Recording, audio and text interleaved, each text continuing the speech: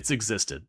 All right, so with that, we're gonna go pick up where we left off with some farming simulator. We did add the autoloader mod last stream, which now I kind of realized I didn't need as much, and that just had to do with the large stone blocks. We did find that the large stone block spits out like a bajillion pallets that are very small, and I just kind of went, you know what?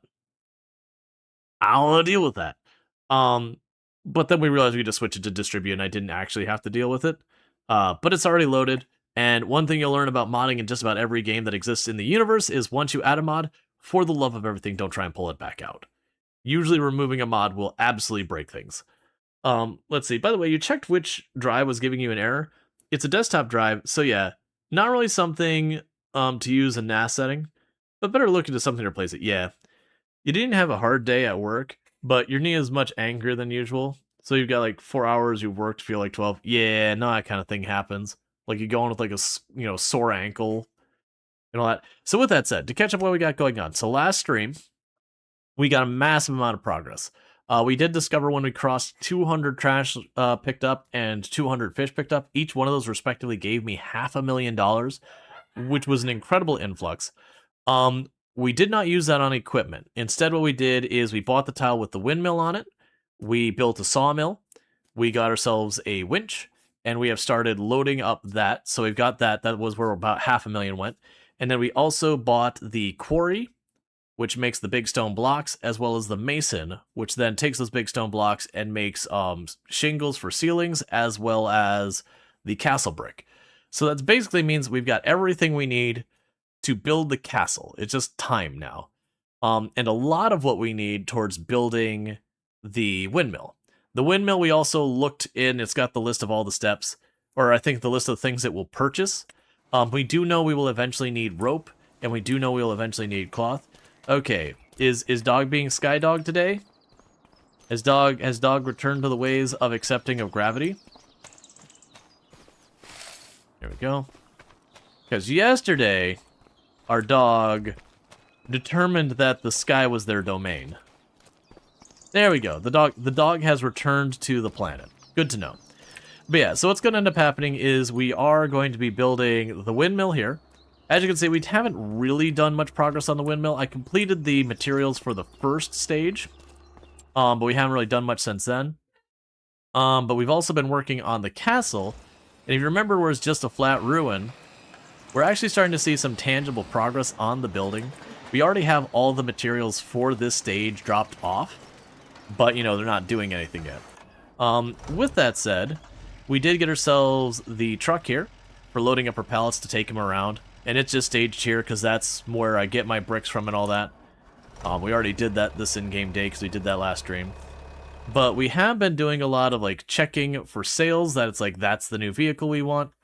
And I'm going to be moving towards doing crops again. Part of all of this, as you could tell from the doghouse being over here and the tents being over here, we did relocate and all that stuff. You saw yeah, we had actually, we got like 3 different clips of the gravity-defying dog. I kind of decided which one seemed like the best clip for demoing it, as it were. And that's the one I like featured and fired off to YouTube Shorts and all that kind of stuff. But thank you for everyone who took those clips and whatnot. But it, you know, it's good to have a bunch of them. I have not shared it yet, but we did have a rolling turn clip where I managed to save it that I'm planning on featuring that one tonight unless we get a better clip. Let's see, you also started playing Megabonk. It's taken a lot of effort to get used to the 3D since you've been playing a ton of Vampire Survivors. Also, the movement feels really slow. Don't worry. You'll find ways to make that not a problem. There are things. I have gotten characters in that got to a point of completely and unreasonably and uncontrollably fast in Megabonk. Like, flying up walls I did not want to fly up because I could not control the speed of which they were going kind of fast. It takes a while to get there, but don't worry. You'll ruin physics yet. I have confidence. Oh, we also got a greenhouse. I should specify that. So all that means is if I do no contracts, no additional sales, nothing special in any given day, I'm probably... You know what? We can actually check how much I'm making. I don't even have to say I'm probably making. We are making... It looks like we're making around 18,000 a day, give or take. Yeah, so it's fluctuating a bit, but it's a lot. For hard economy settings, it's a lot. Yeah, right now you're trying to figure out how to get more weapon slots. Oh, they're unlocks. I won't spoil how you unlock them, but they're unlocks. You'll get there. Just keep playing. You'll be presented with opportunities. I don't even have all my weapon unlocks in my brain keeps trying to say Pacific Drive, which is not at all related. Mega Bonk.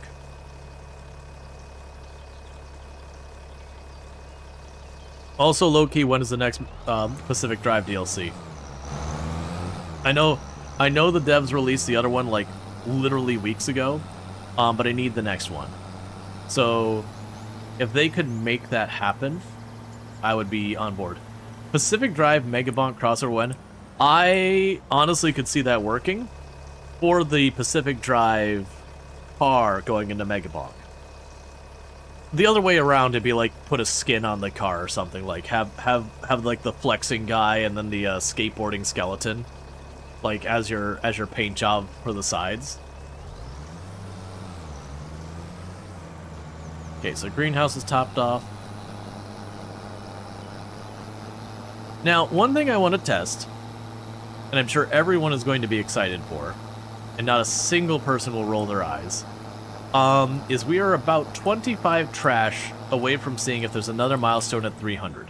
For the record, I have not heard that there is. And that is one of those things I'm curious about. Will it be every 100 from now on? Or did it go 100, 200, and then 500 be the next one? Or there might not be a next one. So let's also check in our production lines here. Now, this one I'm going to try to be better, and where I said I wasn't going to sit there and just, like, grind them. We're not just going to grind them. I'm not going to go out of my way for it. I'm going to wait till we have something that I've got to wait on. And we'll do a little bit like we kind of did with the way too big of contracts last time. Okay, so cool. I can pull... Let's grab one of the little trees.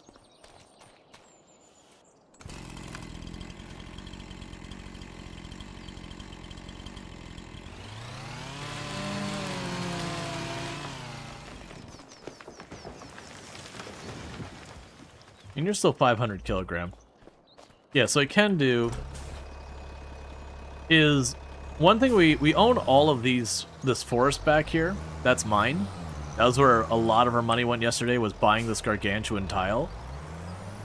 We are running into the problem though, where now that the trees are getting far enough back that I can't dump them on the fence and then pull them the other side. Not as many at least. I'm going to need a way to get them over the fence.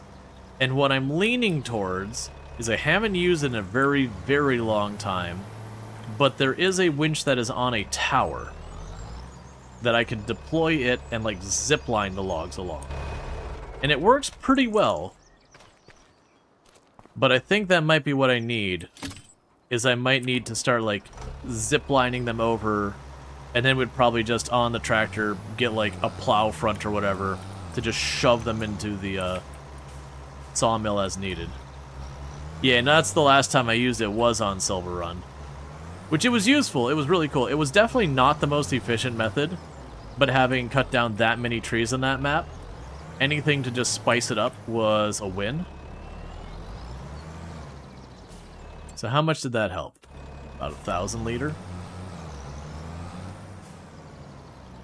I'm just also trying to avoid spending the money on it because I want money. Because unfortunately, we tried to delete the fence, and we didn't get the option. And the issue is the fence does go all the way around to about here, and it does continue down this whole path. So realistically, I would need to drag the logs around this outer path here the whole way around each and every log if I don't do something like that. The other possibility is to get something like a front loader, reach over the fence, pick up the log, and move to the other side. You said it. It's all annoying that the fence doesn't go away. Yeah. But yeah, so it's just kind of one of those things that very genuinely I'm gonna need a way to kind of lift it up over the fence. And that would be a way I can do it where I can go pretty much as far as I want. There is a limit on how far I can go, but it's a pretty long limit. Ah, that is... Also, you are technically cut down. Nope, oh, there, it's discovering gravity. Not friction, though. It is forgotten friction.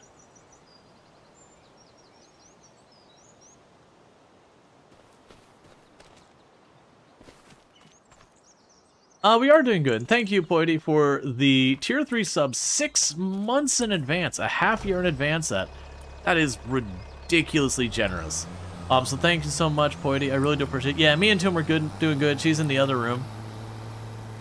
Just chilling, watching really terrible quality shows. That's her saying it, not me. What was she watching? She was watching...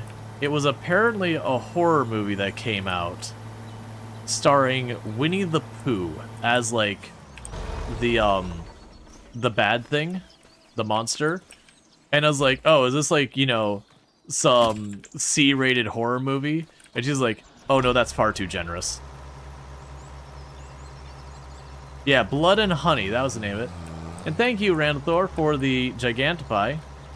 I do appreciate. Well, that's not helpful. Yes, keep yoinking really hard on the steel cable.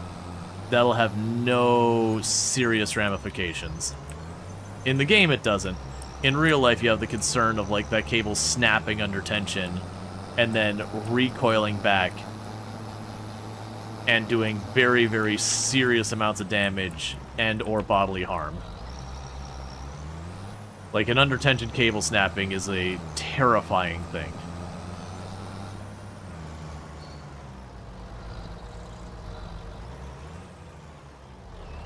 Yeah, no, it was Blood and Honey, and she was like, oh yeah, no, C is giving it too much.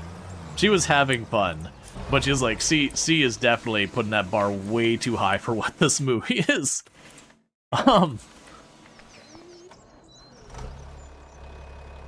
That sounds like some garage door spring and whining or something. Oh, yeah. People know I used to work for Sears way back in the day, like in tools and all that. Well, garage door openers were in that department. And you'd have people being like, oh, yeah, no, I'm just going to tighten this, like... It's like, do you know what you're doing? It's like, it's okay if you know what you're doing. Do you know what you're doing? Do not F with garage door springs. Like... Garage door springs will absolutely kill you. Like, that is a very large volume of physics behind that thing. There is a lot of tension on that.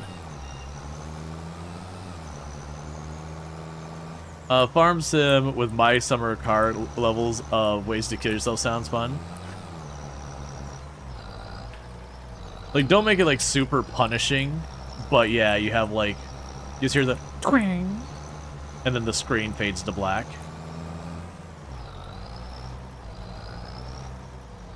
Dog.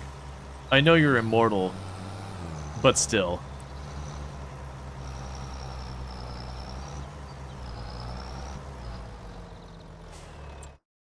Okay, that'll do for now. If you ever spend time as a logger and you got hit in the head with a cable snap, you're lucky to not just live, but have no lasting effects. The doctors initially predicted you'd never walk again or speak normally. Oh, geez. Yeah, no, it's... like, people underestimate physics. Like, the difference between that's not a big deal and, you know, everything is awful is, like, not far. That's like, if you ever see Randleman roll, he does the XKCD series, but he does the, like, what ifs, which is where he takes, like, a hypothetical thing and he does the calculations, like, oh, here's what would actually happen. And it's like the difference between hitting a baseball bat, like hitting a baseball and knocking out in the park, and hitting a baseball and plasmifying the atmosphere around the ball is not as many decimal points as you would want it to be. Not that we have to worry about someone slapping a baseball or a robot slapping a baseball and igniting the atmosphere anytime soon.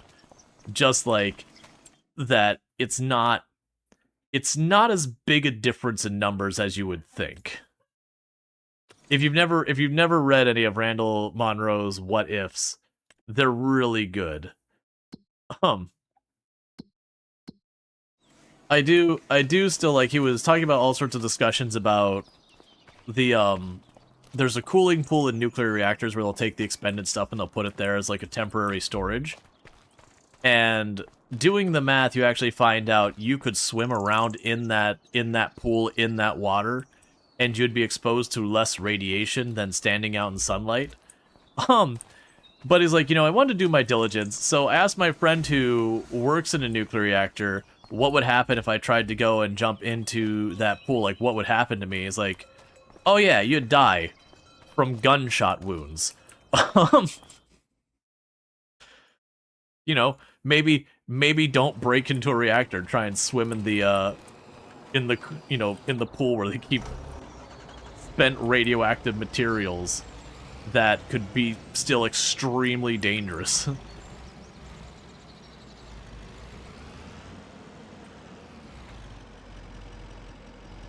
Okay. There we go.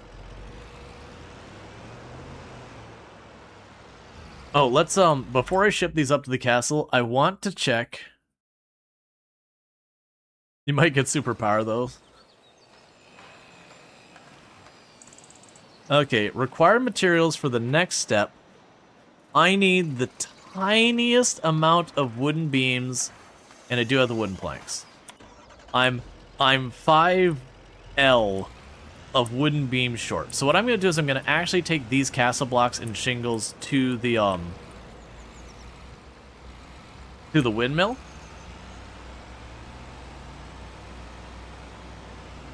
Let's see, recall a YouTuber making a spinning bat machine attempt to break the world record. Distance for a home run. Oh, so it's just trying to like make an absurd amount of force behind it to slap a baseball with. Oh, and they used a ball pitching machine to throw the ball. Yep. I still like, I don't know if it's still the record for the longest disc golf throw, which was done by a human being, but they went to a top of a mountain and threw it. So just, they got like a really, really good professional disc golfer and just had him blast the disc as hard as he could out into the distance off of a mountain.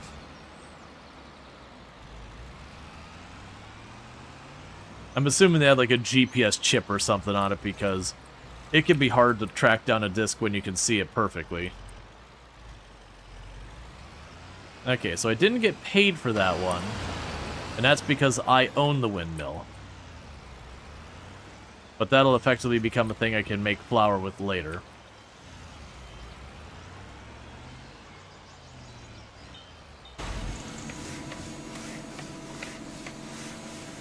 You still got a little bit longer till we have wood beams. Okay, so we're just going to leave you sitting right here for right now. Because that doesn't serve much benefit to me until we have the wood beams. So that does mean I won't be able to finish this step yet. What are you? So, okay, hang on. So that does the cultivating and the seeding directly for not a bad price. But it's only 3 meters wide. So I think I'm going to ignore it for right now. Yeah, so we'll just ignore those for right now. We are going to go ahead and advance the day. Actually, how... So you needed about 8,000 liters of castle stones, and we gave you about 4. So we are going to need 4 more pallets of those. Then we get a bunch of roofing shingles and other stuff in there. Okay.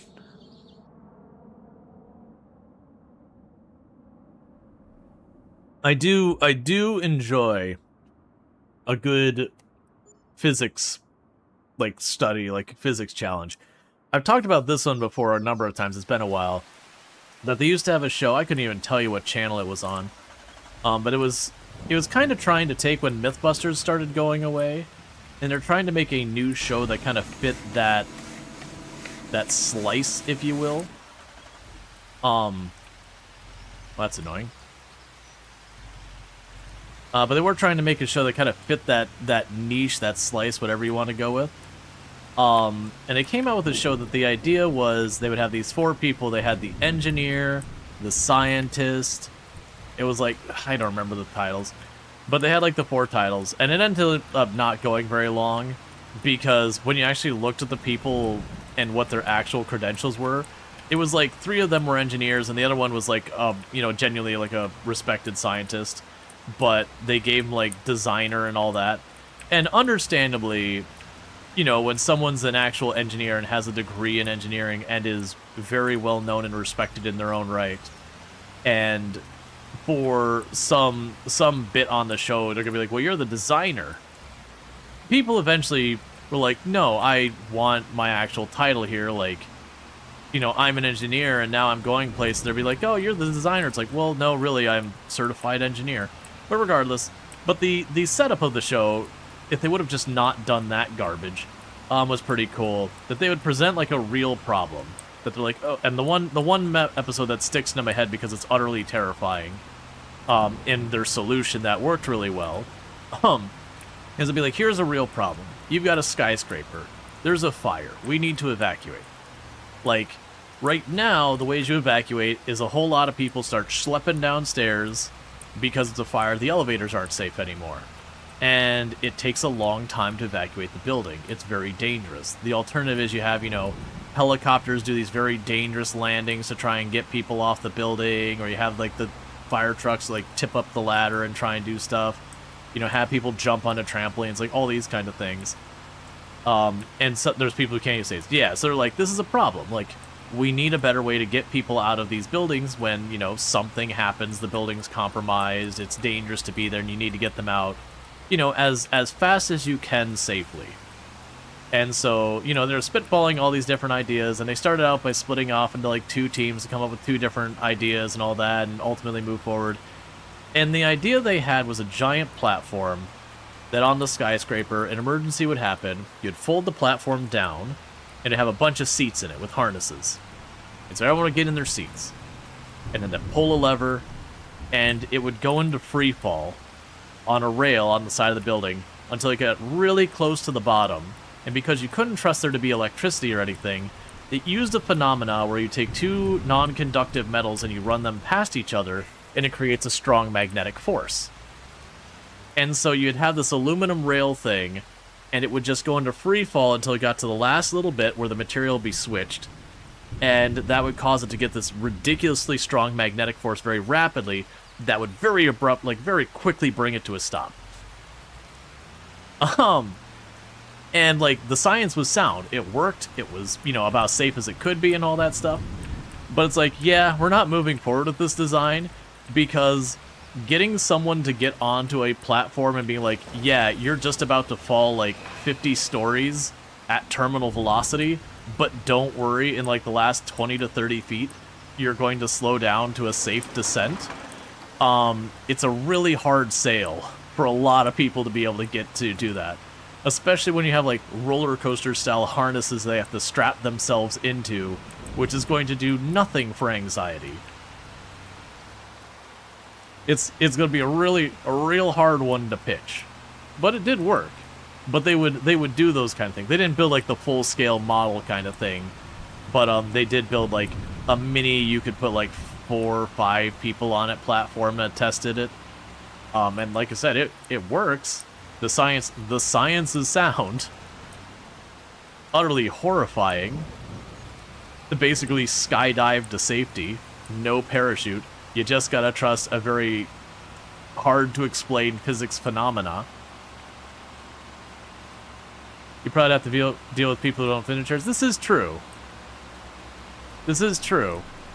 You'd have some people who the chairs wouldn't be, you know, an appropriate size, or, you know, they might have something that, like, their back isn't aligned or whatever, so that they'd have difficulty. You're not wrong.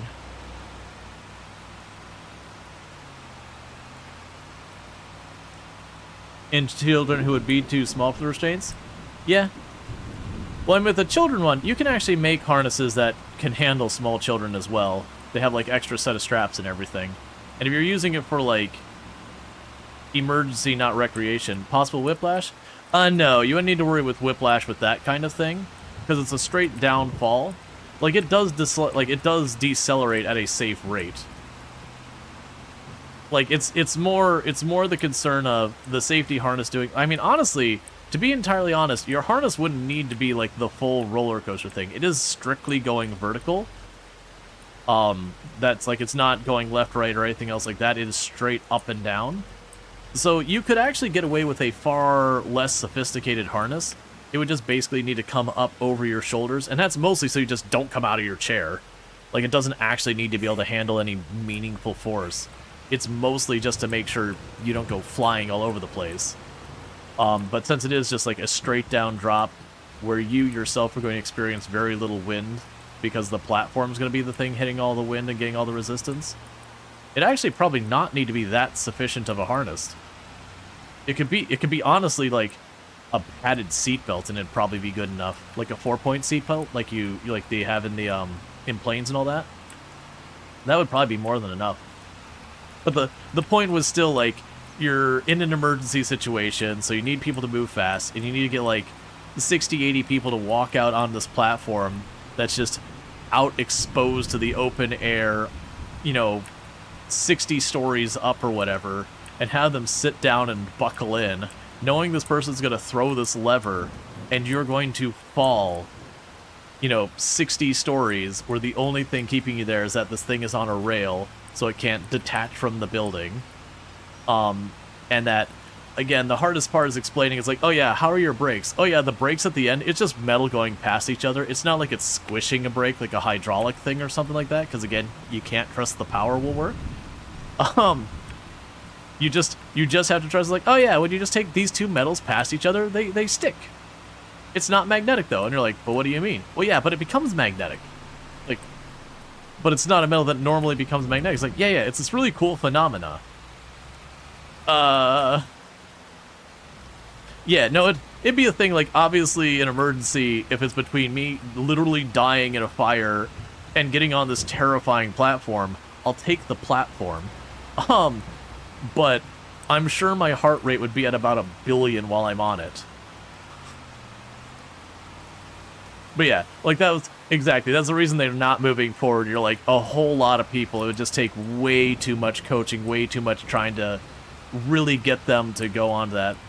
That's like, yeah, even if everything is scientifically sound that this platform will work, this isn't where I wanted to take this.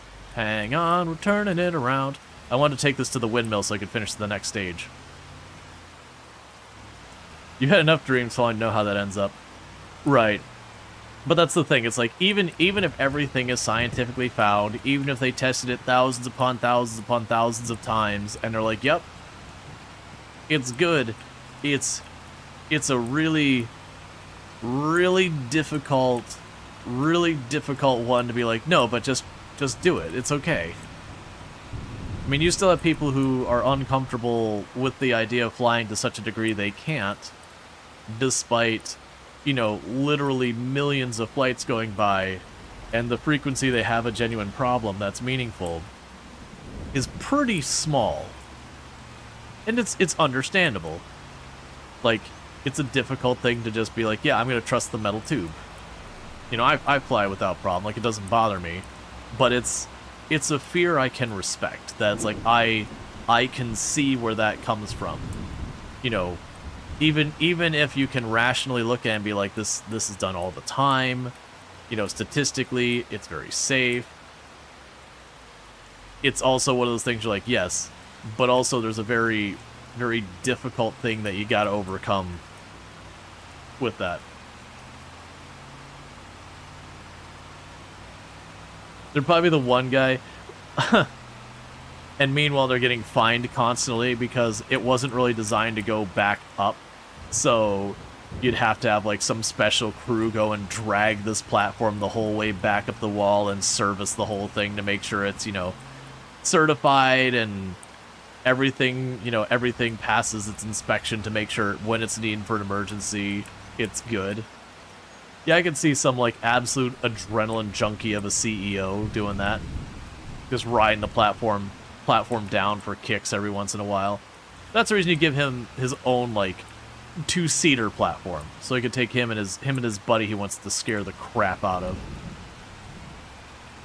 You're listening to a Hazbin Hotel song on repeat? Nice.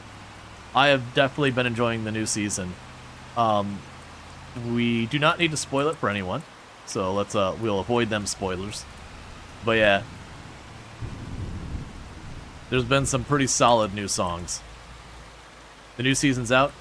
Yes, they have, I believe, 4 episodes out now. They're doing the thing where each week they're releasing 2 episodes. I can't remember how many total there are. Oh, okay, so we've got all the shingles this thing's gonna need already dropped off. I got a ride that some seas can take. Yep. Okay. So I still need 1 more pallet of castle stones. Yeah, so I just remembered that once you put all the materials something needs in, it'll stop accepting it. So we put all the shingles that thing's ever going to need in there.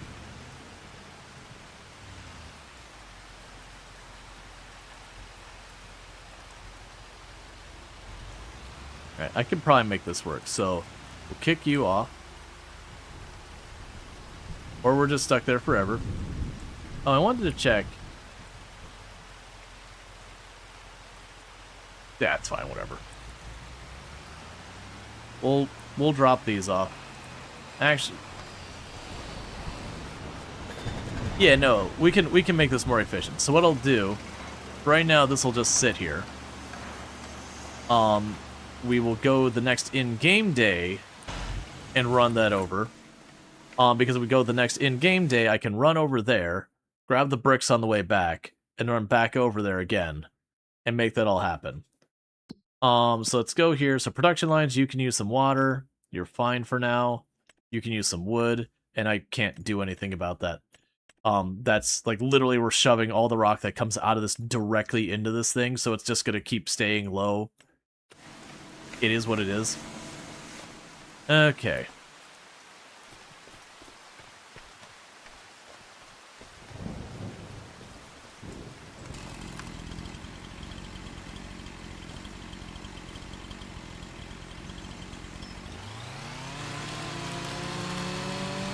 Let's see, the first song of the 3rd episode of the 2nd season.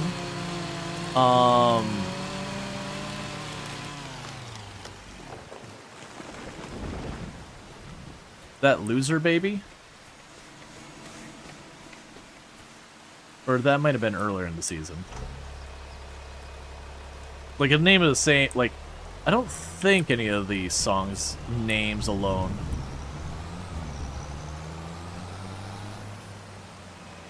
Oh, of the second season. Oh, yeah. Okay, I see it. Yeah. I gotcha. My brain was looking at, like, ignored the entire 2nd season. Yep. But now, for those who don't know Hazbin Hotel, it is an Amazon Prime series. It's a cartoon that is very, very, very, very, very, very not for children. You know, obviously, as a parent, you can make your decisions. I'm not saying it's incorrect to allow a child to watch it. But the point is, it is not PG. There is swearing and innuendo and violence. But the premise of the show, well, it's first like the vibe of the show is imagine you got like a Disney princess. Except again, adult cartoon. No pornography or anything, but adult cartoon. And it takes place in hell. Fill in the blanks. But the premise of the series, without spoilers, is that hell is facing overpopulation. And they're trying to deal with a bunch of stuff because of that. And that the Princess of Hell is trying to use this process of attempting to redeem sinners as a means of dealing with overpopulation. So it is kind of taking the challenge of what if you know, when you went to heaven or hell, it wasn't, you know, it wasn't permanent. Like, if you went to heaven and you were an awful person, you could still fall, or vice versa. Which the focus is on going from hell to heaven, redeeming yourself, or being redeemed or whatever. But lots of songs. It's very musical oriented. Lots of shenanigans. Okay, did I waste a bunch of wood? Yes, I did. It's fine.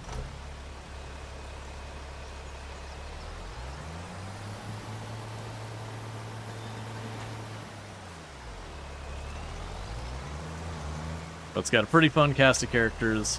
Like I said, very musical oriented. So if you watch Steven Universe, that, but you know, someone decided to take the filter off.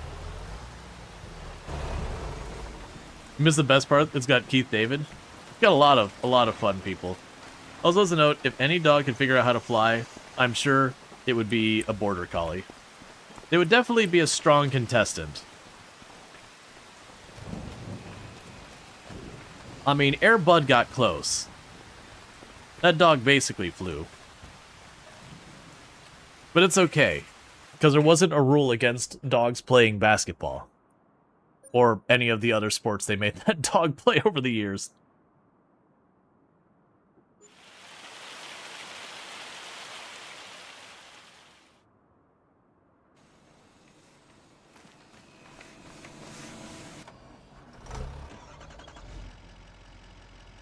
Okay. You love videos of dogs skydiving and paragliding? I did not know there were videos of that. I'm assuming it's like, you know, you've got the pet owners there, like hang gliding or whatever, and you know has the dog like on a harness or otherwise securely attached, and then just a dog being like with their ears flapping around because dogs are super into wind. A lot of dogs are. I shouldn't say dogs collectively as a whole. I'm willing to bet there's some dogs that are very not on board.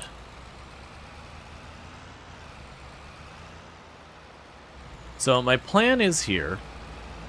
I want to drop these roof tiles off here. Grab the, try to grab the cast block. I'm okay if we grab more roof tiles.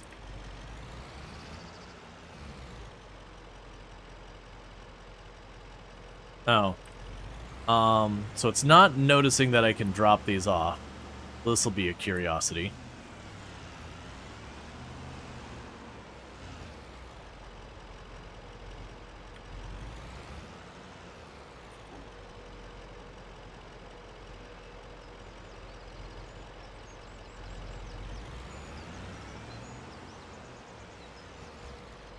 There we go.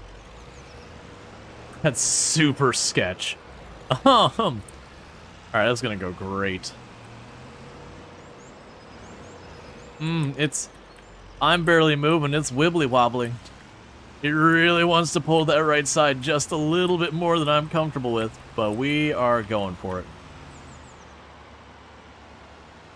It's a little wibbly wobbly. It's like I got a top-heavy load or something.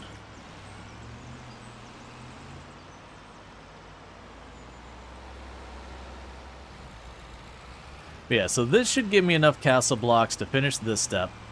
And then probably from there, I'll be able to then take the rest up to the castle. And then eventually it'll stop accepting the roof shingles at both locations. When that happens, we will switch it to directly selling those for just extra immediate income. Won't be as good of income as we're going to get out of this selling it to the castle, but then lower effort. It's really leaning around those corners more than I really want. Because it's one of those ones, if it starts to tip at all, that weight's high enough, it's just going to be gone.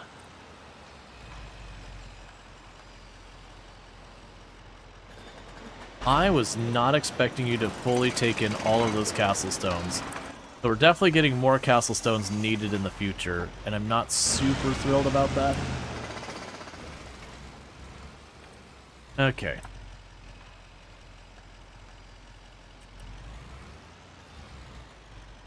There. Just kind of rebalancing the load a little bit. Not quite as heavy.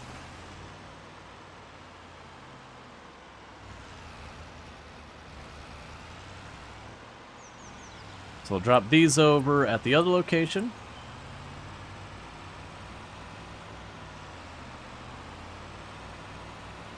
In this direction, we get paid.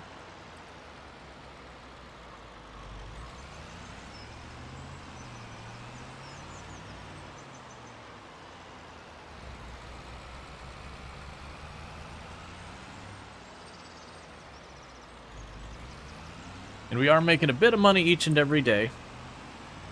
And then the intent is I'm going to try and keep upgrading to get ourselves a proper farming setup. I do think the next thing we're going to do as far as our production lines go is we are going to go and purchase a oil plant.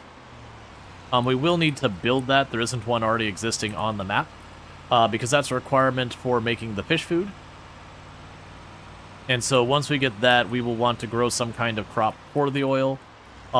It doesn't really matter which one we choose. I believe any and all oil is accepted. So I can choose like rice, canola, olives. I'm not doing olives. Rice, canola, olives, or what's the other one I'm missing? I'm missing one. There's something else you get. Oh, and or sunflowers. Might do the sunflowers. The sunflowers are fun.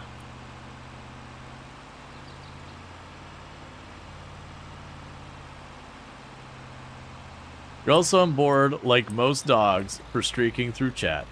It happens. And thank you, Infinity Simplex, for the 200 stream streak. Catch the last 200 streams without missing one. It means a whole heck of a lot.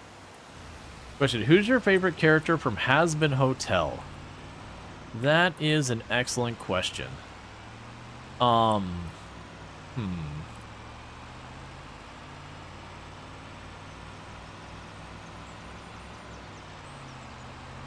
There's definitely a couple who stand out that I really like. Like, some of the fun characters, like, especially as they've developed, you know, obviously Alistair is one of the favorites for just his weirdness and uncanniness, like Uncanny Valley creepiness as a radio demon. I do appreciate the nonsense that is Vox. Oh yeah, Serpentius is adorable, you're not wrong. Nifty's pretty high up there. Especially with the new song I won't spoil. Because it comes out of nowhere.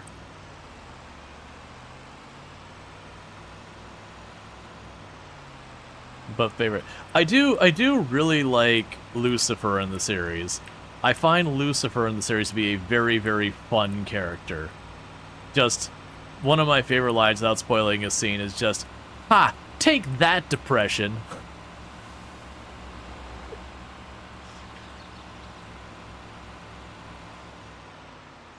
Even if he's a mixed bag as a father.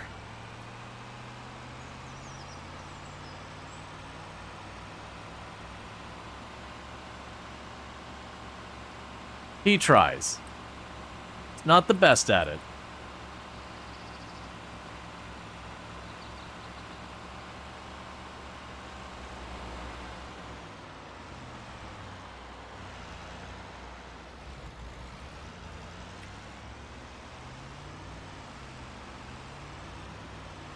Yeah, and that's kind of honestly, like, looking at the series, there's not many characters I would say I dislike, other than counting the ones you're supposed to dislike.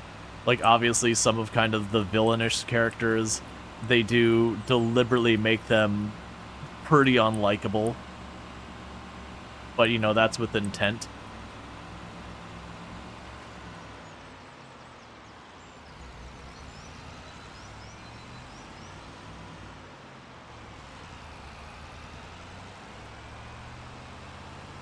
Like, I won't even say there's a character that, you know, they're on the screen and you're like, ah, here's this guy again. Because there's definitely shows that have that, where there's the character that every time they show up is like, crap, it's going to be one of these scenes, isn't it? I always blank on her lady, but the cannibal overlord is really fun. Mimsy? Yeah, but that's like her whole shtick, is she is supposed to be obnoxious.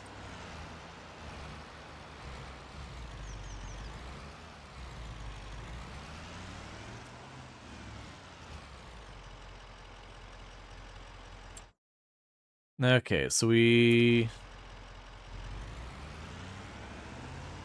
won't have more of this. So let's take a quick peek at the status of these things, because I wasn't really paying attention. So you... Alright, so I'm going to need, for this step, I will need 2 things of wooden beams. And for this one, I have all the materials I need. Then there isn't the Ahsoka effect for characters. I didn't have a problem with Ahsoka in the Clone Wars. Like, don't get me wrong, earlier Clone Wars, Ahsoka was written, you know, as a young, like a young, like, tween teen kind of character, and behaved like a young tween teen. But, I felt like they did a really good job of doing that without making her, like, obnoxious. And then as the series went on, they did a pretty good job of maturing that character.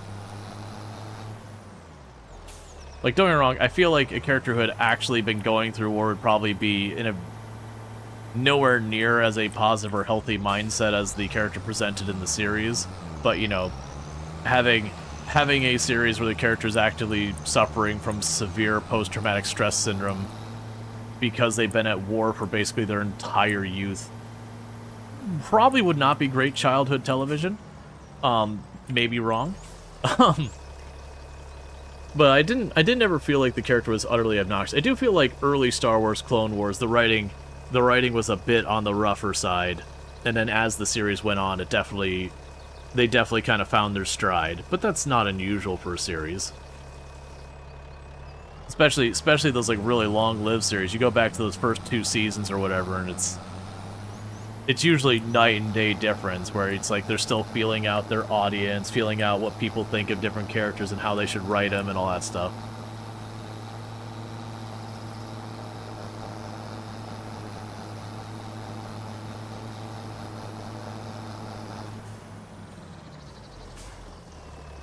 Yeah, like, don't get me wrong, the way they moved the story was pretty typical with Ahsoka, you know. You've got the young person feeling they need to prove themselves. Yeah, Hazbin Hotel is on Prime Video. If you want to get a taste of that universe that is on something free, you can check out Hell of a Boss is the same cinematic universe, but it's on YouTube. That one is far more on the violenter end of things, and it still has a lot of music, but it's a little bit more on the like drama, emotional stuff, that kind of side of things. But it's still representative of the thing. It's just the Prime one is a bit more focused on like the story and the music and all that, and a little less on, you know, a little bit less on like the relationship between people. Yeah, the pilot's free. Yeah, and the pilot does a good job of representing it. The quality of the animation and all that is night and day better. Like, nothing wrong with the pilot animation, but the quality of the animation is a significantly upstep from the pilot. Let's see, what game is this? Farming Simulator? Yeah, it's Farming Simulator 25. With all the official DLC loaded. The early Ahsoka was unbearable later, especially lead 9-year-olds into battle even if she was 14.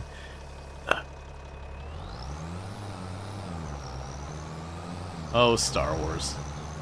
In so many ways it's cursed. But yeah. No, I wouldn't say Ahsoka in early was unbearable. She acted like a young person, but that was kind of her job. Like, if you find young people unbearable in general, then sure. But like I said, they did kind of have her move the plot in the same way that have someone who is young and inexperienced does, you know, that she feels a need to prove herself, so does something that's not really thought through. But that's just That's how people write young people, because young people have a tendency to not always think about the consequences of their action, as you do when you're still learning about thinking about the consequences of your actions. She was fine though. Like even for that type of character, I didn't feel like she was overtly over the top or rough to deal with. There's certainly been young characters written that they like really lean into the obnoxious side. So, that's a thing.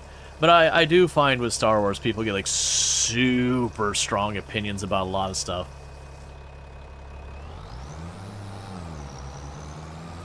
And then like some people will be extremely hostile and critical about some stuff. I'm not saying that's what's happening here, but understandably people are very passionate about the Star Wars IP. Like it is beloved and reviled at the same time by the same people. And I say this as a big Star Wars fan myself. Like I knew all the Legends stuff and all that, but while it was still canon and all that. But there is definitely a lot of times where people make out stuff to be the worst thing ever, and that like they're ruining Star Wars, and it'll be something that's, you know, it still can be negative, but not that bad. Like, as much as a raging tire fire as Episode 8 was, for example, yeah, it was a bad movie. I'll say that. It was a bad movie that clearly the director wanted to go one way and gave Disney some heartburn, and then they tried to, like, pull it back, and it kind of didn't know where it was going anymore, and there's so many things poorly written in it. So I will absolutely be like, yeah, that was a solid, like, C-rated movie. But at the same time, is it the worst thing ever and that everyone should be ashamed of themselves? No. It just wasn't a particularly good movie. But she might have see a brain surgeon because she has been knocked out and electrocuted enough times. Oh yeah, but that's the knockdown, electrocute, and all those kind of things in those series again and again. That is true of almost any of those. Is that just like the straight up mulcher I was looking for? So that's the TFR 250. I'm pretty sure that's the stump mulcher that I want. Let's just double check, because there's a couple different mulchers, and some of them do tree stumps and some of them don't. And I don't know which one that is. Oh, that's the excavator tools. That's not what I'm looking for. Mulchers. Yeah, it removes tree stump and brushes. That's the one.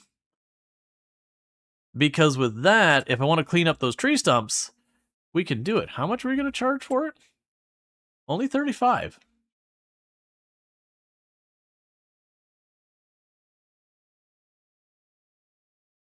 We also got the monstrosity of a tractor. I do not like the Plains and Prairies tractors for actually driving. They're not bad tractors. It's just I don't like articulating tractors. They're just not my preference. Now, granted, that's a good price for a 470 horsepower tractor. That said, it doesn't have a front hookup. It's only got the back hookup. Not really what I want. So, I could get the mulcher, and I could use that to clean up where we're cutting down these trees. And that's certainly something I should do eventually, because this is area I could ultimately use for production line things. So I could put my oil production stuff back there. Now, downside is, as I said again, I'd have to go drive the whole way out and around to use it. That's not the end of the world. But to do that, I'd have to grind up those stumps. If not, I could also make it into a field. Because that tile, I want to say it goes a decent amount down there, right? Maybe not as far as I think. We can just run. Oh, it might literally be this little ridge here where the texture changed. Okay, maybe that's not as useful. I could still definitely fit some stuff back here, though. Alright, well, it's not something I really need, but the price is right. The only reason I'm hesitating is instead of spending my money on that, I could be holding out for a tractor that comes up here in the immediate future. I think I'm going to choose to ignore it. I think I'm going to choose to ignore it for right now. I also don't remember if I'm pretty sure we already went around and dealt with the blocks, right? Yeah, okay. I think I'm going to choose to ignore it for right now, as tempting as it is. Just because my luck is I would buy that, and then immediately the next day, I would get a tractor offer for like 120,000. That's like an endish game tractor, like a really big Fent, like the really big Fenter that's like 490 horsepower, whatever it is. You know, so like a tractor that's kind of your dual end game tractor. And I would be really annoyed if I spent the money and then couldn't get the lights. This is one of the new vehicles. Yeah, so this is the new Highland sprayer. So it does have a width of 24 meters base. I can get up to 36. And if you're wondering why on earth would I get this 36, I can get that for much cheaper. The big thing here is how big that reservoir is. Because with that giant reservoir with these, you can knock out a bunch of fields without having to restock. Versus the smaller ones, they can, or sorry, the smaller capacity ones where it's like this, the thing you attach in the back of your tractor. They do a really good job of spraying, covering the field, but they'll only have like 2,000-3,000 liters or whatever. And you can very quickly run yourself out. I don't think I care about the tripper trailer. With a bale grab, you can grab square bales quickly and easily. Okay, that's cool. Not what I'm looking for, though. Alright, so with that, it is time to do the rounds. This should be block. That's what I should need to get to the next stage.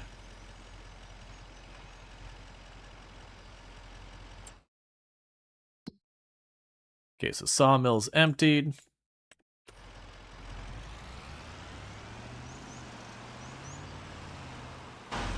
Also, how are you doing?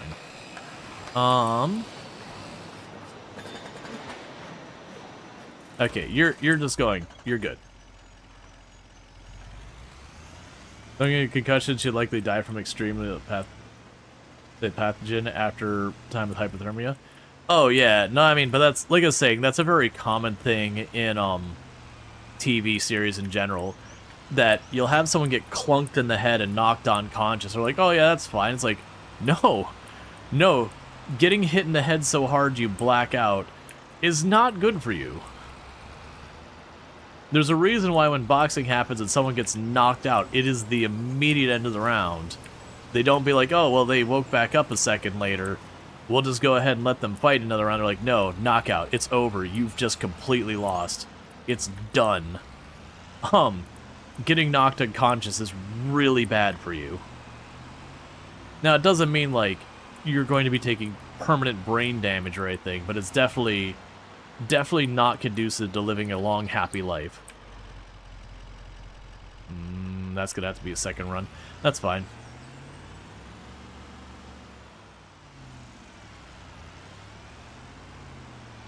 But yeah, no, it's a classic, like, they'll be like, oh no, this person has been subjected to this venomous snake. We need to get them to the anti-venom within 24 hours or they will die. And it'll be 23 hours and 57 minutes before they get them with, like, the anti-venom. It's like, were we too late? And then, like, the next scene, they've made a complete miraculous recovery. And they're like, I'm sorry. That's not how that works. If you're like, yo, if we don't give them the venom, they are utterly dead at this point. That means that venom is ravaging their body and just demolishing stuff the whole time.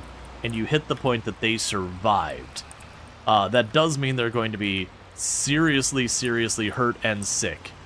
Potentially permanently. Because, note to self, they were subjected to a lethal venom and barely got dragged back from the pearly gates.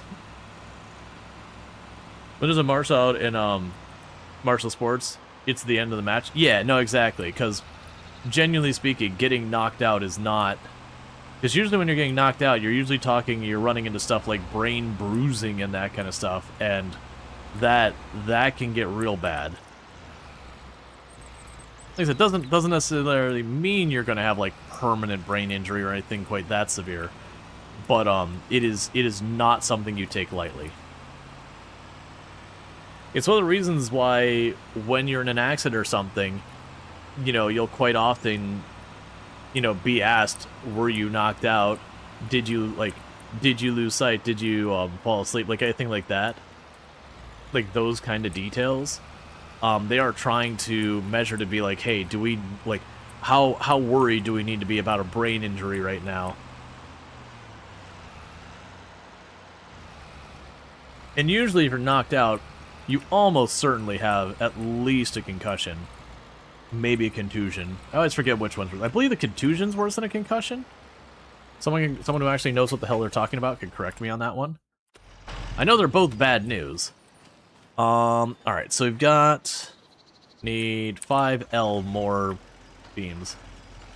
Because I remember one was like brain bruising, and the other was like a brain bleed. And, you know, needless to say, a brain bleed is way, way, way more concerning than a bruise. Both are bad, and you don't want to do them. Let's see, contusion is an aberration, and a concussion is bruising. Yeah, so, right, so contusion is considered extremely bad.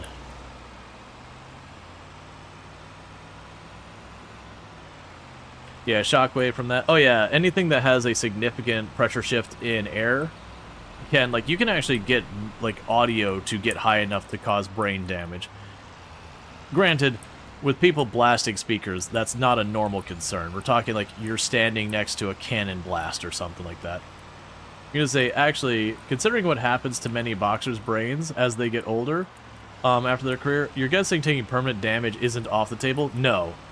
Well, that's the thing. Like, you don't sit there and go, oh, it's just a concussion.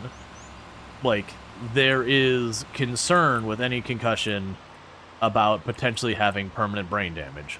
That doesn't mean you're going to get it, but it is, you're solidly on an orange flag.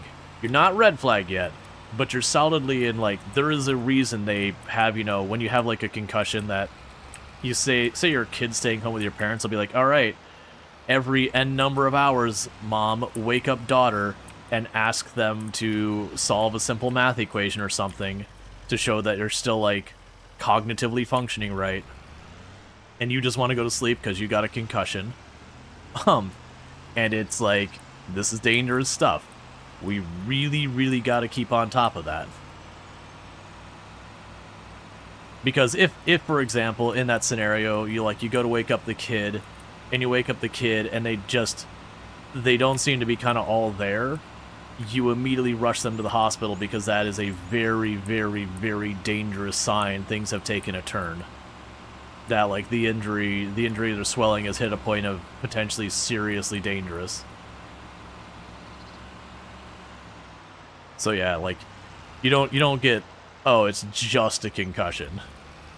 You might be fine. Like, you can get a concussion and it could be totally fine or whatever, but it's one of those ones you just don't ignore. Because there's no such thing as a mild case of serious brain damage. Despite the line from Portal. Oh, I was going for the blocks, weren't I?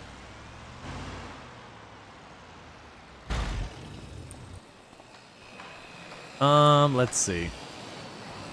Yeah, so you're fine for right now. But yeah. And again, that doesn't mean that you got a concussion. It's like, oh no, it's so bad. It's just, it's a dangerous thing.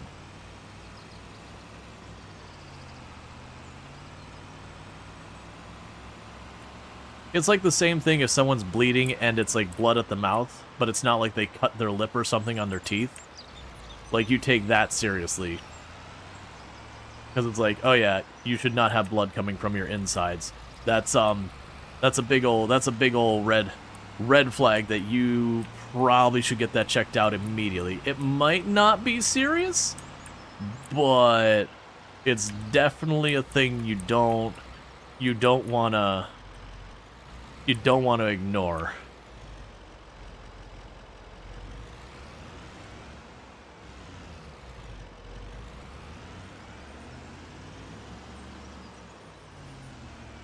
Okay.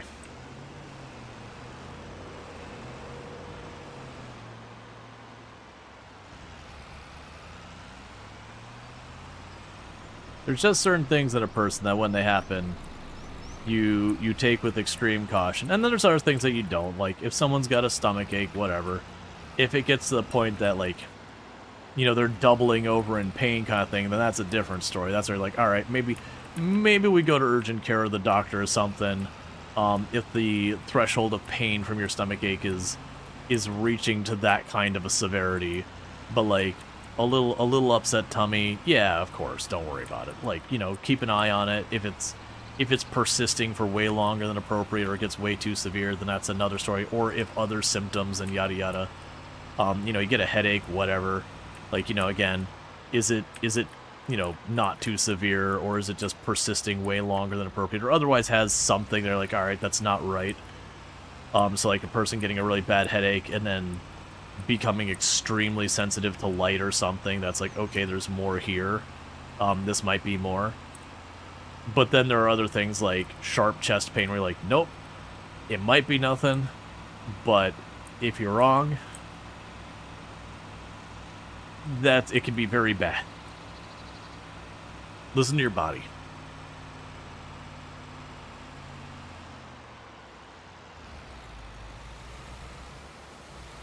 I am wondering, like, with how many shingles I'm bringing up here, I'm kind of low-key expecting that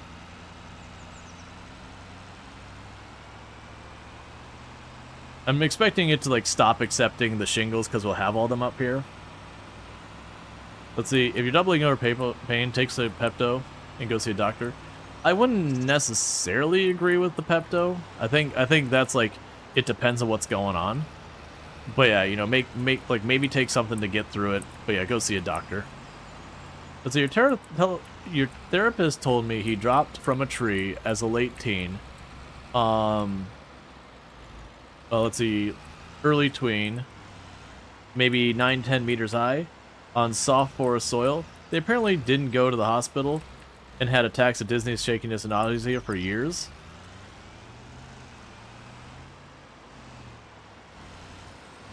Gotcha. The point is take care of it. Yeah.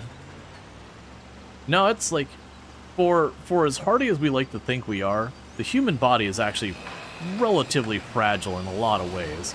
There's some stuff we're particularly hardy against, but generally, broadly speaking, we are not a particularly durable creature.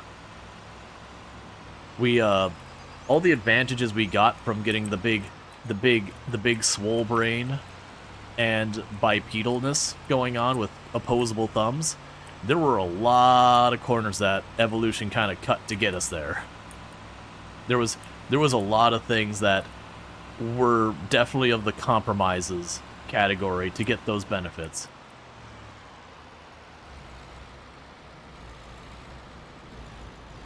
He explicitly told as an example of why you don't even want even a concussion. Oh yeah. No, I had my sister-in-law, that, like, my younger brother's wife, you know, she was riding a bike. I don't remember exactly what happened, but she took a pretty bad fall and got a pretty significant concussion. And she was in pretty rough shape for months. That, like, a lot of stuff was causing her migraines and all sorts of stuff. Eventually, you know, things got better and all that. But yeah, no, it's one of those ones, because not only do you get the concussion and there's that, but they can stick for a while, that it just takes a while to recover. And it can be, like, very, like, you can have, like, the brain fog side of it where you can't concentrate, you get really bad headaches, light sensitivity, noise sensitivity. It can screw with the way you sleep and everything to make it even harder to sleep. There's just a lot that can come with a concussion.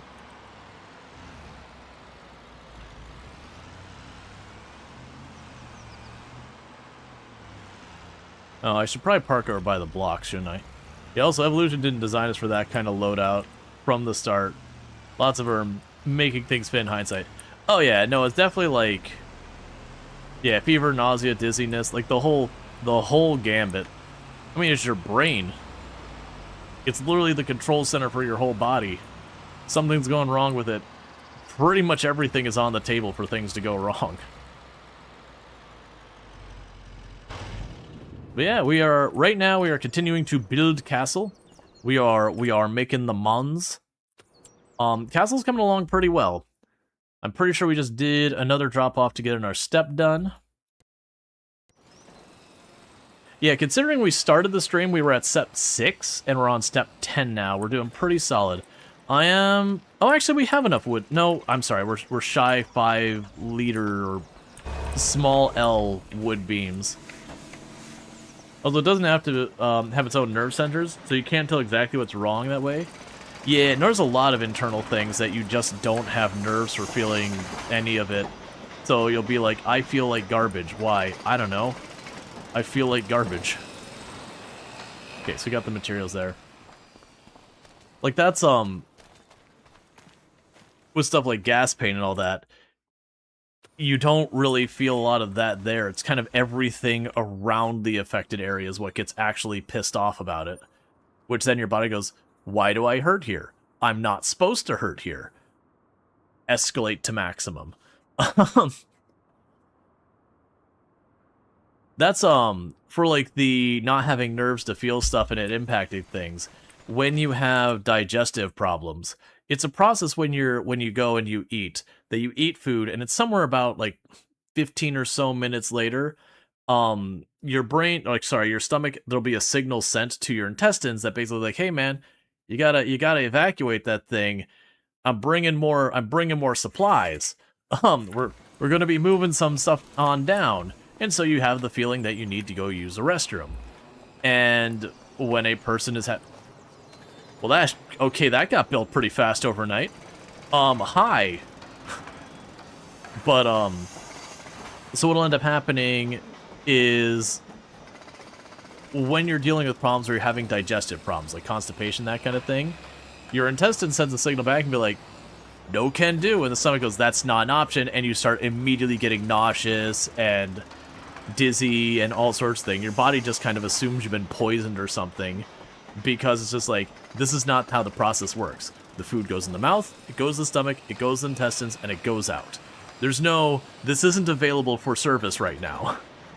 There's no, I cannot like, there's no, like, the next step is unavailable, come back later. The body just does not know what to do with that. And so the whole system throws a big old fit. Oh, fun, you didn't know what it was called?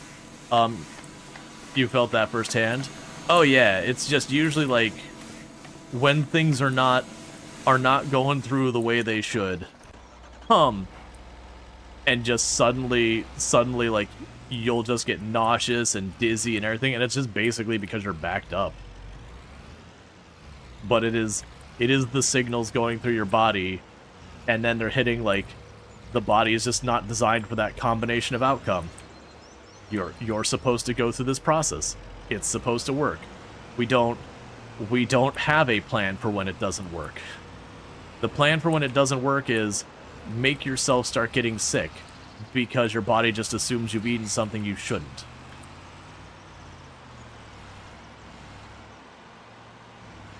Gas pain is not very fun. Something as simple as just being plugged up. Oh yeah. Well, that's the thing.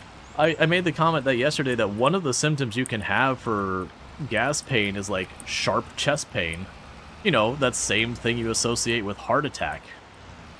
So you're sitting there like going, ow, my chest hurts. I'm a bit gassy. Is this gas pain I'm feeling?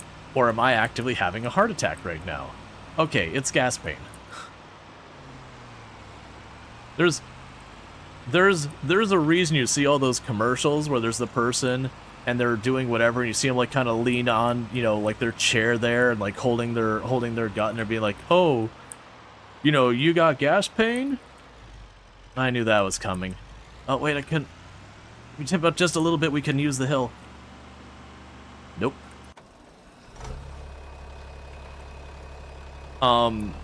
But there's a reason they show them like kind of doubling over and needing to like catch themselves on sides. Like it's wild how much that can hurt. And then not only the hurt, it screws with everything. Equilibrium and all that just goes to hell because your body's like, yep, don't know what to do. Every signal starts screaming, try all the things.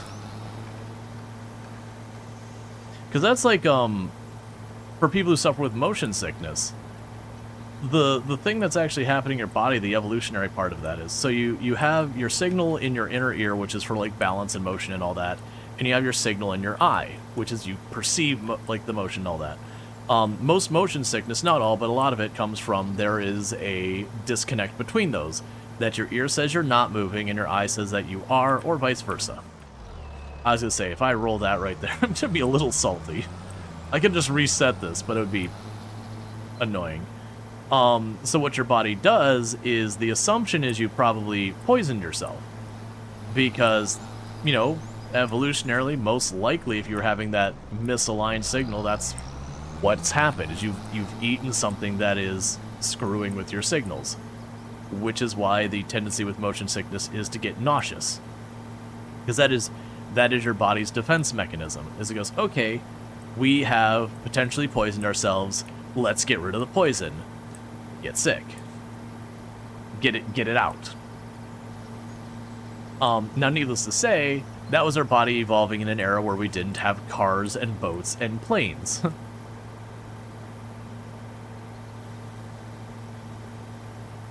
So now we have situations where environmentally you can cause that same stimuli, but you know, you're not poisoned.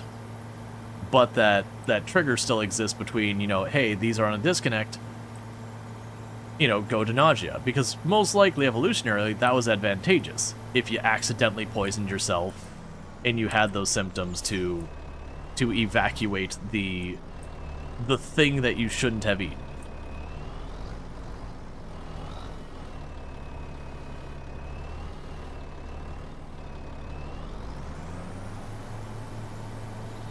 That's why the body has, like, the nausea as, like, such a predominant symptom of motion sickness. At least that's the theory. Can you please avoid rolling over rollover rescue vehicles? Yeah, that is a classic SnowRunner. As you get your vehicle tipped over, you're like, well, crap, let me go recover my vehicle. Drive over there, you go to tip it over, then you tip over your rescue vehicle with your vehicle you tipped over in the first place, and then you have to come up with like a really subpar third rescue vehicle to try and resolve the previous two vehicles' issues. Just SnowRunner things. But yeah, no, and again, historically, predating boats, cars, and planes, you know, in that, like, again, you would increase your chances of survival in the event that you had something that was causing that negative to get sick and get rid of it. Like, your odds of survival in case, you know, you accidentally ate, like, some poisonous mushroom or something. Yeah, steps of body for unknown problems. Eject everything. Crash circulation of blood, air, sweat out, and shake and everything. If it's not helping, go crash something. I don't know. Roughly like that.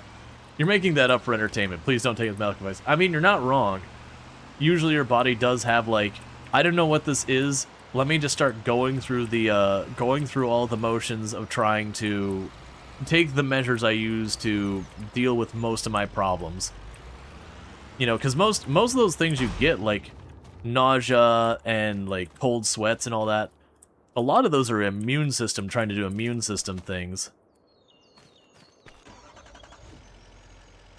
Like, so when you get a cold, almost none of the symptoms you experience are the virus itself. All the symptoms you're experiencing are your immune system attempting to handle the virus. The shortness of breath, that one's the virus itself. But, like, the fever's your immune system, the sweats are your immune system, the sneezing and coughing are the immune system mostly. The coughing is a little A, little B. I don't know about the phlegm.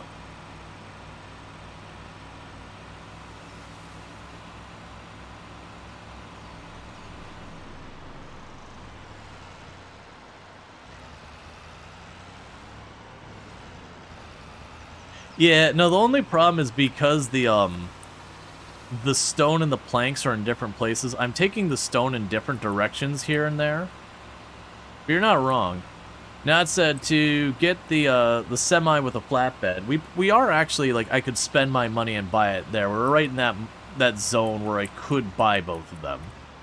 Because I think, like, the cheapest semi is, like, 45,000, and then the actual flatbed ends up being, like, 60, 80, 90,000, whatever. Histamine and immune system reaction, that always happens somewhere there. Yeah. And again, that immune response, a lot of that serves a purpose. The reason you're snarfling and snotty and gross is your body is trying to take all that stuff and, like, evacuate it out your nose, get rid of it. The reason you're coughing so much is you're trying to evacuate the junk out of your lungs. Like, it's your body trying to be like, hey, there's this thing in here. It's bad, let's get rid of it.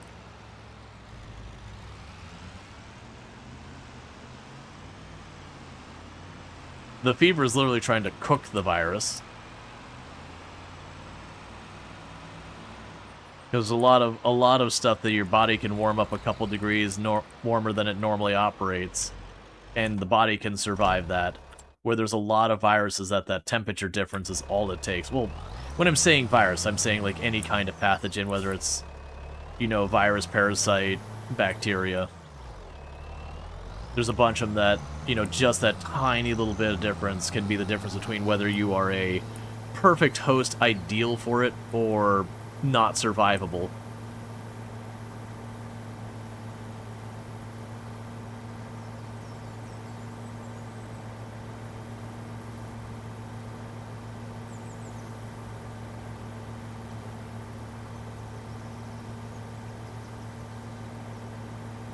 Also, some of your cells work faster at higher temperatures. Most don't.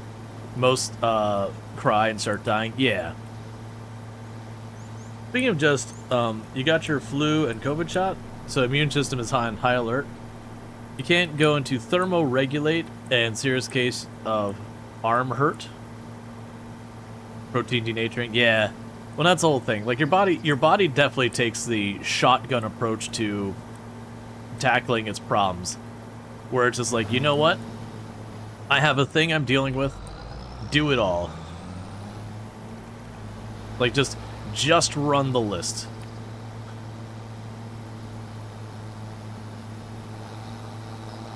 It's one of those things that you look at the human immune system, and in some ways it is amazingly capable and powerful and fascinating and all that. And in other ways, it can be pretty garbage at times. It's a little column A and a little column B. The one I find fascinating for different things like immune systems is it's not all trees, but a bunch of trees that when they get, like, you know, they get infected wood or whatever, what they kind of do is they kind of, like, thicken the wood around that knot or, like, that contaminated area. They'll, like, make this hard, like, scar wood around it and then just grow past it. So just like, I'm just gonna take this disease and just put it in this little box here, and we'll just not touch it anymore. We'll just keep growing around it and just leave the infected place alone, and just keep it in this little box, and it'll be fine. And it's an okay strategy. It's not a great strategy. It more just gives the tree more time, but usually what ends up happening is, you know, whatever's been causing the tree to get that infection will keep kind of reoccurring, so the tree starts getting more and more of those knots until the tree starts to struggle to actually be able to contain the thing, and then the tree's just straight up infected. Like, the tree gets to the point it can't keep ahead of whatever is attacking it. Because usually it's an environmental thing, and one unfortunate reality that trees have to deal with is they can't really change their environment. So, like, if they got a waterway that's got this bacteria in it, and this bacteria is getting in the tree and, you know, causing problems. Bacteria is probably not a good example. I'm going to go with it anyways. But, you know, there's this bacteria on it that's, you know, causing it problems. And that water's still splashing on it. I'm just gonna keep getting that contaminant on it. Is that the border of the tile? No. It's just the border of what's called forest. There was just this very clear and visible seam right there. That was like, okay.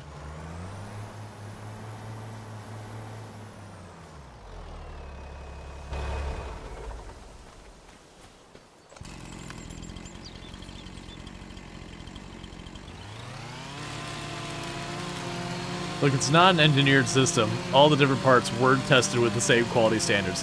Well, yeah, that's the thing. Like, Evolution achieved some amazing things. But, like... Well, that's not what you want.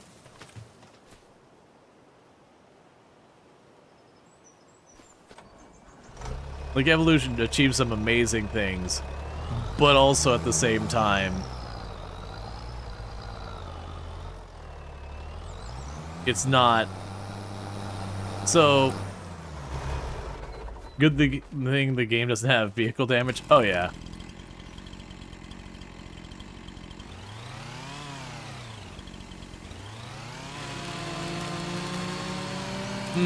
Just sawed us directly in the face. And then, you know, several tons of log coming down on us.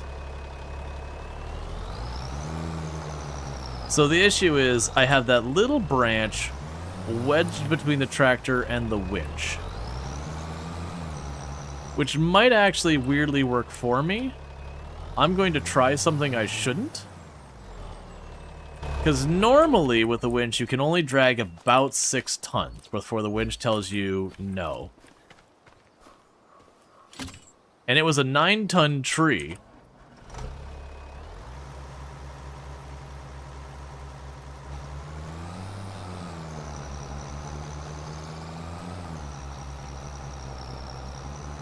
Well, other than the tractor is struggling... Ah, it broke free. It's fine. We'll come back for it. I was curious if it was going to stay wedged in enough. Because if I try to attach it, like the winch, to that second log at the same time, it'll tell me no because it's too heavy. But as you can see, I am technically dragging all 9 of it. Badly. Because it's not actually considering that I am attached to it. It's just dealing. It's almost like this is potentially more than I should have on this tractor. I think in real life the reality is your tires will be slipping. Whether they're digging up the dirt or just, you know, it's on stone and just sliding, you would not be holding traction.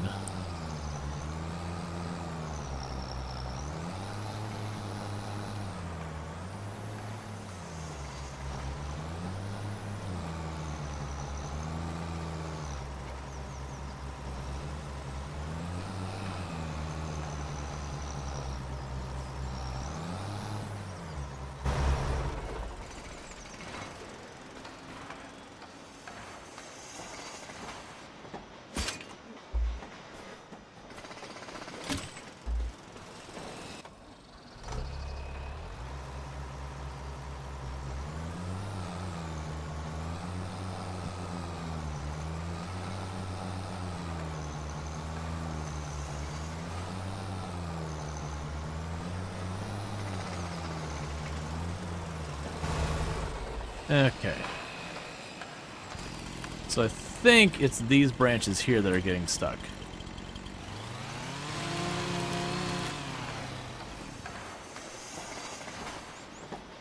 Oh, that branch itself is actually too heavy for me to drag by hand.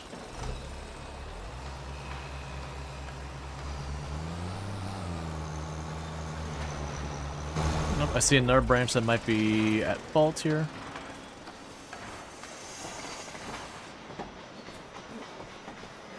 That little branch down there.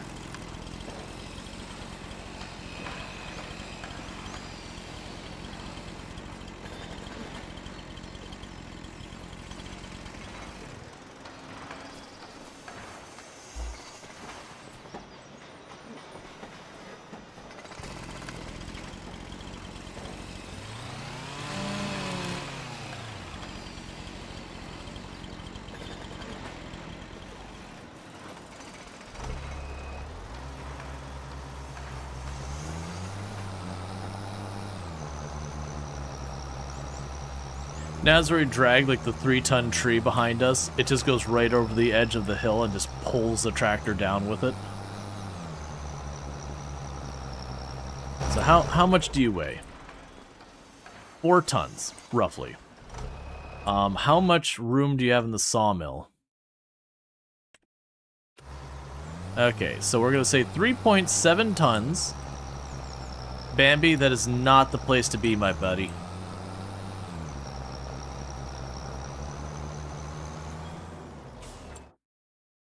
Okay. I'm gonna leave the rest over there because I don't have room for it yet. We can look at how much the logs weigh? Yes.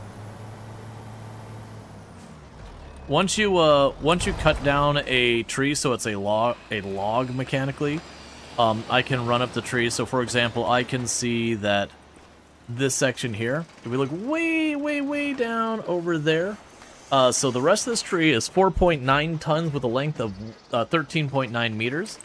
Now I can even look down here to the branch I cut off, and it's 7 meters long and it's 322 kilograms. I think there's a second branch over here that's 482 kilograms. Okay, so you've already got all the roofing shingles you need. You're just doing your thing. We already got the brick handled. You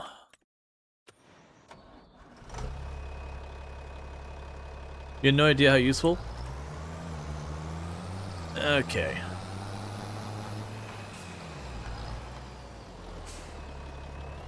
One thing I do kind of wish, and I know there's mods to do this, I do kind of wish there was an option with the greenhouses and that, you know, where you have to put water in it, that you could expand how much it can carry at a time.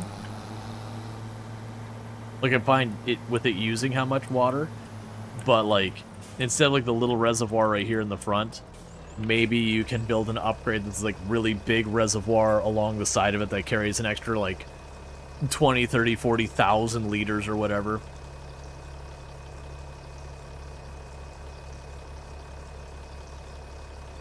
Or set up a plumbing network. Yeah, and there is mods that do that. They had a Pipes and Whatever DLC that was like, there was 2 DLCs for Farm Sim 22 that weren't made by Giants. They were published by Giants, and that was one of them. That I understand that was some of the stuff it would accomplish. I heard in both cases the those mod style DLCs ended up being a bit underwhelming. Let's see, so did you just empty that tanker into that tank about quarter of its size? Yeah, but the assumption would be that there's more in the greenhouse, under the greenhouse, that kind of thing. Because the greenhouse could store 40,000 liters of water, and my tank could store about 80 or 8,000. So we can kind of hand wave it away that, you know, maybe there is a giant reservoir underneath the greenhouse, like slab or something like that. It wouldn't make sense to do that in all reality. Well, I mean, actually it depends. There'd be places where you wouldn't want the water tank at the surface so it's not getting blasted by sunlight, but then you're probably not using a greenhouse there. The underground storage tank, they're everywhere and they leak. Breaking physics by compressing liquids. Yes, you can compress liquids very poorly. Liquids do not, well, most liquids do not compress well. Water does not compress well. Water is especially bad at compression.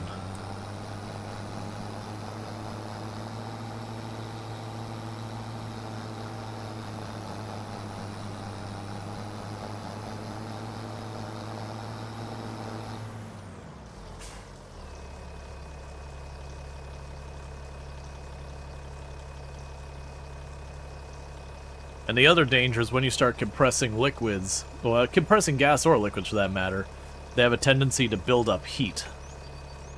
And the issue there is if you're compressing a liquid and it starts heating up, you're not dealing with a liquid anymore.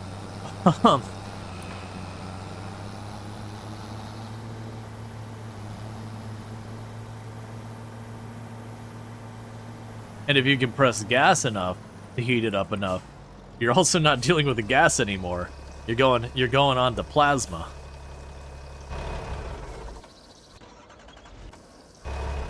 Okay, so we got all you sorted for right now.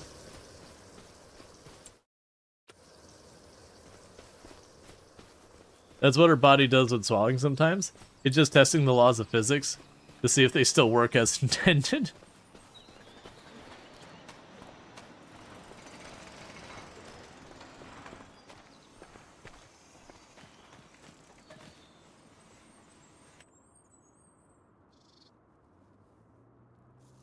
Oh yeah, this is Farm Sim 25. Yes. Let's see, the role play that Austin Farmer and the others play, like the gold mining, is absolutely brilliant. And how they do the playing of the game. Yeah, oh, I know who you're talking about. I used to watch a lot of their stuff on the side when I was working on videos and whatnot. I have them subscribed and everything. I'd have to look it up. Okay.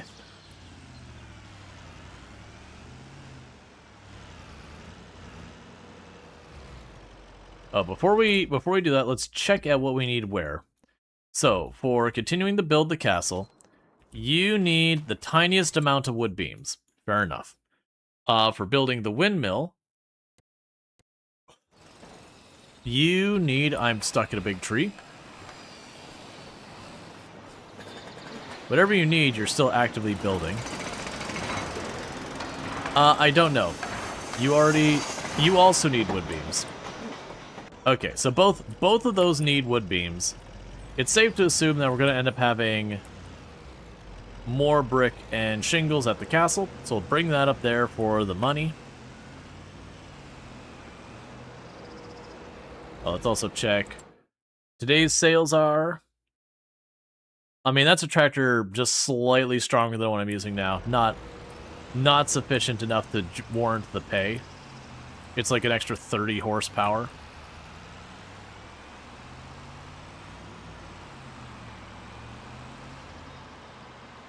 I'd like to hold out for at least a low-end large tractor if we do buy a bigger tractor, because that'd be like our future-proofing of this is the, you know, this is the rest of the run tractor kind of thing.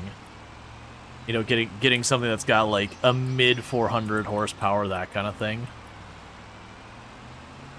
Like upper 3, mid 400. Obviously bigger is also fine. Most of tractors, once you start going past like the 400 mark, are usually the kind of tractors like, what does this do? It pulls a cultivator and a seeder. What else does it do? No, man, that's seriously all it does. If you want something to do something else, this is what it's meant for. It is meant for taking one of those two tools at an absolutely ridiculous scale and dragging it across the field. Everything else, you should be using something else, because this is a big obnoxious tractor that doesn't fit on anything. And I do feel like this map is not a good one for really big vehicles. Like, you'd be able to use them.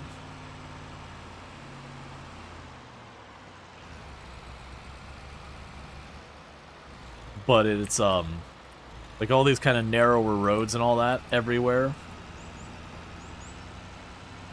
Especially when you get into, like, the city areas. I feel like they'd be particularly aggravating on this map. To be fair, I also feel like the really big tractors are hard to use on Riverbend, just because of all these, like, really windy, hilly, forested roads. Or I shouldn't even say forested, just, like, roads with stuff on the sides of them. There's a lot of those really windy roads that, once you get a tractor and anything it's dragging it with, just making around those corners is so dicey.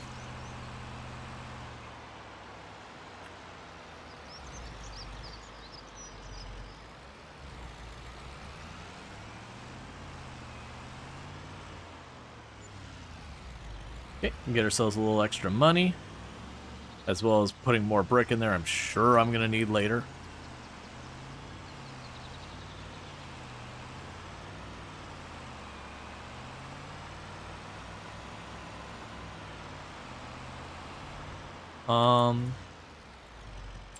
Let's take a quick peek at you. Yeah, so you got wood beams on standby.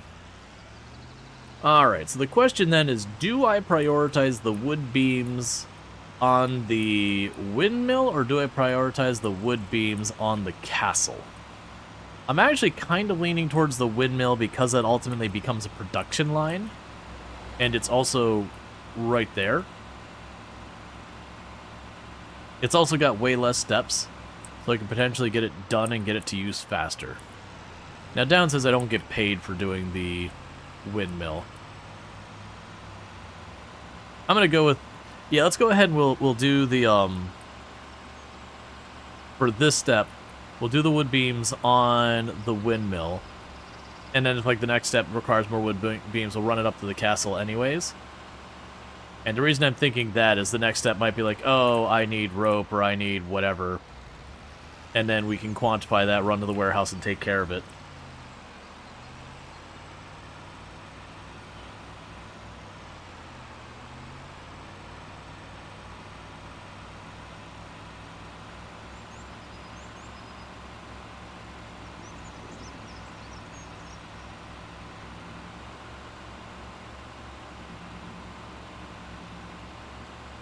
Much nicer being able to go down these roads at like 50 miles per hour versus dragging along at like 30.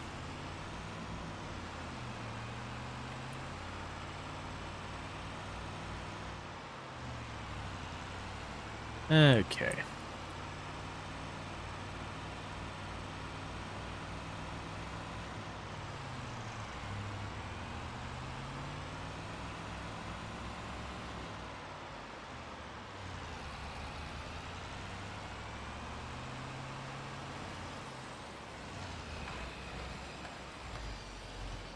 So there's that, and then the block should pop out.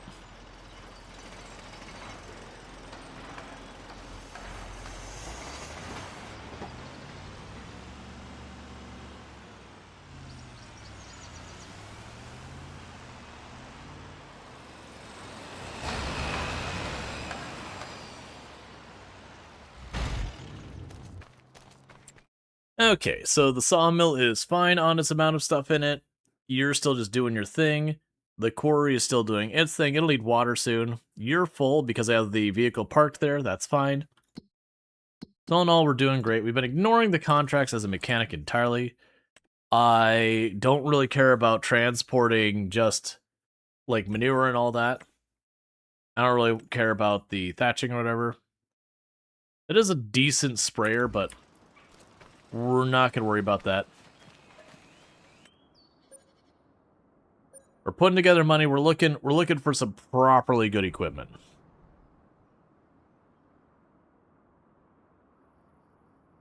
Again, moving up on the tractor scale. Get ourselves like an actual good seeder for that tractor and all that.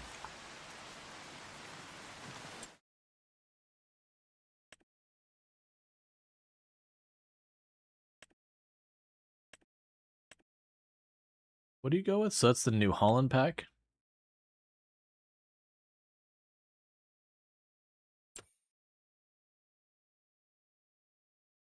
Yeah, so 45. Yeah, so it's 130, or it's 13.7 meters wide. Header for stuff, but I don't really care about that, and we don't care about the disc car. We're not gonna worry about that. So looking at our list, we're gonna need to top off water. We're gonna need to top off wood. You do not have wood planks and beams and all that sorted.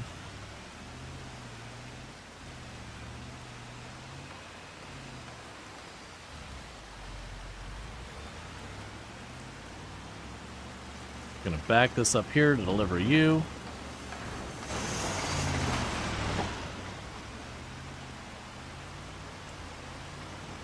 Because like I said, one of the advantages, once I fill up all that a contract, or all that a builder's gonna need, it'll stop letting me put it there. So I can just drop the planks off, and when it's done, it won't let me put more planks in, so I know I just don't have to think about it anymore. Just take them to the R spot until it stops accepting them. And then we switch it to just selling them all. That said, I do expect we probably will need a lot of wood beams and wood planks before the castle's done. Also a heck of a lot of stone brick and shingles. That's going to be a nice thing, is while we're doing these other steps, I'm getting so many shingles and all that dropped off in the storage for the castle.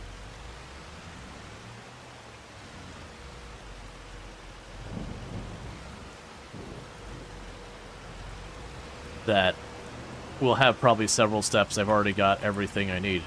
Ooh, we were well on 2 wheels there.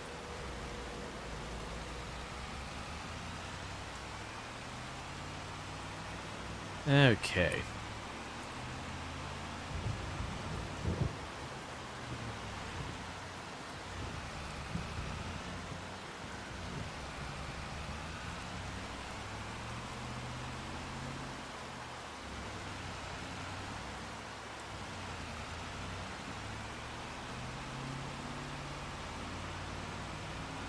Yeah, so I got drop-off wire over there.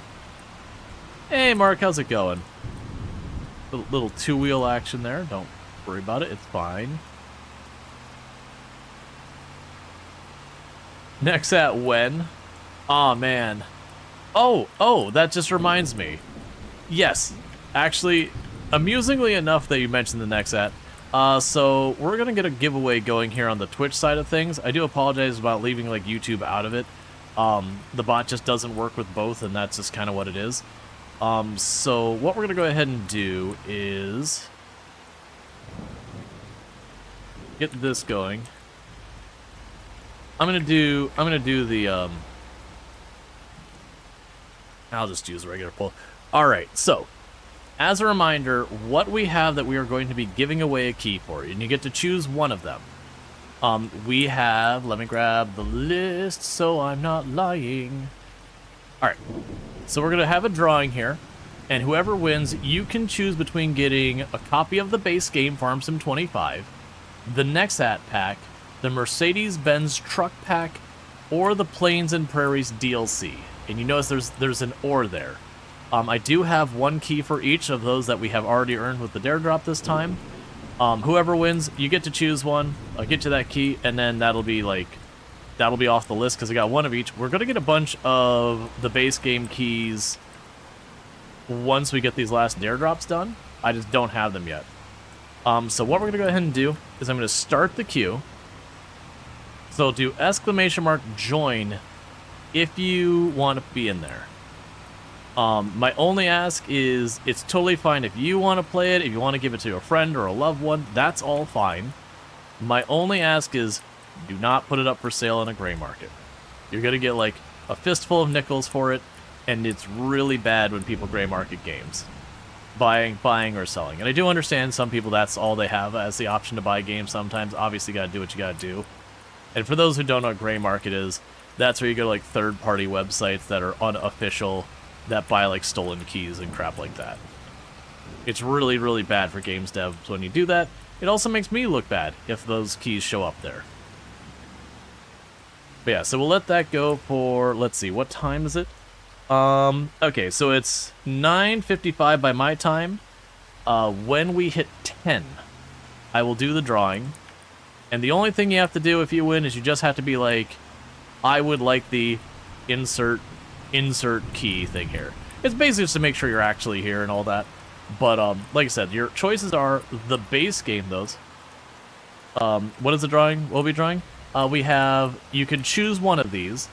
The base game, Farm Sim 25, the game itself, the Nexat pack, the Mercedes-Benz truck pack, or the Plains and Prairies DLC.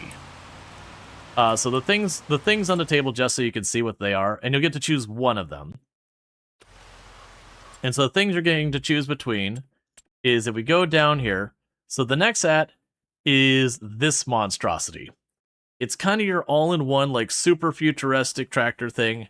It's really cool. Of the DLC, for just being an interesting piece of machinery, it might be the most interesting piece of machinery they've ever added.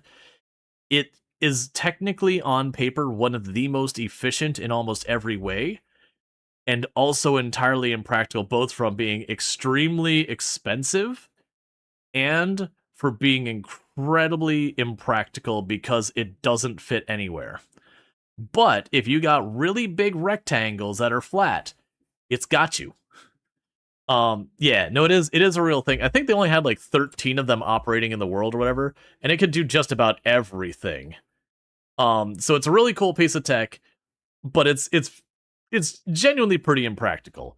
So the next one would be if we go to our brands and we go to Mercedes-Benz. And the base game is the base game. There's not a whole lot to say there. It's the literal game. The Mercedes-Benz trucks. So with the Mercedes-Benz trucks, you get a bunch of these tractors. They're all relatively decent tractors. None of them are like outstanding, like super amazing, but decent enough tractors, relatively inexpensive. You got these trucks. They're pretty cool. And what makes these trucks cool is they are a truck, but you can give them the 3-point connection that you can literally drive a truck and have a seeder on it or a cultivator or whatever. So it is sort of a weird truck tractor hybrid thing. Then you got all these types of trucks here that, you know, are just standard trucks. And I thought it was this pack as well. I'm pretty sure. Yeah, so this is a cool truck. You'll notice this weird arm, and it doesn't have like your normal saddle on it. Instead of that, these ones, you actually have these storage containers that, you know, you can put crops in and all that. So it's a container you can plunk down on the ground, drop off your stuff, and then come back later and pick up the container. So if you wanted and you're playing with buddies, you can have one person harvesting, you drop off 3, 4 however many containers they need on your fields, go off, do your other thing with the truck, and then come back and grab the containers as needed. And it's cool. Is it the most efficient way of doing it? No. But there is some niche use cases, and it is still just a cool thing. There's also a couple different varieties of them that have different advantages, like this one's got a tipper on it. I think that one actually also has a tipper on it. But yeah, so there's like a couple different styles. There's ones like with tippers, there's ones with all sorts of things, different capacities. And so that's a Mercedes-Benz one. And again, that's Narwhal's ones. It's more like spice. It's not a whole thing. Then you've got the Plains and Prairies DLC. And the big thing with the Plains and Prairies DLC is that it adds... Where are you at? Where's Versatile? It adds the Versatile brand to the game. So these are a lot of like classic tractors, and some of these are pretty good things. So far as the things, they've got some of like the highest horsepower stuff in the game. You've got these ridiculous, just it is power, the truck. It also adds the Ford brand to the game, which is mostly the same tractors as that, but the Ford brand because Ford owned Versatile for a while, so it's a mix of that. And some of these low-key have like, I want to say this one, the Plains and Prairies, has the best sprayer we've seen in the game so far. But you get the idea. I think it was that one that had the best sprayer in the game, whichever. But the point is, pretty much you've got, there's the base game, and then there's 3 different packs of equipment. How are we doing on time? It is time. So I'm going to give you like 30 more seconds to get your name in, ! join if you want to be in the drawing, and as I said, all you need to do, and this is for the Steam version, just to be clear, all you need to do is, if your name is drawn, all I ask you is to let me know which one you want.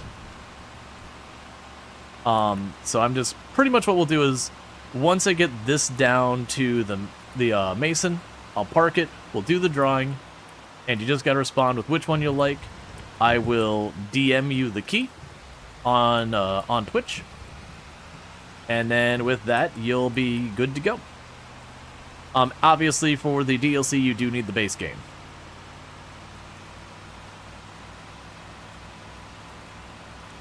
You already win once, but gave it to Ints. That's no problem. Would you still be eligible? Yeah, no, if you had already won like today or very recently, I might be like, nah, let it get around or whatever. But that's been a while. Because, yeah, no, I know the Ints got it. This is the same thing where I'm like, yeah, you know, if you have a friend or a loved one that you wanted to give the key to, that's fine. As long as you're giving to someone who is going to actually play the game, or at least that's the intent, that's fine. The only thing I don't want is I don't want people to turn around and sell the key on a gray market site, because that hurts the devs and it makes me look bad. Alright, so with that said, we are doing the drawing, and the winner is Telexia. So you just gotta let me know, Telexia, which one of the keys you'd like, and again, the options are the base game, the Nexat pack, the Mercedes-Benz truck pack, or the Planes and Prayers DLC pack. Base game, please? Sure. Give me just a moment. I am pulling up the Twitch website so I can fire off a DM, because I got going through a third-party tool kind of thing. So let me see. There you go. And for those who are like, but I wanted the base game. We don't have more copies of that today, but we are working on dare drops. I should get 4 more copies once we finish all of our stuff. So make sure I got the right person. And go farming. Simulator 45. And that should be the right key. Double checking that's the right key. I've got the right person. And it should be in your DMs on Twitch, and I will mark that key as used so I don't try and give out a key that doesn't work anymore because someone's already got it. And we will put that away for right now. Okay. So we will be giving the rest of those away, but I'll be giving those away. 2 of those things. But yeah. A tractor. But yeah, no, the, like, for me, of the 3 packs that we have, I think, now you can say Rual slid into your DMs. Okay. Gotcha. Well, I'm glad you got it. Cool, cool. But yeah, so let me get that so I can actually watch out for the stuff I'm trying to watch for. There we go. But, of those 3 packs, so like whenever we have the next drawing, I would say the Nexat is the most interesting of those 3 packs, in my opinion. I would say the Mercedes-Benz is probably the most usable. Like, it has the most things you're more likely to do stuff with. Oh,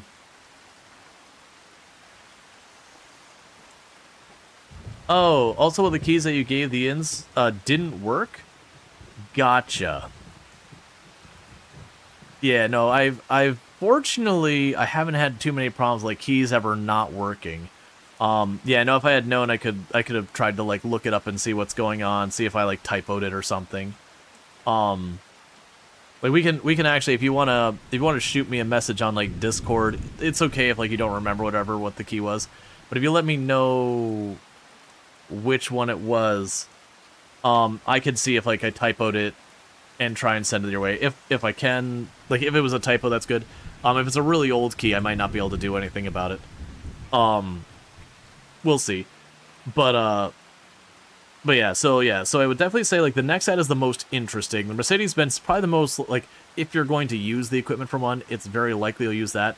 And then the Ford Versatile, the Plains and Prairies, that's one, like, if you like the Versatile or the Ford brand, that's kind of the big draw to that. Like, it's not a bad DLC or anything like that, but it is a lot more, like, all of those tractors are side grades, or they're not simply better or worse from what's already in the game. So let's see. So I need more wood beams for this one. Fix or repair daily. Luckily, that's not how it works in the game. Yep. Okay, so we need more trees and we need more water.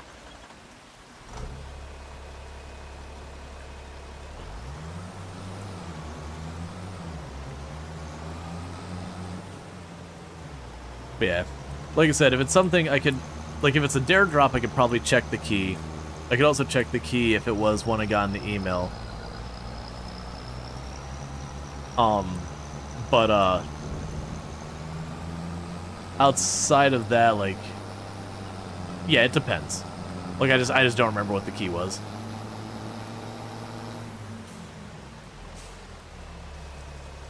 But yeah, anyways. So yeah, and that's the 3 we got. So it's pretty much at that point. Like, don't get me wrong, like, the Nexat is a cool machine. It is a very, very cool machine. It is a super impractical machine. I'm so excited you'll get to play today. Thank you so much. No problem. I'm glad I could get it to someone who was really excited for it. Because, like, you know, there's people who are like, oh yeah, it's a free key, I'll take it. And there's other people like, I really want to play this game. And it's really nice when I can get a key to a person's like, I'm very excited to play this. I really would love to, and all that stuff. So it's always good. And it is a thing when you go to, like, for people who go to play Farm Sim 25 after Farm Sim 22 and go, where is my favorite machinery? Keep in mind on the workshop, there isn't a official mod section. Most of the missing equipment and vehicles is an official mod. You can just go through and get it. It's not literally everything, and they just did that to keep the install size reasonable versus having, you know, 5 years of vehicle models all in the install. Because then every single support message would be like, why is your game half a terabyte?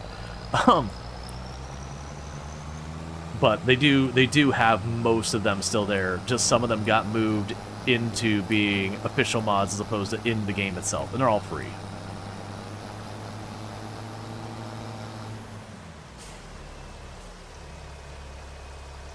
As you start playing, your concept of today for that day may stretch a little. Yeah, it is a game you get into and then time goes away. You're very excited when you won this summer. You have an income of like 500 years, so you're lucky so you can afford games so hard. Yeah, no, I'm really glad that I can get stuff. That's part of the reason I put so much time into these dare drops. Like, very genuinely, as a content creator, sometimes it gets a little stressful when you're playing a game like this. And, you know, I play variety. And while a lot of it is like simulation and settlement builder and all that, it can be hard sometimes to put, you know, 5, 6, 7 days into one game. But at the same time, when dare drop's going on and I can get a bunch of keys for people, I see that as a big benefit for individuals, even if maybe purely on a numbers side per stream, it might not be the best choice. But it's kind of a way I see as I can kind of give back to the community. So usually when Farm Sim pops into dare drops, it is one of the games I will chase more dares that are more long-term and difficult than I do for most games.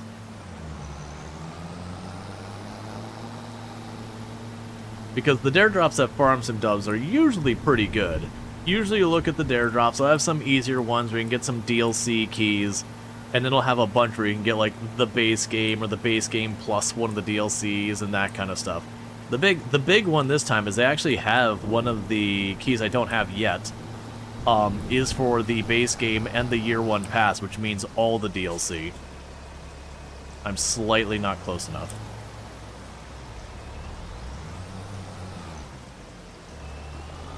I think.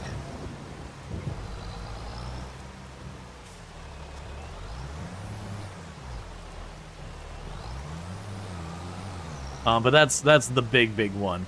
I have to build the castle for that one.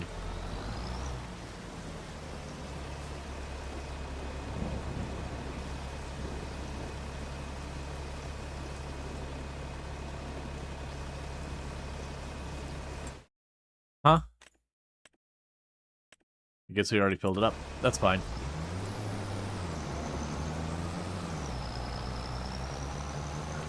Yeah, because the things we got left to do is, I believe I have, not yet, but of the objectives I've got, I will get one more copy of just the base game. I will get, I think, 2 copies of the base game plus the Highlands expansion, which is the current one we're doing now, and then 1 copy of the base game plus the year 1 pass when we do all of them. And that's locked behind, I need to draw a picture in a field by planting onions, then harvest and sell those onions. I need to produce fish food. It's like 25,000 liters of it, which is not, that's like 25 pallets. But I will need the fish food sale place to do it, and all the prerequisites. I need to produce some number of fish that we breed. I need to get the bigger fish in the net, and I have to build the castle. And that's what I have to do to get all those keys. So we're probably not going to earn any more keys this in-game day. But that's fine. Or sorry, this stream. Because all those things are not small projects. Okay, speaking of which, let's go look at our sales. Okay, so one of the things I'm debating is we can potentially make our life a little bit easier. So I've got these two winches here. Now, both of these winches, we set up a location to pull stuff to. I believe this is the one we want. If I'm remembering this one correctly, I could set up two locations. Well, actually, we can probably get away with just this one, right? Because this one lifts the log up and pulls it to a location. So my thought of what I could do with this, instead of using the little winch I've got now, I could probably just park the vehicle by the sawmill and start pulling the logs over the top of the fence. I think that'll work. It looks like it can only lift 1.5 tons, as opposed to you can lift 3 tons. Oh, what are... Okay. You need both? Oh. Yeah, it's been a long time. Gotcha, and you can move 6.6 and you can move 8.6. I might just go with the current winch we have and just fight with it.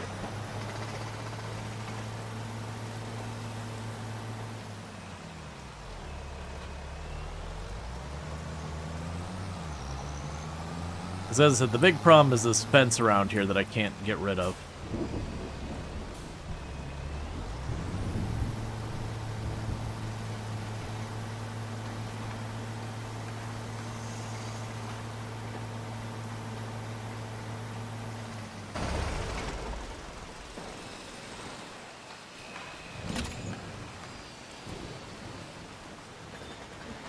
That's fine.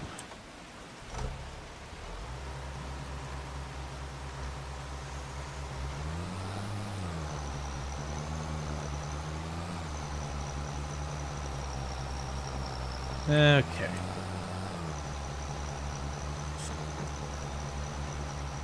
Because all that means without the other winch is I just have to do like I did there where I kind of just drag it around the outside.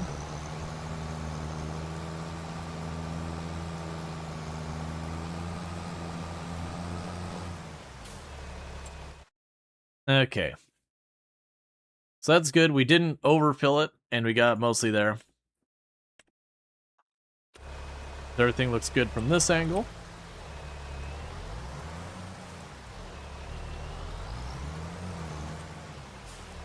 Okay, what's going to happen here for just a minute, chat, is I have really got to use the restroom. So I'm going to do that real fast, and I'll be back in just a minute. And thank you again for tuning in. I'll be right back in a couple of minutes.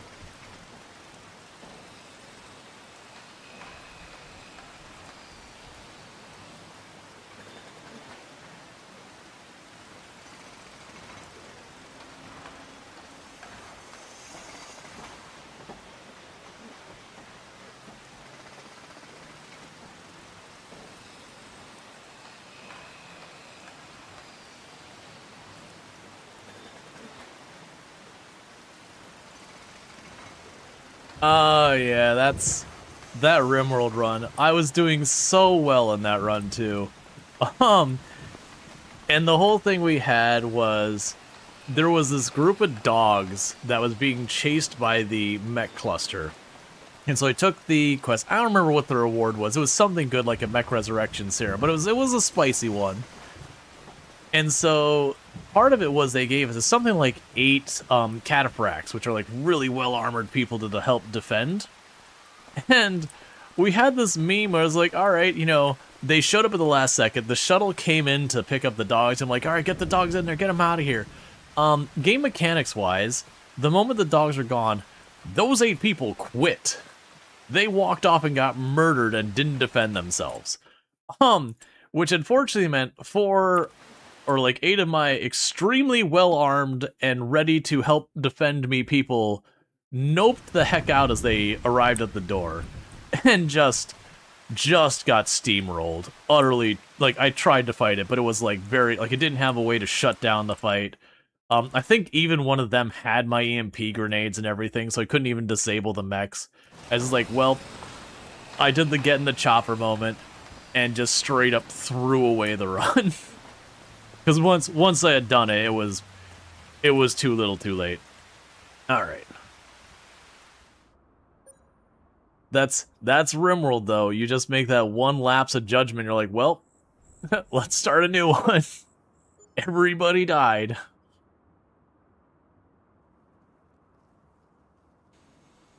Wait, does that mean the run was botched? No, the run wasn't botched as in like bugged. It's just the nature of that particular mission type that the way it works is you get extra troops while the mission is active. And I basically did like hit the button to end the mission, and when I did, I lost those troops. So I still had my people.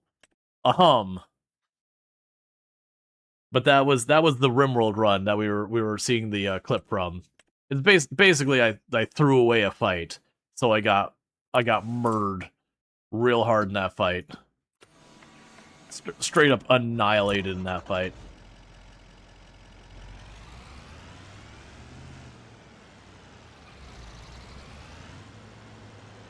Yeah, because that was the fight that lost that run.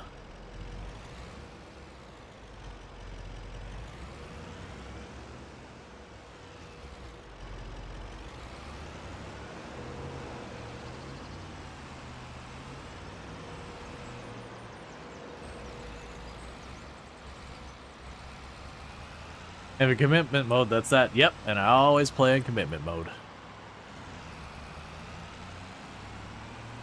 Because very, very genuinely, that was a mistake I made and did to myself.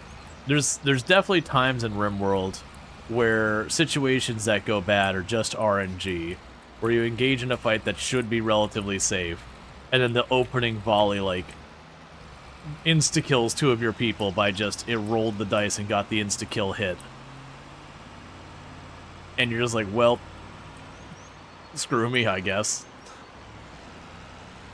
RimWorld be that way sometimes, but that was one of those ones where it's like, no, there's only one person to blame, and they're sitting at the computer. Like, that wasn't the game doing anything wrong to me. That was I done it to myself. Like, I even knew in the moment. Like, the moment I saw them walking away, that was the reason, like, oh, that was dumb. Like, I had already realized I had screwed things up. I tried to salvage the fight, but it was too big of a fight. It was expecting me to have more than double my forces.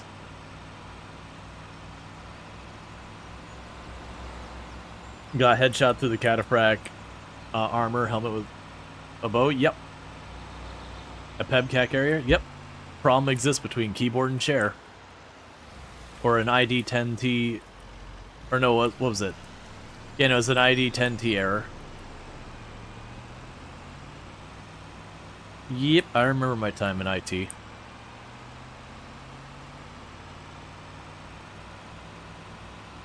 And for those who aren't catching that, if you write out ID 10T, it's like Hacksaw for idiot.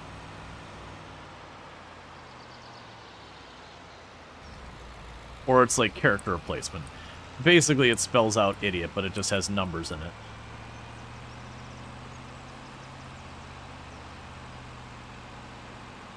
Understandably, frustrated IT people, we have ways of describing things.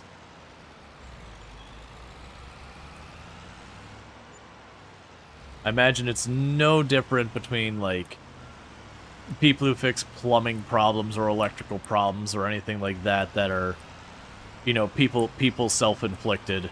I'm sure a lot of the industries have their equivalents. Because sometimes you go into some place and you're, you know, asked to fix something, and you look and go, this is dumb.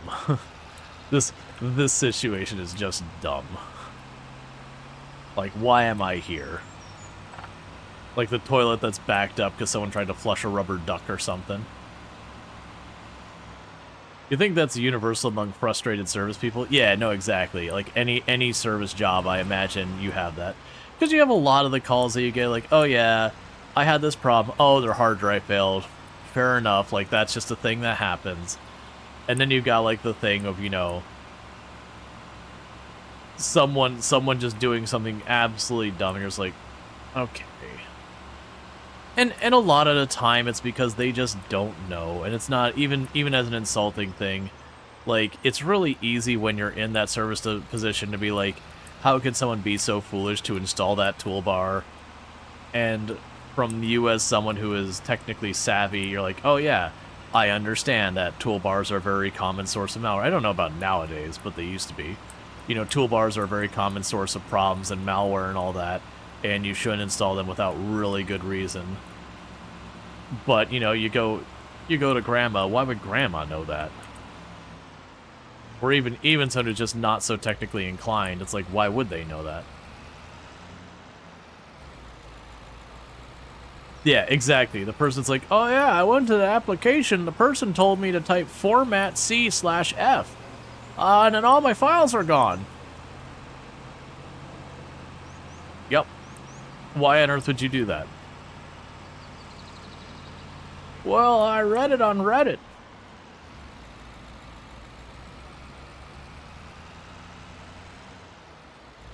Perhaps. Reddit doesn't have your best interest in mind. Okay, so you're good on water, you're good on your stuff. Why do you not have the wood block sitting outside?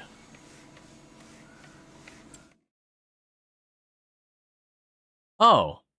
It's weirdly showing green, but it doesn't appear until it's at 1,000. That's fine. Okay, so you need 1 more 1,000 wood beams. And I believe the castle also needs 1,000 more wood beams. No, the castle needs 4 wood beams. Not 4,000. 4.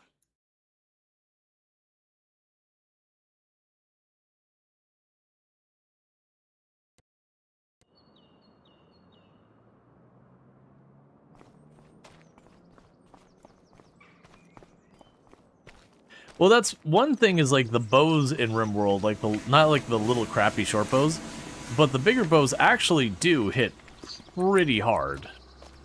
Like very, very genuinely, all things considered. As far as raw damage-wise, they're not actually a bad weapon. It's one of the reasons why you can get absolutely okey-doked by like Neanderthals rolling in with bows in that game. Is you get like, you know, the recurve bow or whatever, and they can hit you pretty hard. You've had short bows get you one shot through the cataphract? I didn't think that was supposed to be a thing. Because there is a threshold for amount of damage to amount of armor that you're not supposed to be able to be one shot through. So it's not literally anything. But, and maybe short bows actually have an okay amount of damage, but they lose it in DPS because of fire rate, and then, you know, the accuracy is also crap.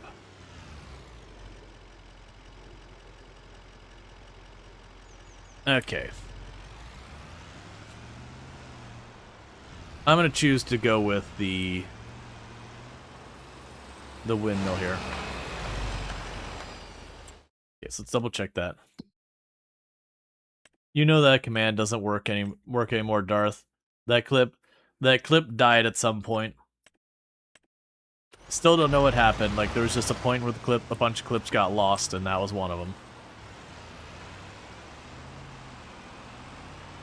But yeah, and there's...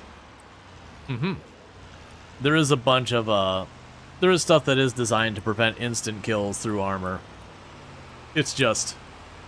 the threshold, you have to have a very, very high level of armor over it.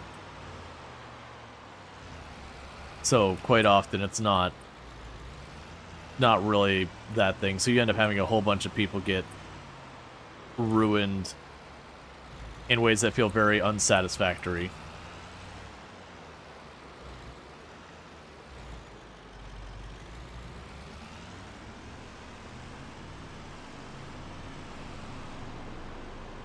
You're told not to use pedcap. We are told instead picnic. I don't know that one. I'm assuming it's a similar context. That's so hard to meet that might as well not exist. Yeah. Well, it's just, it only protects you from a small selection of weapons, and by the time you're sitting on Cataphrac, for more than like one person got lucky. Problem in chair, not in computer. Works for me.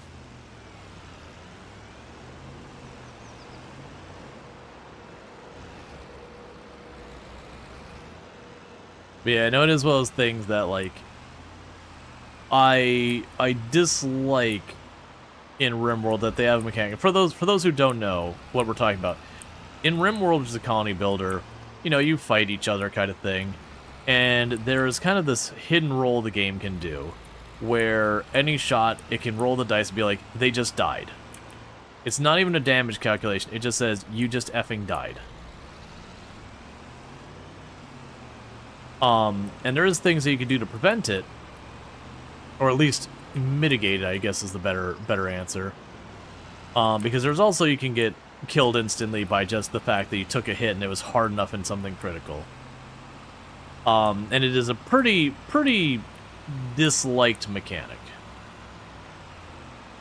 So there's stuff like mods that disable it. You can even go into the settings and disable it, or at least change the rating and all that. You don't even have to go to mods, I don't believe, to change the settings for it. And it has to do with RimWorld does a lot behind the scenes to kind of do a little bit of like population control in the game, because the more characters you have, the more performance implications it can have. So the game does try to, once you get to a certain population, try and like push down the number of pawns you have. And that is part of what goes into it, is the potential for insta-death. Just the same, the game also does the reverse, where if you're very low, it will practically throw characters at you to try and help you recover. And there's a bunch of those mechanics that genuinely makes people salty.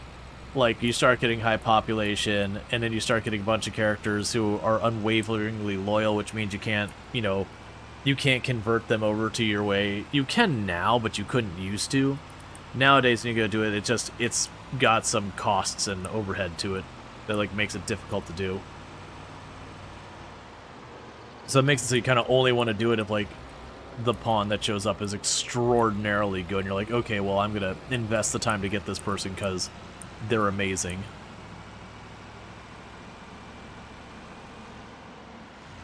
But yeah, there's a lot of that. But yeah, so it'll give you less opportunities to recruit people. One of the other things it'll do is when you are raided, it'll actually massively reduce the number of enemy units who get knocked down, which means you have a chance to try to recruit them. It'll heavily reduce that. Oh. So it looks like at this point, what we need to do is we no longer need roof shingles. We're going to switch those to selling. I actually always forget. I believe if we deactivate the roof shingles entirely, I can't remember if that will increase the production of the castle stones. I always forget the way that works, because usually I just want to produce everything. You don't like RimWorld combat, but if you turn it off, it ruins the game? Yeah, that is one of those things that RimWorld depends on strife for being enjoyable long-term. The same thing with like Project Zomboid. you can turn off the zombies, and then it's just kind of a mediocre survival game. Like, the zombies are essential to the game being interesting.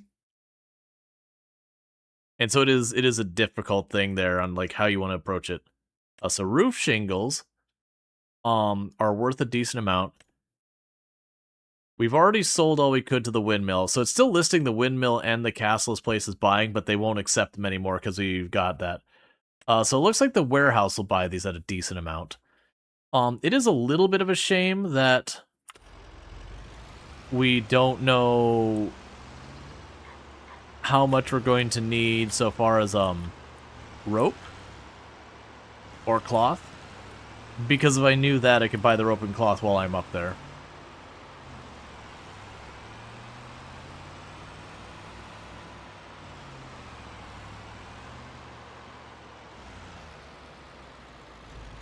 Hey Goose, how's it going? Yeah, and there's a lot of games that have that where like if you turn off it mechanically entirely, it takes too much away from the game. But like it could be a bit overtuned, obnoxious at time. I'm doing pretty good. Just getting the castle built, getting a windmill going, making money. Oh, actually, speaking of which, did we check the sales today?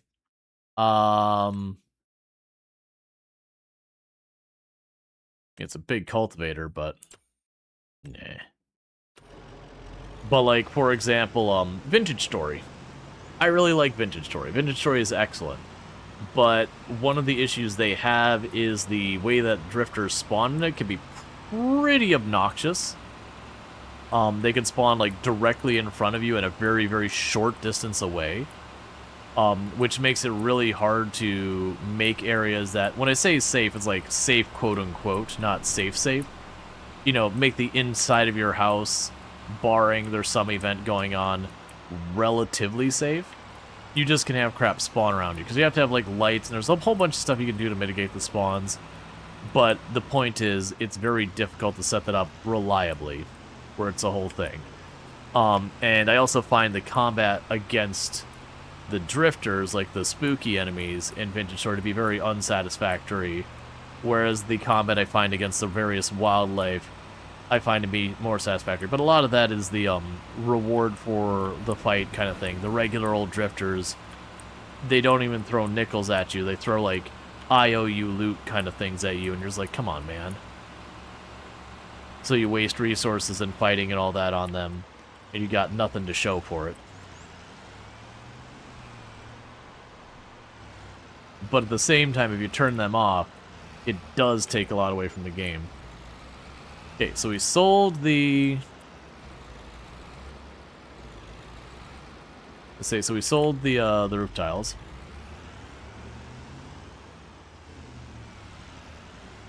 But you played games where turning off ads ruined the game because breaking gameplay was important? Yeah. Well, yeah, that's the thing. So it's definitely like, for me personally, it's like, you don't want to turn off the drifters entirely.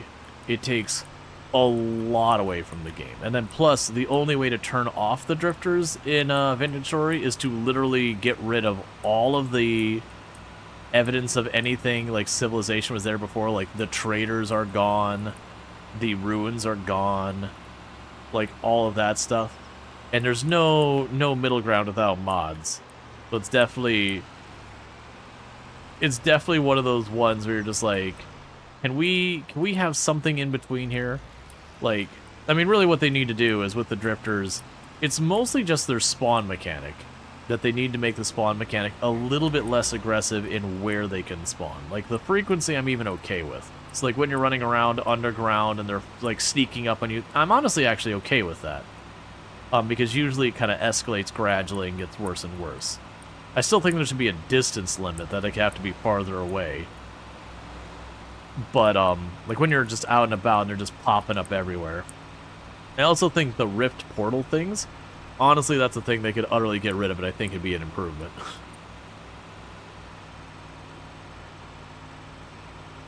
Because, like, they're fine, but you'd want them to spawn at least a little bit farther away from the house itself, so they're not spawning inside your home while you're doing stuff. Not even because of the challenge aspect of it, but more so you're trying to do stuff and you've got these obnoxious things showing up you need to fight, or you just go someplace else and do something else, and when you fight them, it's very unsatisfying because, again, you get so little from them. And you can get like the temporal gears, and you can use those to make teleporters late game and all that garbage, but fighting the random rubbish ones, it's just like I said, it's not particularly satisfactory to me.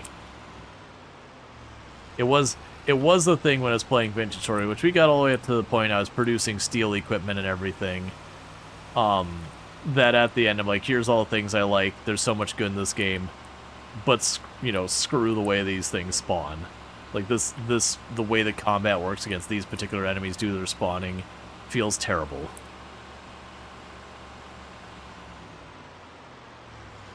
Hi, Sunlight. How are you doing? Nice of you to join us suddenly and abruptly.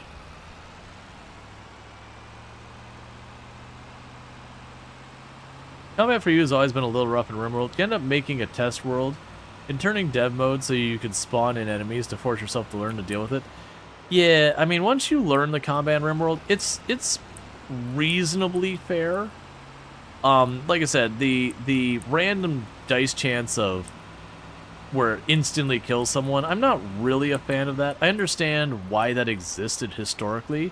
These days, they've done so much to improve performance in RimWorld. It feels like a mechanic that's there because it's always been there, but the need for it has mostly gone away. Like, obviously, you could still hit the point where eventually you get enough people that you start running into performance issues and that kind of thing. But it used to be way, way fewer people is what's required to start making your computer potato. Then you start getting to like the late teens, early 20s, and your frame rate started taking a pretty severe hit. But these days you can actually get a pretty decent number of people before things start getting pretty dicey. Okay, so you're fine in water. You're probably fine on that. Let me go ahead and grab those 2 tree branches that were laying outside before I forget them.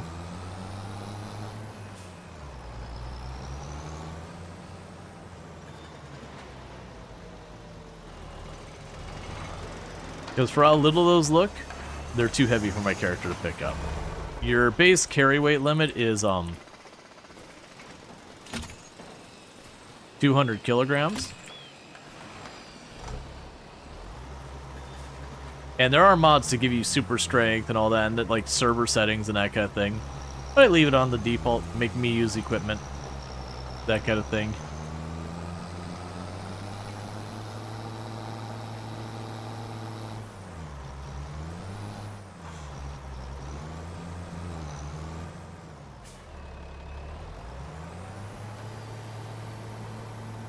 Okay.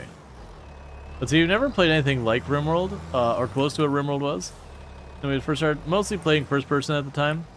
So learning it was pretty rough. Dev mode made a world difference. Oh yeah. No, I do think there is some value when you're playing a game, especially when it's like a very big paradigm shift from what you're used to, you know, going through and like you use dev mode or like cranking down the difficulty, like ratcheting it down really low. So we need a couple more steel beams, or a couple more wood beams, which is unfortunate. But we're about a fourth of the way through finishing that, and I'm imagining some of those are going to be finishing touches. Okay, so let's go ahead and get that knocked out.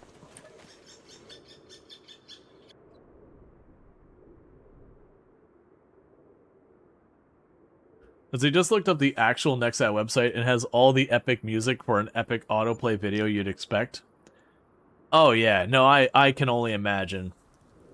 That's 100% a thing you buy because you want to like show it off. Not that it can't be useful or good, but it is a real big I'm compensating for something. Okay, so we actually hit the next step on this, and it wants 2,000, or needs 2 packages of wood beams, which is unfortunate. So you got 2 things of long planks there.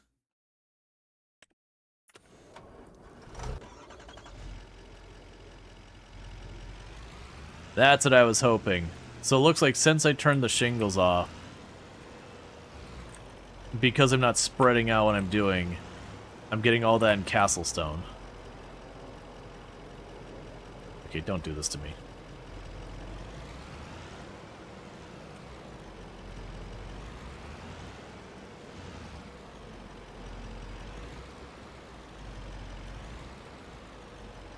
It's fine. It'll be a 2-tripper. That is the one downside with using autoloader, is it does seem to be a little dodgy, where obviously if I was still using the forklift, which I still have it floating around, I could continue to be like, nah, we're stacking that anyway. It's fine.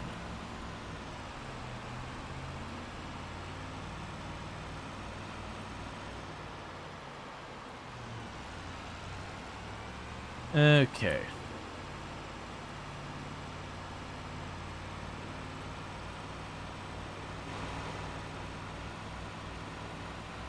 So we'll drop this up here.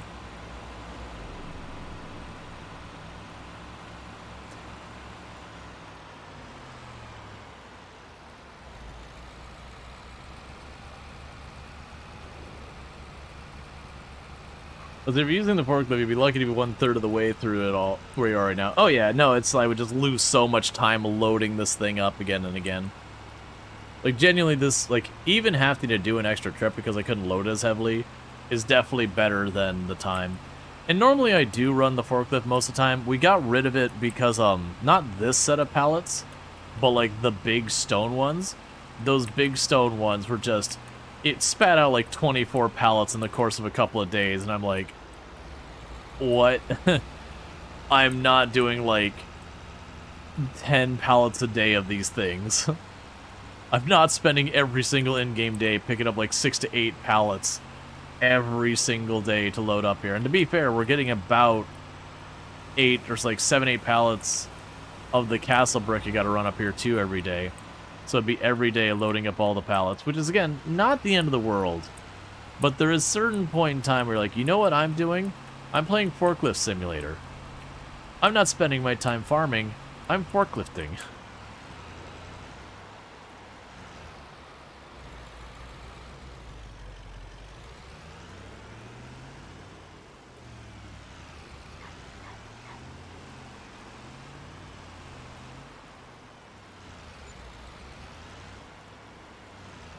Let's see. Well, you could hopefully buy them. Then they could use them. Otherwise, it would be horrible. They're tying for sustainability, ecology, climate neutral plant production. So apparently, a big concern, at least in their presentation. Yeah, no, that's the thing. I think Nexat really wants their equipment to be like, you know, the premium brand. You're willing to pay extra for it, and, you know, be a solid product. Like, I don't think Nexat is like, you know, want to keep it there. But right now, because of the really, really high price tag on it, and, you know, to a certain degree, the impracticality of it, it does greatly limit the customer base. And it's kind of the same thing as in Farm Sim, where you're like, okay, I could buy the Nexat and get all of these different pieces of equipment I could switch between and all that kind of stuff. So I have the one machine that does it all. But for the price tag and what I'm getting for far less, I can get one big honking tractor and a bunch of attachments for it. And then the beauty is, if my tractor breaks down, I can potentially get a hold of another tractor. Versus if your Nexat breaks down, all your stuff is proprietary. You are just out of luck while your crops rot. And at the price, having 2 Nexats on hand, that's a hard pitch. So I think most of the places you see getting them are like places who they're trying to really market themselves as being tech forward and that they're using the latest and greatest and yada yada yada. Oh, I didn't need to go up here. I needed the block.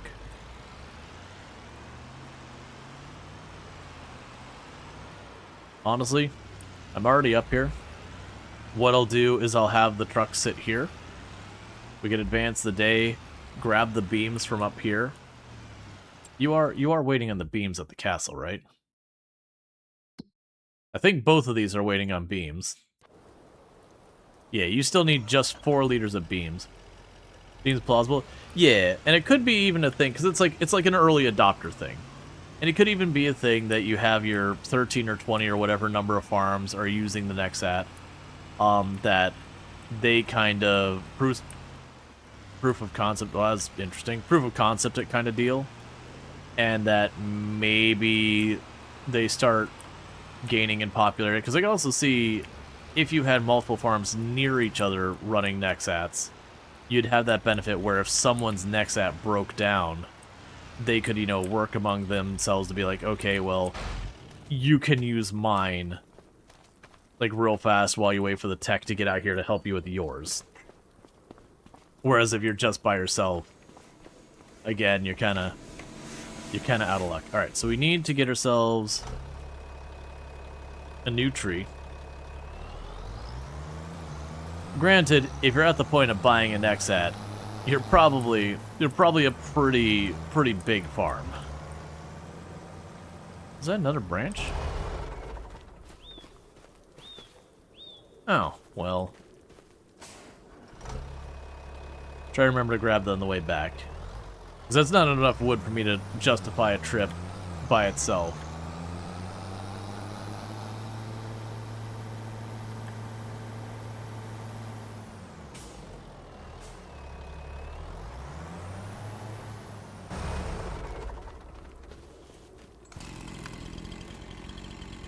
Okay.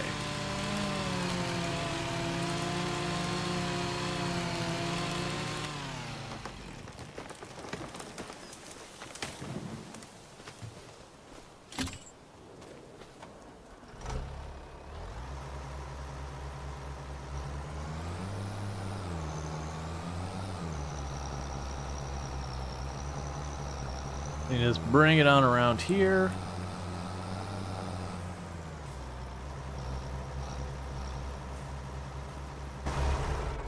And if they're close enough,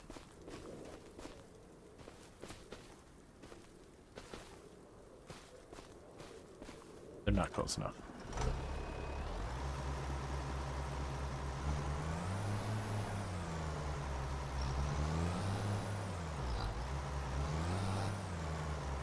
Now they are.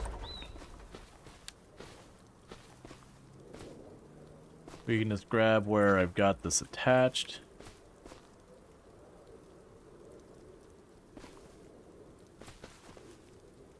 Which I can't see because it's in a bush.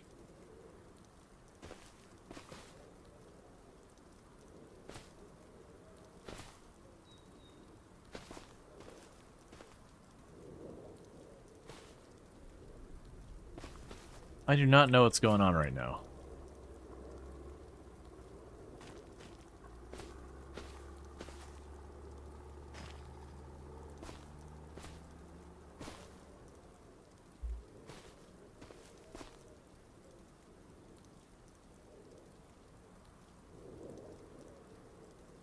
Get.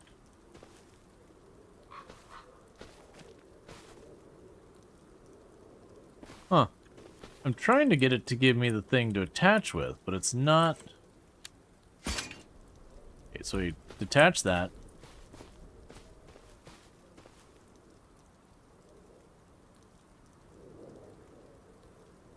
And not do it while. I guess I can't do it while the flashlight's out. Weird.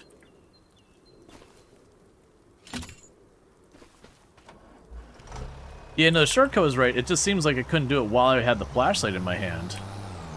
As best I could tell.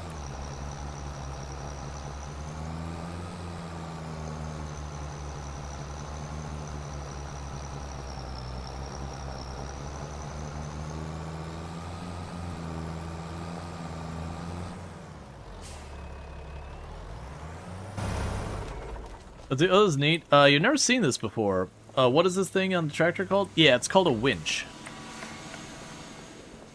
It's just basically a, it's a spool of cable that has a motor behind it.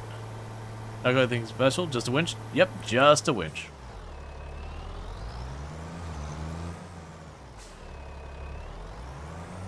It's just a steel cable, a spool, and a motor. Well, and then like a locking mechanism to hold it engaged kind of thing. Oh. I also need to grab water, don't I? And let's double check. So you have enough for some more long planks in there, but not beams, which is what I need.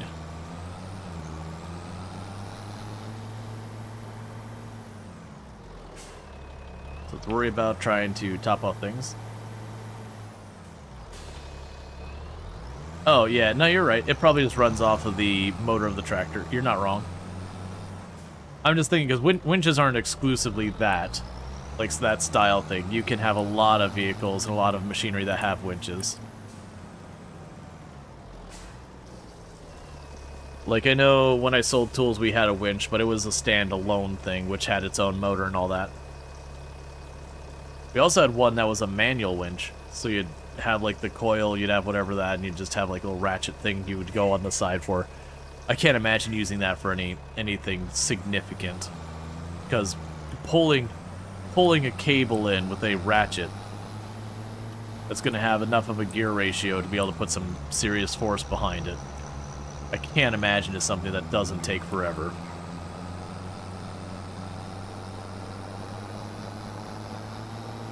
Yeah, there's a lot of equipment that is, it's kind of buried. The winch is among them. And, like, for logging, the winch is probably the easiest one to do it. If it's in the forest categories under winches, there's two. There's a red one that he's using and a blue-gray one that's slightly stronger. Yep. And then you also have, like, a really big one. They have, like, this whole big tower thing that you can set up and kind of, like, zip line logs between them. That one you pretty much would only use if you're going really hard on the lumberjacking, though.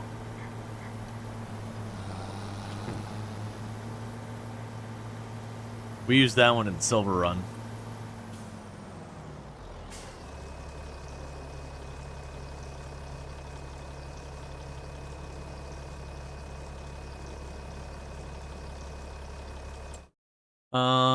Nothing new we want.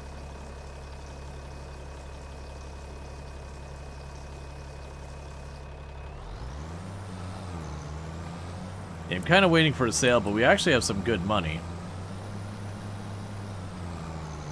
Like, this is around the point where we could start going, okay, we could buy a really big tractor, like, you know, an endish game tractor, start going and getting, you know, an endish game seeder, an endish game whatever. Because, like, we look under the purchasing stuff, with the 190,000, if we look at our large tractors, so kind of getting to your end game tractors so far as power, like, you got these monstrosities down here. You're probably not going to use these for much. Almost all of these are just designed to hook up, like, the biggest cultivator you can and drag them behind you. Like, some of them don't even have front. This one actually has a front hookup, but a lot of them don't have front hookups to them even. But if we look in here, there's one that was like 111,000. No, I'm thinking the other category. You got some in here that you're pushing in the 400s. Where are you? I think it was this Fent is usually the one I would get for end game, because it goes to 115,000, which will do most of the stuff you want. It's only like the really, really big cultivators, or maybe it's that one. Yeah, I think it was this one. Yeah, so 517,000. 517,000 can use almost every single piece of equipment in the game. There's just like one or two you can't use. Oh yeah, here's the one. 111,000, it's a new one. It's only up to 359,000. But I mean, you look at this. 359,000 is pretty powerful. You got these ones that are 133,000 from the Prairies DLC. And for just raw horsepower, they're fine, but it's another one that literally it doesn't even have the hookup. You can do a lot of stuff. It's basically for pulling a cultivator. That's what it does. So generally, this is kind of my favorite end game one I've used so far. Is it you? Well, I think one of these was the one that already. Yeah, it's not that one. It's this one. And I like it because it's got a really high top speed, a really good transmission, and high horsepower. while it's certainly, there are ones that are higher horsepower. That was always the one I'd kind of trying to go for my end game, because you got front, back hookup, and so it's a pretty solid setup. Maybe you should do a forestry one. Forestry, it depends on how much you mind picking up logs.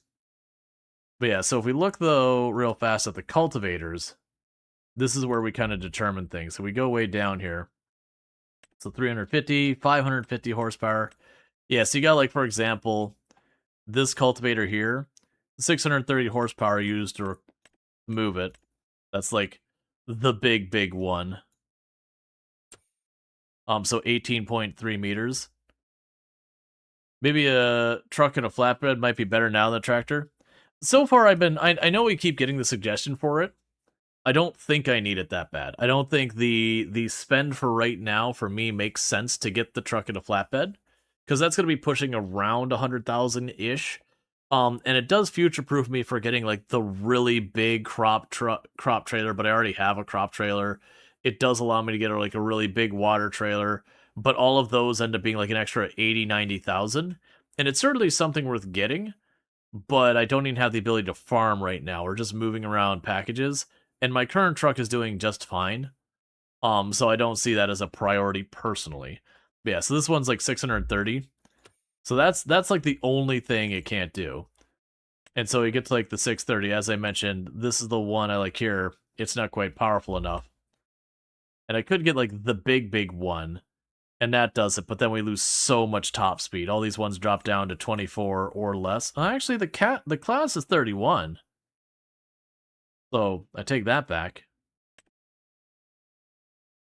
But yeah, but that's almost 600,000. But you get the idea. So we're kind of holding out for either something like that to be on sale, or something in that realm. But yeah, no, the semi trucks are useful. They're really good. You almost always want to get one eventually, but it is a reality that getting the semi truck and trailers is not cheap. If I catch them on sale, I will absolutely jump on them. But if we check on the semi, for example, the cheapest, unless it's changed, is that $45,000 one up there. Yeah, the cheapest engine on there is 45,000, and it's fine. It'll do the job. And then if we get the flatbed to go with it, you're talking like another 45, 50,000. And so you get that, you're basically at 90 to 100,000 right then and there. And if you get anything nicer than that, you're automatically past 100,000. So they're definitely worth getting, but is that where I want to put the money is kind of the real question there. Do I want to shove, 100, 200,000 in that? And then again, if I want to switch over to using the bigger water container, which is objectively better than the one I've got, that thing costs 95,000. So that means I'm 200,000 into the semi. And then if I want to get the thing for carrying the crops, which is also objectively the best in the game for that, well, that's another like 80, 90,000. And now I'm 300,000 into that vehicle. And while it's really good for the efficiency, what new am I able to do that I can't do now? Versus if I buy tractors and all that to get farming equipment, now I can do new things. That's pretty much the logic I'm applying to it. Okay, so, sawmill. We do not have beams ready.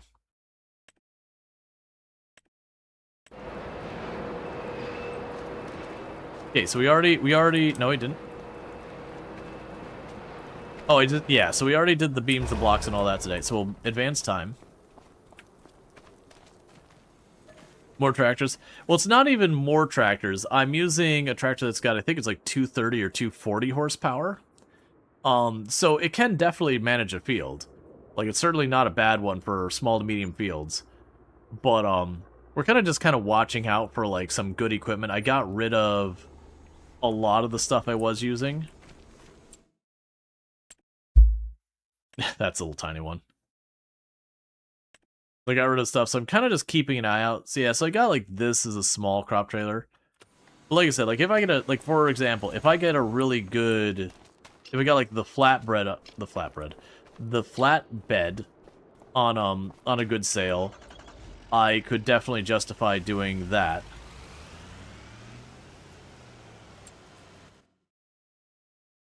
Okay.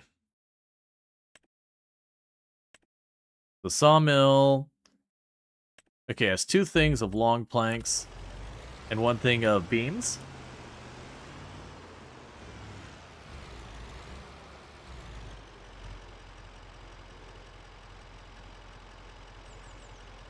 So just wait here to load it all up. Because we need the beams at the castle.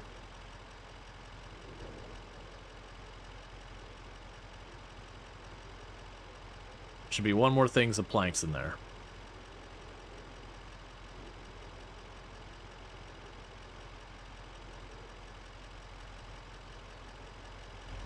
Alright, well, I disagree that we can't load up another thing of that size. And I happen to have, right here, a perfectly good forklift that I definitely did not steal from the port.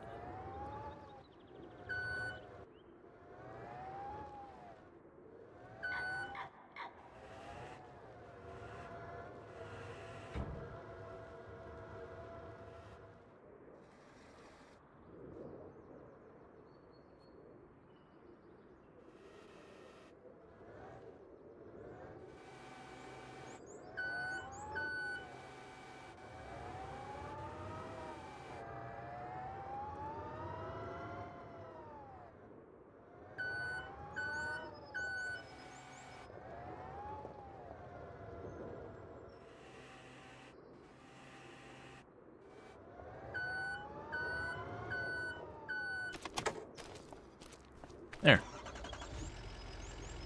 Why do in 2 trips what you can do in 1? Alright, so this should finish the next phase on the castle.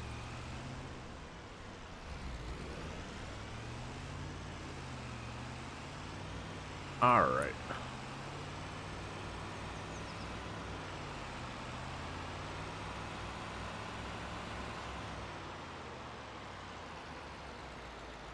They should add to the game, if you don't return the forklift to the port, you get charged a rental fee. Honestly, that'd be completely fair. It always surprises me when you pull up a map and they're just like, here's your free forklift, and you're like, what? There's just a forklift I could just use, and nobody's like, yo man, you gotta bring that back. Like, have it where each day it just teleports back home.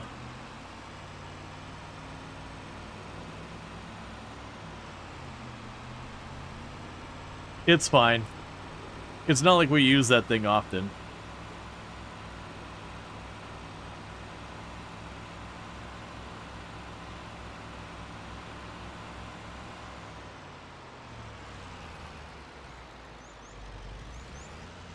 I saved it. Because I caught the curb there and we bounced. Not even a curb, like there was a divot in the ground or whatever. It was enough we started bouncing. And once that happened, we weren't on our wheels and gravity started taking over.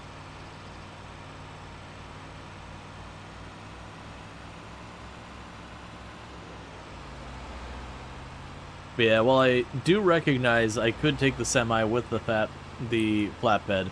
We're only grabbing the planks like once every 2nd or 3rd day, whereas we're doing the block every day. To me, it's just not. It's not something that seems to make the most sense for me personally. And you could be right that maybe it's just the better choice. I'm just kind of more focused on, I would like to get the money applied towards getting farming back up and running. Because we sold our stuff to get a bunch of the other stuff going. And I know the things I want to get in the short term is I want to get the oil mill. Because we'll need that for the fish food. We need to replace our harvester. And then if I get the right seeder, it can take care of the cultivating, the fertilizing, and the seeding, and the weeding. So we can get it down to just tractor, cultivator, or sorry, tractor, seeder, and the harvester.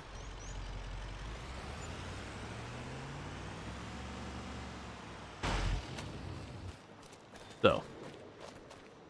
Gotta wait just... Oh, time got slowed down at some point.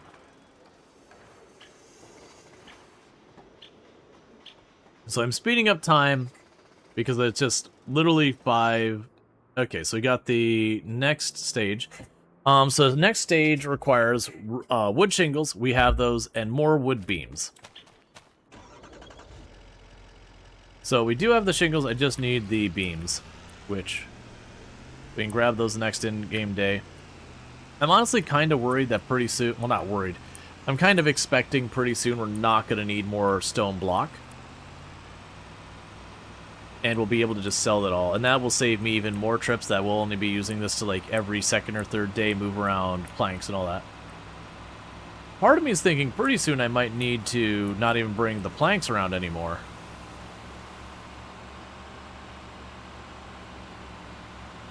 Like, it might just be down to the wood beams.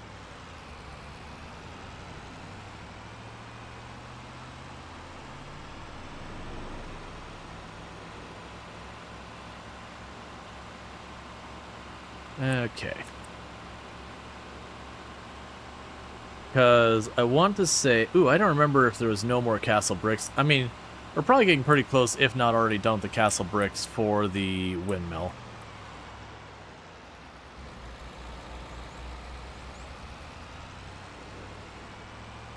And while I wouldn't need any more castle bricks in general, I do believe we're actually making relatively decent money out of selling them. So when that thing shut down, I can just put them up for sale and just keep topping off the water, and that's just another relatively passive income. And at that point, I won't even have to drive down here anymore. It'll just be every once in a while topping off the quarry.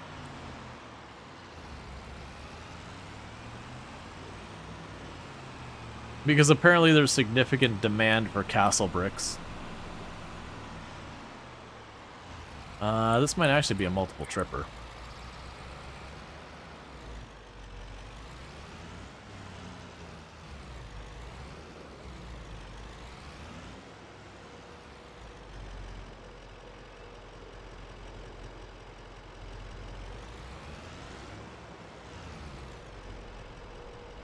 That's fine.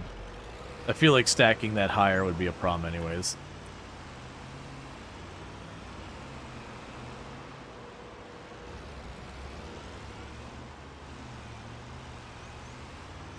Besides, then Jack gets to watch me roll the vehicle.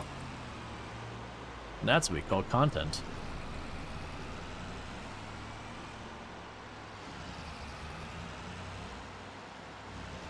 Just lifts a little bit up into two wheels every single time I adjust. Because the stacked a little high. And just stone. Big ol' heavy stone.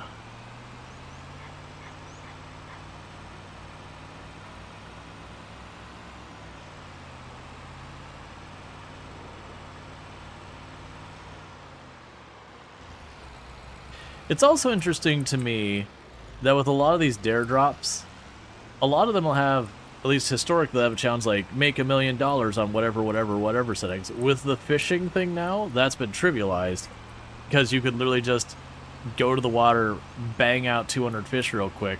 And I say real quick, not that that's not like 4, 5, 6 hours, but you know, bang out 200 fish, and you've just got your $1 million, and call it a day.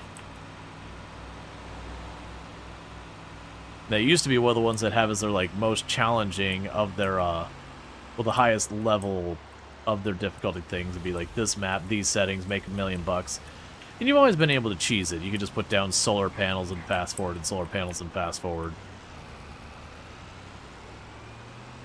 But still, it's another option that at least doesn't feel like you're totally cheesing the game.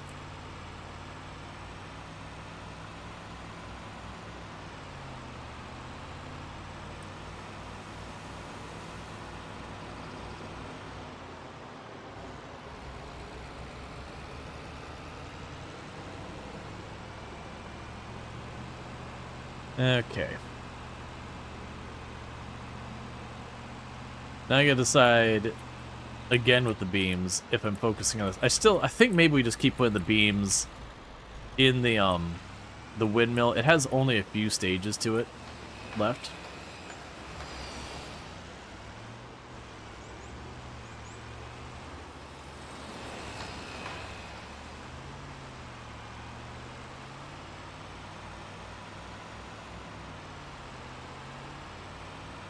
Okay.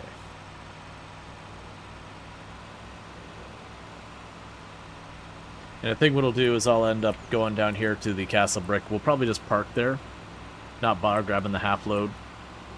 Because every once in a while I'll set up that where be able to get a couple more in there. Honestly, not an urgent thing. Eventually the building will fill up, or I'll finish building it. Basically that I won't need more brick. Let me just take what's left and sell it.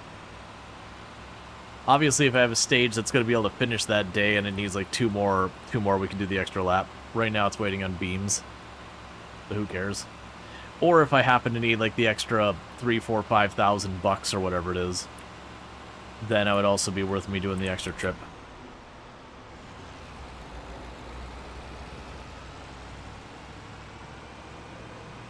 Okay.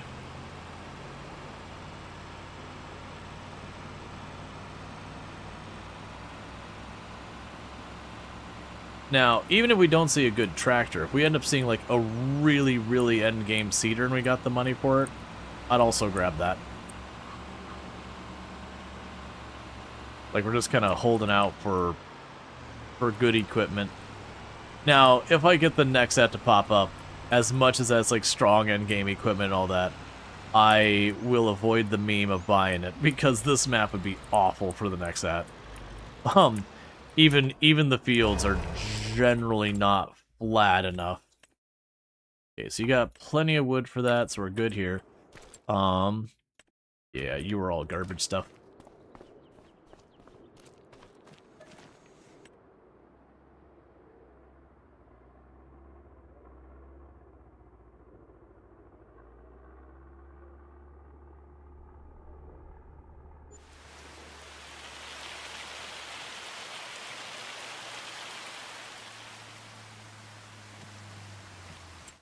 Okay.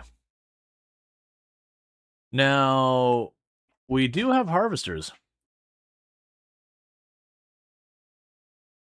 Don't get me wrong, I want to say that one's a pretty late game one there. This one's not a bad harvester. Normally I want to say that thing runs like 150. We look at our harvesters here. Yeah, so the big one we had, I think might have been you. Oh no, it's that one. So yeah, the big one there is literally like almost as endgame as it gets.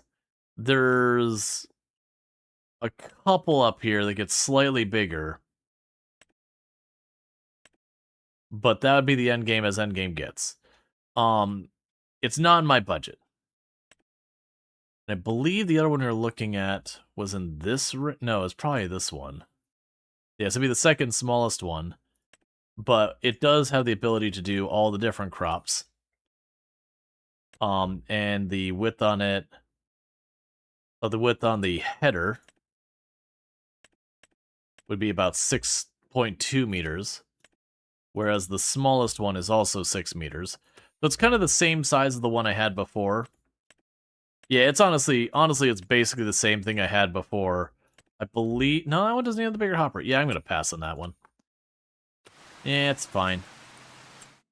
If that's the one we're looking at, I'm pretty sure. Yeah, that's the one we're looking at.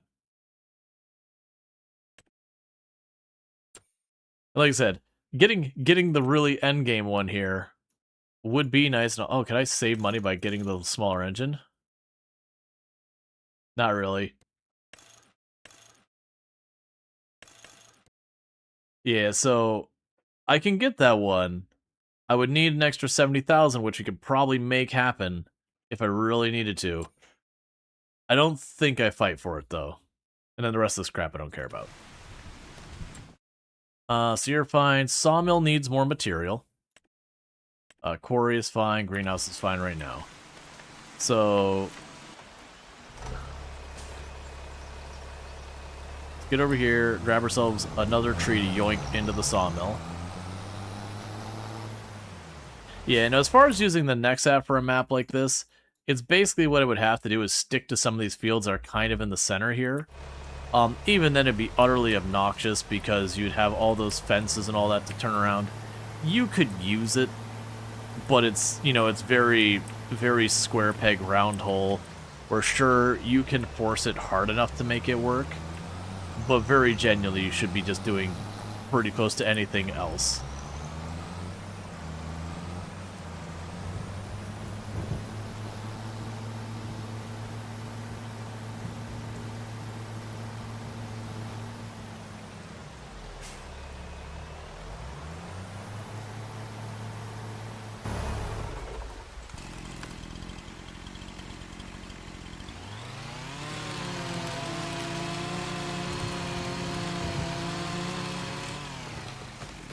So you're 2 tons.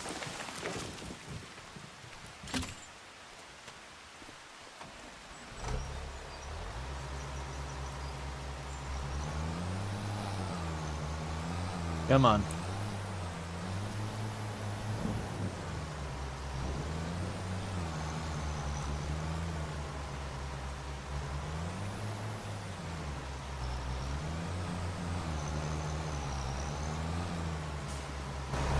Well, we can solve this problem.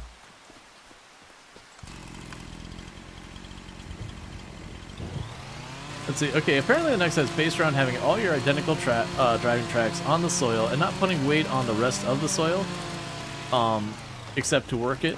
So 95% of the soil doesn't suffer from soil compaction. Also, positioning and working modules precisely and not having to swerve on the soil when tagged being the vehicle, since both of those are not a thing in Farm Sim, it'll really be useless. Yeah, no, there's benefits to it. Like in real life and all that. It's still just kind of the problem of it's a ridiculously expensive machine. What are you getting caught on?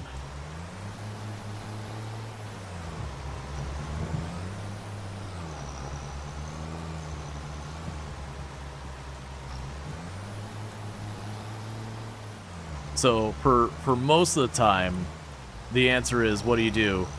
Just get a regular old tractor. Or in some cases, get a specialized equipment for the specific task at hand.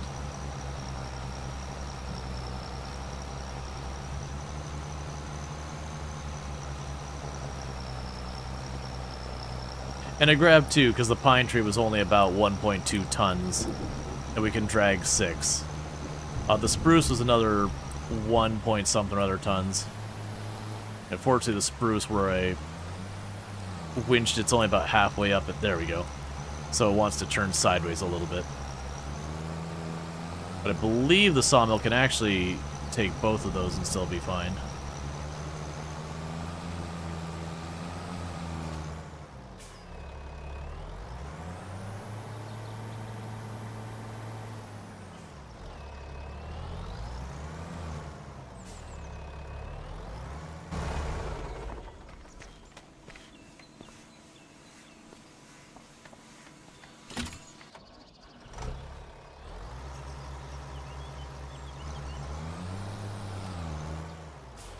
Okay. So that should re-top off our wood. Keep that sawmill running. Now, one of the choices I could have is I could spend my money from the sawmill to, well, from all of our production, to buy the other sawmill.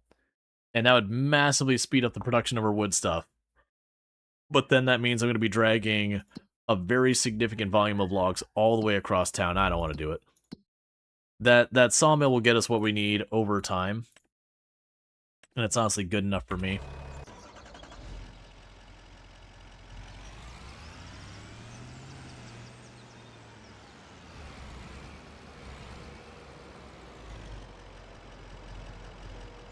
There we go.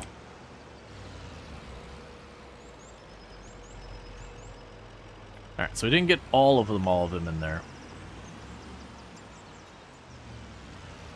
But we got quite a few more. Let's give you some SnowRunner flashbacks. Oh yeah, no, that's when they first announced they're gonna have terrain deformation in this one, people were kind of expecting the SnowRunner thing where you get like bogged down in the mud and just churn it up kind of thing, which isn't what they added. And thank you for the follow. Welcome to the stream. I was a little I was a little worried about that being a thing as well, because here, I'll get the stretch once we drop off the blocks. Just because I could imagine in reality you keep getting in your farm and you just tear up your farm because, you know, you'd go in the rain trying to do your farming. You'd have, you know, your tractor that's really not quite up to the task of dragging whatever you're dragging, so it'd get stuck and you'd just spin your wheels. And I'm sure there'd be some desire for that, but I think for the fact that farm sim, generally speaking, is a more... When I say casual friendly, I don't mean it as, like, the game's a complicated game, but, like, casual friendly in the sense that you can just kind of take your time. There's not, like, a loose thing. You can relax, have a good one. Even if you, like, roll your vehicle, you just hit a button and it teleports it back onto its wheels elsewhere. That kind of thing. Like, it's not a sweaty try-hard game. But, if we got to the point where, like, you would try and drag your tractor to the field and just rip up your field constantly in that, it would very, very quickly not be that kind of thing. It'd start going a lot more sweaty try-hard. Let's see, out of curiosity, do you know you can rotate 90% in-game to drive... Do you know you can rotate 90%? Yeah. Yes. Yeah, so that's kind of one of the things, low frustration game, yeah.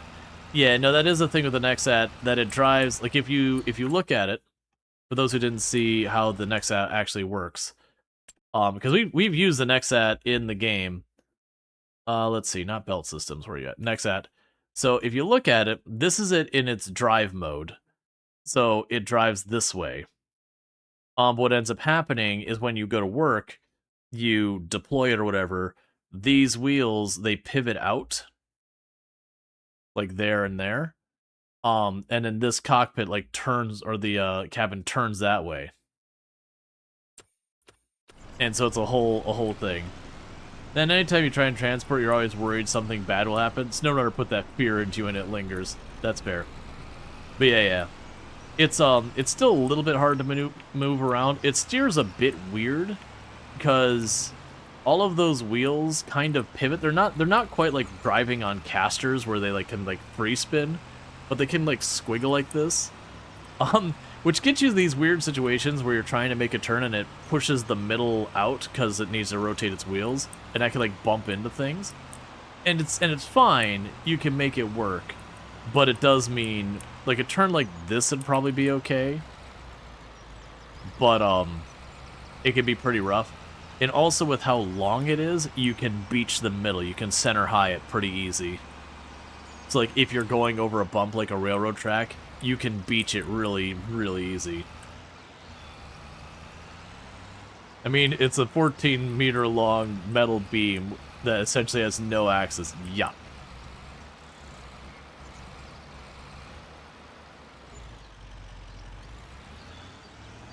And with that, chat, we're going to go to our stonemason, and you are going to now be... Which one do you use worth more anyways?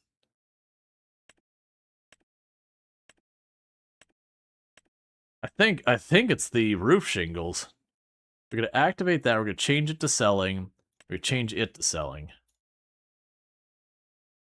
I think we're going to deactivate that. I think the roof shingles are worth more. Because if we look at this, I get for 53, I get 42 castle blocks. Oh, actually, I should probably check that on. I'm checking the wrong thing. I'm checking the cost of production. So you are worth about 15, 16, well, let's say about 1,800 when they sell at max. Now if we go to the castle blocks, they're worth about 1,300 at maximum price. And if we look at our production, we produce 42 of those, 453 of these. We get the same number of cycles. The shingles cost considerably more to do per month, but that's still negligible on a per month. So this one I get 7 less. I actually don't know which. I'm pretty sure the roof shingles are worth more, but it's close enough. I'll just activate them both. They're both set to selling. But basically what happened is I went to drop off the castle brick, and it didn't accept it.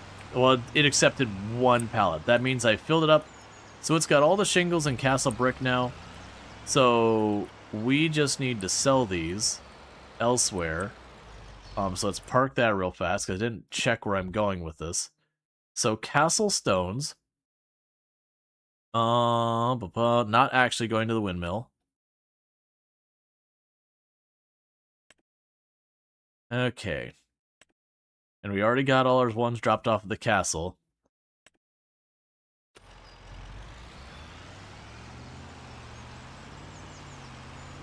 Until June. Probably not going to wait for that. It would give me a little bit more, you're not wrong. But I'd rather ditch these now. Even if I'm going to make, like, a cumulative total. Let's see, I've got, what? Not quite 8 pallets worth. Suede instances, so 1,600-ish less I'll be making than I could be. For 1,600, I've already got loaded. Let's get rid of it.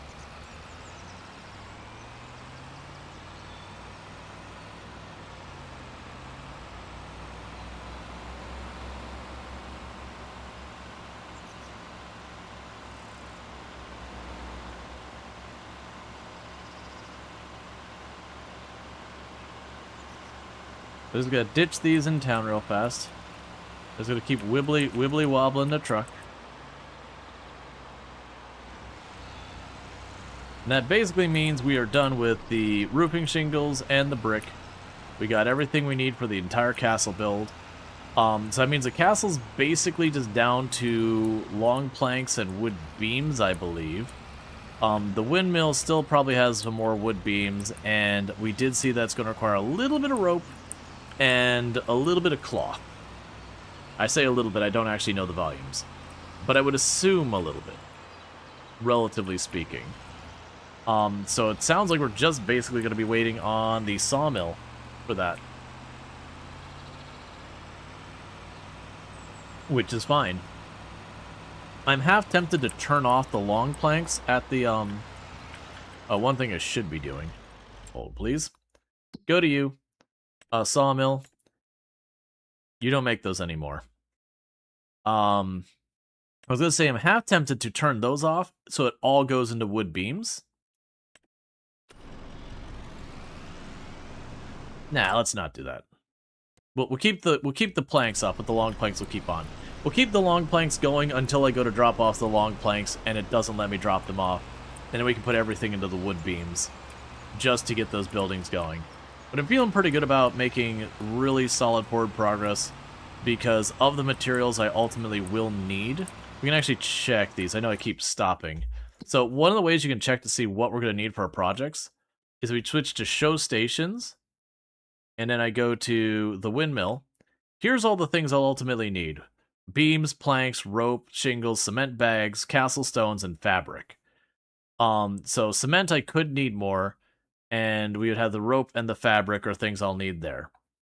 Now if we go to the castle, the only one I haven't done is the cement bags. So this is our sawmill, and then the cement bags I'll need at some stage. And the cement bags, I'm just going to go to the warehouse, buy, and ship. Did you see that this X-Pack has a holiday home under the builders? The materials, and then it gives you a monthly income? I did not. I'm willing to look at that real fast. Maybe now we mess with that down the road. There we go. So I'm assuming that'd be under the farmhouses? Oh no, it'd be, what is it? There's, buildable. Yeah, constructible. Buildable holiday home. Building this comes first can be assembled, deliver the required materials to the construction site. So we'd have to do the shingles, furniture, and the wood stuff. And then it would give me $2,400 a month indefinitely. Okay, that's actually pretty cool. We're not going to worry about that right now because I would need to set up the furniture store or buy furniture. And I would need the sawmill. But that's honestly an interesting one if you were doing a map where you're going to be Let's see, a small generator, but it actually makes the setup than cost, basically. Yeah, no, that one I'd feel a lot better about than... So right now we have in the game where you can just build, like, the wind generators, and that where you just, like, slap down a wind turbine and it just gives you free money forever.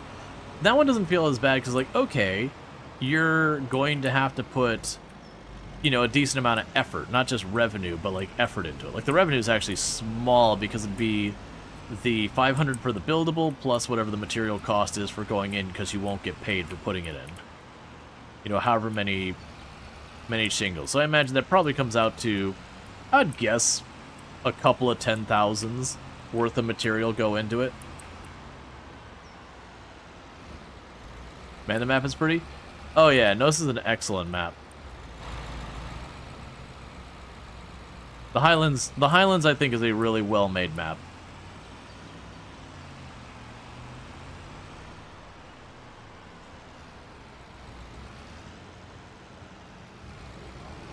A little unfriendly to really big tools, but I think that's fine. How's this gonna work? Okay. We just put the castle bricks down into the vent. It's fine. Don't sweat it.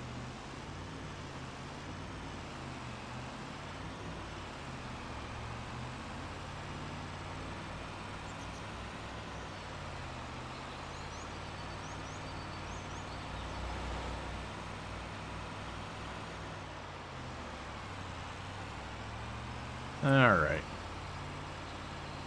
And we can zip on down the road. Grab our last set of castle bricks. I can't remember if I already tried to drop off any more castle bricks at the windmill and it told me no. I think it did.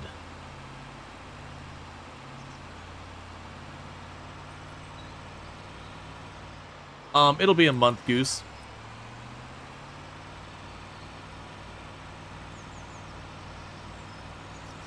It's the same UI they use for the wind turbine kind of stuff.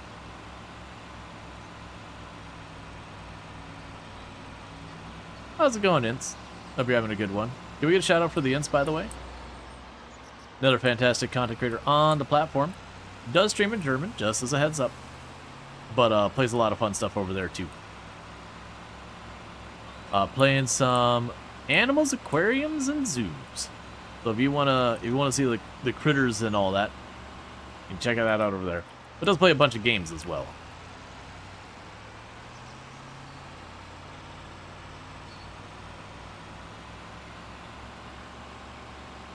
So now with the need for shipping the block around gone, we are certainly going to want to pick up another project. So we're going to be back into investing into farm equipment to get our farm going. But instead of just taking the bare minimum of anything that can... Yeah, hamsters. These critters in particular. Gotcha. Adorable little floofs. They're put with their tiny razor teeth. Because hamsters are adorable. I have been bit before. And their teeth be sharp, man. They got some chompers.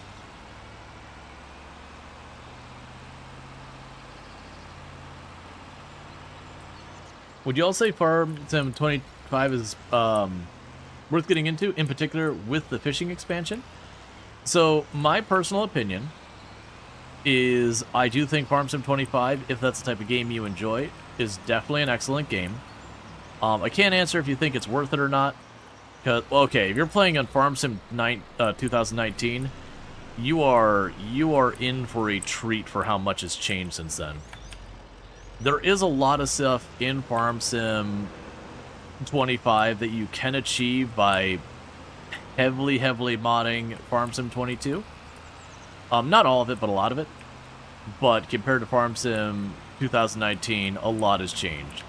These days, we have a lot of stuff, production lines built into the game. That was introduced kind of in Farm Sim 22. They really ramped that up. So, you know, when I go, for example... I think there was a UI thing here about it. Yeah, so, like, I've got these production lines running So, for example, I cut down trees, I put them into my sawmill, I take the materials from my sawmill, and I'm building stuff like that. We've got our quarry, I put water into our quarry, it spits out big rocks. I take the big rocks over to my mason, who then gives me roof shingles and castle stones that I've been using to build stuff and sell. The greenhouse, I could take all these ingredients, for example, I could take them over to a preserving building to make kimchi, among other things. And you've got all these kind of stuff. And it goes many layers deep, but thank you again for that follow. So for example, with the sawmill track, I could take the sawmill and make the planks and beams and all that, and I could take the beams and all that, and I can go over to the next building to make furniture, and I can turn around and sell that furniture for a profit. And you can get all the way to doing stuff like cake, which cake is, what is it, I need sugar beets or sugar cane to make sugar, and that's one ingredient. I need the cows to get milk, that's another ingredient. I need strawberries, which come from greenhouses, that's yet another ingredient. There's something I'm missing for cake. Oh, flour. So you get the idea. Like, oh, we are actually burning through a lot of gas. Let's stop at the gas station. So production lines, and that was more a Farm Sim 22 thing as this game expanded. One other thing that I'll show you is on all of your official maps in Farm Sim 25, you've got these community project buildings. So if you look at this, when I got here, it was all looking like these ruins over here. And we are actually building a castle up here. And the way this works in progress is you've got a sell point up here that it'll be like, I need insert material. So like right now, this one needs 4 more L of wooden beams, which is basically nothing. And we will gradually build a castle here. I also have a second project on this map, which, that's not it, which is we are building a windmill. And that's another one in progress, and this one is missing 2,000 L of wooden beams. So you get the idea that you got these projects, and it's like, for example, Riverbend is like southeast US map. It has a giant playground you build, like a very elaborate playground you build. It also has a museum. You have, I'm blanking on the name of the East Asian map. But they have an East Asian map where you build like this giant temple complex area. There is an East European map that I always forget what the heck its community project is on it. And I'm always told again what it is, and then I forget again. And I do this all the time. This one, you've got, like I said, the windmill and the castle. Farm Sim 22, which you can get that map on this one, you rebuild like an old wooden roller coaster. So you can get that one on this one, though it is... You grab it from like the mod store, but it's an official mod. I'm gonna cut through this field. But yeah, so you got like all of that going on. Another thing that I don't have the equipment to show you now, but they built in GPS into the game. And what I mean by that is just pretend for a moment I've got a cultivator. And I pull up to this field. In Farm Sim 19 and 22 without mods, I just try my best to, you know, bring it along the edge and do my lines. And, you know, here I am constantly overcompensating, and it's an absolute colossal mess, and it's terrible. And Chad is flaming me about my inability to drive in a straight line, and I'm deeply upset by how incredibly awful I'm doing. But what we have instead is in Farm Sim 22 and 25, and you can still do that, by the way, if you desire pain. But you can also go up, and there's steering assist. And so what'll happen is I'll pull up, and you'll see 2 white lines. And you'll see like a little orange line in the middle. And I line up with it, and I hit a button, and I lock my GPS on it. And then it drives it perfectly straight along the edge line all the way to the end of the field. Nice and clean. Perfect the whole way. And all I have to worry about is forward and backward speed, which of course I could turn on cruise control. And then it will drive right up to the edge of the field, and then depending on your settings, it'll either keep driving off into the sunset, or it'll stop. And it's not full automation. I then have to turn it up, line it around again, and hit the button. They also went into the worker AI and made it not dumb as a box of rocks. You can still get it stuck, but instead of like Farm Sim 22, which is the last one I did before this one, where getting it stuck is, you know, a day that ends in Y. Like, you could reliably get it stuck consistently and constantly. This one, it's kind of like, you'll get surprised when you actually get it stuck. You'll be like, why isn't my worker working? And you'll see them like hook something on a tree or whatever, and it's pretty rare. But they're very nice. There are a lot of modern farming and quick perks that the old games don't do. Yeah, and they didn't go full automation. Like, there's a mod in Farm Sim 22 called Course Play that you can get it to a point where you just go up to a field and you hit a button and it do. So it's not to that degree. It's a nice halfway. So like, having your worker do it is kind of full automation, but you pay the worker to do it. The GPS is kind of a halfway there, where it's kind of like, it's steering assist, which is what they call it in the game. That it'll keep the line where you want it, and it's not just straight lines. Like, it'll follow, like, if your field itself zigzags, it'll follow the field zigzag. And all that kind of stuff. We also got lots of cool like new stuff in here. Also, the new crop in the base game is rice, is one of the big ones. So you got rice, peas, green beans, and spinach. The green beans, spinach, and peas aren't very different from what we have before. They're fine. They're a little bit slower to harvest, but they're neither here nor there. The harvesters are a little bit of a narrower width, so they're not super popular, but they're not hated. They're fine. The rice is cool because you actually flood the field. So, you know, you plant your rice, you flood the field, and then you don't need to herbicide, you don't need to weed, you don't need to, like, do anything like that, because that's why you flood the field. I can't remember. I think there's, like, very little you have to do on fertilizer as well for the rice, if I remember correctly. So they're pretty cool. Has its own equipment for it. Like I said, the spinach, the green beans, and the peas, they're fine. They're pretty standard. You're painting texture on the ground, that kind of thing.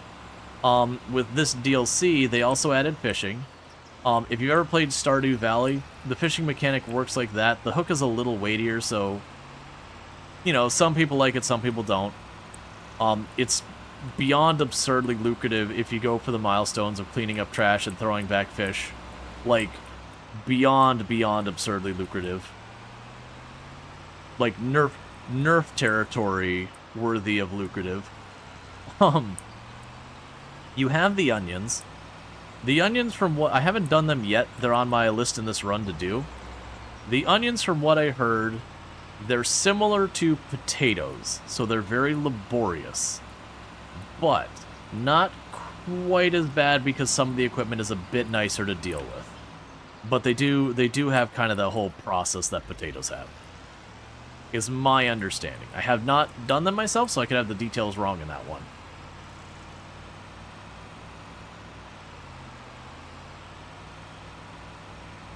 Let's see, what else did they add to this? Oh, and then the aquaculture, that's on my to-do list. The aquaculture is a bit surprising, and it's kind of a mid-late to late game thing. So while it feels like it'd be something early game, the building for producing fish food requires a lot to get up and running. So I'm not sure if that's a good or a bad choice to have it that way, but that is the nature of it, is that it's going to take a bit to get your aquaculture up if you are looking to do the fish. Or you're going to be buying a bunch of fish food. Okay. Oh, and you also have constructible buildings now. So, like, all these buildings here, if I bought that, it'd be $1,000. I wouldn't get the house as you see it here. I would get, like, a lot for it. That'd be all, like, construction taped off. And I'd have to bring in... You can see the materials down here. I'd have to bring in, like, short planks, long planks, wood beams, cement, you know, furniture, I think they're wall segments. And then when you finish it, I'd get the building. But, so it's like a super cheap building, but then you kind of have to, like, bring them, like, you have to source your own materials. Okay, so let's see here. The greenhouse can use more water. The sawmill's fine. Do we have anything on sale? I mean, yes. Go ahead and top off the water in the greenhouse a little bit. But yeah, the flour and the windmill there, I will be able to bring my grains up to the windmill, and it will give me flour for it over time. But yeah, so like between Farm Sim 22 and 25, there's a bit more discussion or argument about is it worth it, is the price, yada yada, because you can get pretty close to Farm Sim 25 if you ignore like the aesthetic improvements, because we now have volumetric lighting, we now have volumetric fog, so you have like where the fog is like down in the valleys but not up on the hills and all those kind of things. And you have like the, you know, the god rays as it were from going through the fog and all that.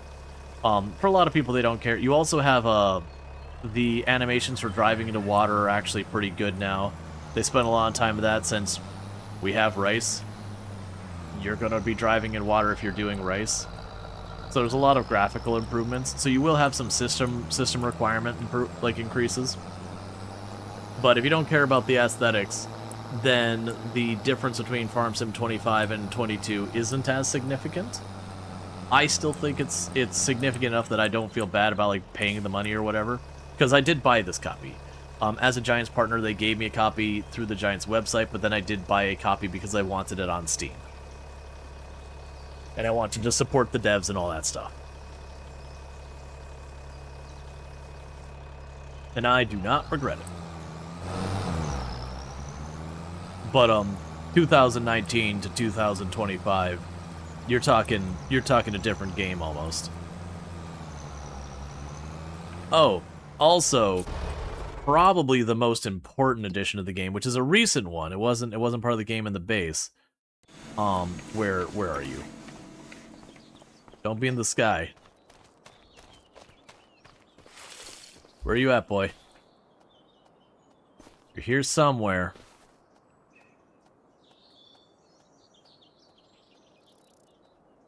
Where are you?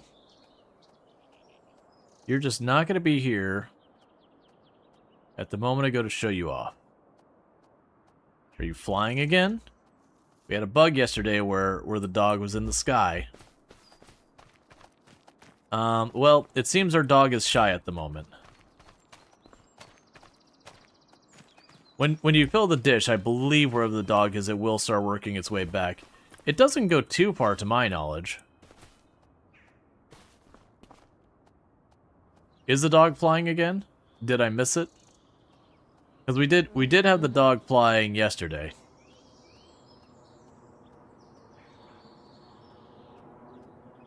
That, like, it just forgot its Z-axis and went to the sky. It's fine.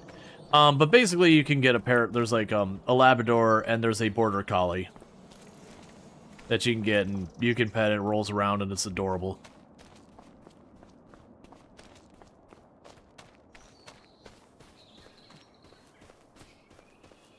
But yeah, so they did add dogs. But the Border Collie is a new thing for this update. It's not actually part of the update, just to be clear. You do get it if you don't have the DLC, from my knowledge. And I believe the dog was also in Farm Sim 22, the Labrador. I'm pretty sure. I want to say the Labrador in Farm Sim 22, you pet it, and it would just, like, run around the area a little bit. Whereas this one, like, you pet the dog, it, like, rolls onto its back and flips its legs up and does a whole little thing. To be unreasonably adorable. But you also have terrain deformation. So as you can see, I'm slightly leaving tire treads in the dirt there. They're mostly cosmetic. They do affect your vehicle bumping around a little bit, but they don't, like, destroy the land or anything like that. It doesn't make, like, a whole big mess.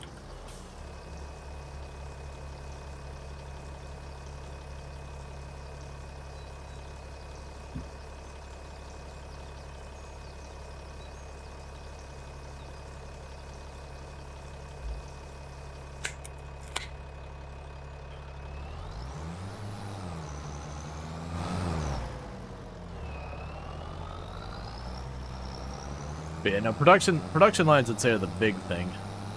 So far as, like, between 2019. My understanding, as someone who hasn't played 2019, my understanding is you could get production lines in 2019 using mods. And now they're, like, baked into the game. Okay. So with that said, that's been a productive day. We got all the castle blocks to the castle, so I don't need any more of those. So for the construction of the castle and the windmill both of those are waiting on wood beams, which we are producing. Not nearly fast enough from the looks of it. Yeah, because you're waiting on 2 pallets of beams, and the castle's waiting on, like, the tiniest fraction of a pallet. And you got a little bit ways till that's going to be right, so it's going to go ahead and go to sleep in our tent.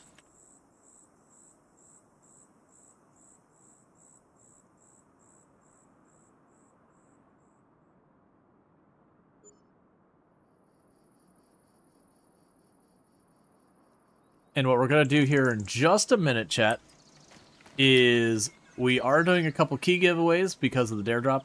The keys I have left for Farm Sim that we're giving out today is I'm going to do 2 drawings this time. I have the Nexat pack. We don't have the base game. I'll get more of those keys when we get more objectives done. Oh, that's a terrible day. So the things we've got available is we have the Nexat pack, which gives you the Nexat, which is a ridiculously large vehicle, very fancy tech. It's kind of got this weird thing where it goes sideways and it can kind of go across the field and do stuff. It's technically on paper one of the most efficient ways to do almost everything in Farm Sim. In practice, it is a very impractical vehicle because it's ginormous and is hard to maneuver and all that. But it's cool. It's to me, it's the most interesting pack of equipment they got. And it can do everything. You can harvest with it, you can seed with it, you can spray with it, you can like cultivate with it, you can slurry with it. Like, it is an incredibly powerful piece of equipment, stupid expensive, but fairly impractical. So we got the pack that has that. We have the Mercedes-Benz truck pack. So if we go down here to the Mercedes-Benz, you got a bunch of tractors. They're kind of cool. They're pretty standard. You got these kind of cool truck tractor things where it is a truck, but it is a truck that you can equip onto it a 3-point connection. So if you ever wanted to take your pickup truck and cultivate a field with it, and then, seed a field with it, it'll do it. They also have these really cool semi trucks where if you look on them, it doesn't have the regular saddle. It's got this weird hook arm thing. And the way that works is you've got these containers that you can just dump the container along a field, bring 3 or 4 of them over there, chuck them down there, let your friend do all the harvesting, dump them in the containers, come back, pick up the containers, and drive off. So instead of having like a full dedicated trailer and all that, you've got these kind of container things you can move around. And to be fair, most of the time you're just going to want a trailer, but it's kind of a cool alternative that there is some like niche use cases and all that. That one's probably the most practical usable of the DLC we got for 25. And then the last one we have is the Plains and Prairies DLC, which if we look at that introduces the Versatile brand. Most of these are side grades that they're kind of equivalents to existing equipment. Like some of them, it's like this one, for example, you get a very high amount of horsepower for a relatively low price, getting 600 horsepower for 219,000, but it does come with a bunch of drawbacks, and it's just not a very versatile piece of equipment, ironically, with the name Versatile. It also gives you the Ford brand, because Versatile and Ford once upon a time were the same brand in the sense that Ford owned Versatile, if I remember that correctly. I could have those details wrong and probably offended someone. But you'll even notice, like, the 1156, you'll have one that's sprayed, is painted this way and one that's painted red, and it's the same vehicle but different label. And they do add a couple of extra things like a sprayer and a seeder and all that are really end things. So what I'm going to go ahead and do is I forgot to stop the earlier query. If you are looking to get one of those, you can do exclamation mark join. We're going to draw 2 of them. You'll do exclamation mark join, and these are for those DLC that you'll get to pick one of them. So we'll have 2 of those going up. And like I said, that's for the Nexat, the Mercedes-Benz truck, and the Prairie and Plains. And all you have to do is, when I draw your name, you just gotta be like, I would like insert name of DLC, I'll DM you the key, and you're good to go. So with that said, let's check on our production lines. The sawmill has a beam in storage, so we're good there. What if you don't have the base game? If you're going to buy the base game, that's fine to enter. If you do not own the game and you don't have immediate intentions to buy, probably not, because then the key is just going to kind of sit there and rot, which doesn't feel great. So that's gonna, like, and it'll be on the honor system if you intend on buying the game or not. Because like I said, if you get a key for a DLC and don't own the game and have no immediate intentions on changing that, that's basically denied the key to someone who might actually use it. That's obviously it's honor system. I can't prove whether or not you own it or anything like that.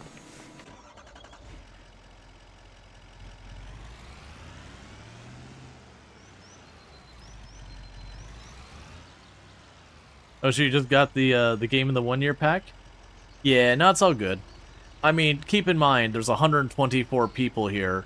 Sure, not all of them are going to enter, but a bunch are. And so, while it's not actually bad odds of getting it, the odds are still a long shot that you get a key, any given key. So I wouldn't feel bad if you bought the game and be like, oh, but I could have won.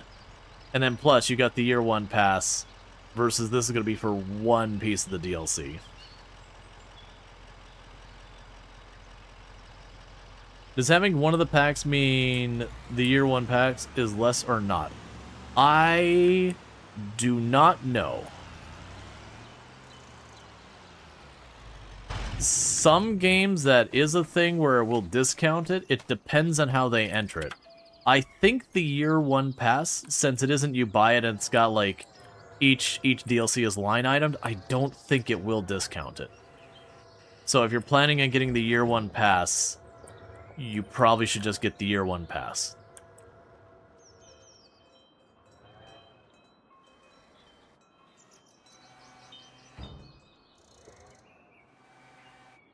Sure, we'll pretend that's on there.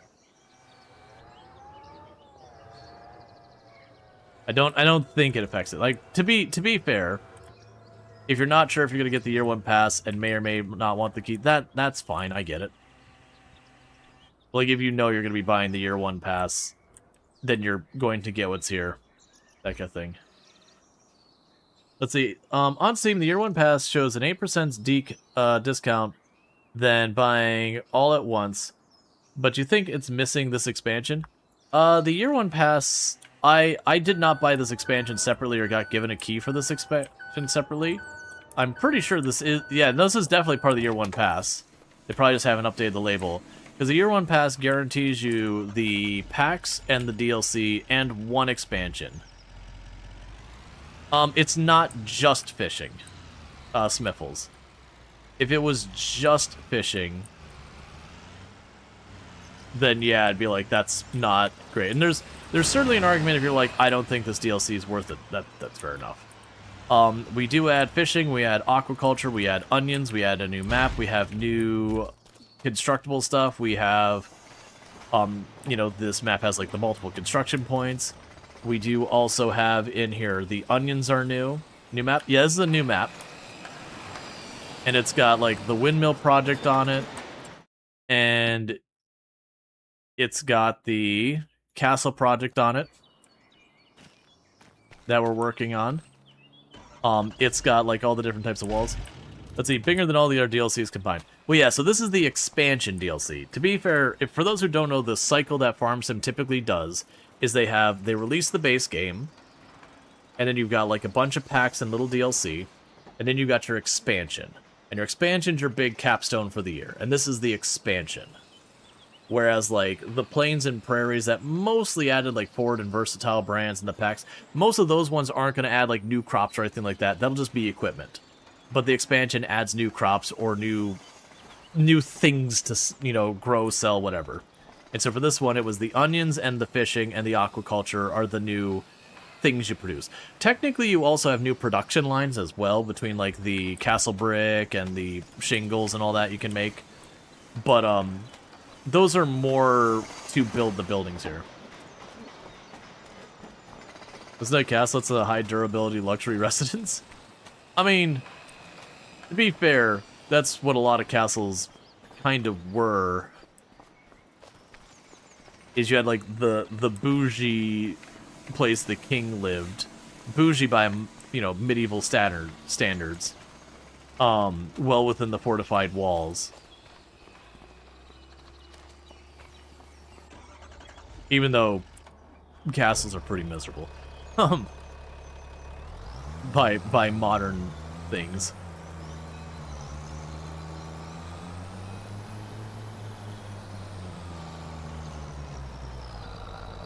Okay. And there's been a lot of equipment that you get along the way. But yeah, like, to give you an idea, the next app pack, it's just a really fancy piece of equipment.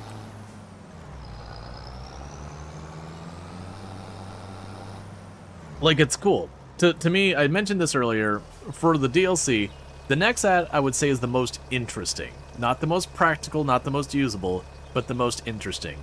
I think the Mercedes-Benz is probably the one you get the most net new useful thing with that, like, modular truck thing, where you can, like, leave the trailers behind.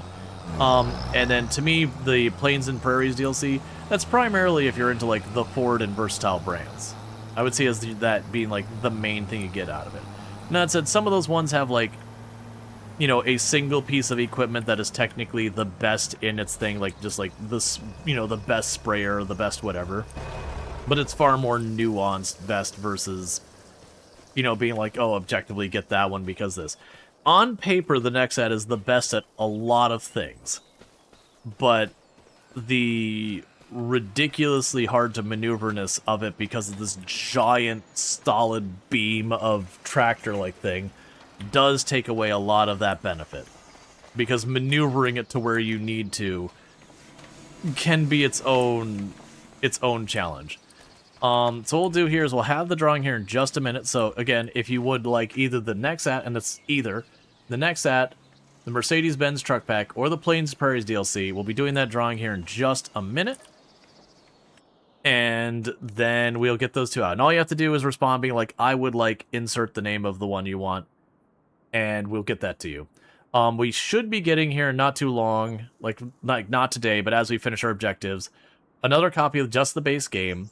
I think 2 copies where it's the base game plus this expansion, and then 1 copy that'll be the base game and the Year 1 pass. But that's going to take a while. We won't have those today. Both of those are junk. I don't want them. Okay. So let me go ahead, and we are going to be drawing our first name. And so we have Canahawk. Just let me know which of those DLC you would like, and I will get it your way. Let me just pull this down so I can actually do that. Because then we got the Nexat, the Mercedes-Benz, or the Plains and Prairies. And I'll let you get first dibs. Mercedes-Benz? That works for me. Let's see, Mercedes-Benz would be this one. Alright, so Whisper. Mercedes-Benz Trucks. Trucks pack. And let's double check, make sure you got you the right key. Mercedes-Benz, Mercedes-Benz, going to the right person, and there you go. Congratulations. I'll mark that key as used. And then for the next drawing, we got the ints. Would you like the Nexat pack or the Plains and Prairies DLC? So the big giant really cool interesting machine that may or may not be useful at all, or the Ford truck / versatile brand. I don't remember if it has, like, the Plains and Prairies has, like, a typical Ford truck. Alright, Plains and Prairies. We can go ahead and get that.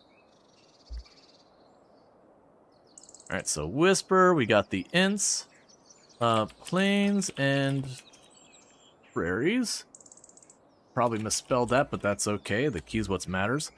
Make sure we got the right key here. It's going to the right person, just verifying everything. Because if I send the wrong one to the wrong person, I feel bad then. Because I won't have a second key to do it. Alright, so there you go. And we'll mark that one as collected. And that leaves just the Nexat pack. I know I'm not doing the greatest job at pitching the Nexat pack. Because, you know, it's cool, but it's impractical. Yeah, no, you're good, the ends. Like, just let me know that it worked. Like, not like you have an obligation, but it's good to know. So let's see. Yeah, you're asking if there was a Ford truck. I don't think there is, like, a regular old Ford truck. Yeah, no, I don't think we could check under the cars as well, because I think they put, like, the regular pickup trucks here. Yeah, no, I don't think they have, like, a regular old, like, Ford F-150, because, I mean, they'd have to give it, like, 20 horsepower and make it try and go over a bump and then, break a tie rod or something. And everyone would get upset. But if they did anything other than that, it wouldn't be an accurate representation of a Ford truck.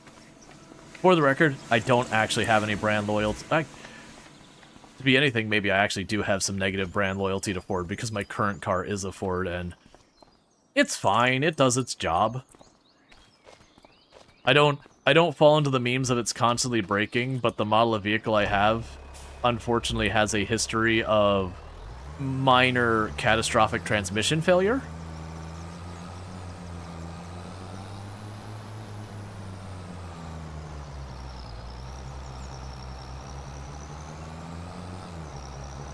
Can't afford a Ford, Dodge, or Ford. What? Well, I just want to be able to tell my sister with a straight face, they're now driving a Mercedes.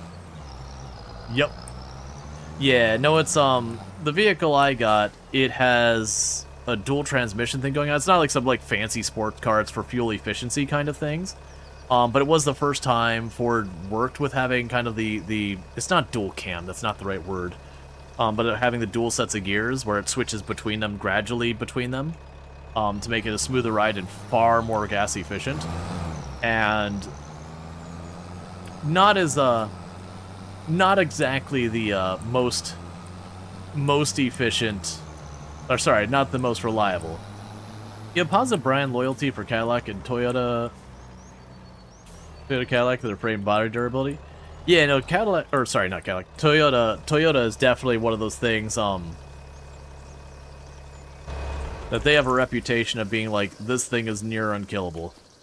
And for the record, I don't actually have any beef with Ford. Just kind of a little bit like, they made this bunk transmission that has a tendency to fail early. And they got a whole bunch of stuff, and they're like, cool, well, if it breaks, we'll put it in the exact, we'll put the same transmission back in your car. Like, we'll get a new copy of the same unreliable transmission. And you're like, cool. Thanks, man. So I have a transmission that's like a ticking time bomb. And when it goes boom, as long as I don't get into an car accident and die because, my car stops working on the highway, then, you'll go ahead and put me in, put another time bomb in it. Thanks, man. Real big appreciate. You couldn't get a new one? CVT? I don't know car terms. I'm not a car person. So, as much as I'd be like, yes, that's the one. It's the nature of the transmission. Is like I said, it's got your, normally under transmission, you've got one, what's the word? You've got, the one cam that you've got your gears on, and then, your transmission engages and disengages from that. And then when you switch gears, it's just moving up and down on those gears. And in this one, you've got two sets of those, so it kind of moves in and out from between the two. So it's gradually shifting in and out of gear between them, as opposed to, I'm in gear, I'm out of gear, I'm in, completely disengage and re-engage kind of thing. And maybe CVT is what it is. I don't know. I would love to be like, yes, that's the one. I don't know the term for it. It is not a high-end sports fancy any kind of car like that. It is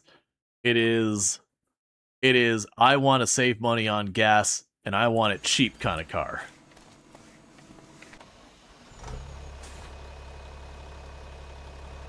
Because to me, and I understand a lot of people are super into having sporty, cool, whatever cars. To me, a car is a tool, like a hammer. It gets me from A to B. You don't need a big old truck with a bunch of space in the back, because that's just not my needs. More power to you if you don't. I don't have any negative opinions about truck. They're also a tool. I will absolutely make fun of you if you're driving like an extended bed Ford F-150 with like the double wide wheels in the back, and you're driving in the middle of downtown, and you don't work a job that you need to haul anything or have hobbies, I will absolutely make fun of you for that. Because that makes no sense. But if you know you're doing carpentry or plumbing, or you go camping or whatever, hunting, sure, makes sense, sure, gotcha. You know that is the cost of doing your thing. But if you're cosplaying as someone who needs these things, I will make fun of you. Let's see, when you were a kid, your family had a little hatchback Toyota Corolla that survived years of family vacations to do pick up veggies in Eastern Washington. Jasmine. We'd pick up 2 adults, 2 kids, 2-3 90-ish pound dogs into the car for a week of camping supplies over there. Come back with a lot less camping food, so on. But upwards of 800-900 pounds of fruit, veggies, canning. It survived so well that we ended up passing the car off to your old school best friend as he moved away. Yeah, no, that's like... And there's something to be said for that. Like I said, for me... Alright, so tree too thick. And apparently standing up too straight. But yeah, it's like... There's lots of pragmatic reasons for a truck. We have a lot of tendency... Could you fall over, tree? This isn't how you work.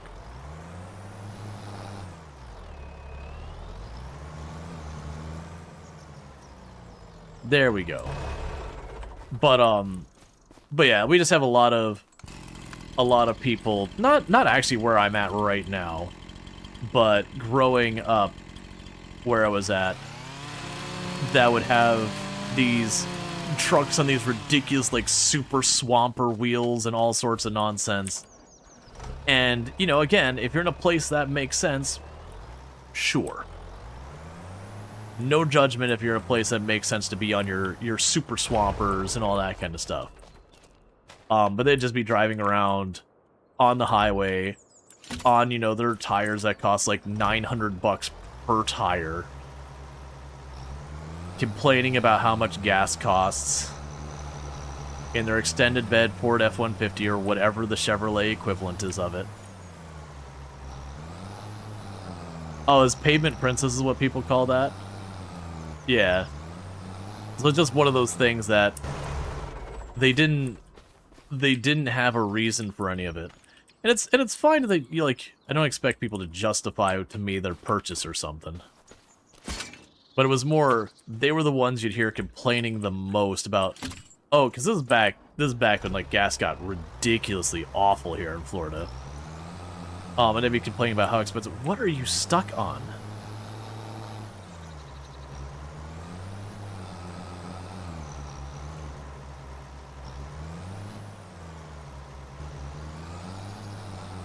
I see you way back there, Branch.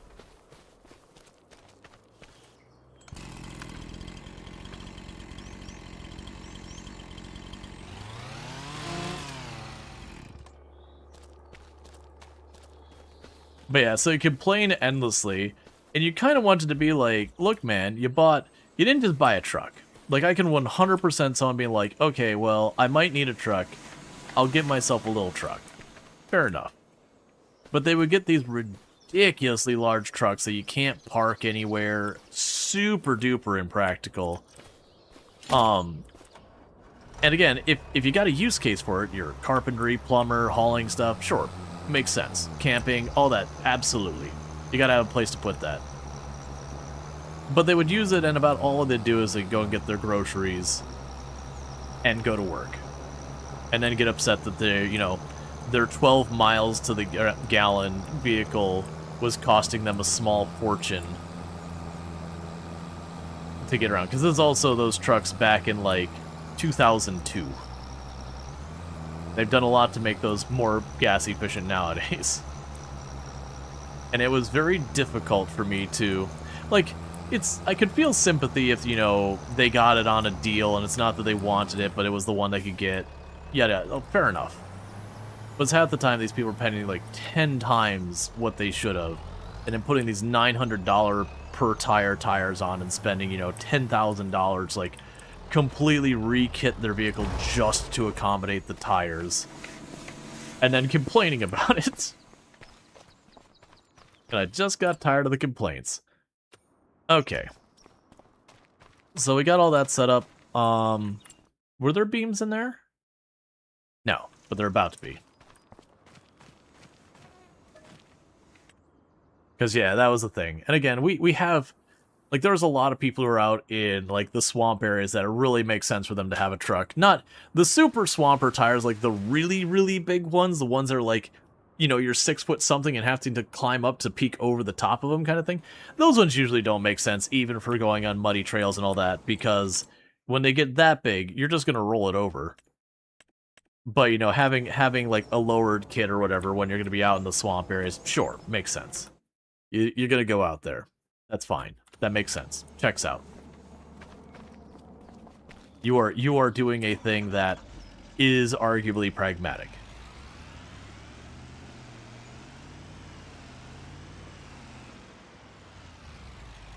But, like, the giant ones. Like, man, you're in Florida. This place, it doesn't get flatter. It does get flatter, to be entirely honest, but there's not much... We're may not be number one in the flattest place on Earth, but we're pretty close. We're in the runnings. I'm gonna back this up to the windmill.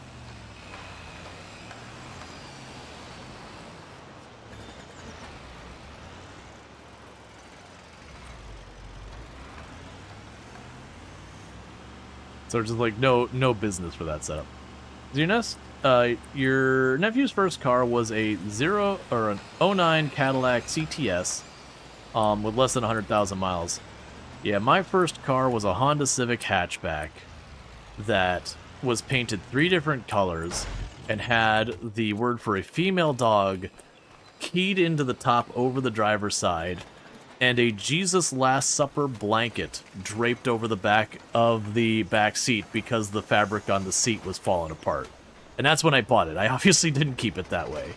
And then even then I had to repair it because the body of it was that kind of bronze color that was super duper popular in like 87, 88 to like hide dirt. And the hood was like spray paint gold. And then it was the trim on the front was like that kind of like sky navy-ish blue that, again, was popular in that time frame. So the first thing we did when we got that car is we went to the local junkyard and got a replacement hood. Because that hood also didn't fit on correctly because it was all bent up. We got a replacement grill. Not to paint match, but like because all that front end was all smashed up because they ran to the back of a school bus. And then it was the fenders. We replaced the fenders as well. We basically replaced the whole outer shell of the front, and I believe we also cut away part of the frame and re-welded it because it was damaged, which we didn't know when we bought it. And that car had like 100-something thousand miles on it when I got it, and we were at just creeping up into 300,000 when I got rid of it, which it was still running, but I was gonna have to open the valves again, and it would be like the 3rd time I'd opened up the valves since I owned that car, and I was like, you know what? I'm effing done. I have money. I'm buying a car. Like, I have worked on this car so much. I have cash. I'm buying a new car. A new used car. Okay, sawmill's fine. The quarry's getting low on water. Okay, so we're getting a decent amount of money. I should buy stuff with this. Because what we're looking at is I want to start getting crops going. We got about $250,000 to our name. And so we can definitely get that kind of stuff going. Now, the first thing is I need to own land to put crops on. Now, we could certainly start pushing our way up to a proper tractor. Part of me wants to hold out and see if we can't get lucky with one of these. That's kind of what I'm doing right now. But very genuinely, if I want to just get stuff going, I could very easily go in here and be like, okay, cultivator, I got 240 horses. So it's looking like 6 meters is in our realm. Actually, 7.5 meters is doable. We could go with that. I would want to get where you can get the Power Harrower. That's like the all-in-one combination thing. We can go over here. What I could do is go into the Cedars. And you got these ones where you could direct drill. So you require 140. You require 180. So that would direct drill. It would fertilize. And it wouldn't weed, but do everything else.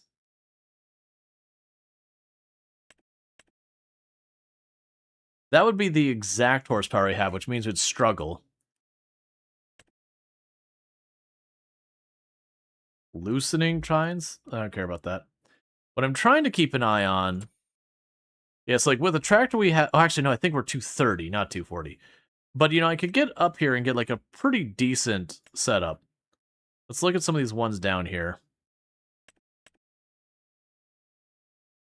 Yeah, I could also potentially get this one. What I'm trying to watch out for... Because, like, aesthetically, that has the weeders on the back, but not all of those are they real.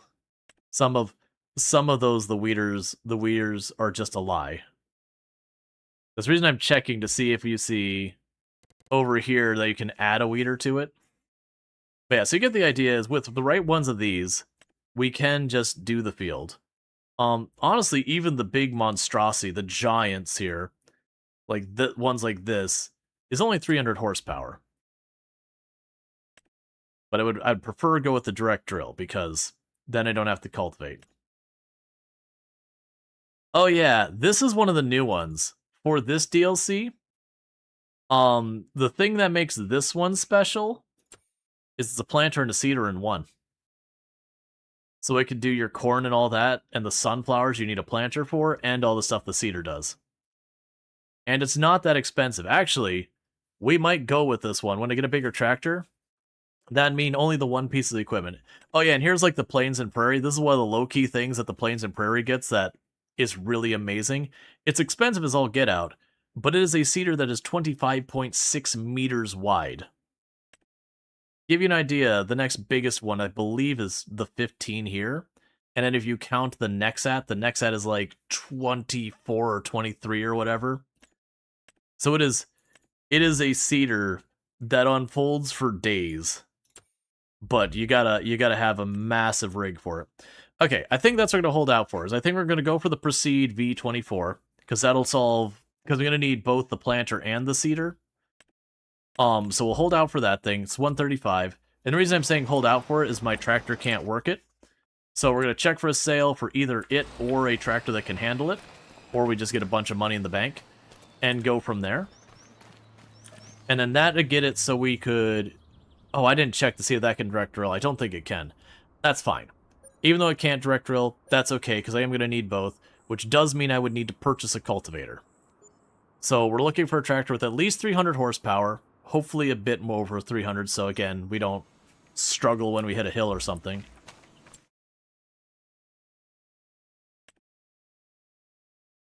You got the disc harrower, we got trailer. You have plenty of wood in you. Oh, we are the next phase. So this phase requires 2 more sets of wood beams. Cool. That's fine. So we're getting close to the point I'm going to be able to start... Well, actually, no, we're not. Because we're about not quite halfway. That's it. I'm curious what else is going to be added on here later on. Because it's looking like we've got basically the entire... Oh, I guess you'd have, like, a bunch of wood for the internal mechanics. That's fine. Yep, so with that, there's nothing for me to do. I'm lying. Let's check on our greenhouse and that. Let's go top it off. Yeah, so we're advancing time relatively quickly right now.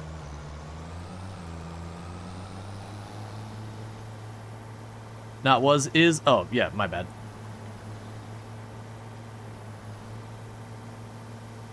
Yeah, so we're holding out for... Because we got this tractor. This tractor's fine. I could sell it...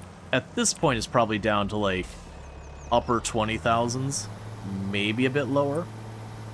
But we're holding out for a tractor, and honestly, I'd probably keep it as low as the price has probably gotten from use.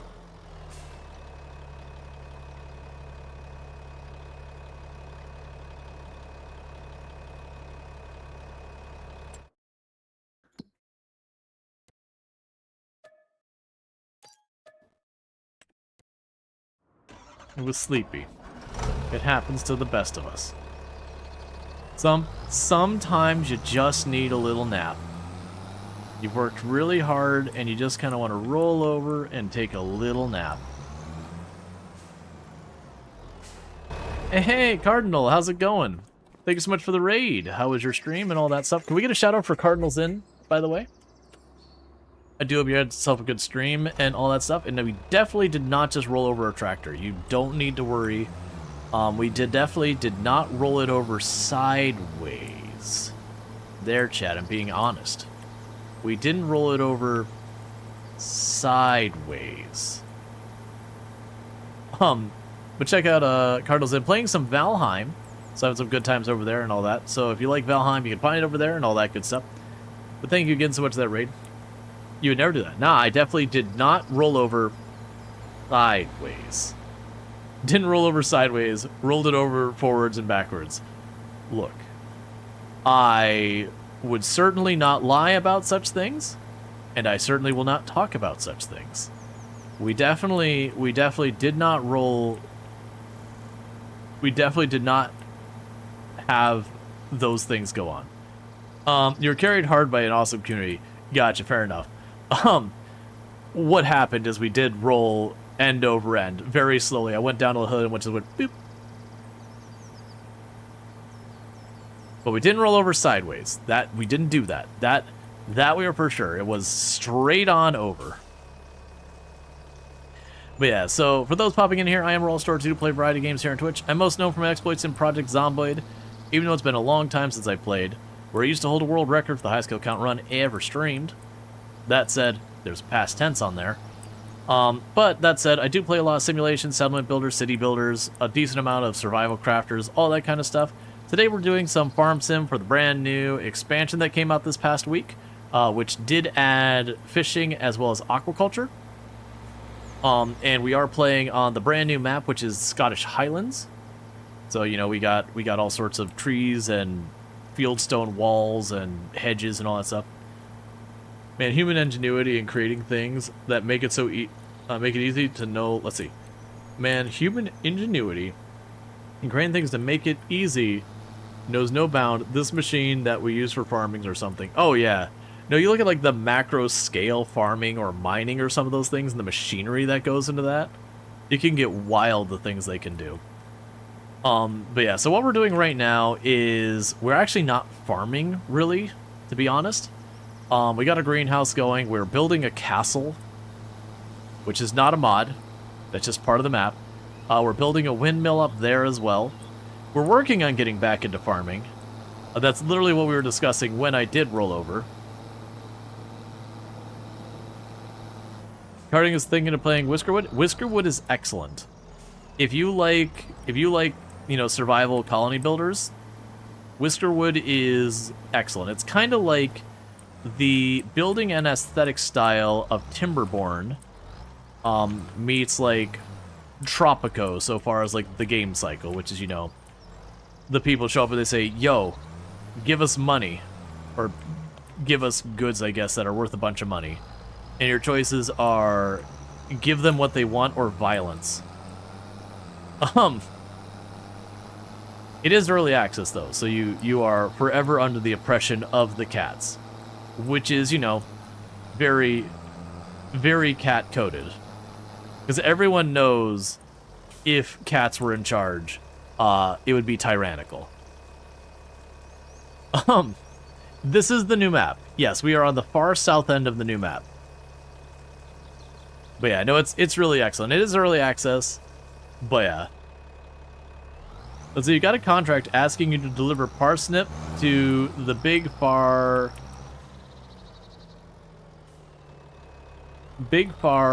Moisk, but you don't know where to upload. Oh, if you got a contract that says to offload, if you click on your contracts, so let's say it's this one, it'll blink both of those. So we can pop down here. You know, it'll say like this field to that spot. So you'll have that there. Big farm kiosk. I'm not a farm kiosk, but sure. But it should mark both locations. Yeah, I'm at the spot, but the offload point isn't easy to find. Is it the one... Here, let me check. Is it the one... Is it marked up here? Like, where on the map? Because I'm not sure of the farm kiosk. That's... And it could be I just haven't noticed it. Yes, near the blue, blue thing? Yeah. So, if you look over here, this grate in the ground is probably what you're looking for. So you got, like, the blue charging station over here. The catch is, you gotta drive around the block there to this area over here. And there's a road in from the sign. There's not one there where it's flashing.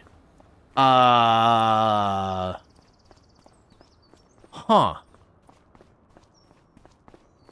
I don't know what to tell you then. My instinct is to first ask, are you running any mods? Because that's usually where my brain goes a lot, because there's a lot of mods that break stuff. Otherwise, I unfortunately don't really have an answer for you as to where it might be. Because that's the only sell point I've seen for contracts in that area has been that one I just pointed out, was that one grate. Like a pop-up tent. I wonder. No, I mean, because there was a, on the East Asian map, there was a farmer's market that was only open certain days. But you could still always drop off your stuff any days.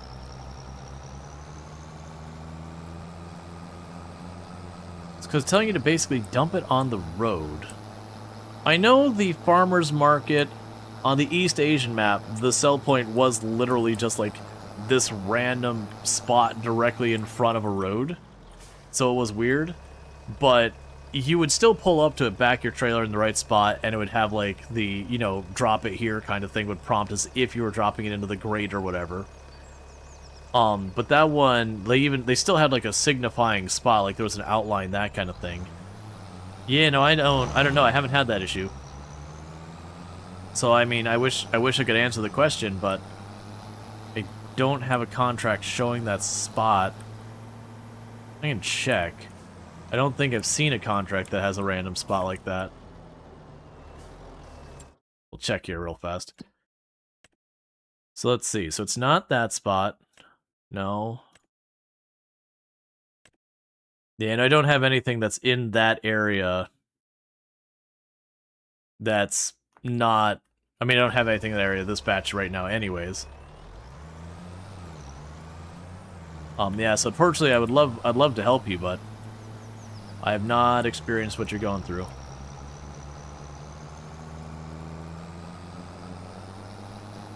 Yeah, no, if you have the thing where it's like dump here with a C, your contract for field 28 says big kiosk. Oh, big farmer's kiosk. Okay. It just disappeared. Oh, there we go. So big farmer's kiosk. All right, so I see where that spot is. Let me check. Because it's pointing here. Where is the actual dump point there?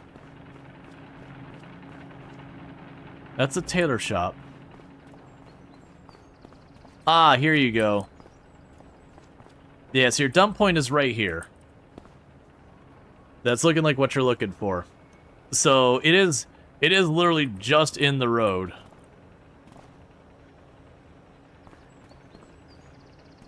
I know that's a really weird one, but that's the reason they've highlighted this as some like dust or whatever on the ground, I think. But yeah, so you got like your farmer's market here, and it looks like that's the spot. Yeah, no, that's a weird one. That's kind of like I said, the East Asian map. They have one. It's more like, it'd be more like a side alley, so like not quite as bad as this. but instead of being a road, it'd just have all your stalls along the sides of it.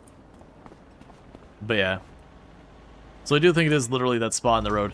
More than likely, when you bring your trailer over it, it'll give you the, like, use C to dump here kind of thing. And you'll just do that. If you have to force dump it, I think you won't get credit. Because that's telling you it's not recognizing it as a spot.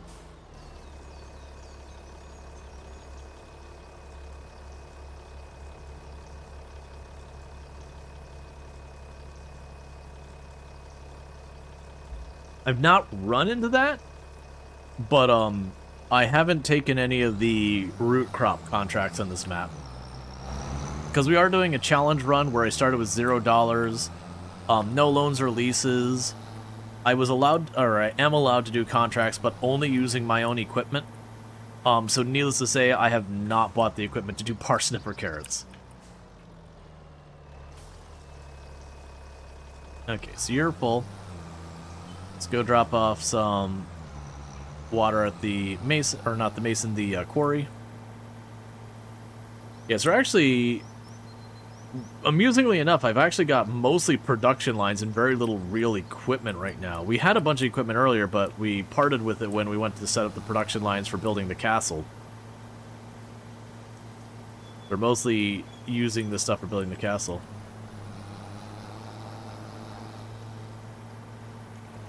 That's actually what we're working on right now, is I'm working on starting to get equipment for proper field work. So not just doing a field, but actually doing a field and not sucking at it because we're dragging some little 3-meter wide cultivator behind us and hoping it's not terrible.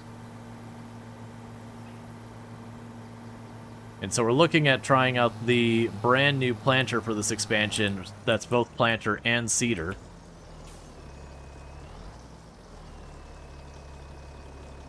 Start topping this off. Cool.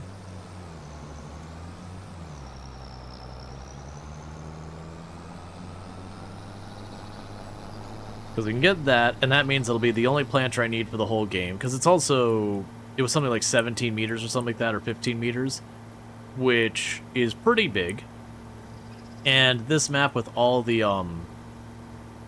walls and hedges and narrow roads, trying to get the ridiculously large planters, I think you'll just have problems getting around town and everything where you need to go for your fields. So 17 meters seems like a pretty solid one for dealing with on this map. It only requires 300 horsepower, so a bigger tractor will be useful, but it doesn't need to be a huge tractor. That one is not direct drill, so I will need the cultivator. Because I'm pretty sure, if I remember correctly, I don't think there are any direct drill planters. I could be wrong on that one. It's been a while. Oh, no, but take that back. There are direct drill planters.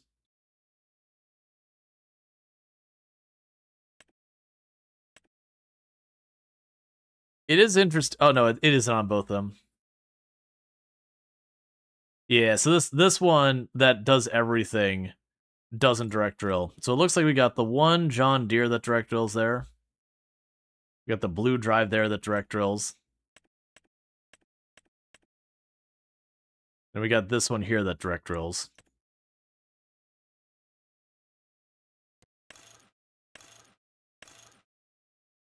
Okay.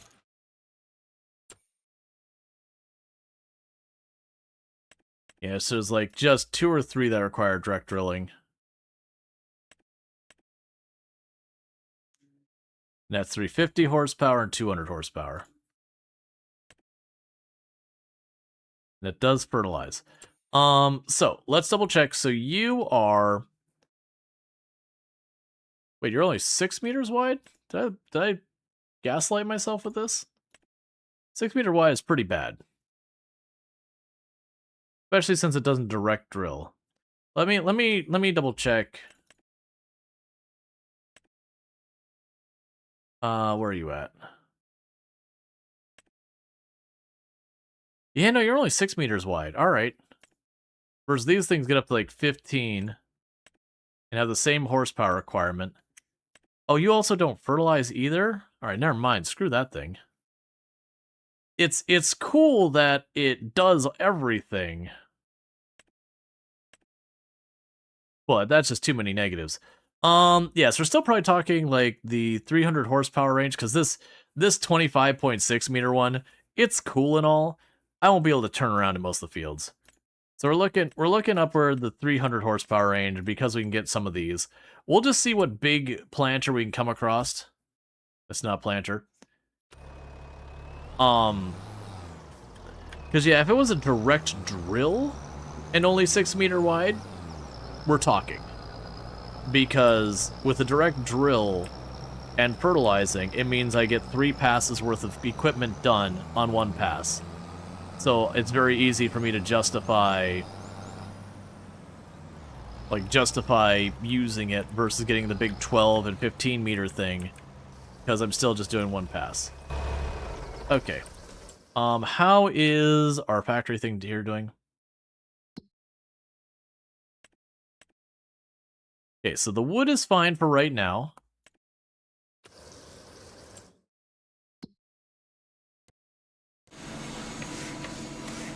We'll need more wood not too long. Alright. And what is going to happen here in a minute is I'm going to need to use the restroom, so I'm going to go do that. But whoever's been enjoying the game and all that stuff so far, been doing some solid farming. We've been making really good progress on the castle and the windmill. The big thing holding us up right now is the beams that are laying right there. Honestly, I'm not going to bother loading them up on the truck.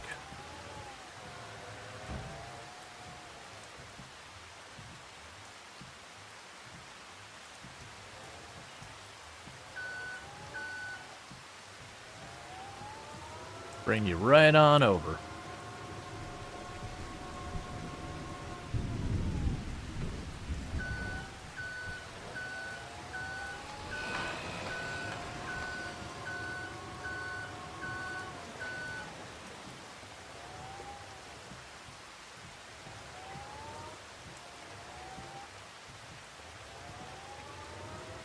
Not swerving quite right because my forks were dragging on the ground.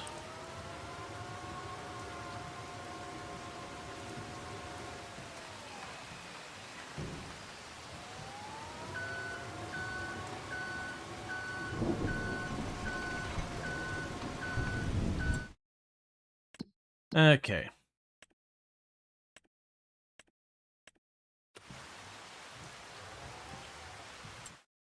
Alright, we'll check in all that in a minute. Alright, I'll be back in just a minute, chat, because I gotta use the restroom, and I'll be right back. Thank you again for tuning in.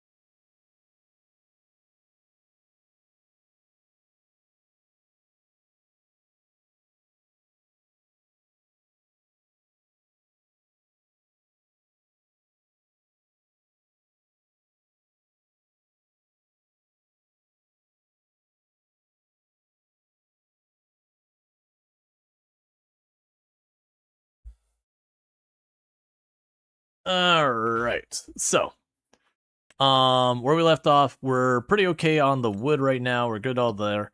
I was going to check on our sales. So we're still kind of dealing with, we haven't got some good stuff in there. That's a pretty big Mack truck. I'm probably not going to grab that one. I would rather get the farming up and running. And you're waiting on... You still need more wood beams. That's okay. So today did not happen.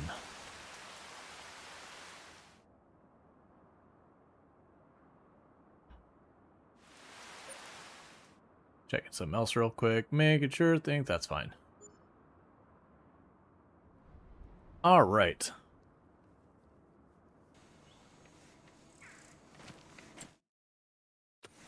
Yeah, just no luck on any of the sales. You have planks. So we are going to want to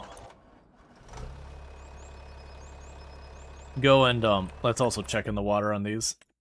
Yeah, you're fine. We're gonna want to go ahead and check on getting more wood load up in our sawmill. Keep those beams coming. And we've still been able to keep dropping off the planks, and that tells me it still has use for the planks. Eventually it'll stop accepting the planks and we stop making them.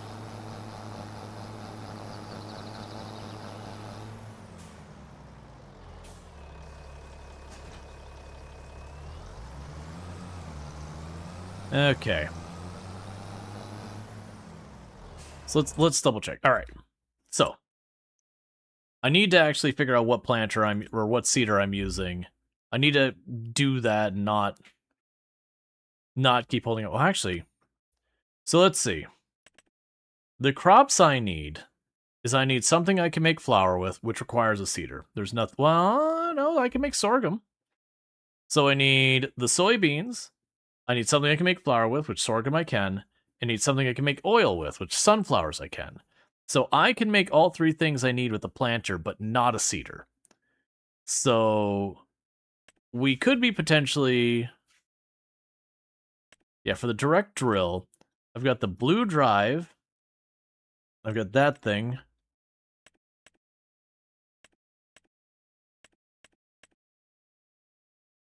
Yeah, so my choices are I can get this thing for 133, and it's 4 meters wide. And I'm assuming that requires design too, because those do look like wheels for processing. I am not seeing anything on here that implicates that it does any type of weeding. Let's see, delivering the ingredients acts like selling, not for full value, but close to the extra resources. And then we still get paid for it. Well, there is eventually a point they'll stop accepting them. Because, like, for example, with the roof shingles, I would go up to the castle and I would have the 1 or 2 like boxes left over because it stopped taking them. Same with the lighthouse. As long as there's still more need, eventually in its building process, it'll accept it.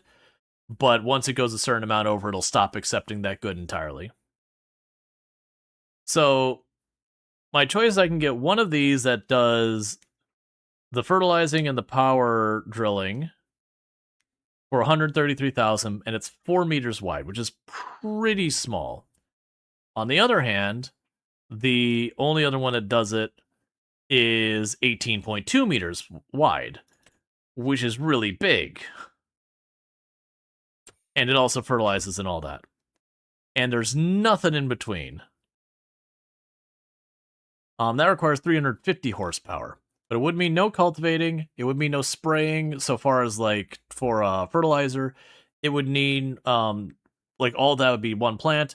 I would have to follow up with a weeder.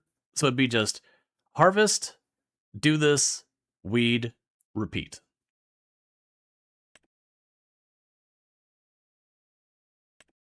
It is interesting to me that there's just really not that many options for the drilling. And then the other one would be the John Deere, which is the same thing, but you don't fertilize, so I'm not going to do that. It's bigger, but it doesn't... All right, so 350 horsepower. That one I could do right now with my current tractor, but it is only 4 meters wide, which is pretty small. That's really genuinely small. But it would be doable right now.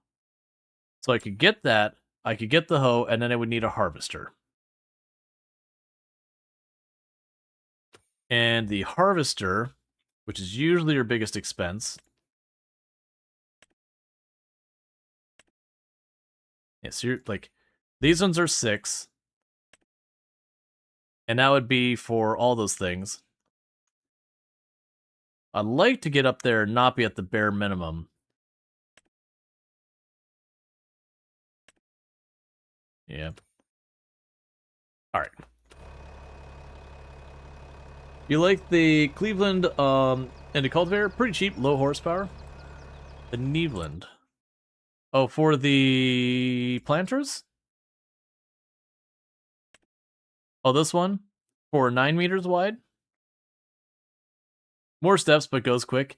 Yeah, I mean, it does go at 11 meters, or 11 miles per hour. Yeah, it is cheap. I do think I would rather hold out for that. Now, granted, it is 9 meters, so this is 2 passes and a fourth of a pass to that one. I do think I'd rather hold out, but that's definitely not a bad idea. Like 9 meters is a pretty good one. Because like we're not super hurting on money. It's more I'm trying to decide where we're at. I think we'll wait till we have the harvester sorted, or I get a good sale. Either or. Because I didn't think about the fact that the planter I can do all the things.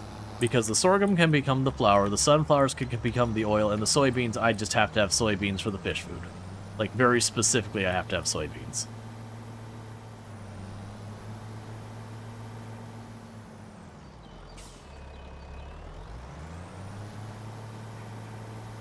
This is the forklift, not the winch. It's not gonna work. Gonna have to have the right equipment to do the right thing.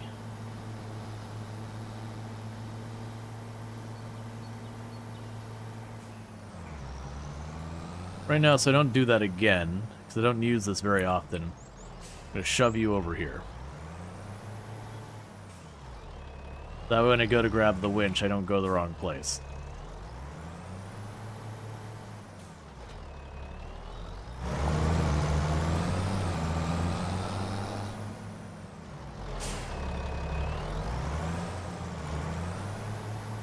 But yeah, no, it's definitely, I can see the desire for it. If you're looking for a big planter, early game it'll be a solid planter. We're just at that stage where I'm making close to like 20,000 a day or like 12,000 a day. So I'm at that point where it's like I could buy that, but then like 2 seconds I'd want to switch over to something that drills.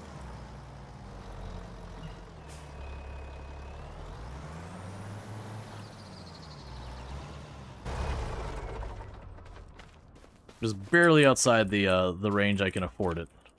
Ooh. And that's harvester issues.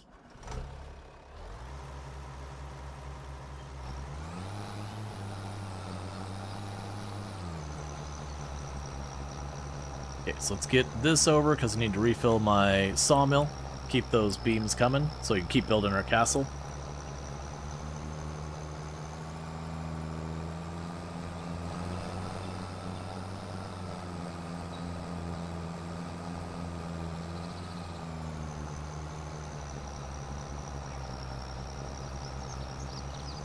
And I'm getting to the point I'm probably going to need a better solution for getting the trees over here. I am noticing there's a bunch of trees like this one, where they won't make like actual logs that I can ship easily very well. There's just too many solid branches. That are usually always obnoxious to ship. And that's usually why a lot of people use the winch, is because you can do exactly what I'm doing here. Complicated tree that you'd have to cut off all the branches? Nah. Just drag it to your sawmill. It's fine. It mostly just cares how much volume it is.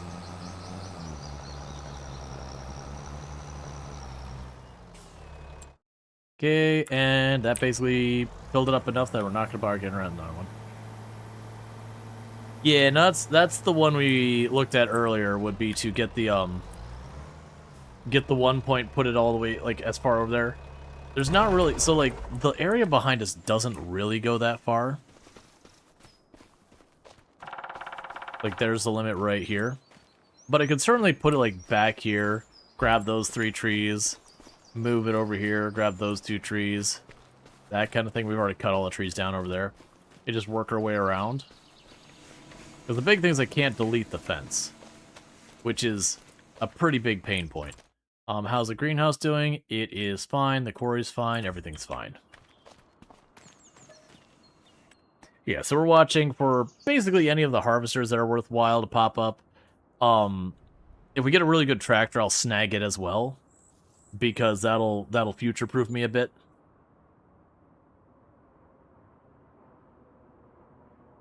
Because I'm also going to have to buy the land.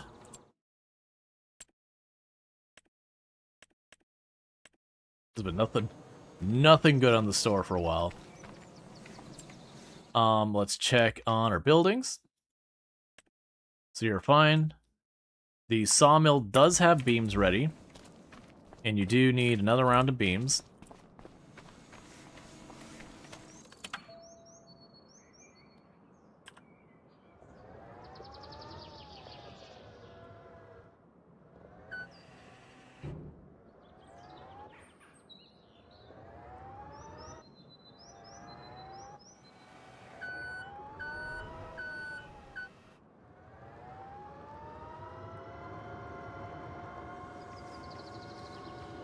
Okay.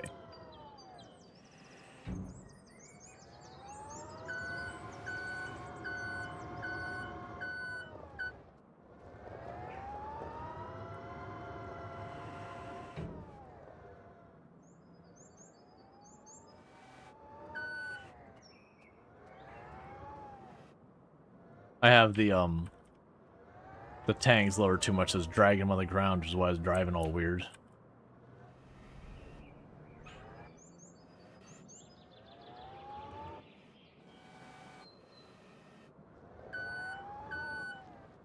Okay. Now, downside is when I'm dropping them off here, because this is my building, I don't get paid. Just building my own building.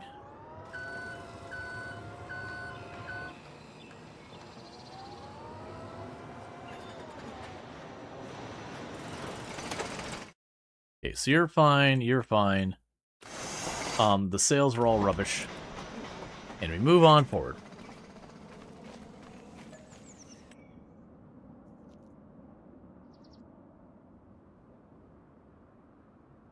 But yeah, the other thing I was thinking is if we get a tractor with a front attachment, grabbing the log grabbers, because then I can just grab the base of the tree and just put it over. I might have to cut into like 2-3 sections, but that's fine too. JCB. So you're a 12-foot wide harvester, but you cannot do the stuff I care about. Well, 12-foot wide harvester attachment. That's not the expensive part I'm worried about, so not really what I'm looking for. Alright, so I got one more in-game month before I gotta deal with that. So we're just gonna go right back to bed. And fast forward time to keep those logs coming in. We're also slowly getting money from the castle brick and shingles and all that we're now exporting.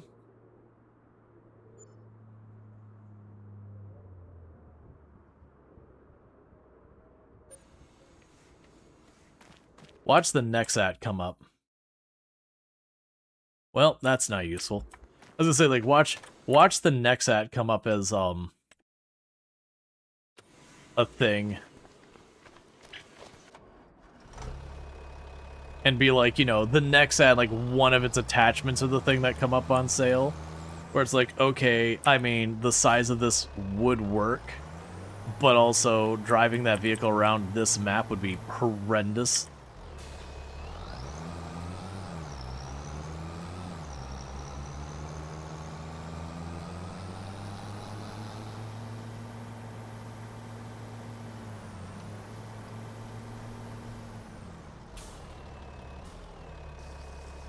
Okay.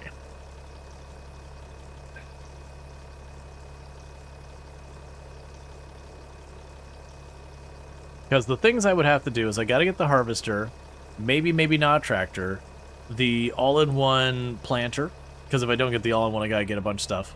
I would need a weeder of some capacity. I'd also probably need the lime wagon, which they finally at least gave us a second lime wagon we can use, so it's not always having to buy the Brendel.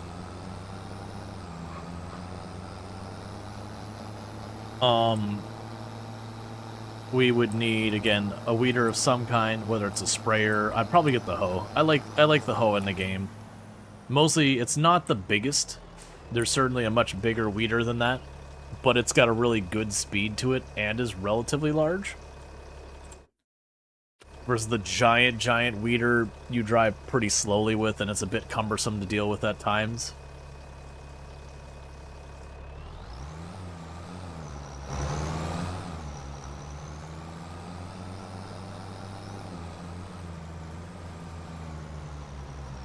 I just chewed up the edge of that road so badly.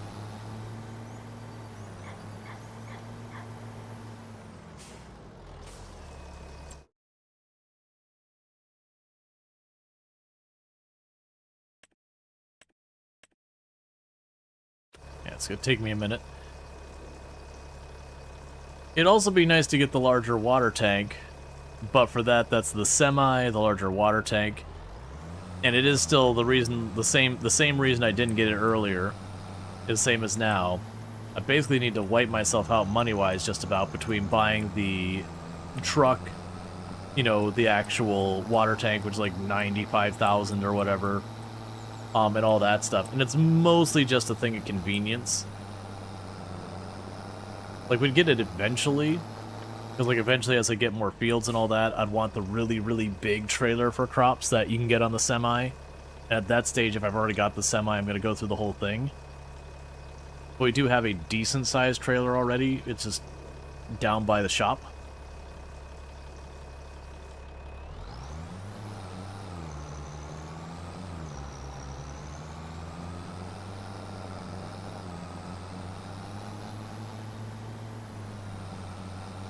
Okay.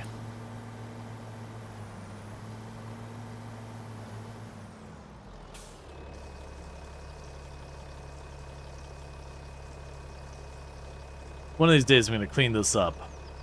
And the way I'm going to clean it up, because I can't edit the terrain any farther out there, is I'm mostly just going to shove some bushes and all that along the edge so you can't see where it's all jagged and gross.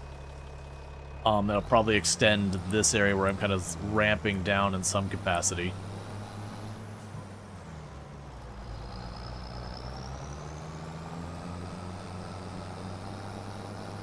That's one of the things I find in Farm Sim that, generally speaking, I like using the maps that don't already have all the existing infrastructure on them. I like using a lot of the custom maps, mod maps. And mostly because they actually let you, like, buy the roads and change the roads and all that if you really want to. Where the official maps, the roads are usually, other than some of the dirt roads, they'll let you tear up. But, like, the pavement roads here, they'll usually make it so they're not property you can buy and manipulate. And so that's where you get with all that weird stuff there where you're trying to manipulate the terrain, and if you get too close, it just gets jaggy and there's no fixing it. Because you don't own the other area. And I know there's mods that you can make it so you can terrain manipulate property you don't own and stuff like that, which is the workaround, or they'll have other things where they can clean it up. Maybe one of these days I'll actually get one of those. Because I actually thought I put this far enough back in this one, and I was wrong.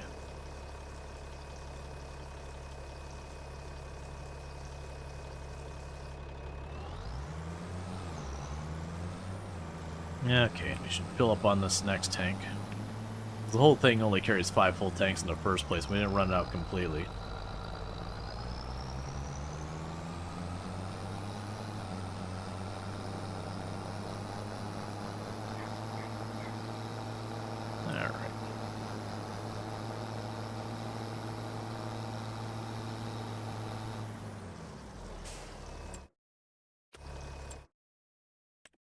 Alright, you could use another tree, you don't need it right this second. You could also use a top off.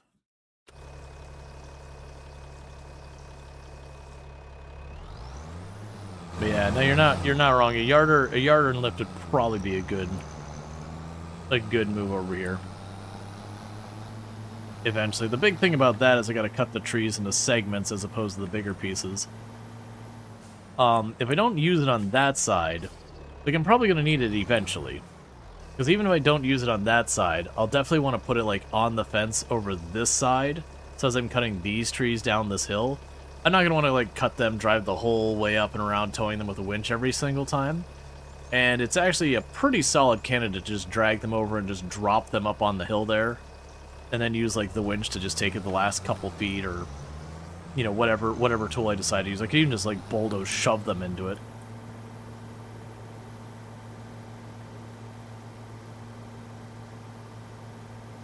So greenhouse is topped off, so we can go down here, get our quarry topped off. Money's continuing to come in just fine.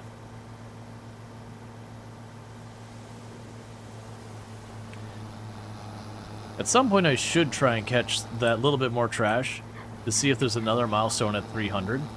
Not because of the money, but just, I mean, I sure won't complain about the money, but primarily just to be like, okay, we thought 100 was the last milestone, and then we hit 200, we realized that.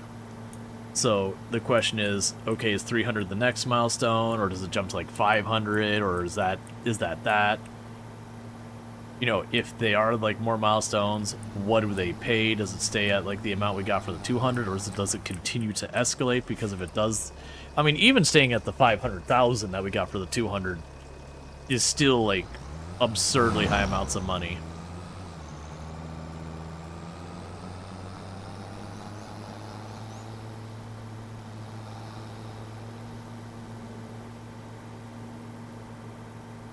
Okay. Just get around the corner here. We'll top this up again. That'll be that dealt with for a while.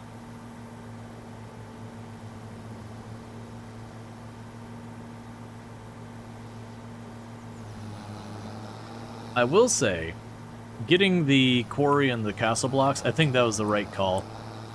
We're getting a really decent amount of money out of that every month now that I'm not using it for building the castle. And then we literally got the castle and the windmill maxed out to the point it stopped accepting it. At least I believe we got the windmill set to not accept it anymore. So for the major projects, I think that's the primary material for them. Now it's just down to wood. Well, and then the windmill will also require rope and cloth of some unknown amount, but we'll worry about that when we get there. Because I'll just be taking the truck down, go to the warehouse, buy what we need, and bring it back, because it probably won't be a large volume.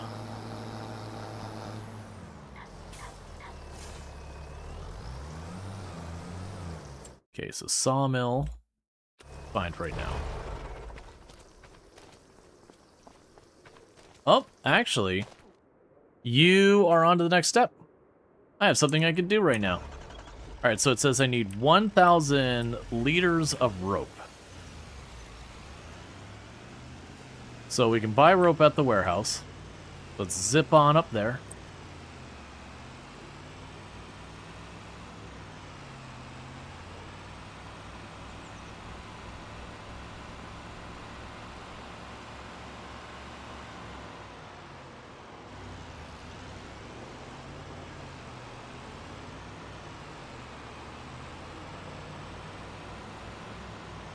Which unfortunately is basically the opposite side of the map. But it's just not worth it for me to build a rope factory. I'd have to add a whole lot of infrastructure just to get that going.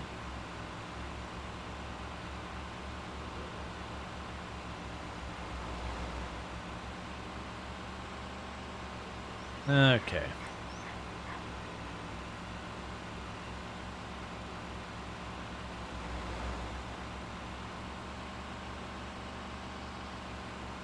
But as you can see, the map is gorgeous here. You've got all these like overhang roads, all this. You got these nice little areas, water going around everywhere. Very green areas, lots of hedges, stone walls, that kind of thing. The city itself is very pretty. There's the little castle over there in the front. They're going to be passing here in not too long-ish. They've got the bay and everything, the port. Yeah, so you got the castle over there.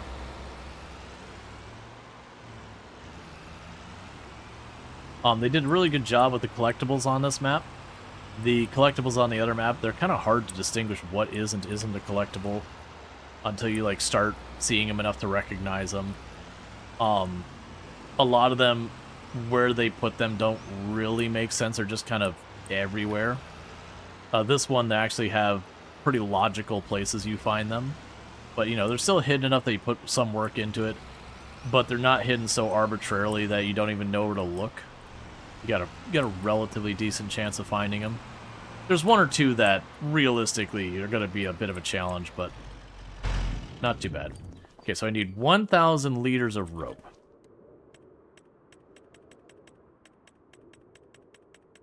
So we're looking for rope. Oh, there we go. So I think that'll be just a single pallet, and ow, 7,000 for rope. Are you 1,000? Yes, you're 1,000 pieces of rope. I know this is going to be a thing, and I know I'm going to waste money on it. I'm going to buy a second one. And the reason for it is a lot of times when you're building the community stuff, just the way it does the calculations, a lot of times they'll come up short just a couple liter. And I don't want it to be all the way down here to top it off again. I'll just take that little surplus. You know, we just deleted 7,000 bucks. Whatever. I'm going to take the other route home.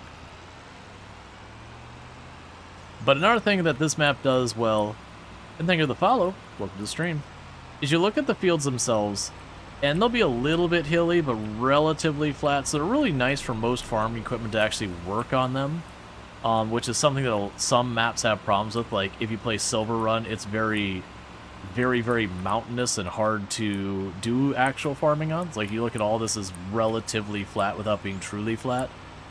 But also, at the same time, when we get up around here, the map actually does have a lot of elevation and changes.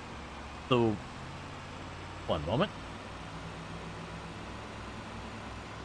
So we're going to go on this like cliffside road here. So we actually do have like this big cliff over here on our side. We're going up this like ramped road here to like highly elevated areas. So you do a really good job of including some proper elevation, proper changes in the map, but still do a good job of having the fields be very usable. Because that'd be like another thing I'd hold against Riverbend, is Riverbend, getting around the map can be pretty obnoxious at times because of all the elevation changes and switchbacks and really curvy tree-covered roads and all that. Makes some of the fields really hard to do much with. But then again, you get back up here and they're just vaguely hilly fields once you get up to the top of the hill. Road is empty. I mean, you have cars on the road. We're out in the rural area, you're not going to have huge traffic jams. It's not GTA.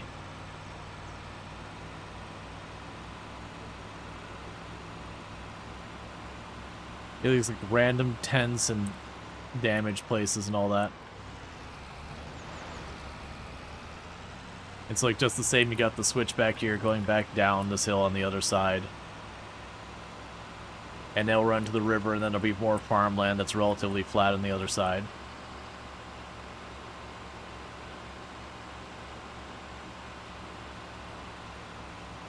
So, I feel like it solves the problem that some of the other maps have. Like, you know, the maps are authentic. The, like, for example, the Eastern European map is extremely flat, which, from what I've been told, Eastern Europe is extremely flat. So, you know, map is accurately depicting place, but from the like the standpoint of the player, those maps can be a little bit, you know, boring. You're a game dev? Cool. You know, what games have you worked on? But yeah, versus, you know, like, you get the idea.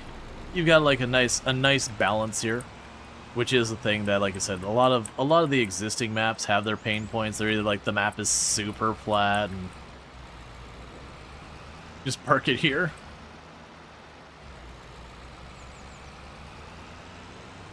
But yeah, like, you know, like the maps are either like super flat or they're like so craggy and all that it's hard to do the farming. And this one has done a really good job of having a bit of everything and being balanced, not being like, oh, I gave up too much of A to have B and all that kind of stuff. So it's been, in my opinion, it's been one of the better maps they've come out. Because, yeah, you look at all that relatively flat farmland that's very usable.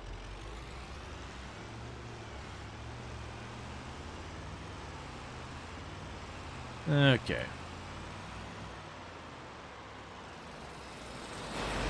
Alright.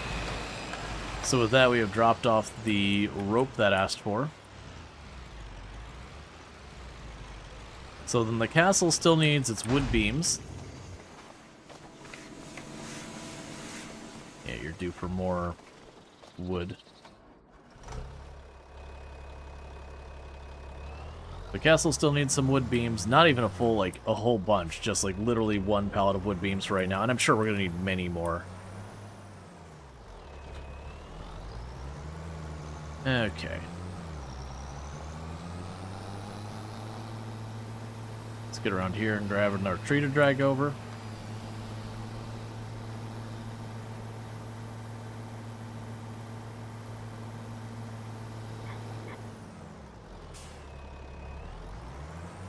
All right.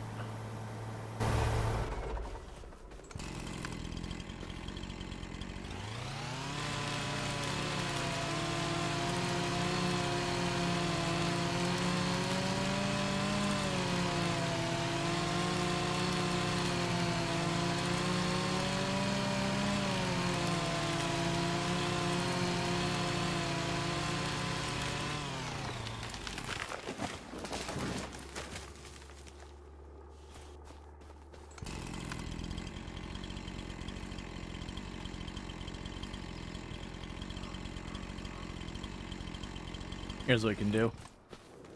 It's definitely the safe way of dealing with this.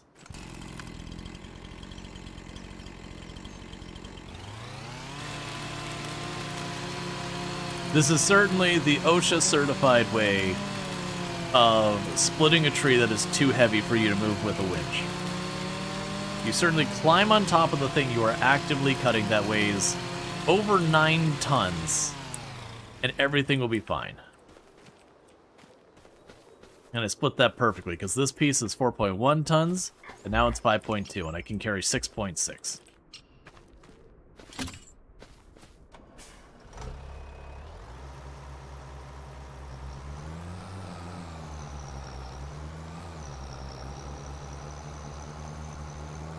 Alright, so we'll take this around to our sawmill, drop it off, and that should have the sawmill topped off for now. Well, not topped off, but full enough that I won't have to worry about running out of material by the time we have the next in-game day.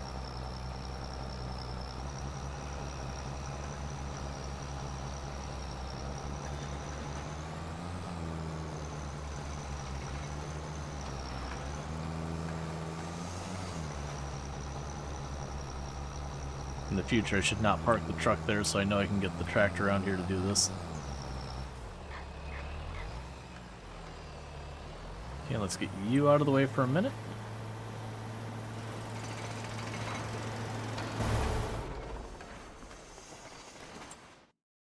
Safety police inbound. It's fine. Yeah, no, that did good because it didn't fill it to full, so we didn't waste any wood. Oh, we got the tiniest bit till we get that beam done. How are you doing? Yeah, so you're gonna take a while. Get spare rope and everything there. That's good.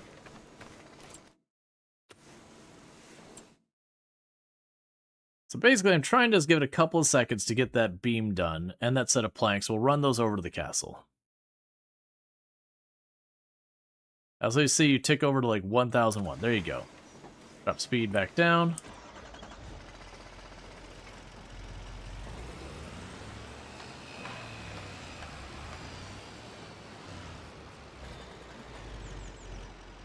Okay, so we got one set of long planks.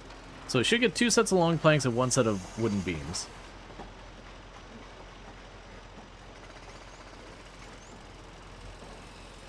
It'll probably complain saying I can't fit more in here.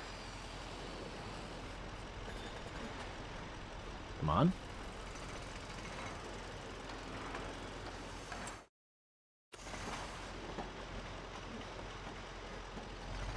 Just toss in the back of the truck, no problem. Yeah, no, we are using autoloader at this point. Normally I don't run autoloader for most of the streamed runs, not until we get to like super late game. But when we were doing the big stone bricks, that building was like spitting out 8, 9, 10 pallets per day. And so that is a lot of forklift simulator.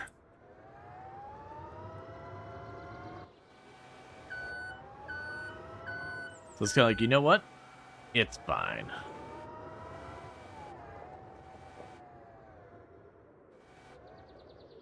Because stuff like doing this with the forklift, this is no biggie. It was just the sheer volume of how much forklifting is going to need to do. Alright, so I got a very definitely balanced load here. Absolutely nothing hanging off the side in a dangerous and precarious way. We're definitely not going to have a tendency to want to really roll to our left. Just going to drive over here, do the switchback on the other side of the river, up to the castle.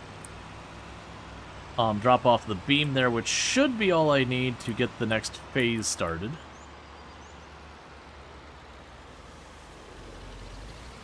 Good clearance as well? Absolutely. Especially for these very narrow Scottish roads. Definitely made sure we are keeping everything nice and clear from the edges so we don't have to worry about, like, snagging some kind of pole or pedestrian as we drive by.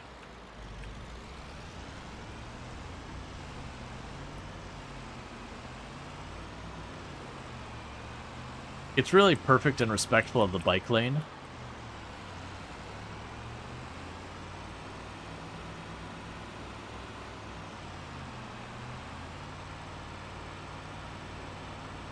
I'm honestly looking at those poles and like, man, I don't want to be too close to the edge there. That's going to snag and throw us in the fence. Which, granted, we just bounce off, and worst case, we roll over. Which is more annoying and inconvenient than actually a big problem.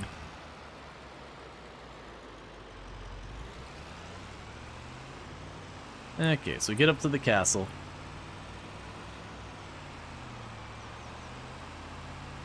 And what I'll probably do is, instead of driving the truck back down the hill, because we don't know what the next steps of either of those are going to be, there's a chance the next step could be like, hey, I need cloth.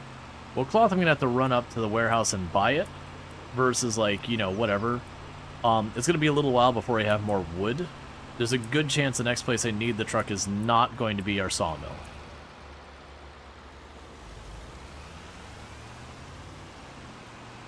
Those road sign installers need job security. We're just helping them. The don't enter signs on this map do not budge. The road sign installers on that, they didn't care about job security. They wanted to demonstrate that they can make a sign. The little stop signs and all that break pretty easy though.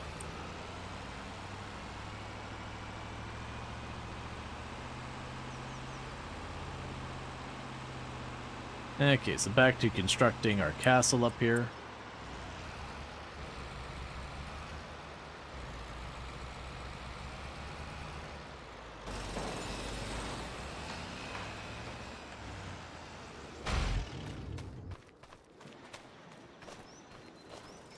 I'm going to speed up time again, because this only needed 3 wood beams.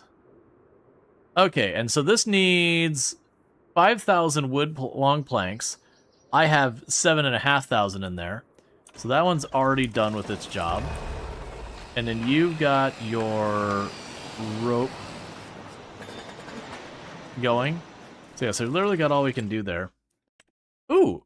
Oh, you're not the direct drill one. I mean, you're a big plant. Oh, you're not the planter, you're the seeder.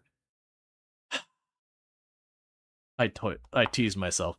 Because this is a really good planter. Or sorry, seeder. This is a really good seeder, but I need the planter. Because I have to do I literally have to do soybean. Like, all the other stuff I got options for like oil and flour. But the fish food requires soybeans specifically as a crop. Which is good. It means we actually have a production line that takes soybean.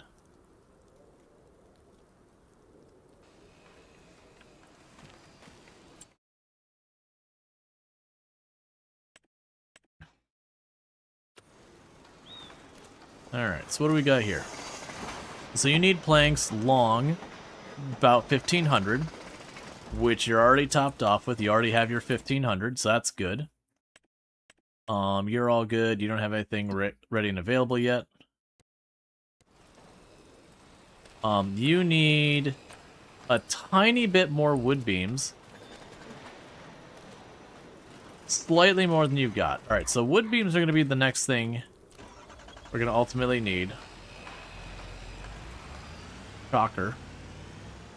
At least they're actually using long plank again.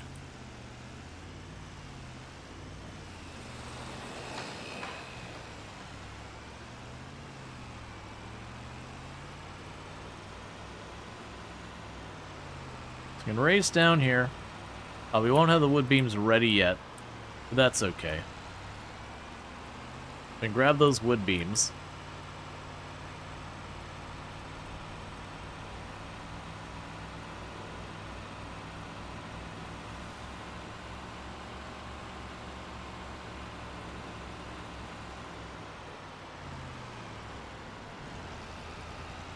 It's left is staged and right for when the wood beams are needed. And top out the water. Still just kind of waiting for that planter to happen. Because, like, the reason I'm not just buying it is I can buy the little one. I already have the tractor. We can get... I think, actually, at this point, I would even be able to buy a okay-ish harvester. Not a good harvester, but an okay-ish harvester. And we'd be able to get the crops started. And that's not a terrible idea. But considering the smaller auto-drilling planter is only, like, a couple tens of thousands behind the big one, I'd rather just get the big one. But the problem there is I need a tractor that's a bit more powerful than my current one. And then I would still need the harvester and then to buy land. So we're, like, not quite at the point I can get all the things we want. Now again, if I get lucky and we catch a good solid tractor on sale, or, you know, the really big planter on sale, or the harvester on sale, that knocks like $100,000 off the price tag. All of which helps out tremendously.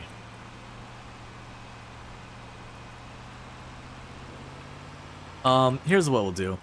Okay. If we're checking our crop, the crop plant dates, so we would be looking at sorghum as one of the crops. We can plant that in April.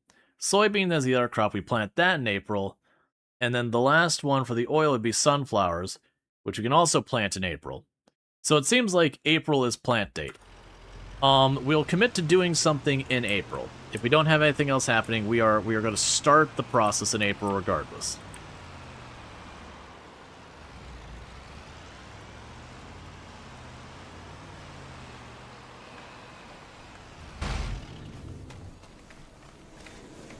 Okay, and this will take us to March. That way at least start the procedure moving forward. That is going to be a tricky one, though. I'm really... Honestly, the tractor going on sale or the harvester going on sale would be the big ones. If we don't get the tractor on sale in that time... And again, that's not really what I need. Okay, so you stopped going. So you need wood beams again. And so does the other place. What phase are you on now? 14 out of 19. That's fine. So let's check our production lines. They're all fine. You don't have any beams ready, so we're not going to sweat it. Not a whole lot else to do with that right now. Anyways, then, so let's get to the next in-game month. Like I said, that'll be the determining thing. If we don't get any of the equipment we want to get on the good sale, I'm going to buy that smaller auto-drilling planter that's only 4 meters wide. Because the other one requires a bigger tractor, almost by double what I've got. And I don't got that much money. I was really hoping to be on sale. Let's see here. So you're fine. You've got wood beams ready. You're fine. You're fine.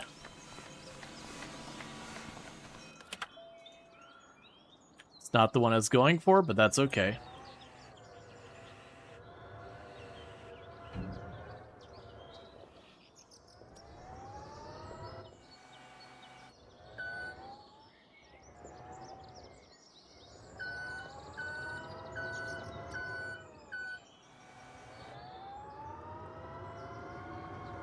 We might still be able to make this work. I might actually be able to go for the big one. It might take some finagling.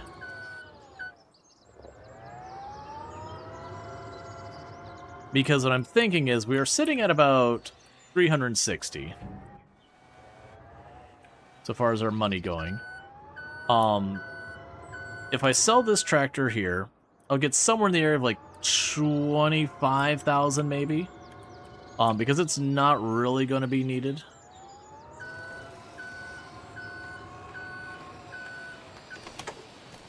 Alright. So, what I'm thinking is planters.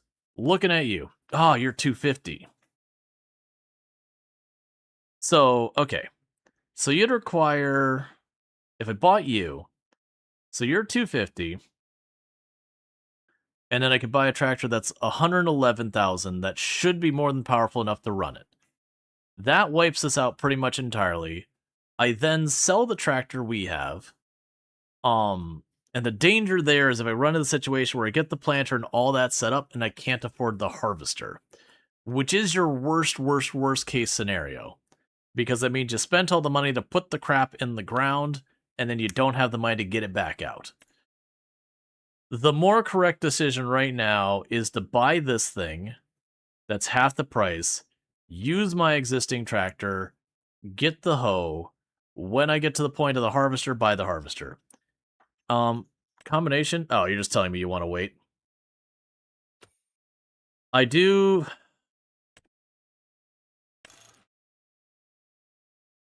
I also have to buy the land. It's done. Wait, 1 second. No license plate. It's done. No more deciding. It's happening.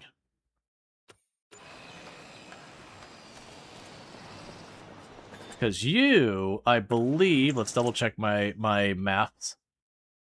I do this after I buy things. You, I can technically run. Because this thing is like 230 or 240 horsepower.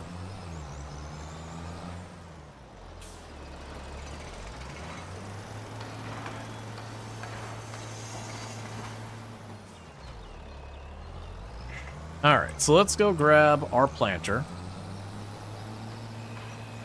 And then from here, we can then turn around and buy a field. And in hindsight, I did this in the reverse order I should have. Because what I should have done is gotten the harvester. If I try to sell that back right now, do I get my full value? I don't think I do. I would lose about 15,000. And the reason I'm saying this way is we've already got fields that are planted. So I would want to harvest them. Let's also look at our field options. So we got 46. That's a relatively inexpensive field. Because I also can't remember if you don't cultivate, if I just try and go for it. Oh, you're sugar beet. Gross.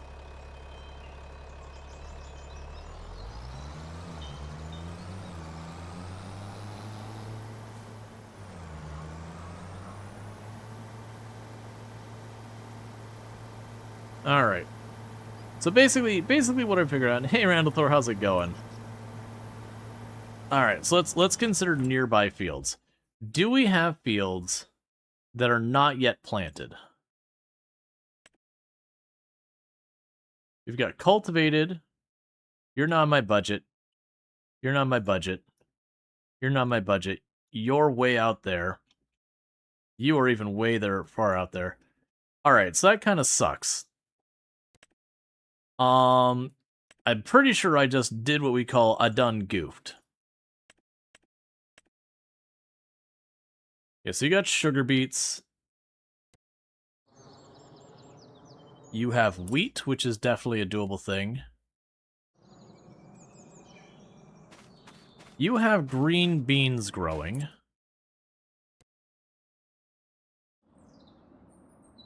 You have sunflowers. I did this in the wrong order. I'm gonna just eat the loss and be that I made bad choices.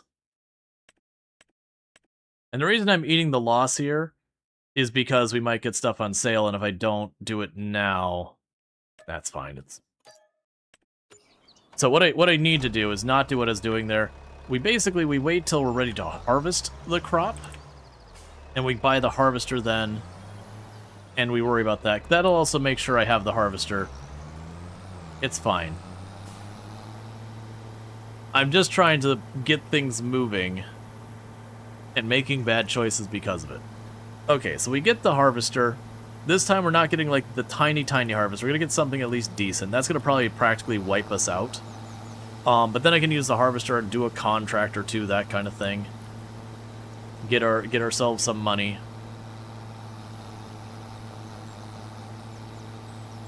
And then when we go there, I can potentially buy a field, harvest and all that, and cash in.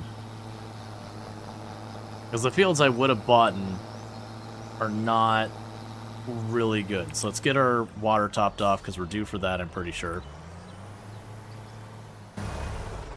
That's not the button I was looking for.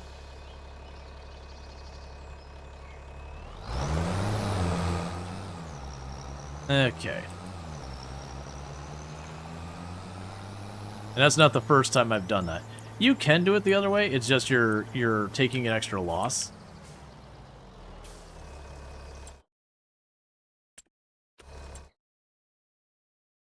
Yeah, so let's check our crops. So, soybean is October. Sunflowers are October.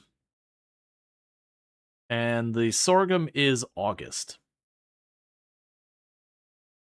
Okay, so there's a little gap between those, and those are the three crops we're looking at.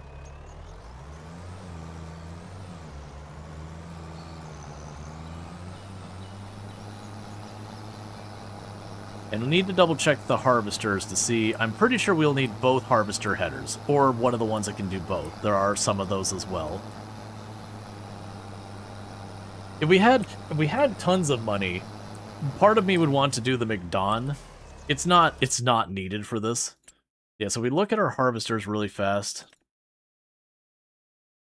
Yeah, we got all our stuff here. Let's just pretend we get something like that. So you do the sorghum, the soybeans, but not the sunflower. You can do sunflower and corn. Oh, weird. It's a header that just does nothing but sorghum. Yeah, so we don't have one of the hybrids that could do the sunflowers and that. Thought there was some of these that could do both. Maybe I'm just misremembering.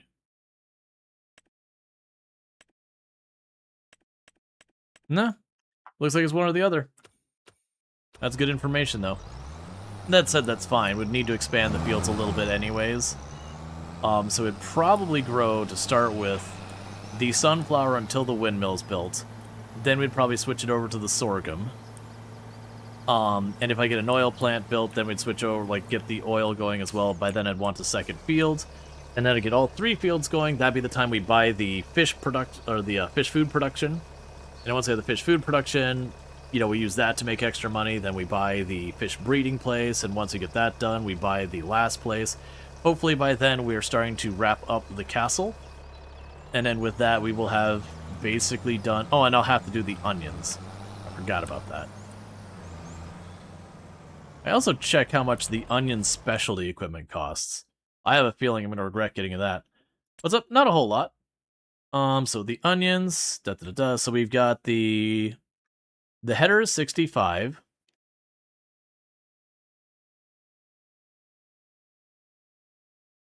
Okay, so we have the header and the windrower, so that's 35. That says it pulls potatoes out of the ground. I'm not sure why you're listed there. Dippers, cultivator, preparing, special planter. If you really want to play this game and you don't have the money right now, yeah, no, I hear you. Yeah, so it looks like we have the thing for planting. It's showing the potato thing for that, which I'm curious about. Let's get down here, because there usually will be stuff like this. Onion harvesting. Yeah, so we've got this one here, so 500,000 for the harvester, and then these two parts here. So that's pretty rough. Are you playing on a mod? I'm mostly playing on just the new expansion. There is a couple of minor mods here, but mostly it's the expansion.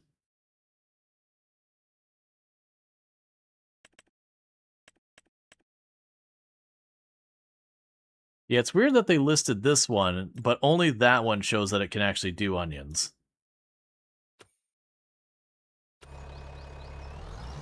They really went for the little details. I haven't seen anything yet that feels out of place. Yes? Yeah, no, it's pretty solid. So doing the onions is going to be expensive. Really expensive. I imagine the onions are also very lucrative. I don't know that for a fact. Someone's probably already done the test to see what it makes. But generally speaking, like, potatoes are among the most lucrative crops in the game. They're also one of the more laborious ones, because you've got to, like, top them, windrow them, then clean them up, and it's a whole process. Unlike, you know, your grains and all that, where you just blast through a field and you're done.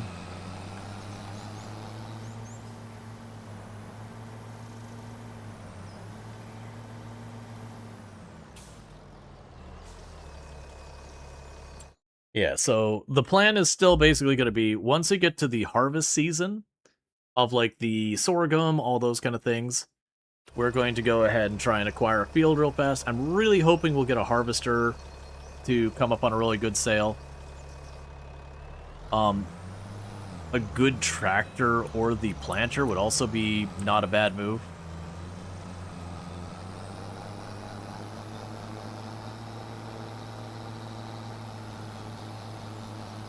Okay.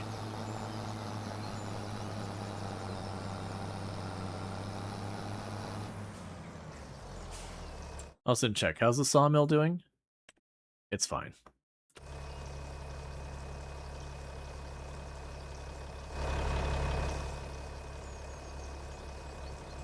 And tractor-wise, ideally something over 350 horsepower. Because I keep thinking, like, the reason you get the bigger tractors is for the cultivators and the planter/seeders that are really big.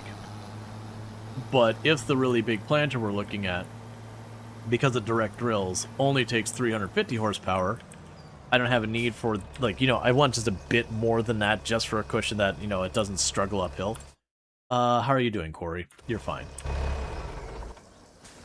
We'll drop that there. And get the tractor out of here so we can winch trees to the sawmill when we need to.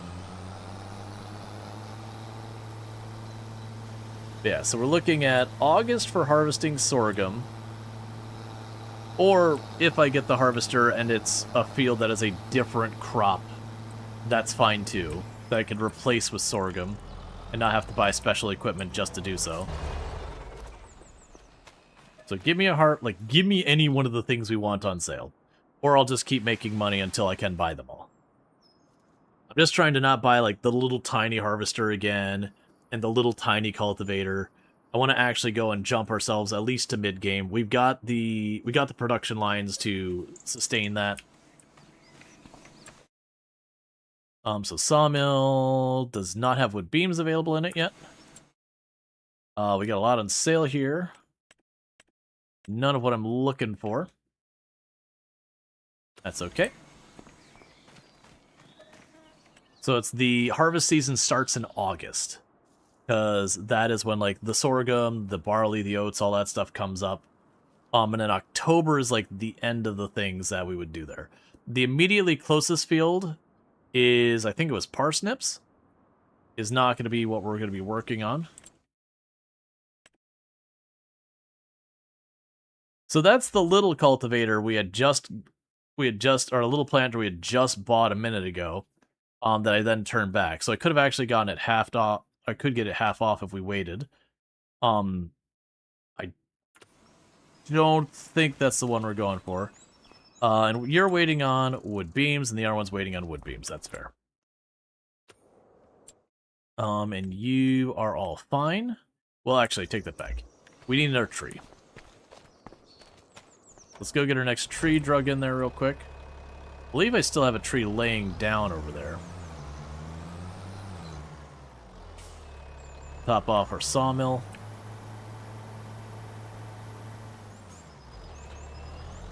We got June, July, then August is where we're going to be very heavily looking towards buying a plot of land, getting a harvester, and just doing it.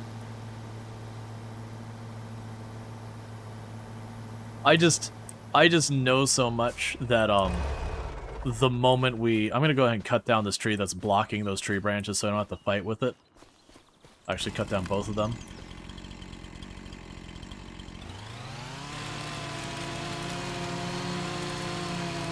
And thank you, Randall Thor, for the Gigantify, and we will absolutely be cutting down some trees.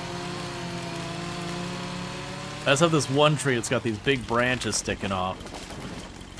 So very genuinely, all the other stuff's gonna get stuck on it. Same here. Because some of those branches are solid, some of them are not. I'm ultimately gonna need to do all the trees here eventually. Well, not maybe ultimately all of them. But we are gonna do a bunch of the trees here. Enough that 2 more is definitely going to be needed. So that way, hopefully, as I go to drag it with the winch, it's not snagging in quite as much.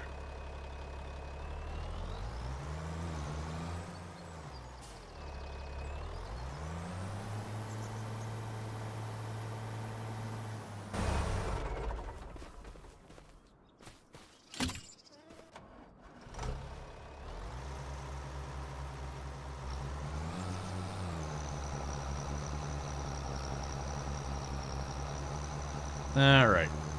So I think I'm dragging 2 of the 3 trees with us. I'll take it as far as I can take them both that way. I'm suspecting the one will get snagged on something and fall off. It's fine.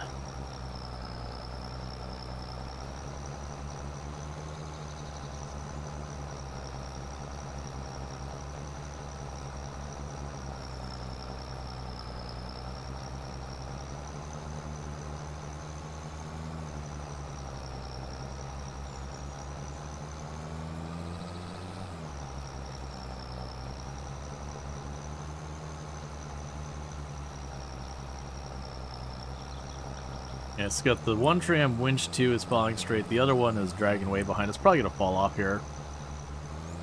With which that winch, you can hook up to 5 trees and drag them along. Yeah, but it's only up to 6.6 tons. Technically, the 2 trees I am dragging, I believe, exceed that. But it doesn't count the tree that isn't technically hooked up to the winch. It's just snagged in the branches. So, you know, that's cool. I'll take a freebie. It looks like it just lost the other tree, which is fine.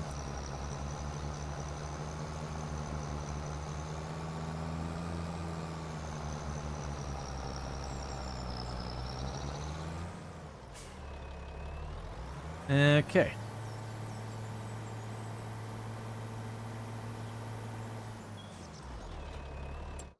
And with that, we're pretty full. We actually do have enough for a wood beam and all that.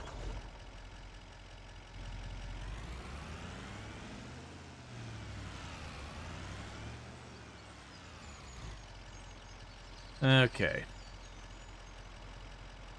Let's let the wood beam appear on here. I'm just gonna back it right on into the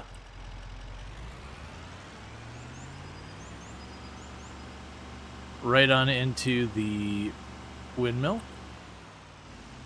So construction can get back on track.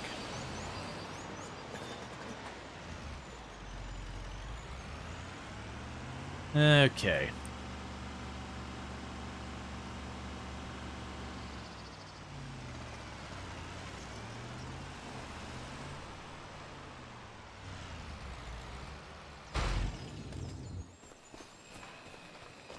That's fine. Okay. Yeah, so with that, we'll need one more thing of wood beams for it. I know at some point soon I'm going to end up needing fabric, which we do not have, which is fine. But we'll get the fabric load up, so we're almost to the point of the windmill being done. We've only got a couple of stages left. We've already tossed a whole lot of materials in there. And so it's going to be kind of just some touch-up work to get that done. It might take like a little while to actually get built.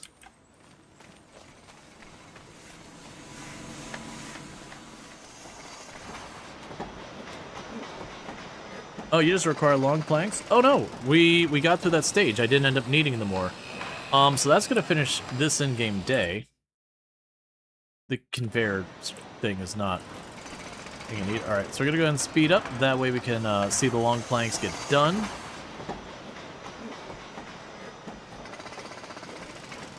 Alright. We're just fast-forwarding until the next stage. Okay, so we need 4,000 fabric. We're going to run to the warehouse, and that is going to hurt, is what that's going to be. And the worst part about that is, I don't get paid back for it. But to make the fabric, I would need a bunch of things that I do not need for the entire rest of this run, so it's 4,000 fabric. Let's get to the warehouse, get our 4,000 fabric, and get that stage done.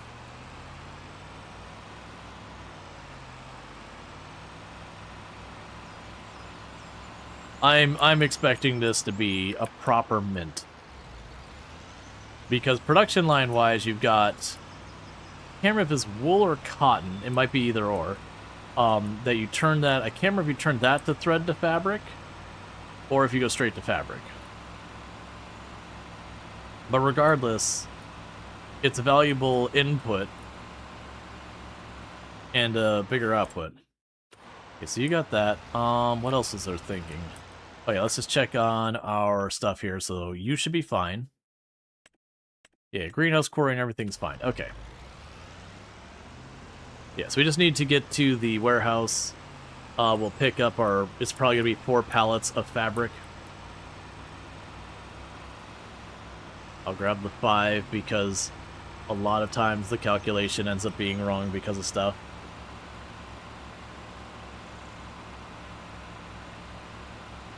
That's going to probably bite us a little bit money-wise. Because like I said, I believe that's pretty late production line stuff. I know there's clothes after that. So it's not as terrible as it could be, but I could see it being a couple of thousand a pallet. Pretty easily.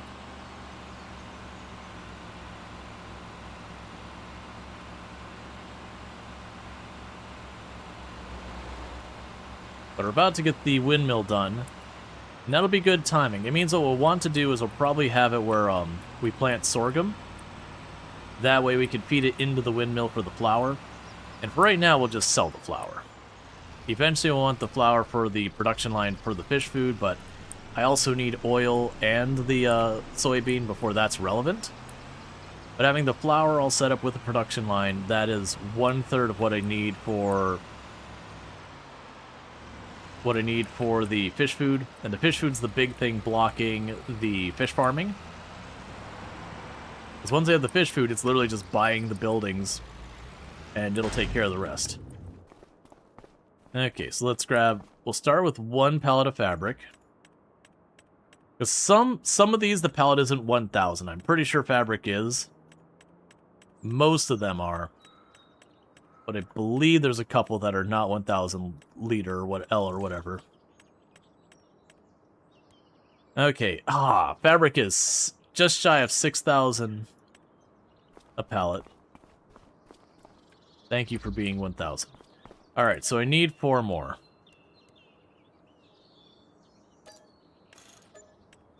So that is about 28,000. That, we're spending and we don't get back. Which is fine.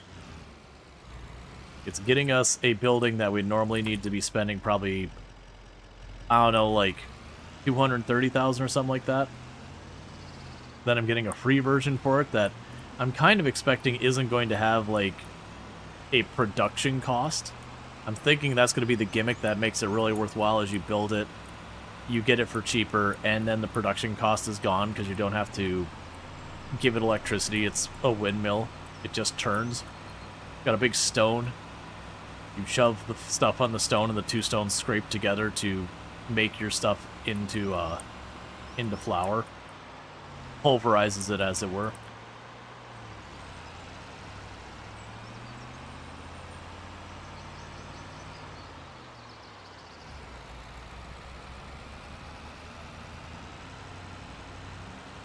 I want the windmill to actually be all these bright colors these fabrics are.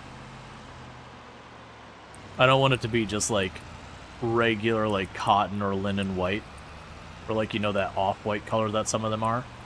I want it to be like lime green and pink and navy blue and whatever you'd call that yellow.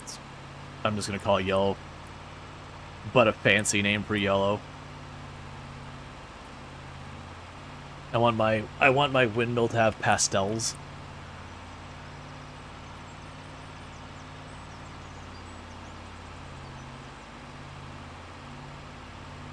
I want whatever the neighborhood, you know, making sure you keep your place nice group is, to roll in and be direly upset.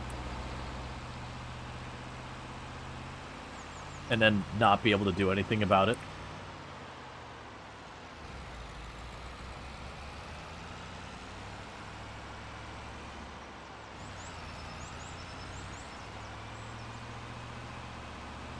Okay.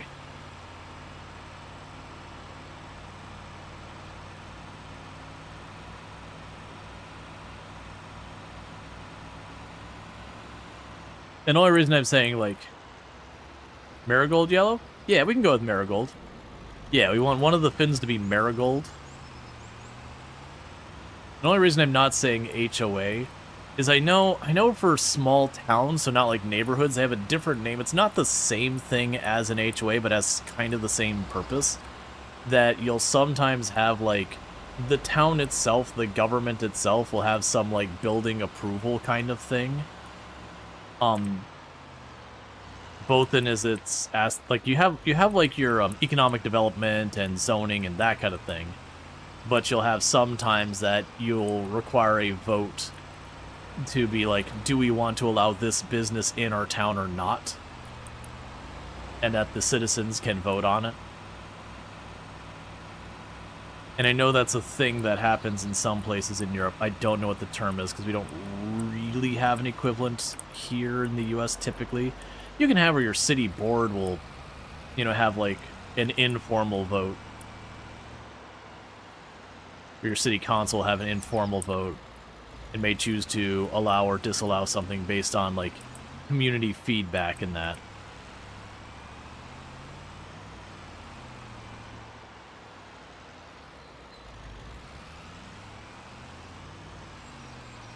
Yeah, we don't have HOA, but we do have conservation areas that need special planning from console planners. Yeah, something like that.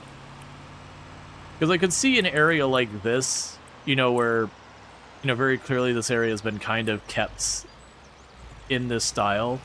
I could see them having restrictions being like, hey man, you can't put like a new age building here. Like this town has historic, you know, heritage homes and all that kind of stuff.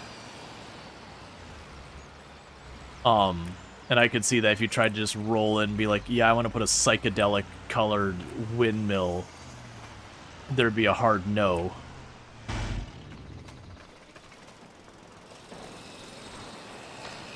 Okay.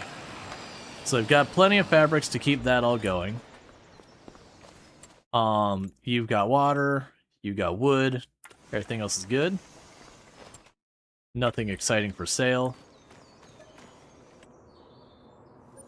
You haven't paid attention. What was the question about? It was basically like there are cities, townships, whatever, that they'll have, and I don't know if it's like through the city council, but they'll have kind of like you have to get permission to build certain things. So it's not like your typical zoning. You could have like this is a commercially zoned thing, but then when you went and get the property, like you have to seek approval to build the specific business you're looking at doing there. and I don't remember what it is. And it's not an unusual thing for them to then seek out and be like, hey, people who live here, vote on whether or not you want this thing to be allowed. Okay. Do we have...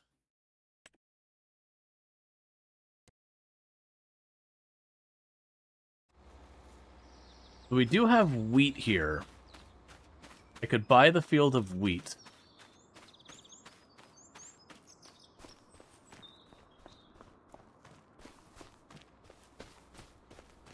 That's green beans. That's not happening.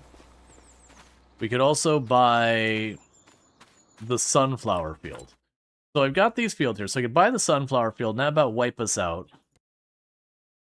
That one, the problem is it's mostly wooded area. So we don't get our money's worth. That one had, like, I can't remember if it's parsnips or onions or whatever. That's another giant field. Like, we got a ton of fields ready for harvest.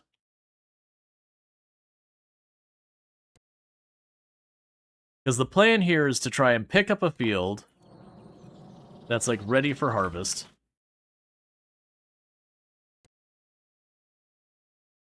Yeah, so you'd be 200,000, and you're the sunflower field. That would be okay, because we'd get the harvester. The header we would get for that wouldn't be what we need for sorghum. So it wouldn't help us immediately, but that'd be not a bad field. Oh, and you require concrete bags. Maybe, like, slightly showing the cement bags. And that'll be the last stage.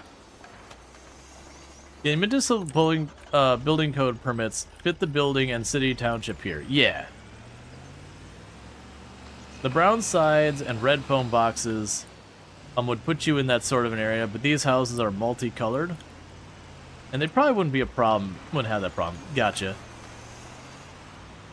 So I only need one more cement bag. And that might be the last thing I need to get the windmill done. Did I check the sales today? I'm pretty sure we did, right? Yeah, so I've got a header. So yeah, we've got a header for a harvester, the New Holland FD250. What harvester is that for? There'd be a New Holland. It's not that one.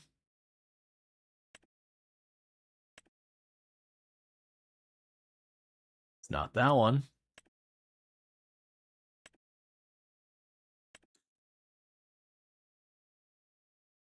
It's not you. Which tech one does it go to? Okay, so New Holland.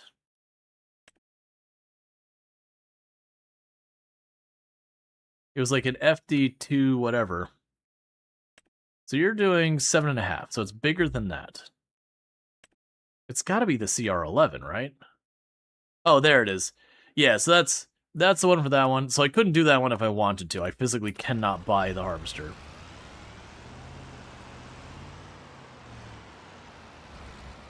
Yeah, no, I don't believe it's like direct vote on it. It's so much as like whatever the governing body will sometimes be like, we would like to know what the citizens think, and then vote, and then use that for their own decision. And they might just defer to it, be like, you know, we're just going to go with what the citizens want. But, like, the citizens' vote isn't the thing that is the determining factor. Like, it was a 50-50 split. They could be like, okay, well, even though slightly more people voted for it, enough people are against it, we're going to still say no. I've seen, like, that kind of thing, where it's like, you know, we want the community to weigh in. And it's a way to kind of, like, get themselves out of the middle of it. To be like, oh, hey, here's this project. We're going to have a vote and go with what you decide, or we're going to use that to inform. And they can kind of use that as a scapegoat. That way, whoever would be upset by the refusal or acceptance of it, they can be like, oh, hey, no, we put it on you all. We did what you wanted as the people. Which, honestly, is a perfectly reasonable scapegoat. Because, one, it's the democratically done scapegoat. But also, when you're in that situation where both yes and no are going to piss off a whole lot of people, it's not a bad strategy to be like, I just went out of the way. I want to point at someone else. Let's see, Switzerland has direct community votes, but to be honest, those do more harm than good, because they're super racist. Ah. Yeah, no, I can see that. The ones I've heard of, it wasn't even about, like, you wouldn't worry about, like, who owned the business or whatever. It'd be just strictly like, oh, hey, someone wants to set up an arcade here. Technically the zoning here, let's, you know, do whatever. They probably wouldn't vote on an arcade. That's too little of a thing. Like, if you wanted to build a restaurant in an area that, you know, really isn't suited for it, but, like, maybe is acceptable by the zoning kind of thing. Alright, so I need a bag of cement. 1. Let's see, you delivered to an old monastery, still called Tory Abbey, built in 1099, owned by the council, and they had to apply a planners for a small change to put up a yellow poster. Yeah, no, especially when you're talking historic buildings. The rules, we only need 1. The rules get real strict around that, some type of stuff. I've seen a lot of places where you have, like, the really old school style buildings, like, you know, really, really old school, like, brick buildings or whatnot, that have been around for hundreds of years. And they're like, you will make your building adhere to this style. And you can't go, oops, I didn't realize that I'll pay my fine. They'll be like, nope, well, you're just going to keep paying your fine until you change your building to adhere to that. Let's see, you're new to Farm Sim 25, and you're trying to create fields with a plow. How do you get rid of the massive ruts? Are you talking about, like, the massive ruts, like, the texture shows like it's got all these big grooves? Because what'll end up happening is once you start actually working the field, so you know you put the crop down and all that, those will go away. If you're talking about massive ruts, like it's not a smooth line along the edge, low-key under the surface, Farm Sim does a grid system for its texture, so you can kind of see the artifacting on the edges of it. One way to avoid that is if you're doing, like, sweeping turns, it hides it a little bit. Or you can deliberately go north, south, east, west directly, and that'll also avoid the rigidness. It's also one of those things that once you have grass growing and stuff on the edge, it's not super noticeable. But if you are talking about, like, the ruts that go along where you're plowing, that's just like a texture kind of thing.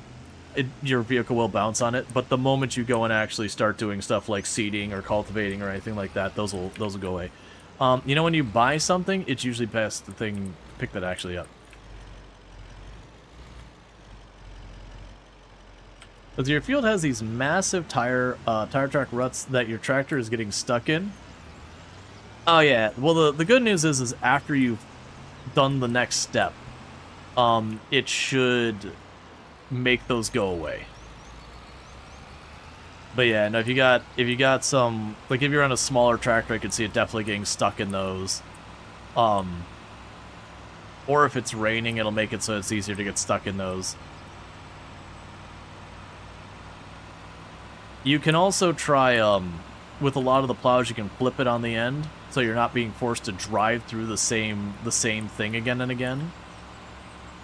That might help it so you're driving along the ruts as opposed to in them, so you hopefully don't get stuck as much. But yeah, when you're making a new field, that is a pain point, especially if you're early game and you're using a really small tractor. That could be one that could be a little bit tough to deal with that.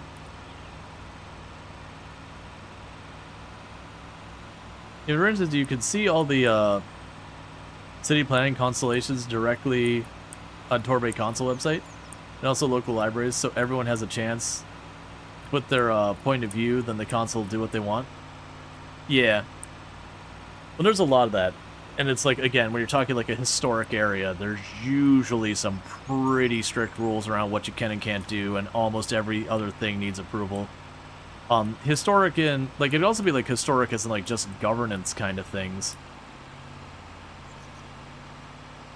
Like, if you've had a Capitol building, even if the building is not really that old, a lot of time those areas will also have strict rules because they're trying to keep things, you know, have a certain aesthetic to look like they all kind of work together, you know, have a uniform thing. And I don't have, honestly, a strong opinion one way or the other beyond, like, if a building is very historically relevant, you know, not that you can never change it, but it shouldn't be like a willy-nilly, here's this building, you know, 300 years old, this major historic event happened, you know, maybe try and preserve it. Like, if it's some random house that's like random house that you know, whatever happened, that's one thing.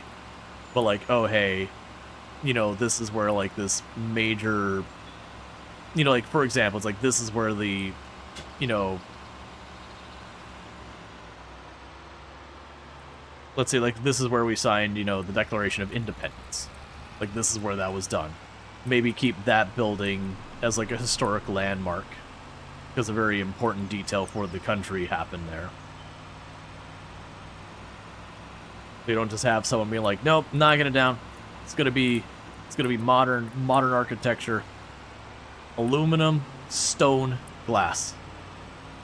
Nothing wrong against that architecture existing, but it's like, well, hang on. This is an important historic place.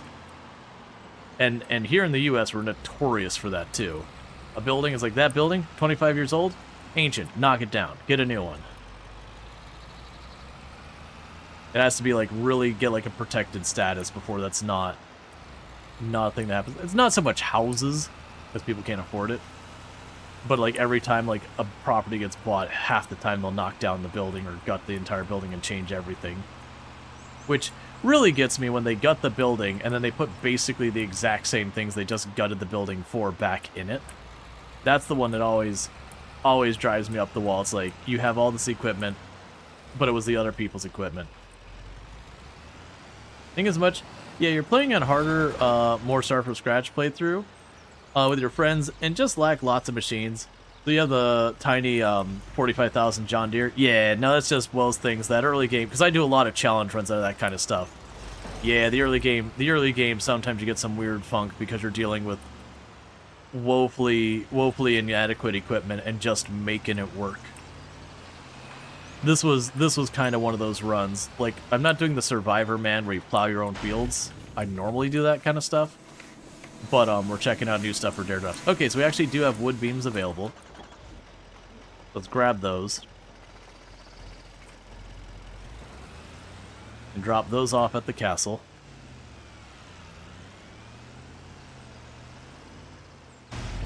Yeah, because we look at this thing.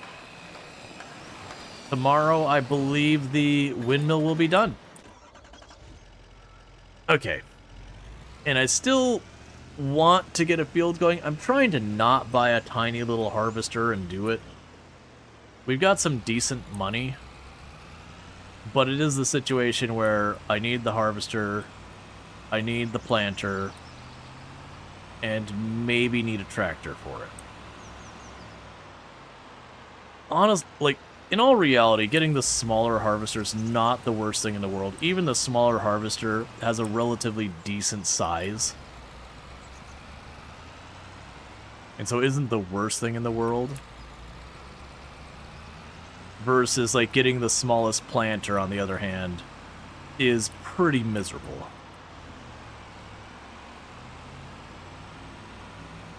So it might be we buy land, we get a relatively small harvester, we get the attachment for doing the sunflowers, or the wheat, or whichever field we grab.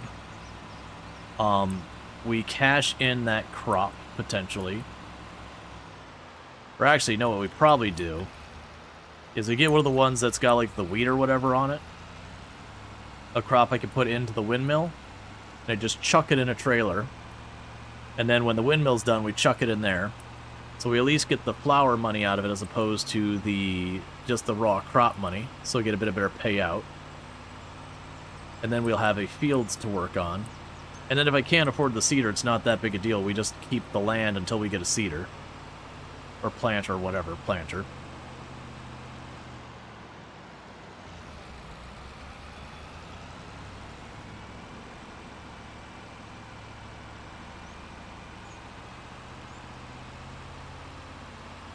Okay.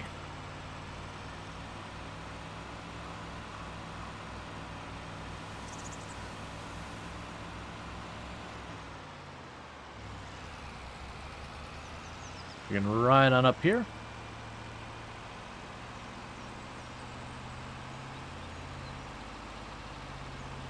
Yeah, so this will be good because I can just allocate all of our wood product to the castle. We've already got the stone, we've already got all that stuff.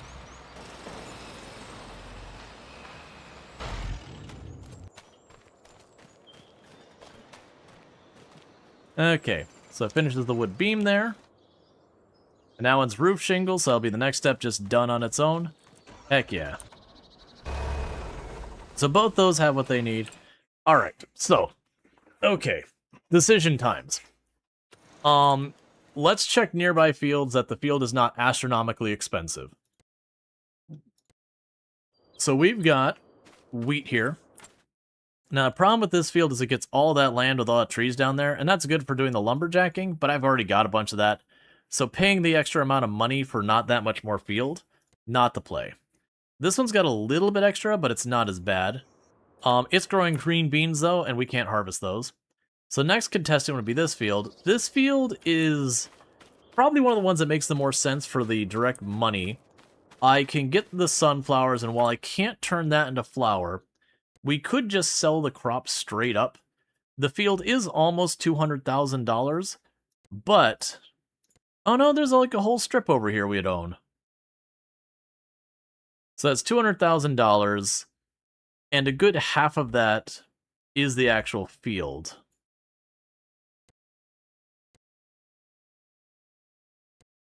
We can go visit this one. This is sugar beets. No thank you. You are carrots. No thank you. You are not planted. You are literally a plowed field. And you are also not planted.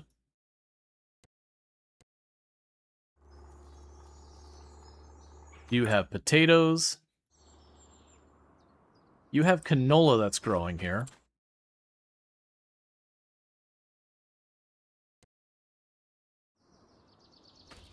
More canola. Peas. Red beet. So honestly, most of the fields around me suck, so far as that goes. You got another one that's full of wheat. But the problem is this is another one that costs way too much for me. Because the initial price is, or the initial thing on the left is the price. It's looking more and more like that sunflower field might be our bet. I might not be able to afford what I need for that though, because a lot of these fields are expensive. I don't want to get all the way up here. Like we want to keep this relatively in the same area. What's field 47?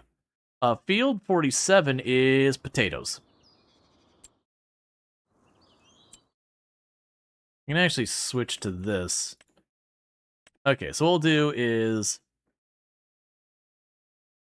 potatoes will take off here, rice will take off here, sugar beet, sugarcane, cotton will take off here. You don't need to worry about any of those, so darken out all of those fields. Yeah, so only the fields that have color are going to use the harvester we're looking at. So I got those two there, and a bunch of scattered ones up on the hill on that. I'm leaning towards buying field 45, if I can make that work with getting a harvester with the header I need for it. So I will have about 170 left. So we check on the price of our harvester. So needless to say, I'm already boxed into getting this one. That's the only harvester I could possibly afford at 170,000. And its header cannot do sunflower. Well, that makes that decision easy. I physically cannot afford what I need to do it. Because I could buy the field, and it's almost 200,000, but then I don't have enough for the harvester. So I can buy the field or the harvester, and I need both. Okay. And the smaller field here is a real small field. I don't like field 43. Like, we can pick that up if I need more trees.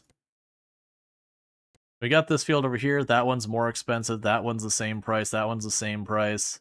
That one's more expensive. That one is still close enough I wouldn't be able to do it.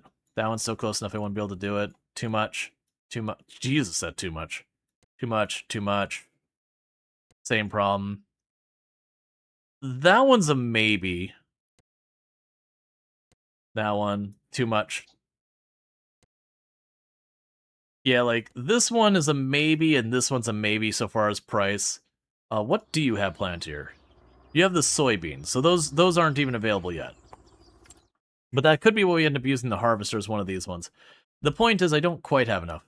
I can technically cheese this a little bit. I could buy this tile of land, sell all the buildings on it for like 77,000, and then sell it back. I've been avoiding that because that's pretty cheesy. You didn't have a harvester? I did. We sold the harvester as part of getting our production line set up. I needed the extra money. So we went all in on production lines. And that's where we're at now, is now not just trying to get the minimum harvester back, but like actually trying to get back. Like trying to get up. I might just buy this one and cheese it up, because I am going to need a place to put my oil mill anyways. And this is not a terrible place to put it, because all of this is hilly up here. And I can't buy like this flat land there or whatever. Yeah, because I would... Yeah, because we could ship the sunflowers or whatever to the oil mill here. And I believe the fish production, all that is up here. So regardless, they're going to be running around the map. We could buy this tile and sell the crap off it and see where we're at. Because I don't want the crap on it. I'm willing to abuse this now. Because you can see we've got here a bulk haul and a cow barn. It's interesting I could sell it from this UI.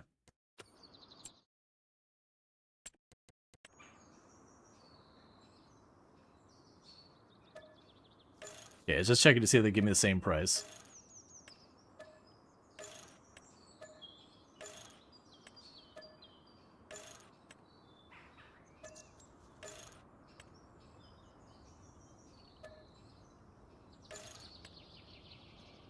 Apparently that whole house is a small garage.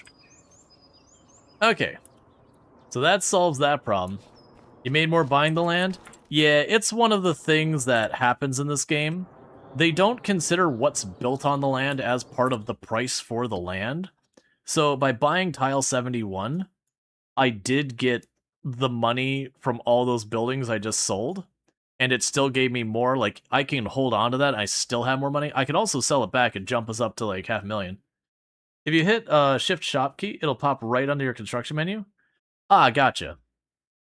Yeah, so technically I could sell that land back for right now. The buildings won't like reappear or anything extra cheesy, but that would definitely open up my options for the other stuff. And ultimately I'd buy this land back later on, because as I said, I need a place to put my production lines. Let's go back here. So nothing on sale right now. That New Holland I cannot afford. It was 700-something thousand. Okay, so let's do some consideration here.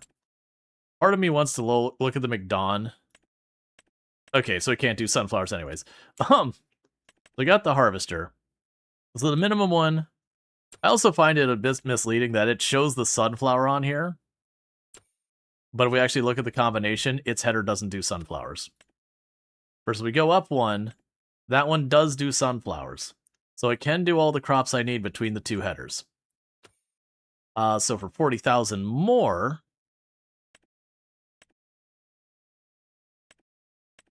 so you're still at 6 meters.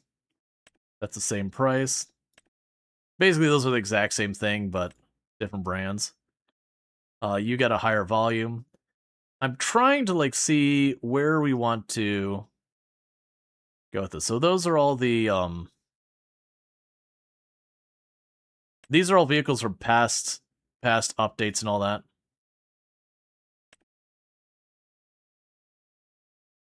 So we've got the 45,000. If we go and I still can't do it. Because if we buy the field, it's like 200,000. This is 226, and then I need to get the header, and I still come up short. Man, harvesters are expensive. I figured that was going to be enough because we just threw an extra, like, almost 100,000 in the wallet. I hadn't counted for the header being an extra 55. Because the field is 190 something. I'm just going to call it 200. So we're left with 254. I buy this. That leaves us about 30. And those are more than 30. The answer is I'm not getting it this year. Not unless, I mean, I could sell this back. And then, you know, later on I'd buy it back. I mean, well, actually, that's a fish breeding spot right there. So yeah, later on, I would want to buy this for the oil mill and whatever else we need. I'm just going to try and get this harvester happening. Okay. So we got the 555. Now we can definitely do it. So, 355 is my budget for the harvester and its header.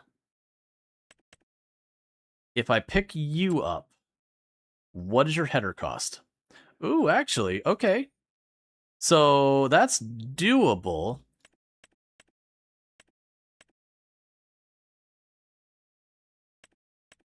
This one's much bigger.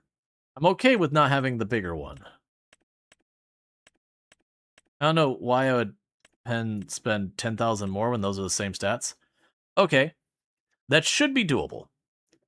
Because I spend 200,000, goes away for the field. 300,000 for the actual harvester.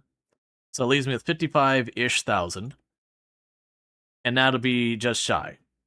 Like, we'll be able to get that. Like, I'll have like $1,000 left over. All the other ones are kind of off the table because we got this cast down here. Yeah, that one I couldn't afford if I wanted to. Yeah, so I think we're looking at the cast up here. And the reason I'm waffling is this is basically going to guarantee I won't be able to reseed that field. Because I will completely wipe out our money. Does the cast header require a trailer to get around? It doesn't require one. It would be 6 meters wide. Which is a bit wide, but not terribly. Oh, that's why this one's more expensive. This one folds up, this one doesn't. So the reason I'm hesitating is I can harvest, but I won't be able to replant. Because unless that field gives me like 50, 60,000, well, when do we replant? Because we're looking to plant, and the worst thing is I'm not even planning to do the sunflowers yet. I want to actually do sorghum for the windmill. So I'd be switching that to sorghum. We replant the sorghum in April. So I'd have plenty of time to probably get the money for a planter. I feel like I'm being impatient. And I should just wait for the sale. Is the way I feel is going on this. Wait for either a good harvester to pop up here, or the tractor. Or for that field to be something I can actually harvest and do something with. As I was sitting there that whole time, how are you doing on water? Would fishing help? I don't know. Because I don't know if there's another milestone. Because we did the 200 milestones, and we're actually relatively close to the 300. But I kind of don't want to put in the time to get the 25 more trash. Unless we can, you know... Like, if I'm working on something else, and I can just do some fishing on the side, that's fine. But just sitting here knocking out 25 trash, only to not get something, I'd be better served to just keep things going.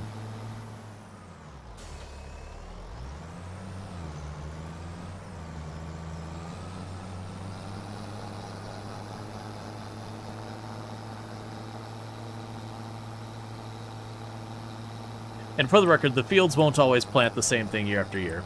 Could you harvest the other flower fields due to contract? We can check. They don't always have a contract. Canola. which would be a different header, so that doesn't help us. There are no sunflower contracts at all. Sometimes you'll have them. That was a fair consideration. Because if one of the bigger fields that were sunflowers had a contract, it probably would have been 12, 13,000, and then I would have been able to put away another extra 1,000 or 2 on top of that from the excess, and that would have helped.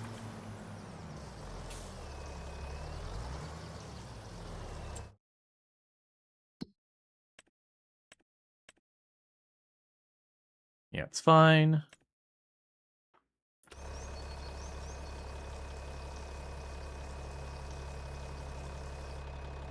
The big problem is how many fields on this map include a bunch of Greenland on the side of them.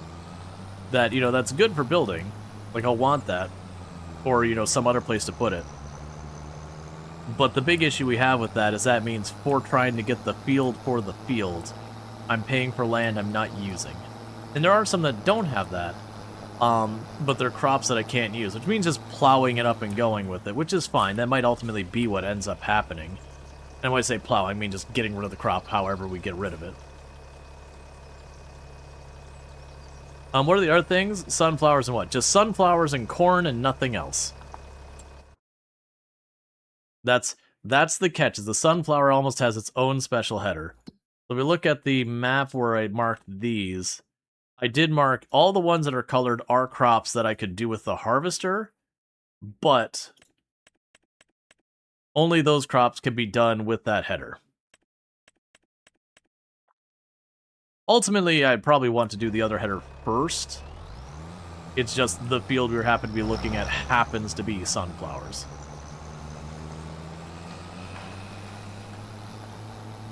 Now, it could even be that we leave that field alone, and then we go with the route of getting the planter and all that first. It's really, you know, toss-up. The big challenge is you always have to be careful when you buy the cultivator, seeder, those kind of things first, and then wait on the harvester, unless you have the money just sitting aside, you could just buy one. Because the worst thing you can do in the game is take all the time to plant everything, and then realize you can't afford the harvester on the other side. Now, granted, if you're not doing a challenge, you just lease it, and you call it a day. But because we're doing a challenge, we don't allow loan or leases. Because if we allowed loans or leases, there's no problem here. I just buy the field, you know, probably buy a really nice harvester and all that, and then we'd lease the seeder and all that on the other side if I have to. But we're doing a challenge run where I don't allow those things, and that be the nature of the beast. How much? So this is the wheat field. Man, it's a shame that you're 150. Like, if this didn't include all that green land, it'd probably be about 110,000. It'd be relatively cheap land. But because it does include all that extra land, which is because it's on the edge of the map. Like, this one's not a bad one, but you're growing potatoes. What it might just be is I might just get to the, point we had the planter. We're not going to get the little planter. I'm going to be stubborn. Because they're making good money now. And this gives you an idea of how hard it is to get off the ground if you're not taking the very minimum. Because like the very minimum, I could walk away where we'd be at 130,000 for the harvester and header, not counting the sunflower. You'd get a cultivator for like 20, 30,000. My tractor would be, you know, this thing was like 80,000 or whatever. So you can get like a whole farm operation set up for like $250,000 plus the land. You'd just be really bad at it. Maybe more than $250,000. But if you're trying to go for anything over the minimum, it adds up fast. Hell, considering just in mid-range harvester and the land wipes out over $500,000.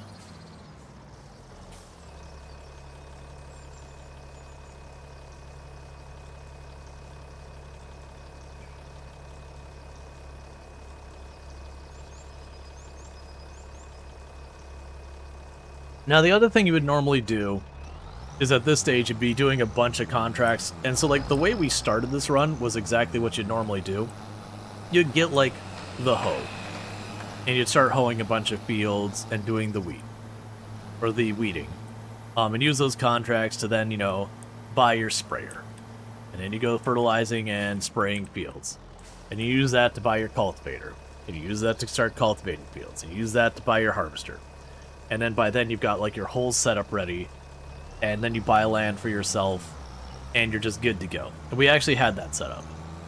And just using the minimum of everything, we sold it to pivot over to gain the production lines. Because the building of the castle is going to be the longest thing that we do on this run. And so I chose to prioritize... Well, actually, we had a vote.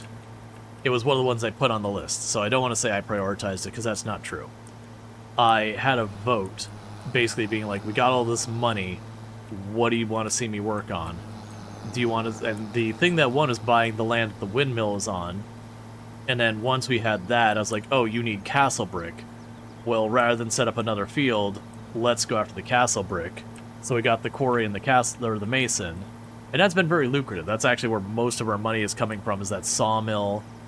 And then we have a little bit coming in from the greenhouse as well. Not a little bit, the greenhouse is generally profitable.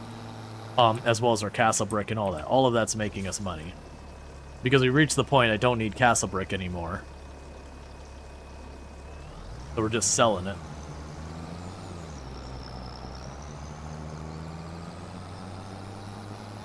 Okay, so we filled up all the water. So all that stuff's still going.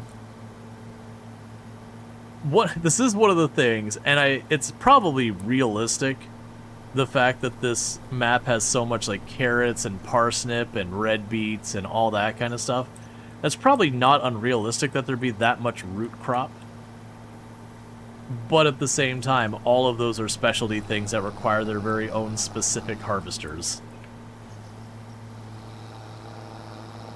And that's fine. It just means we don't get to cheese it with all that. I should probably check those fields that were cultivated. Well, planting time was April, and we had bought the thing to plant it this last time, being like, no, wait, I'm doing it the wrong way, and I am. It's possible we end up in April where we'll have a field that is not planted. Because I can't remember if you already have crop, and you try and run even an automatic drilling planter over it, does it erase the other crop to make ones, or does it just not work?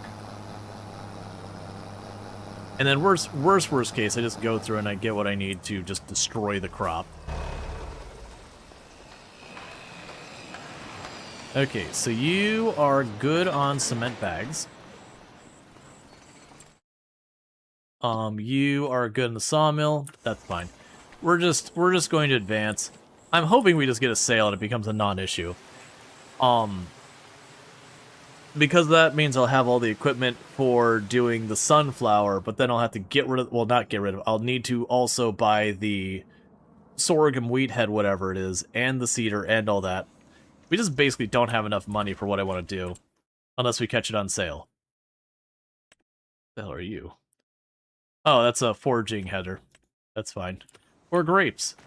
Arguably the worst crop in the game. And it is alive. Oh, the top pivots, that's right. I was sitting there, like, wait a second. It was facing me. Right. The entire top can rotate to whatever direction the wind is. Okay. You don't have anything in you we need right now.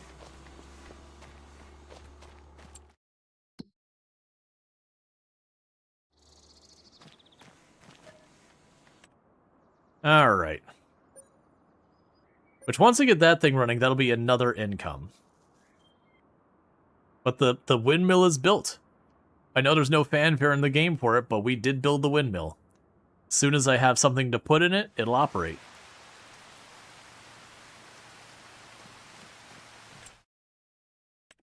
Tractor and a cultivator, that doesn't do us any good. The sawmill is low. Yeah, so it can make all these different types of flour and all that.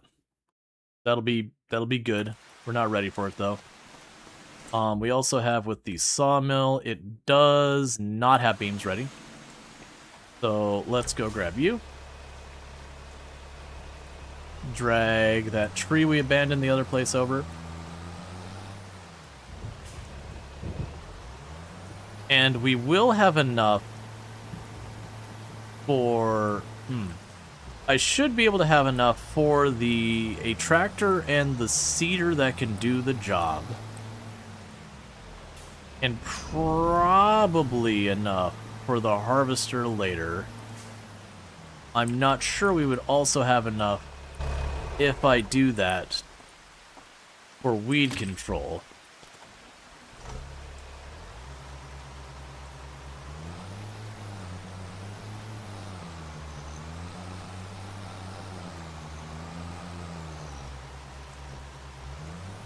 You're stuck up in the rocks.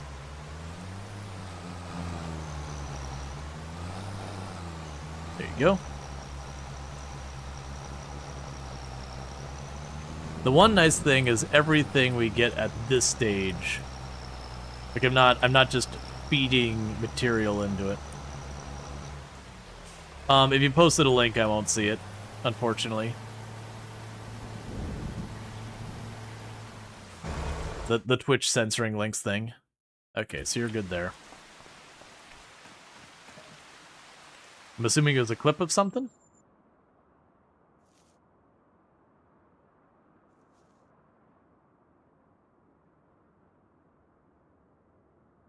Yeah, because if we get the harvester going, you could also try going for the fish to see if there's another milestone. Because we obviously, if we got like another 500,000 or whatever from a fishing milestone.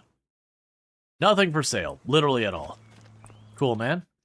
You do have planks and beams ready. I'm going to actually choose to ignore that fact. And just advance the month. Because it's dark and I don't want to deal with it. Not that that's probably going to get better by January, and we're going to want to deal with that before then. And thank you, Mr. Mayhem, for the 10 stream streak. Catch the last 10 streams without missing a one. So thank you so much for that. I really do appreciate it. It means a whole heck of a lot. Okay. Come on, sales. You're almost strong enough of a tractor to do the cedar we want. We need 350. That's 300. Okay, so you're good there. You gotta stock up the water.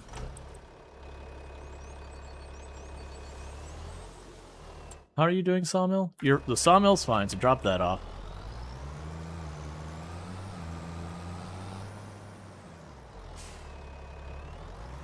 It definitely would be nice if I had the bigger water tank.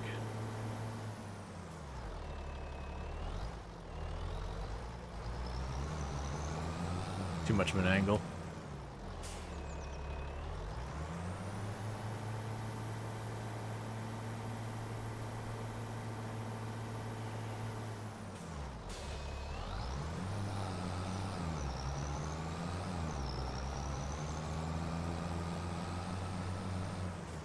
Okay, so we need to top off the water in the greenhouses.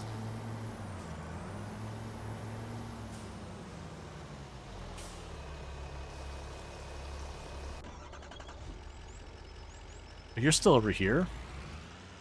It's so dark.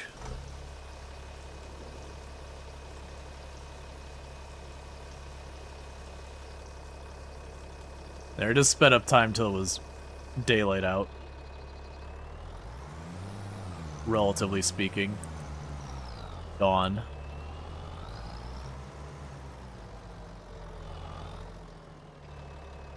Keep that going. Any new sales by chance? Nope. Because technically hours passed. It's not like first thing in the morning you get your sales. It does change regularly. But usually I'll have to check like once a day maybe.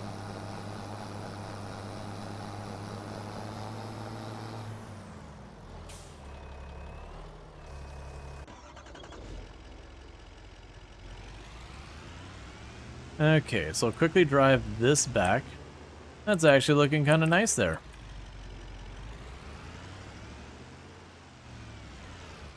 And what's it saying? Probably more beams? Cement bags. Okay. Alright, well... we're gonna run back and grab the beams. And then we'll run back, and then we'll run over and grab the cement bags. Because I'm sure we need the beams, and that'll give me money.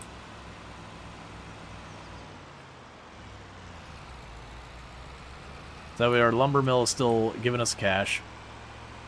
But the plan is I'm going to drive this back, load up the planks and all that. We're just going to keep popping the water tank back and forth to keep the greenhouse going.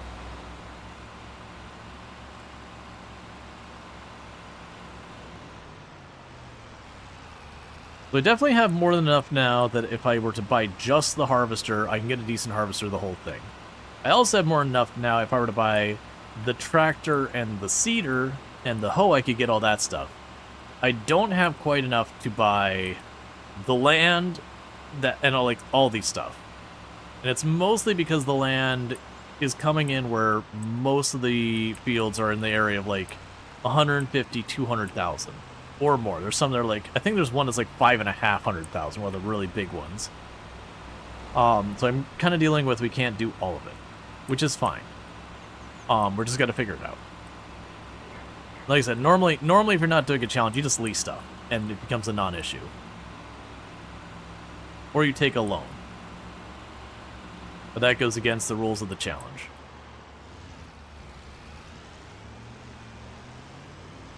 Like, normally for the challenge, I'd be settling for way smaller pieces of equipment and just dealing with it. I'm being just a little bit stubborn right now because I've got a good income, and I don't want to buy something, and then like a season later sell it, and just kind of eat the loss of half the value kind of thing, because I can now afford the bigger one.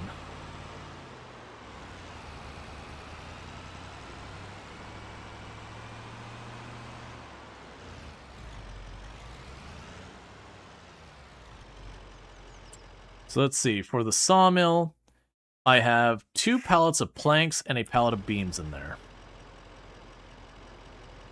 We're definitely going to have to forklift it because I only want to put the 2 on there. And part of the reason I'm doing this first, then the cement, is there is the possibility I drive up there and it goes, I don't need any more long planks and I can't sell them there. I could, worst case, take that to the warehouse and then sell that at the warehouse. That's what I figure is going to happen.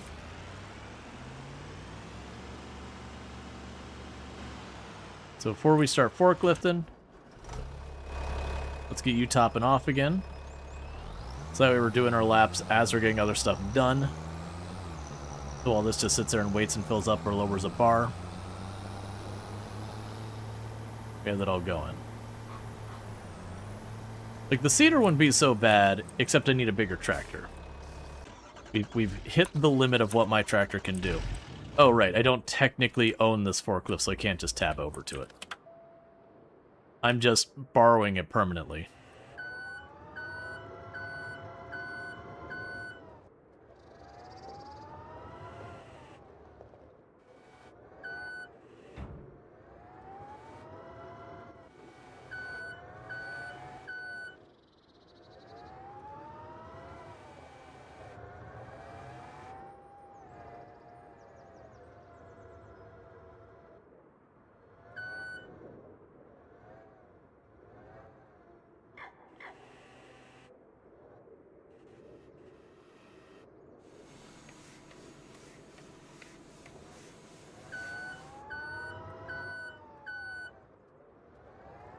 Okay.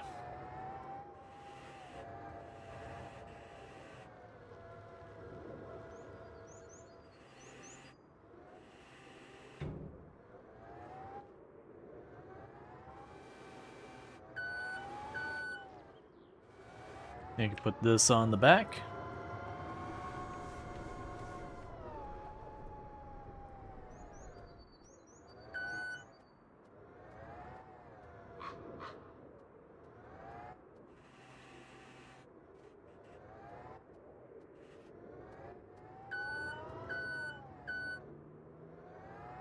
And get you out of the way again.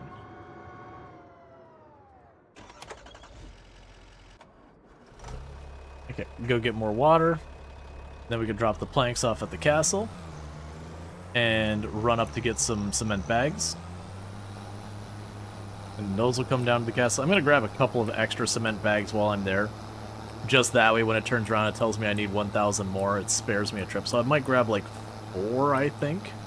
That might be overkill.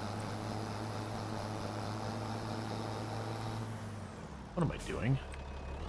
I'm getting here, like, plowing over towards the windmill.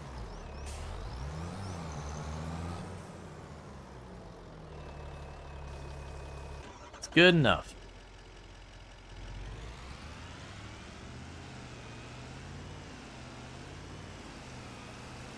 Race it down the hill. Okay, it's one to wibbly wobbly a bit. We do have quite a bit. We do have that one log in the with the pallet stacked up too high on the left. It is really wanting to roll over to that left side. We keep seeing those wheels come off the ground.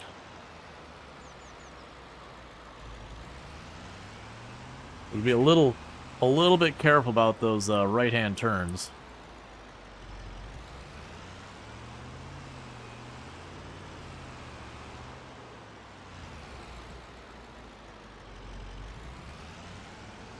Okay.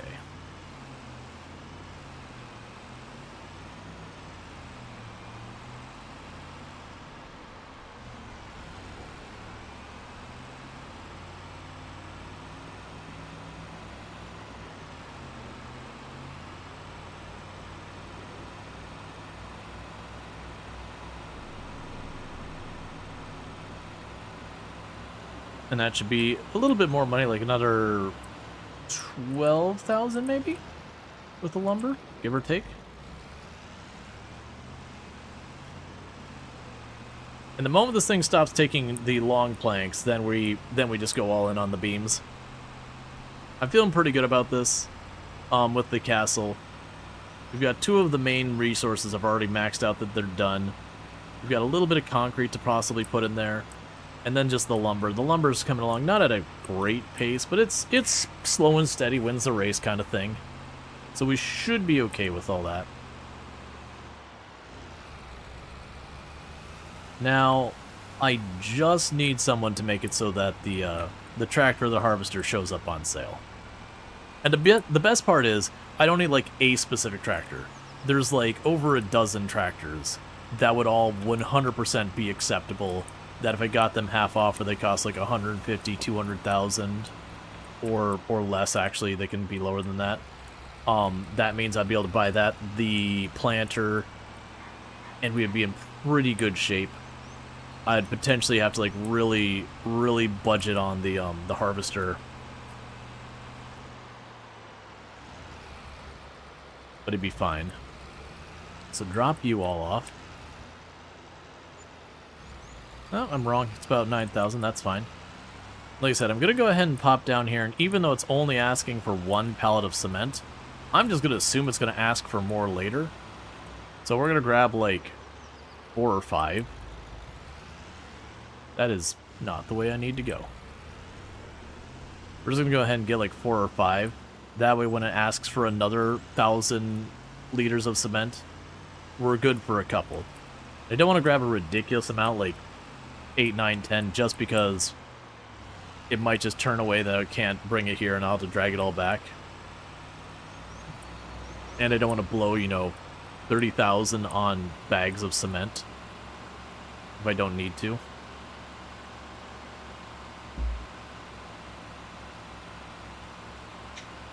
Because at least when I'm bringing the cement to the castle, so when I buy a bag of cement and I take it to the windmill, I just lose all the money, because it's my building, I don't get paid.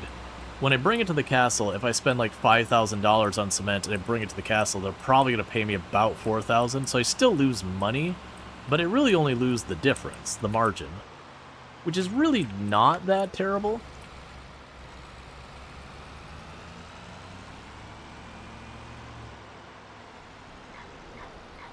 Something second guessing, is that where the warehouse is? No, warehouse... Yeah, warehouse is up there. Okay.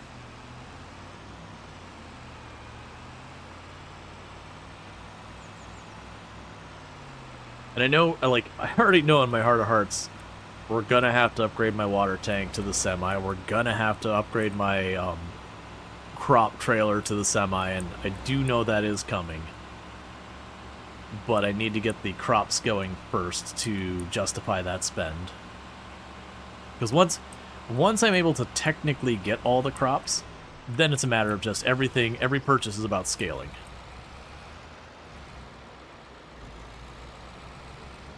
I am all turned around. Where are we going? What's going on?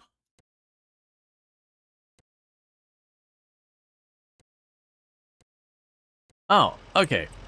I'm coming from the different direction than I've all the other times, so the warehouse is just over there. Okay, so that's the warehouse right there.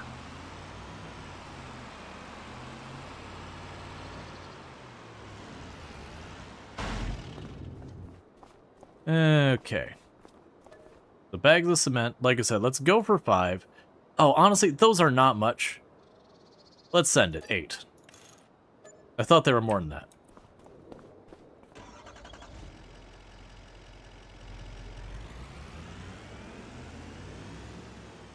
I was thinking these were going to be like almost twice as much as they are.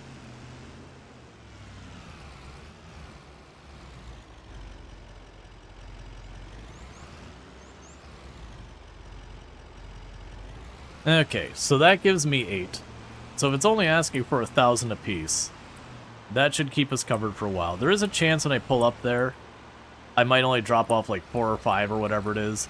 And then it's like, okay, well, we don't need the rest. And I have to drive back down here and drop them off.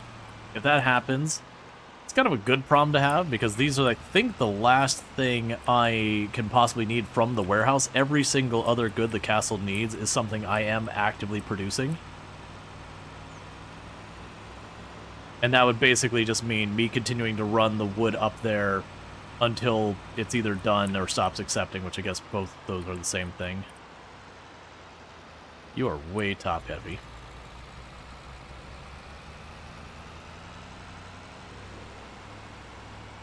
Oh, I meant to pop over to you real fast.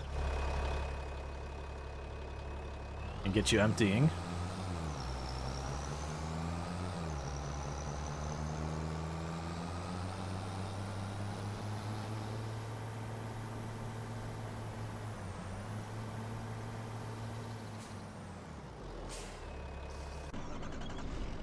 Okay.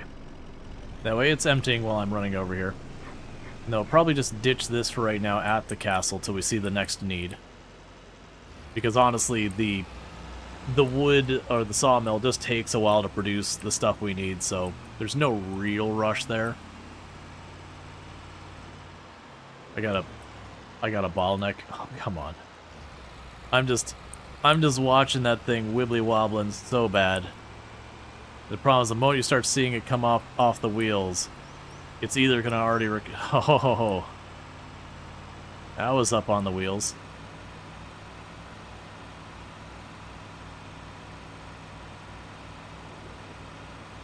Just take your time.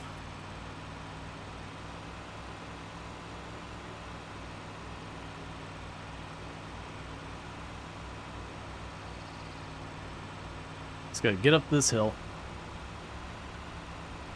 Yeah, so we spent about 12,500 on buying the bags of cement. So when we get up here, we should lose money.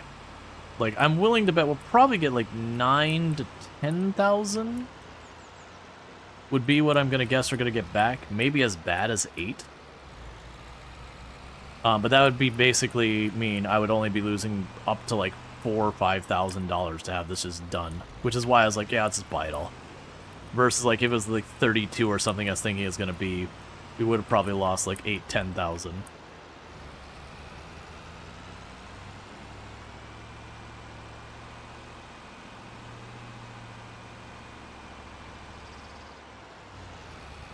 I'm looking forward to it hitting a step where it needs to just do the castle block. Well, it took it all. Yeah, so about 9,000. Yeah, so that means we lost about 3,000 in that exchange. 3,000, 3,500. Okay, so that means the cement bags. Yeah, so if we look in there, I've got almost 2,000 wood beams, about 6,500 planks long, about 8,000 cement blocks, 30,000 roof shingles, and about 34,000 castle stones in storage to be used. Alright.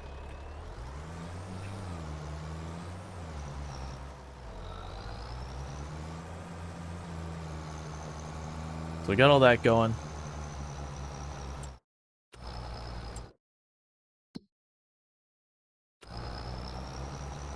Let's get checking in on some of these businesses. Okay, so this one will finish topping it off. I'm not going to sweat it too much. I'm actually going to start this filling. And then just fast forward time. And the reason I'm doing that is it won't fill up enough to do both that and the other building. So if I pull this down there and grab it, and then we grab the next one, I can just make it a thing where we do that. I'm kind of hoping we get lucky and I get one of the piece of equipment we're looking for on a discount. Because that solves our problems pretty effectively. Why are you like this game? So that is a header that does everything we need. What do you go to? You probably go to something that's going to upset me, aren't you? The New Holland 450 SFI. Let me guess. I'm going to go in here, and I'm going to go to that, and it's going to be Harvester. It's going to be you. Well, that's not the right kind of Harvester. That's a foraging Harvester. Harvester. And it's going to be you. No. Go on. Where was that header from? Because that was a New Holland, right?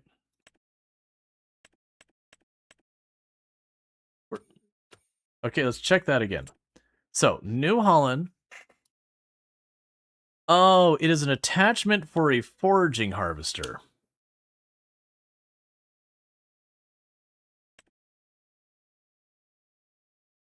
Yeah, so this would be one where we cut the crop down and we have a second vehicle collect it all.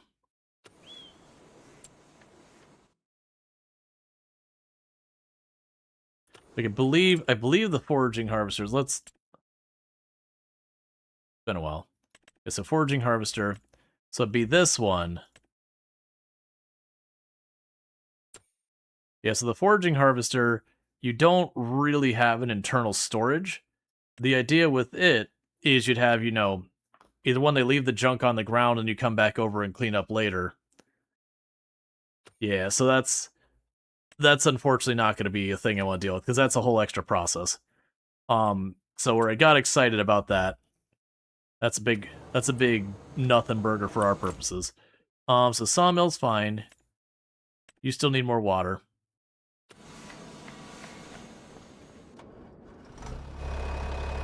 What I'm going to do here is I'm going to drop this water off. I'm going to pop over to the castle just to see what the next step in construction is. Imagine it's going to be beams. It's always beams.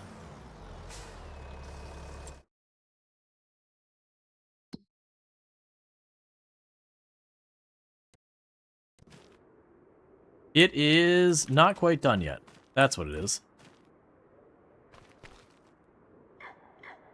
We can let that tick over really fast.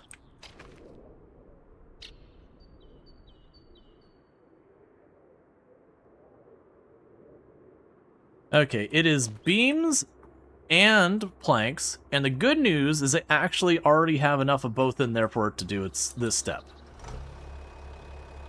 So that's good news, that will just keep construction going for the moment. I'm suspecting this is going to be just like where we had the other scaffolding, where we'll have like 3-4 rounds of beams and planks back to back to back. So we're going to run out of beams before all that sort of, but that's fine. We're just going to keep making them, doing all that stuff.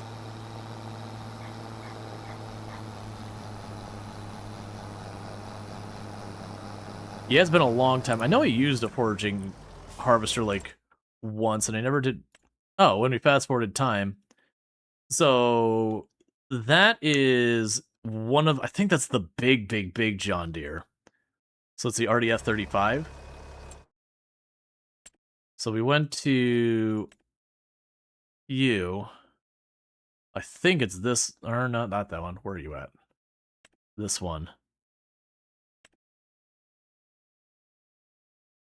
No, it's not the... It's not the RDF 45. Oh, yeah.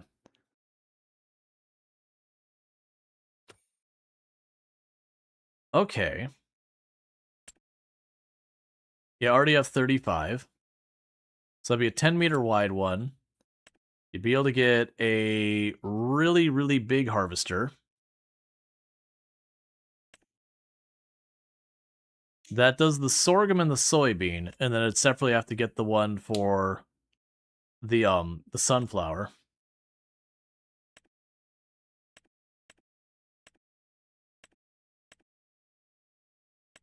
It'd be 10, 12 meters. So that's a really solid harvester. But that puts me under about 500,000.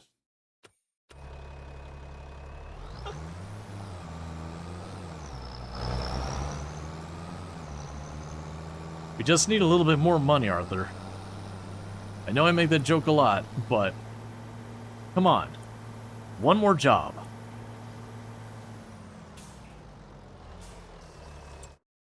And how are you doing? So you'll fill up on this one. You're actually doing fine. You have probably 2 more days worth of wood in there. But yeah, in April is when we have seeding. There's nothing that gets harvested during the winter. There's no point to even looking at that. Nothing at this point, at least. Nothing I care about. I'm not counting grass or whatever.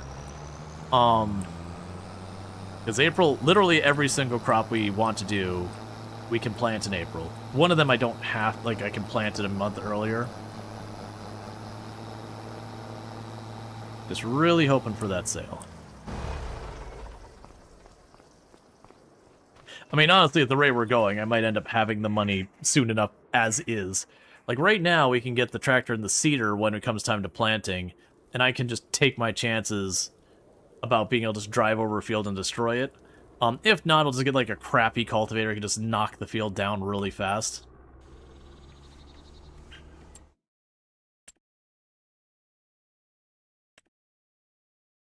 That's not very useful. There's that truck again. Okay. So, checking our stuff. You're fine, you're fine. The sawmill is genuinely low. It does have planks ready. Let's go ahead and pop over to the castle and see how you're doing. That's fine. It's doing castle stones now, and it already has materials, so that's fine. Okay, nevertheless, you need to go grab an art tree. We already have an art tree cut down, I just gotta drag it around.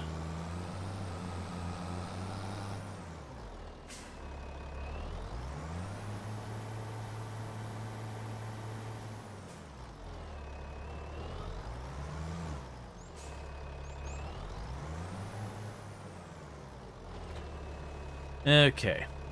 And I might be able to get, there's a tractor that's like 111,000 for a large tractor. I think, well, is that a large or medium? I think large tractor. That's got horsepower. It's got some limitations to it. But for our purpose of getting the seeder, that, oh, planter, sorry, not seeder. That planter, it's probably fine. And that's the direct drilling one.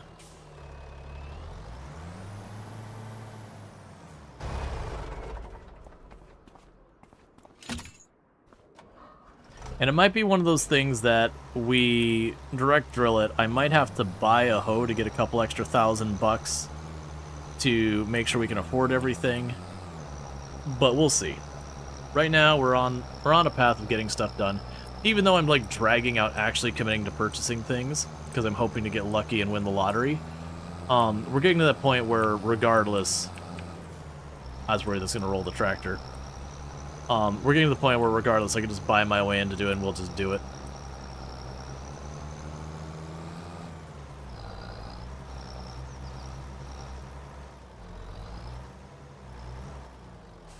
And how are you doing with that? Was that enough wood? Yeah, that's fine.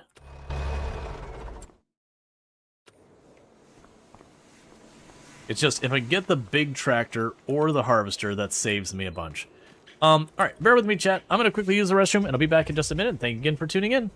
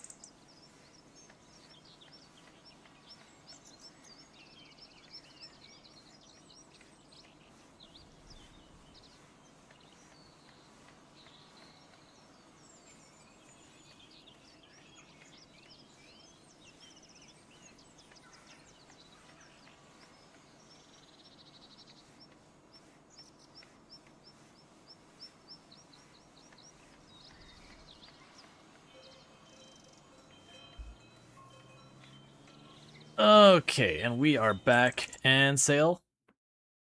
I mean, there's cool stuff here.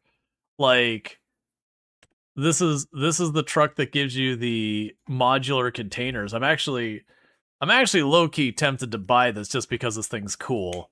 It doesn't solve any of our problems. It's literally not relevant for what we're doing. But it would give me the truck with the modular containers. I don't think like this to me is more useful multiplayer. I don't think there's a use case single player that really makes sense. Okay, so let's check in our stuff. You're fine, you're fine, you're fine. We actually have a bunch of stuff in here now, so we should probably grab... You're in the wrong place. Let me guess, you still building? Castle stones. You do have a lot of money? Oh, no, but we're...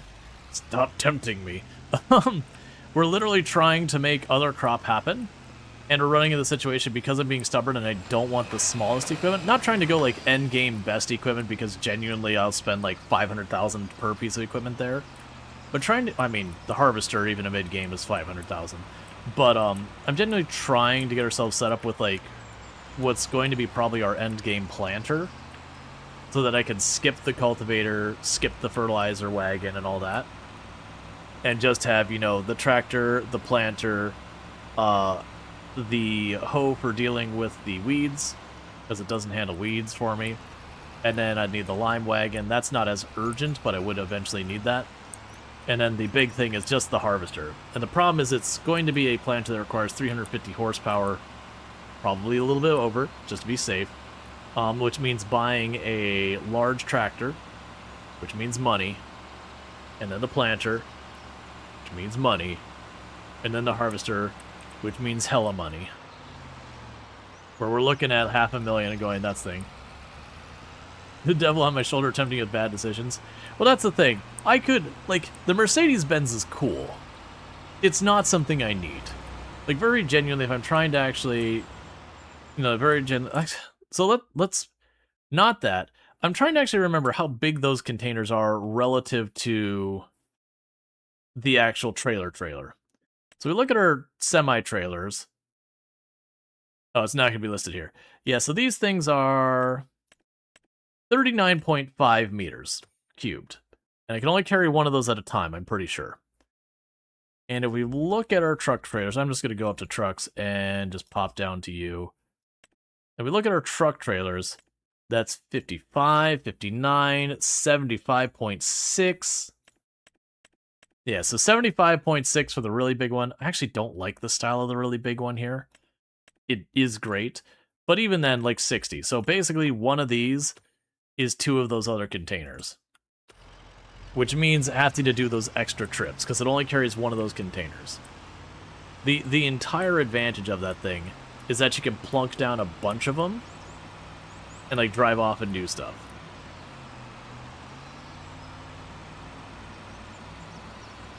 Like, so, if you're playing multiplayer and you got some buddies and they're harvesting a bunch of little fields, you can drive over and plunk down 3 or 4 containers by them so they can, you know, like, this'll be the sorghum one, that'll be the wheat one, this'll be whatever one, and then you can come pick them up later, and you don't have to sit there and have your truck drop off the big trailers that cost you 100,000. I mean, even honestly, you're like at the, well, I mean, the trailers, the containers themselves are only like, you know, maybe at $10,000 or whatever. They're not nearly as expensive getting like an actual trailer, which is like 30, 40, 50.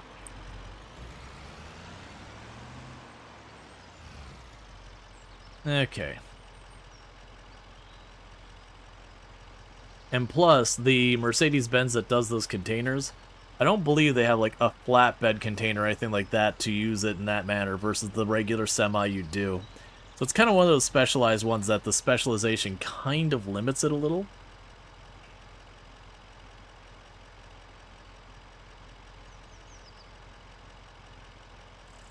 I'm pretty sure there's two things of long planks in there. Yeah, that's what I figured.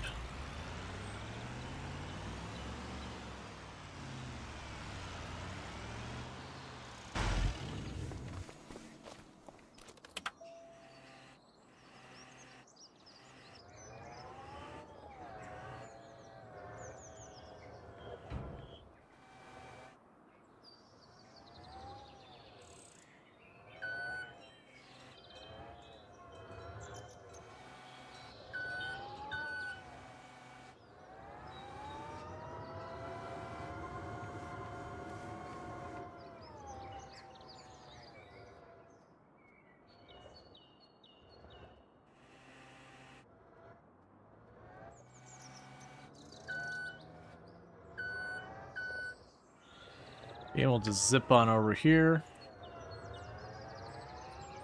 Grab you and shove you on the back.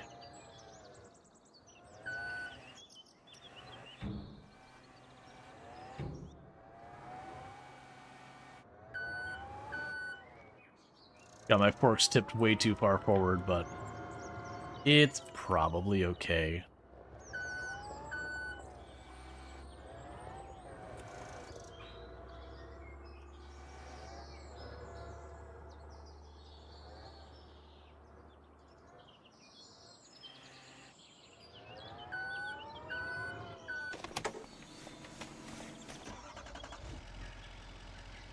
Also, let's check on the water. That's fine. Okay, so let's drop this off at the castle. That gives us 2 more containers of beams and some more planks. And for once, we're not stacked super high. Yeah, now the good news is we're honestly sitting pretty good. The next in-game month, we're gonna get a big tractor. We're gonna get the big seeder. Like barring something ludicrous comes up on sale that derails it, we're gonna go ahead and get the big seeder and the big planter and a tractor capable of doing. We're basically gonna get the cheapest tractor I can find that does exceed 350 horsepower by at least a little bit. And we'll use that and we'll start doing a field. I'll probably also get the hoe for doing the weeding. And then we can also use that hoe for potentially picking up a contract or two if it feels like I need to get that little extra nudge to being able to make sure we have the harvester on the other side for it. We're gonna go big. So they should be able to do that. We're about 200,000 in for the field. 200-ish thousand in for the planter. I could probably get away with upper 100,000 for the tractor. And then, you know, maybe I have to do a contract to make the difference. Like, that might be the thing, is maybe I have to do a couple of contracts here. I'm a little worried now, I'm doing the math in my head here, that I still have to come up with like 135-ish thousand to get even the smallest one of the harvesters. We'll figure it out.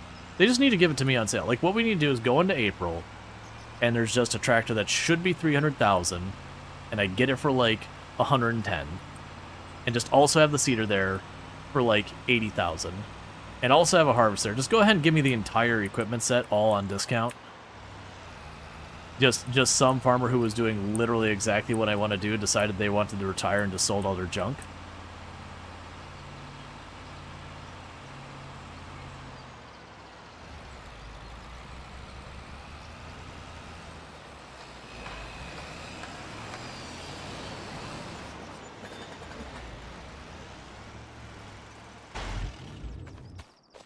Okay. We'll let that speed up enough that we see the next phase kick in. Which is also castle stones and not many. Okay.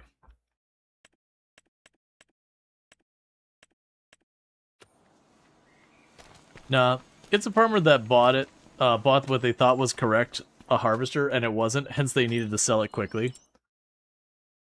Why do I feel personally called out?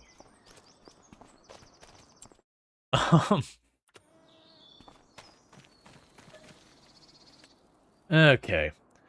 So this is due time.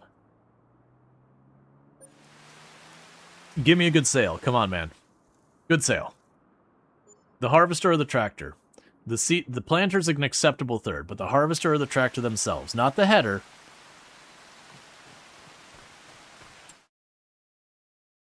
So close. You're not there yet, but you were so close. Alright. Or a pre-seeded field? I mean, we could check. You are corn. The pre-seeded field is a bust. You are sorghum. Unfortunately, It is a sorghum field that cost me 260,000, which is an extra like 60 plus thousand than we're looking to spend. That said, sorghum is literally what I want to grow.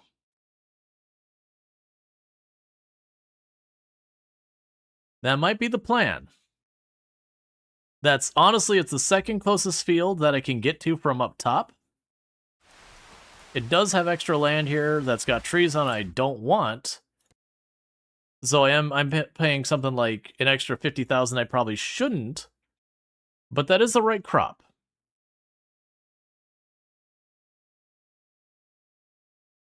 Does it say you've already weeded it? So you did plant this.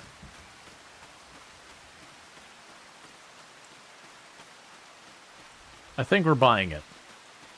I think we're buying it, and we're buying the hoe.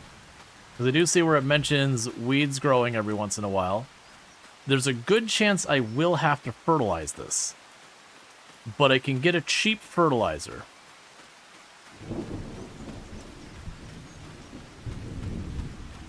I don't have any soil data available, so we'll want to buy that. Okay. So. That's also a fairly decent-sized field. It's 5.49 acres. That's not huge. Because, like, the one we were looking at here is 4.78. So I'm getting a whole, like, 0.7 more acres than I would there. And honestly, I didn't think about the fact that, while that's the closest field in proximity, I had to go down here.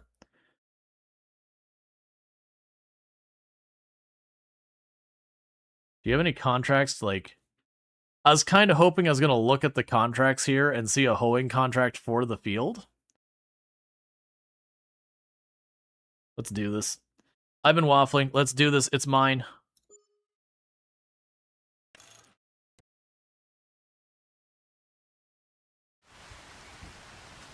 So no data found.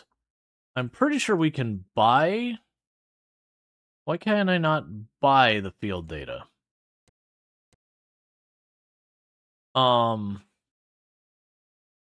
Okay.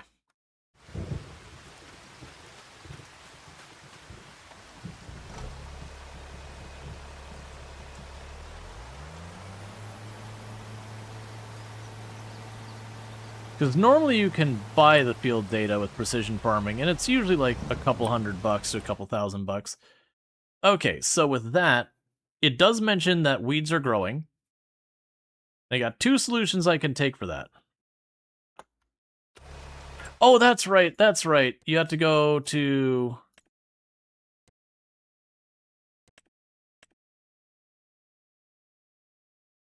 precision farming.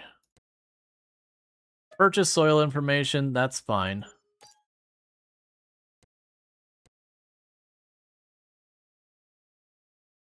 Okay.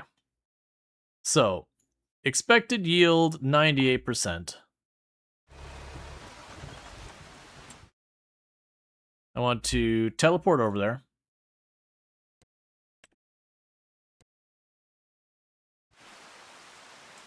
So, the nitrogen and the pH are both bad. Cool. Alright, we can fix those, though. So, we do know we need to fix all that. That's fine. We can get our old buddy, the Brendel. Because I'm going to need to do that anyways. You're supposed to do this in a different order. And that is okay and not going to happen. So you got the new one here. What is the difference between these? Why would I grab one versus the other? If I'm seeing anything, I can get you to have a slightly larger range, but you literally are worse in every other way. Cool. Alright, so the Brendel with the big extension because it doesn't cost very much.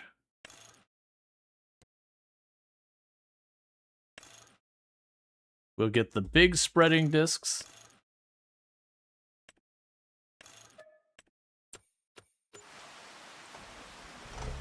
Okay, so we got a field to deal with. So I'm going to have to do 2 rounds there. We're going to have 1 round where I put down fertilizer and another round where I put down lime. Normally you lime before you plant, but we're just going to go with it.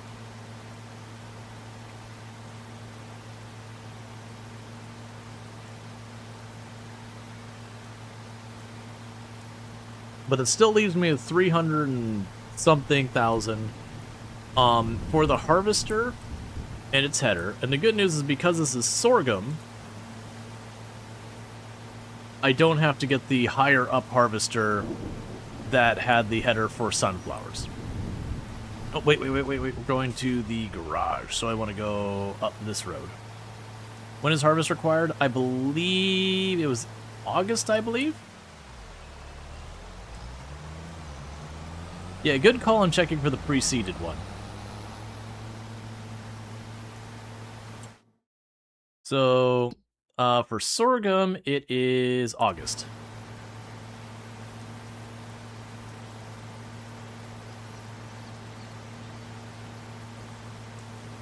Yeah, because we'll get the Brendel to deal with the lime and the fertilizer. I still will need to deal with weeds as well.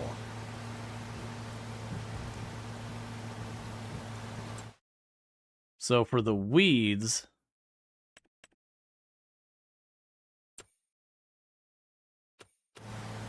One second. For the weeds, I can go here. We can grab you. Because the hoe, it's only 12.4 meters wide. You got these ones that are way bigger. But here's the catch. It goes 15 miles per hour, and even these largest ones, they only go 7.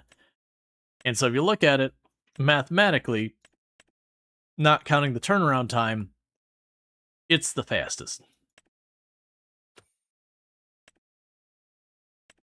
And the reason I'm buying that now is I'm going to take the tractor, put the hoe on the front to drive it down there. And then we'll have the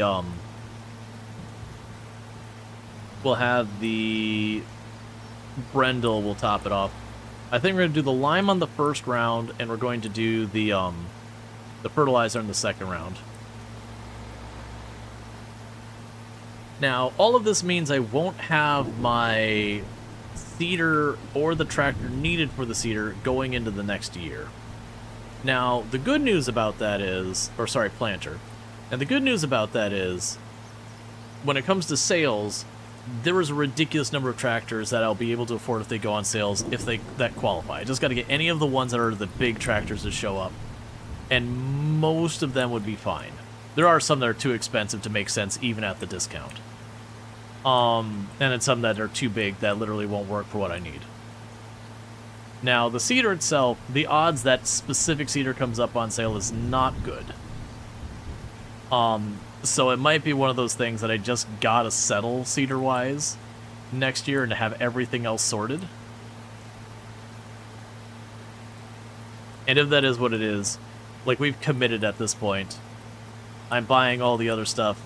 Because the Brendel is like the end game thing you use for putting down lime, because it used to be literally the only option, and we got a second option that, from what I see, is objectively not better. Hey, Wilson, how's it going? Thank you so much for the 10 stream streak. I do hope you have been enjoying the stream and all that good stuff. Alright, so. Let's grab you.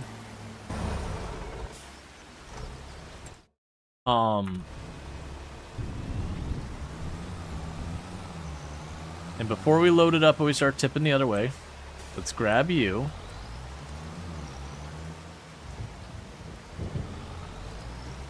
Okay, so the Brendel here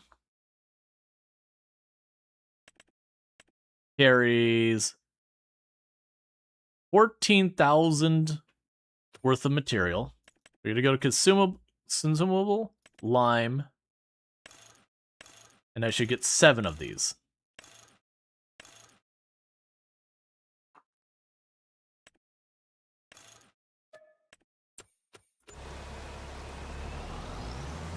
And that should fully fill this thing up.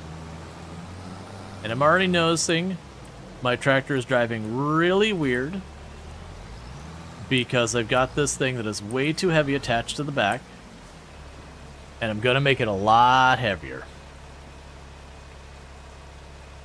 It's gonna be great.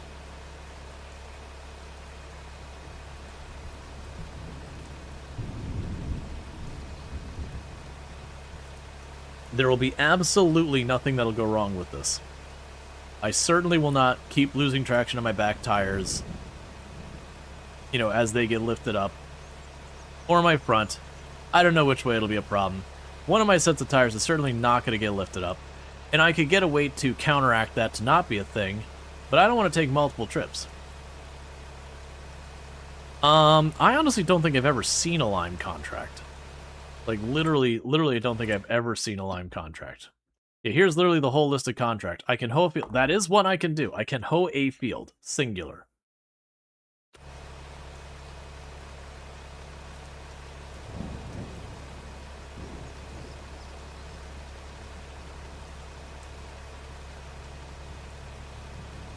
It's a mod? Yeah. There are some of the processes that they just don't have contracts for whatever reason. Okay. The lime is not a mod. Contracts for liming is a mod. You seem really wibbly-wobbly for some reason.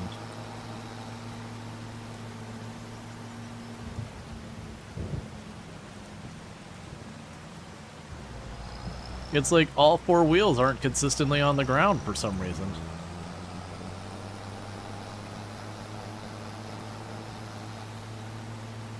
Okay.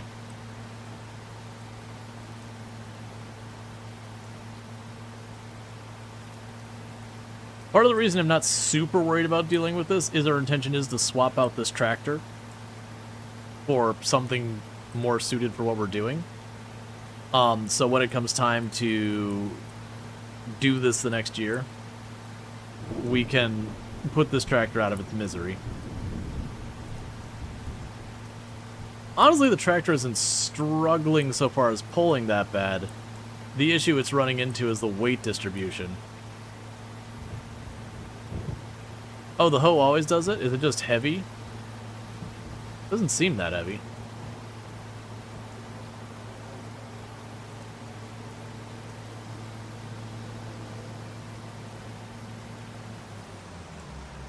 Oh, never mind.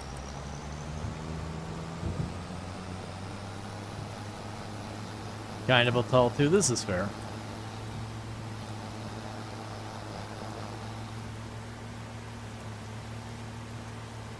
But yeah, so what we're gonna do is we're gonna put down the hoe near the edge of the field, get started on all this, and I'm gonna hope without using as a counterbalance, this will be fine. Like, this is where you definitely, in real life, want to wait to counter... I mean, in real life, you'd want a tractor actually suited for doing this job. The tractor's a little on the small side for this.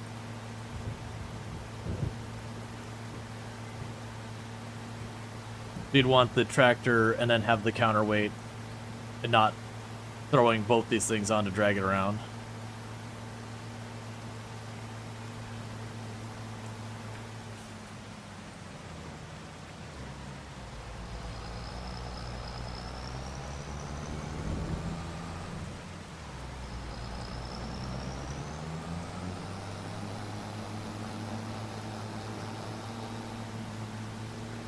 Alright, and this is our new field. What I'm going to do real fast is we're going to go right here. Kick that off. That is not what I meant to do. Going to kick that off.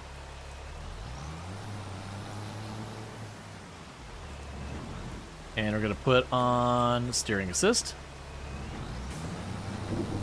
And part of the reason we kicked that off, even if it could be a counterweight, is otherwise when I turn on steering assist, it could do weird things if you have two different tools attached with different diameter or different widths. It can sometimes not be clear what it wants you to do.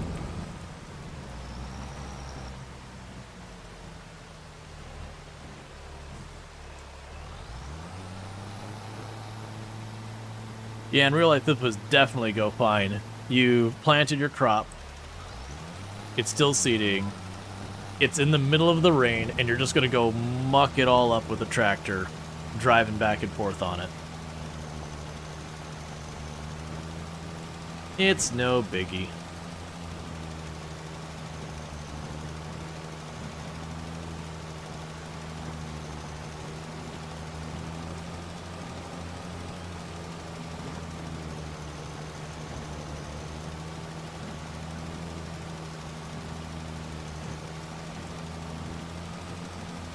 But yeah, that should be a pretty good field for what we want.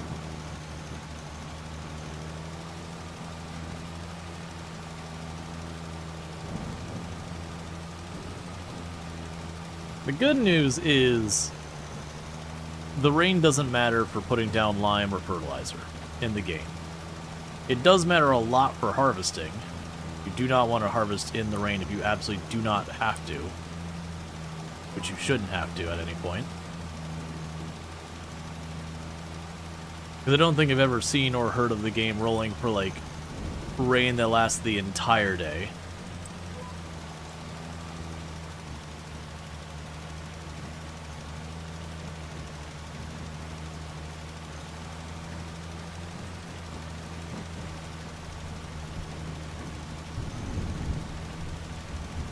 We're putting down a lot of lime. We are burning through this really fast. Hey, Walter, I'm gonna need you to lime your fields once in a while, buddy. I'm having to change the pH of your soil by almost a full point. Not decimal point. Almost a full 1.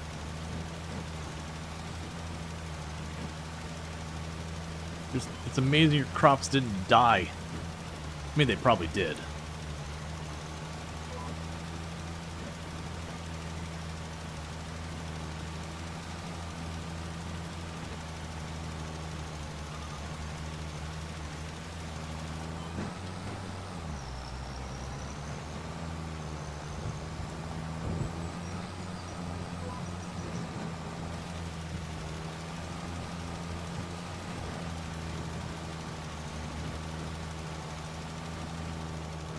Okay.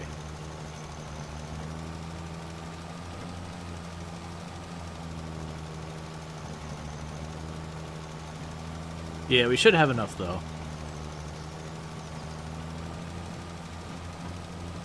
Yeah, so it's saying we want to be at 7 pH, and the current pH is 6.25. At least it's a nice field, mostly all straights. Yeah, it's got like a little bit of a zigzag to it, but I think that's actually kind of nice. Is it optimal? Certainly not, but it makes it better than just a boring rectangle. So I do appreciate it. It also, it has the one side here that's got the fence right up against it, but that's the end of the field. It won't be that bad. And then along the one side we have the houses, but they're still back enough that I've got plenty of room to turn around in. And especially on this map with how many fields are surrounded by like the fieldstone walls, this is honestly pretty nice to have field. I've got at least a little bit of wiggle room around it that I'm not having to like really keep in the field just to not smash through everything.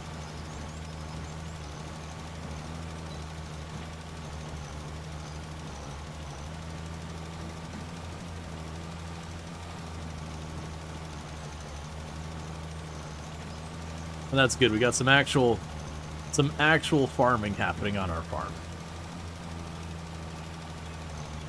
And that'll bring in flour, which will be an extra bunch of money coming in. And then once we've got that going, the next move of what we want to get happening here is that there will be the we'll want to get the oil plant. And the reason we want the oil plant is that's no requirement for the fish feed.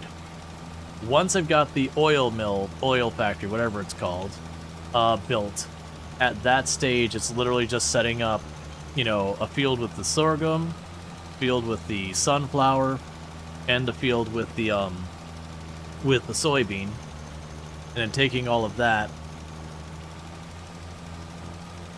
and just, you know, bringing it all over to the fish food thing.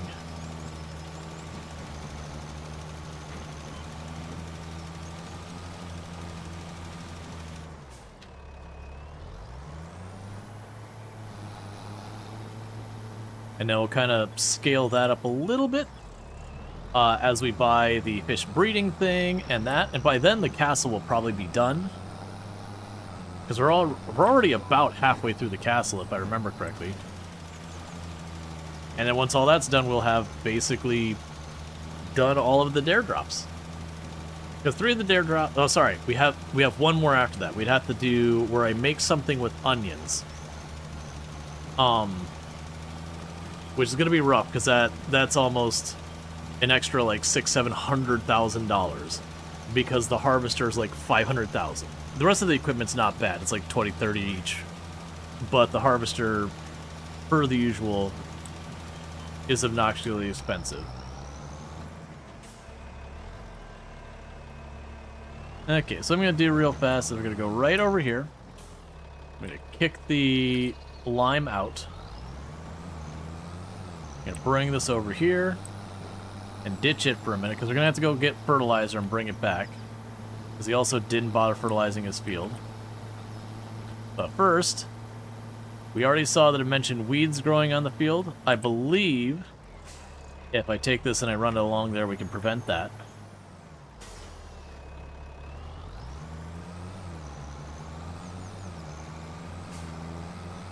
And lower it so I'm not tipping it back as aggressively.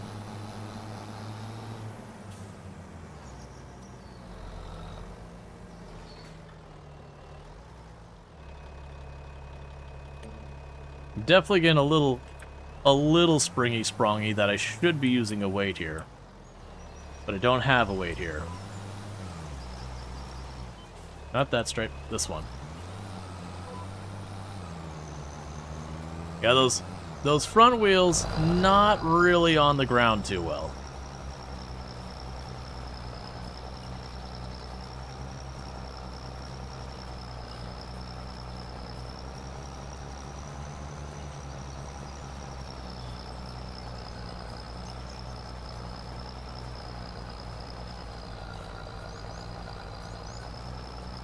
Yeah, you can tell it's struggling a little bit.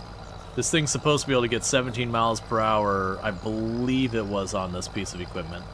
Or it's 15 or something like that. The point is we're not hitting the speed this thing's designed to use. And we're on pretty level ground.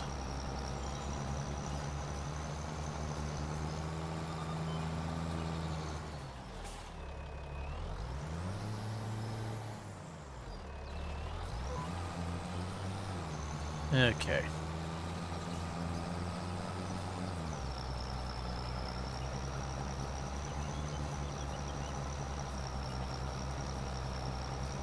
And that should prevent the weeds from coming in.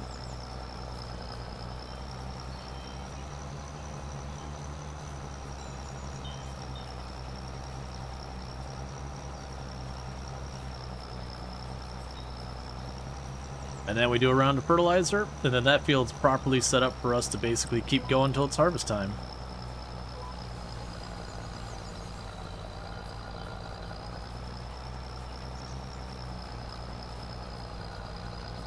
And then hopefully bringing all of this to the windmill, we'll be able to get enough money for some of the other projects. That's a really bad line I did there.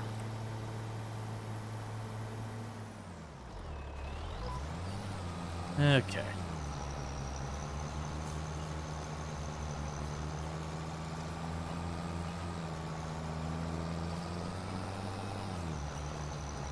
Hey, actually achieving the desired speed.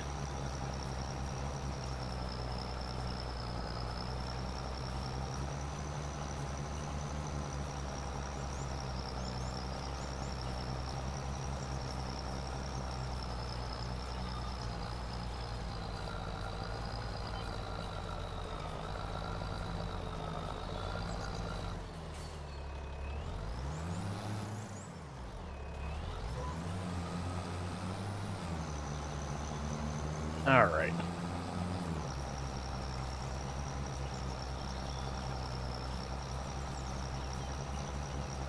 All right, so the Brendel there is 14,000 in volume, but I do have some fertilizer, I believe, still sitting over by the storage. I don't think it's much. I think it's like 1, maybe 2,000. But we'll grab that. We'll get enough fertilizer to not necessarily fully top it off, but, you know, get it most of the way there.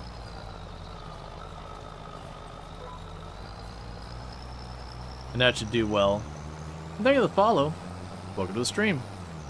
But yeah, so we should be able to get enough fertilizer, do our 3 passes, and then this field is done. Now, one of the nice things is in the future, I shouldn't need to do fertilizer passes because we'll be using a planter that handles the fertilizer as we go.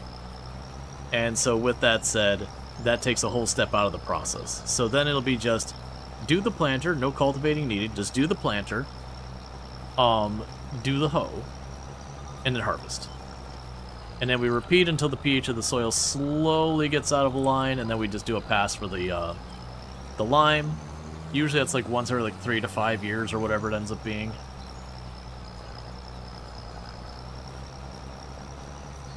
And that can be pretty good.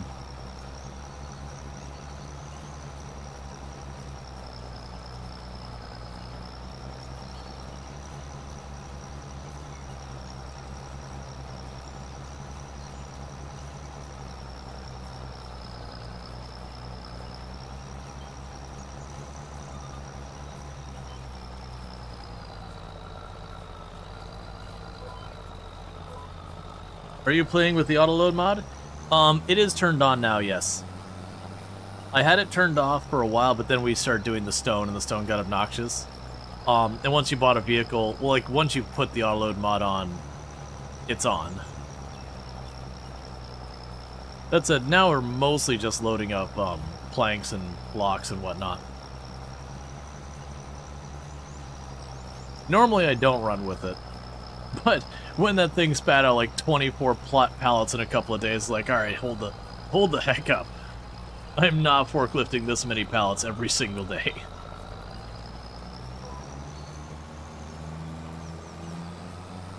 Versus like the sawmill and those having a couple of pallets every day is not a big deal.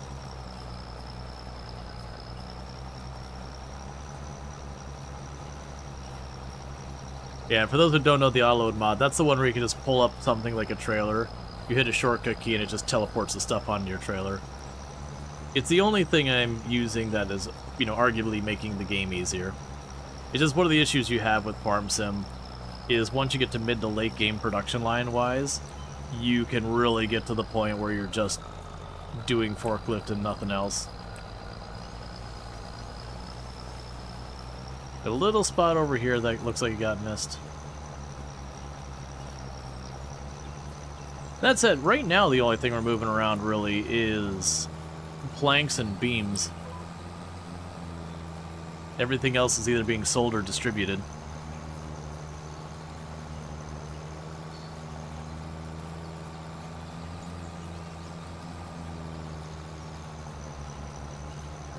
Alright, and that should prevent us from getting weeds. I'm going to avoid folding it up so it's not quite, well... I'm deliberately trying to avoid folding it up so it's not quite as tall of a weight. The less likely to, like, fully tip me back.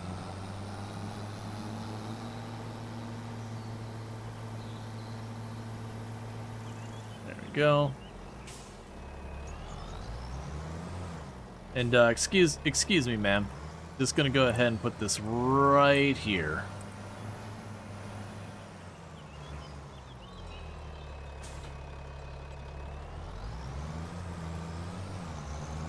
So now I need to go grab fertilizer for the Brendel, because Walter couldn't bother fertilizing his crops.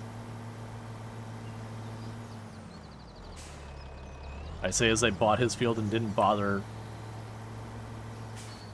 doing my own. Alright, so I gotta go and run this back up and grab fertilizer.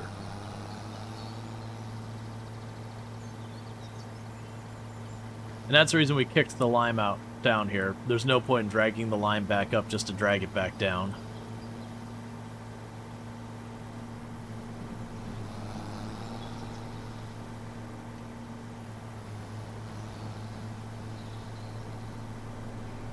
And how are my production buildings doing? Alright, you take it easy, Luxray. They're doing fine. Okay.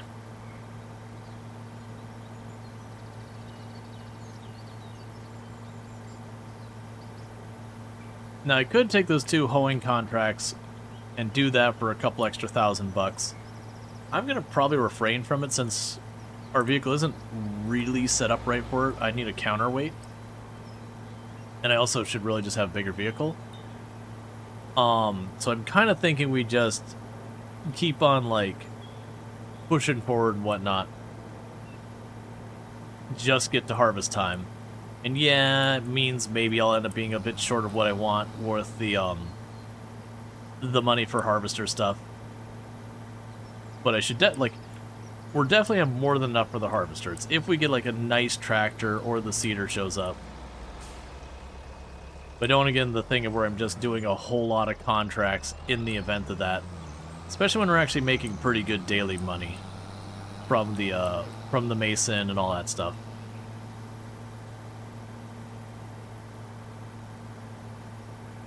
I imagine when we finish the castle, we'll get an extra bonus payout. I can't remember if that was the thing with the other ones or not. Because I know I built the playground on Riverbend and the temple on the East Asian map.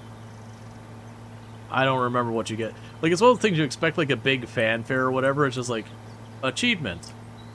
I actually don't remember the playground gave me an achievement or not. I think it did. You just, like, get the achievement, you're just like, oh, okay. But in-game, it's just like, it's built now. The selling stuff point disappears. So other than the achievement, there's, like, no real, like, obvious, like, oh, hey, here's, you know, here's the thing you built, let's celebrate. It's like, oh, I guess it's done now. Okay.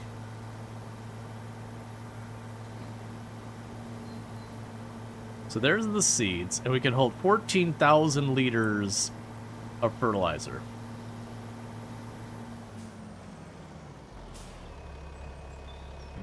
So I got 2 containers here. They're not quite full. Alright, this is going to be regrettable. Oh, you only do it in 1,000 batches. Okay, you do it in 1,000 batches. We have... So I need 12. Yay.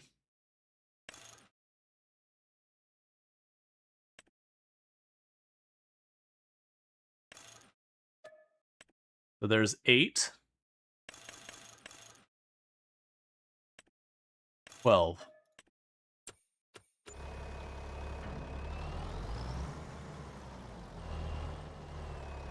And it's fine if we don't use it all, because what'll end up happening is when we get the planter, it'll use the same stuff.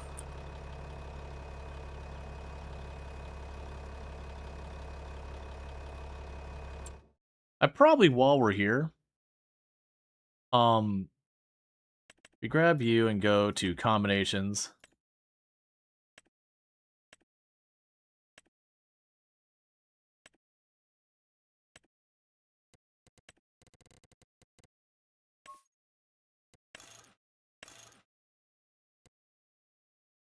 Get the counterweight.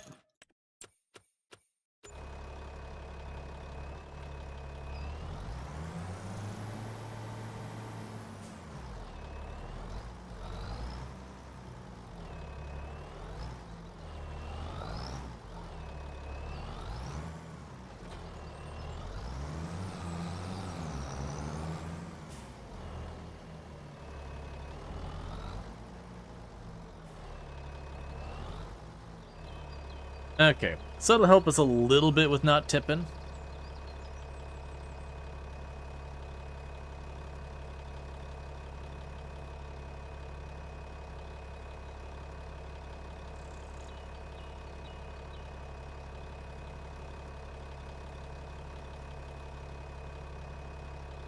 All right.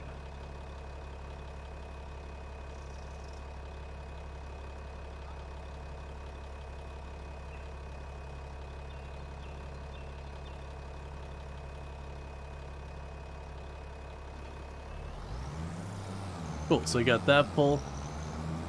And now I just go down there, do one last pass in the field, and we are done with all the field prep until harvest time. We still have 273,000 in the bank, not counting any money we make along the way from the stone we're selling, the lettuce we're selling, and any of the lumber we take over to the castle. So we can harvest in August. So there's a good chance I'll be able to put away a good like 30, 40, 50,000 from those. So that'd leave us with about 350,000 to pick up a harvester and its header.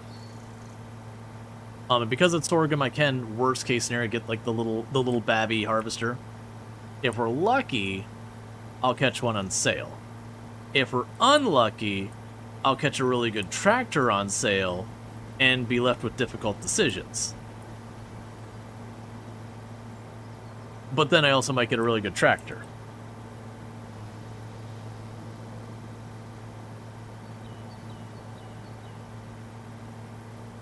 Because that'd be the real tease there, is get like the end game kind of tractor we would want for like 280 or something, where there's not really a way to make it happen and make the harvester happen.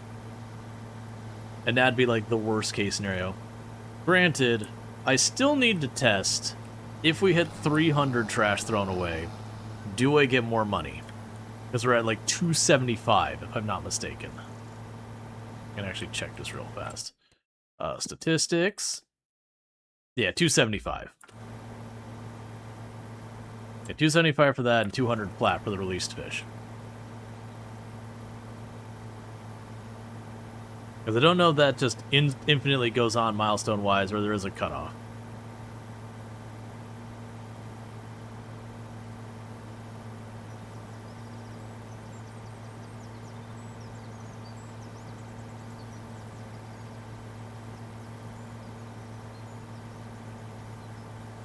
Honestly, this route's not bad. Like, I could see getting Field 46 next, just because proximity to, like, this main road going from the mill, or the windmill, where I've got set up there, and the sawmill and all that, as well as up to the garage where we repair, and then the gas stations along that route as well. It's not a bad place to be set up, even if they're not really on top of each other.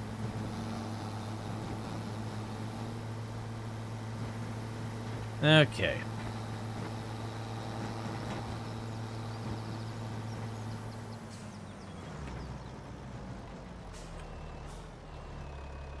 Oh, it's not set to steering assist.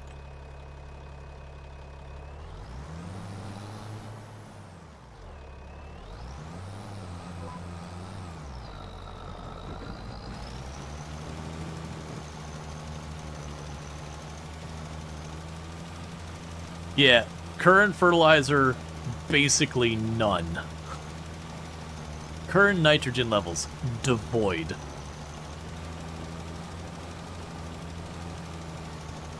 Current nitrogen levels, abso-freaking-lutely barren. Walter, my guy, take better care of your field. Otherwise, I have to acquire it and fix it. Do you need to do 2 layers or just 1? Should be just 1. With precision farming, you don't usually have to do 2 passes.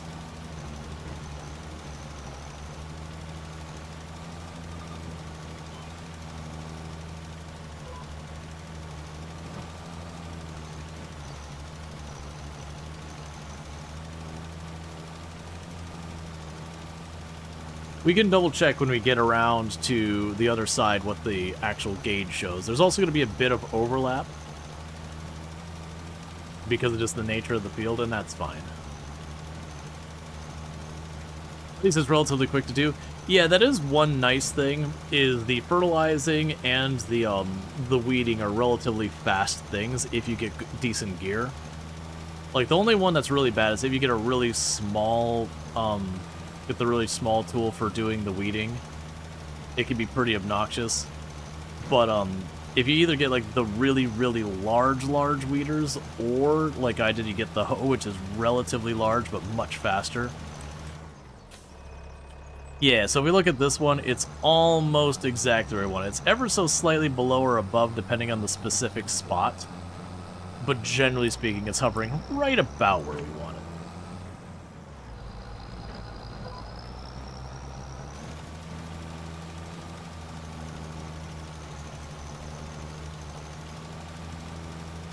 Okay.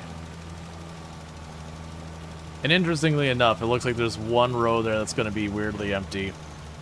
I think with the sprayer, even though in real life we wouldn't have enough refined control to not overlap, I think because of just the nature of this, it'll be alright. If not, we'll have weirdly somewhat over-fertilized and somewhat under-fertilized. It'll kind of like normalize it. So you're getting a little good, a little bad.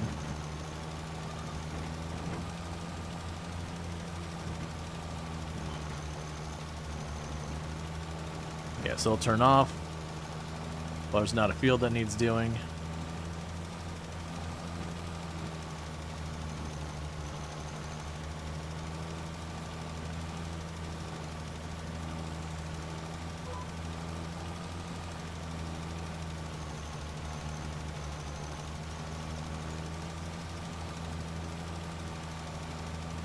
Then you waited to turn on so you still missed that corner?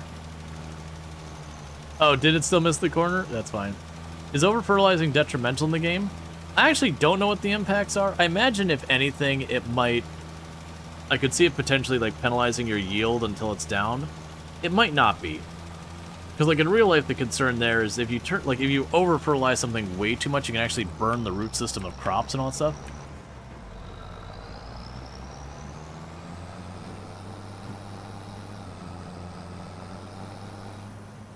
So you take you and ditch you. Oh wait, nope. I ditched the weight, not the other thing.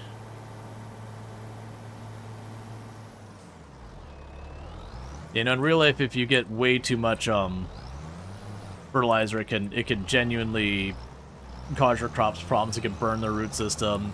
It can also a lot of times as rain goes through, it can leach off into neighboring areas, local water supply. Like, that's where you hear about, all the ridiculous algae blooms happening in water. That's usually from fertilizer runoff. Now, to be clear, a lot of farms don't have too much of a problem of, like, way too much over-fertilization. A lot of it can actually be smaller stuff, like home gardens, that kind of thing. Because, farmers don't want to pay a whole bunch of extra for a whole bunch of fertilizer if they're not actually getting their bang for their buck out of it. Not that it doesn't happen. Why are you taking the weight? I don't know. We're gonna have a winch, we're gonna drag a tree. Keep them front wheels down.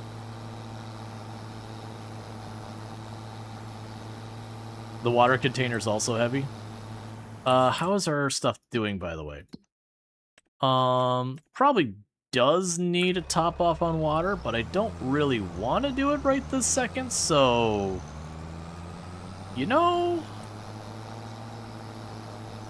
maybe we'll just be a little lazy.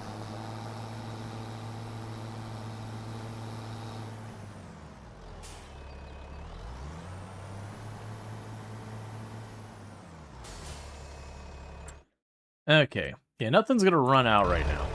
So we do that. No amazing sales? Nope. Alright. So give me a cheap harvester. I want to see a half off. 60%. I'll settle for half off. You owe me, Walter. I fixed your field. And then, it's my field now, so it's, like, really you're not benefiting from it, but still. Okay. It's a shame that's the seeder, not the planter. Plurality distributor, none of that's what we're looking for. Alright, so now if we check this stuff, I need water, I need wood. We do have some beams coming up ready. The point is, I need wood and water and everything. So let's go ahead and top this off, it'll take a minute.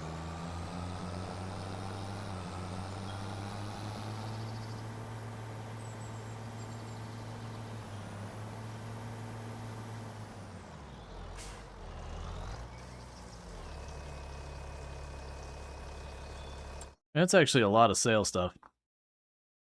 Yeah, so let's see. Worst case scenario, if everything is awful, it'd be, I think it's 134 is the absolute worst case scenario where it can still harvest crops. So we absolutely cannot let myself dip below 134 unless it's to get a harvester.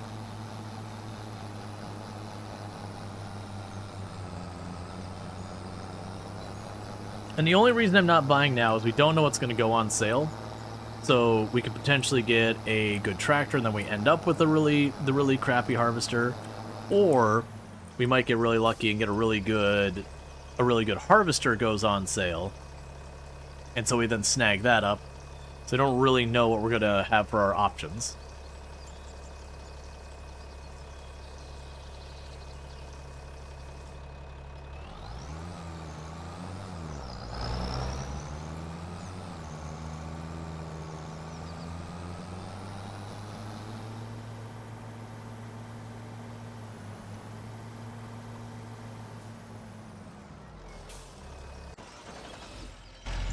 How are you doing up here? You're still just building away a whole extra building.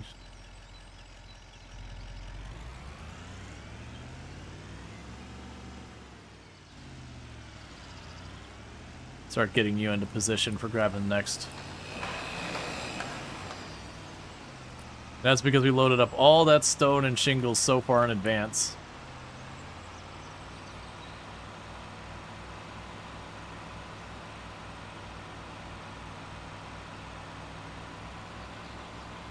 I haven't really paid attention if they add more achievements to the game with DLC, like the expansion DLC. One of those things I never really paid attention to. Probably not. One of the problems that the game does have, that is one of my criticisms, I wish they would have thing. Do I have the new DLC? Yes, I do have the new DLC. Sorry if I missed that comment for a while. But it is one of the things that a lot of their achievements, they'll just be like, the original grain, and it doesn't tell you anything about it. And it's not like there's a very easy, logical way to figuring some of them out. Like, some of them, they're pretty straightforward. Like, it'll just be like, you know, buy a lot of vehicles. Like, you'll have something like that that's very straightforward. And then there's some where you're just kind of like, I don't, like, it'll be like sun-kissed or something like that. And you're like, I don't know what that means. And it'll be, you know, to sell enough sunflowers or something like that. But they won't give you the quantity or obvious tracking or anything. I do think the achievements themselves of what you have to do them are reasonable. Some of the ones that got a little grindy the last time were like growing grapes and all that. But they were still felt reasonable. But it is one of those things you kind of just have to look up and go, okay, what the is this achievement? Ah, I have to sell enough grapes. Because it was a pretty significant amount of grapes and olives I think you had to do.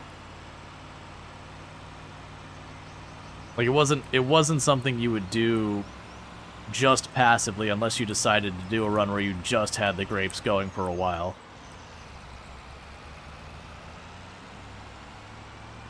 Get you in a position for dealing with that.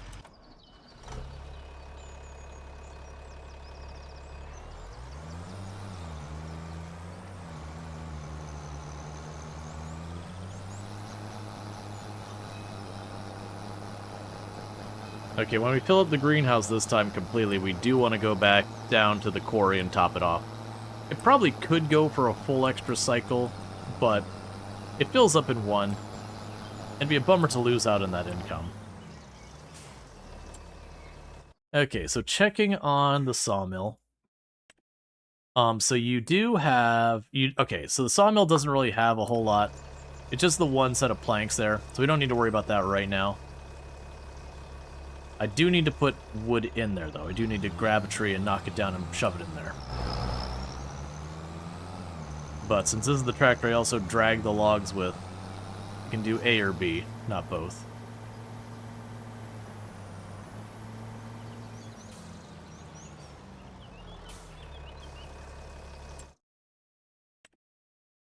Yeah, so 2 more there, and you'll need 1. Technically, you don't actually need an archery, but we'll probably want to toss an archery in there anyways. And then this won't do anything until we get the sorghum.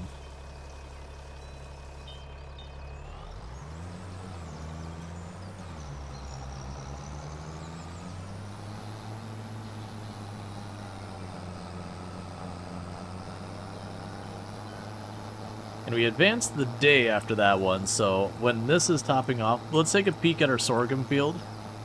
Just make sure there isn't any obvious, like, glaring problems, like we still got weeds or something like that, because jumping in after an NPC had worked the farm a bit. Okay, so it looks like everything's growing. Expected yield is not as high as I'd like. There are, they do have the rows in it, which is fine, ideal. Yeah, but still saying expected yield 89% or something, and I think that's because not everything was sorted out when I planted it. So we could potentially get a much better yield out of that next time, which is okay. Because with precision farming, you can actually get a much higher, not much higher, you can get a little bit higher total yield than you can without it. But it does require taking care of it. You also get what's called an environmental bonus. So basically, if I'm taking the time to get my field in really good shape, I'm direct drilling, I'm, you know, keeping it fertilized and keeping it limed, I'm weeding it, doing all stuff to take care of it, you'll get an environmental score on your field, and it will give you a multiplier on your money. Or not multiplier, a percent bonus on your money. And I think it'd be something like 15%, which is not bad. It's either like 12 or 15% max. Yeah, up to 125% yield. Yeah. So you get 125% yield maxed out. And then also you can get the environmental bonus for an extra payout when you sell it.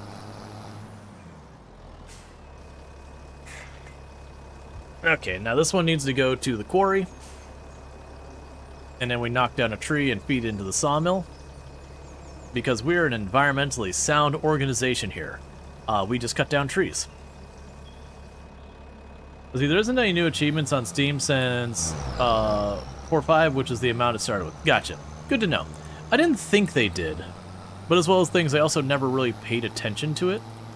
Because it didn't start properly achievement hunting in Farm Sim 22 until we knew that Farm Sim 25 was coming, because I'd just kind of casually gotten most of the achievements, and I was like, okay, you know, let me get the last, it was like 6 or 7 of them. I had like a bunch of ones with horses to deal with.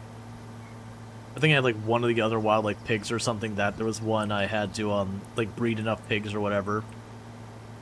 And then I also had ones for doing grapes and olives, that I had to get enough of the grapes and olives, and that was one I did off stream. Like, I started it on stream, but just the amount of grapes and olives you need was pretty substantial, because grapes and olives in the game are pretty low yield.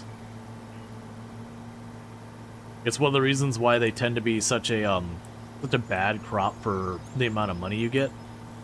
I need to check how they do after production lines. I'm suspecting they're still bad. But like before production lines, they're literally the worst 2 crops in the game for amount of money in to amount of money out.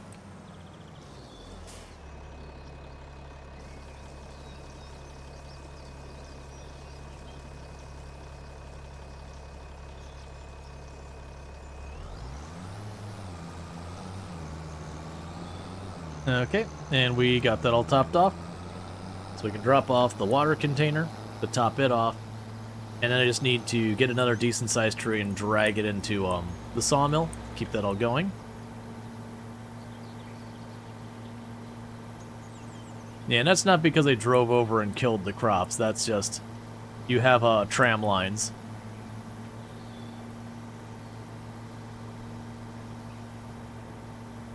I personally don't feel the need to keep the tram lines in the game. It's a cool effect. I needed to set up that field to not have the tram lines. Unfortunately, because it was set up by Walter, thank you for the follow, welcome to the stream, Walter set it up with the tram lines. That's fine. It'll probably cost me 5-10% of the yield of the crop, because that's how much hasn't been planted. I believe when you seed or plant is when you choose whether or not you have tram lines.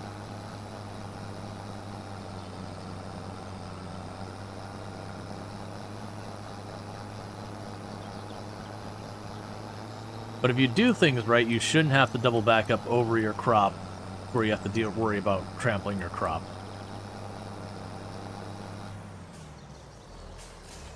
In the video game. In real life, you have reasons you need to go back through those routes to do various processes and whatnot.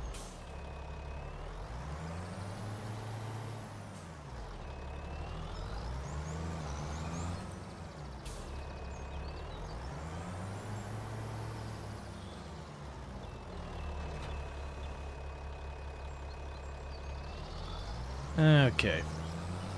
I also imagine that once we are done with building the castle, there's a good chance I'll shut down the sawmill at that stage. Just because, you know, I've cut many trees in my time in Farm Sim.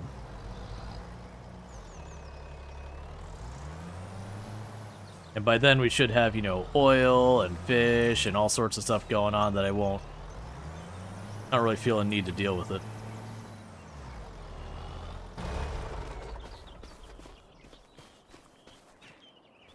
Okay, so I can't actually get that tree. But the fertility runoff got Germany chastised and fined by the EU repeatedly, if you remember correctly. German farmers took large amounts of manure slurry from Dutch animal farms that have nowhere for it to go, and got paid for it. Then brought it to their soil, nitrogen, and leached into the rivers and lakes. Hence, wastewater treatment plants had to add a large amounts of carbon, apparently sugar and vinegar, into the water mid-process so that the output of the river's water flow would fulfill the nitrogen-carbon balance. Gotcha. That makes sense.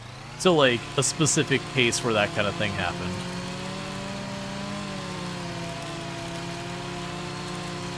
Because, yeah, normally if your farm has to buy fertilizer,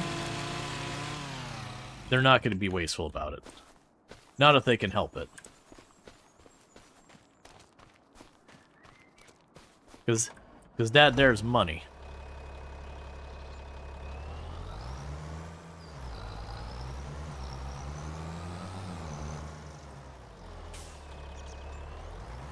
Alright, so we can just back this up along here, grab those two.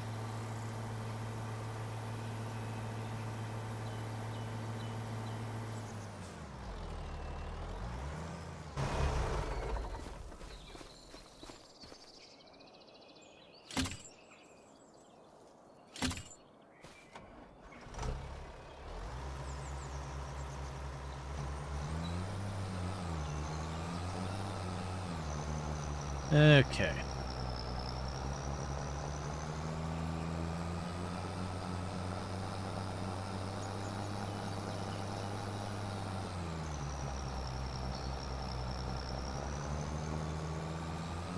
And just some mild deforestation directly behind the windmill.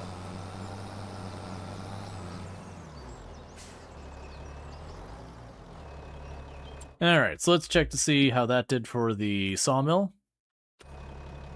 Probably fine for right now, because if I get a big tree in there, I might top it off. It's fine. Okay. And double checking, nothing on sale that we can't live without. Alright. Yeah, because we could probably go with what we got here. And then, like, as we have the money to spare once we get the planter, buy at least the 3 fields, because at a minimum I'm going to need 3. 1 for the sorghum, 1 for the... I mean, not really, but we are going to go for 3. 1 for the sorghum, 1 for the... 1 for the sunflower, and 1 for the... soybeans. That's the one. Brain did not want to engage. Okay, so that's all fine.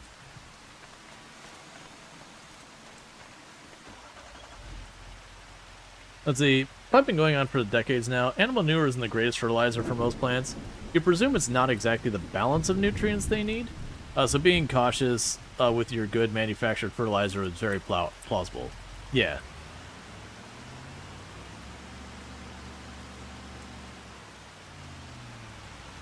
So to drive this over to drop off at the castle, get ourselves a little extra income. Check in to see how the castle's doing. Yeah, no, I can't speak for farming. I know when it comes to gardening, you have like your 3 different nutrients you got to deal with between like potassium, phosphate, and nitrogen. but different crops have very different needs. So like I remember a lot of your leafy greens have a very high nitrogen need. You are very inconveniently blocking that entire road. Have very high nitrogen need.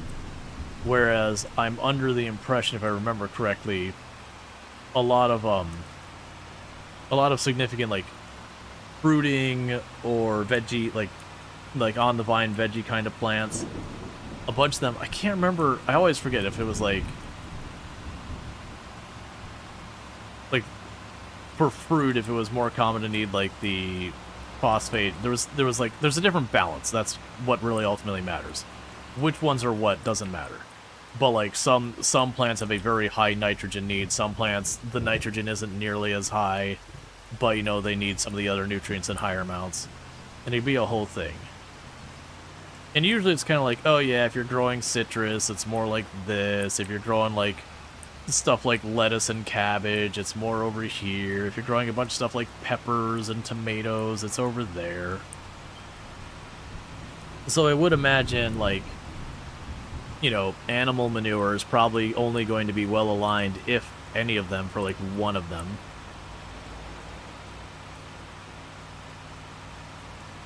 And you still probably have to amend it with other stuff, but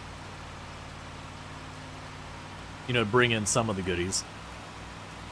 Otherwise, we wouldn't use it.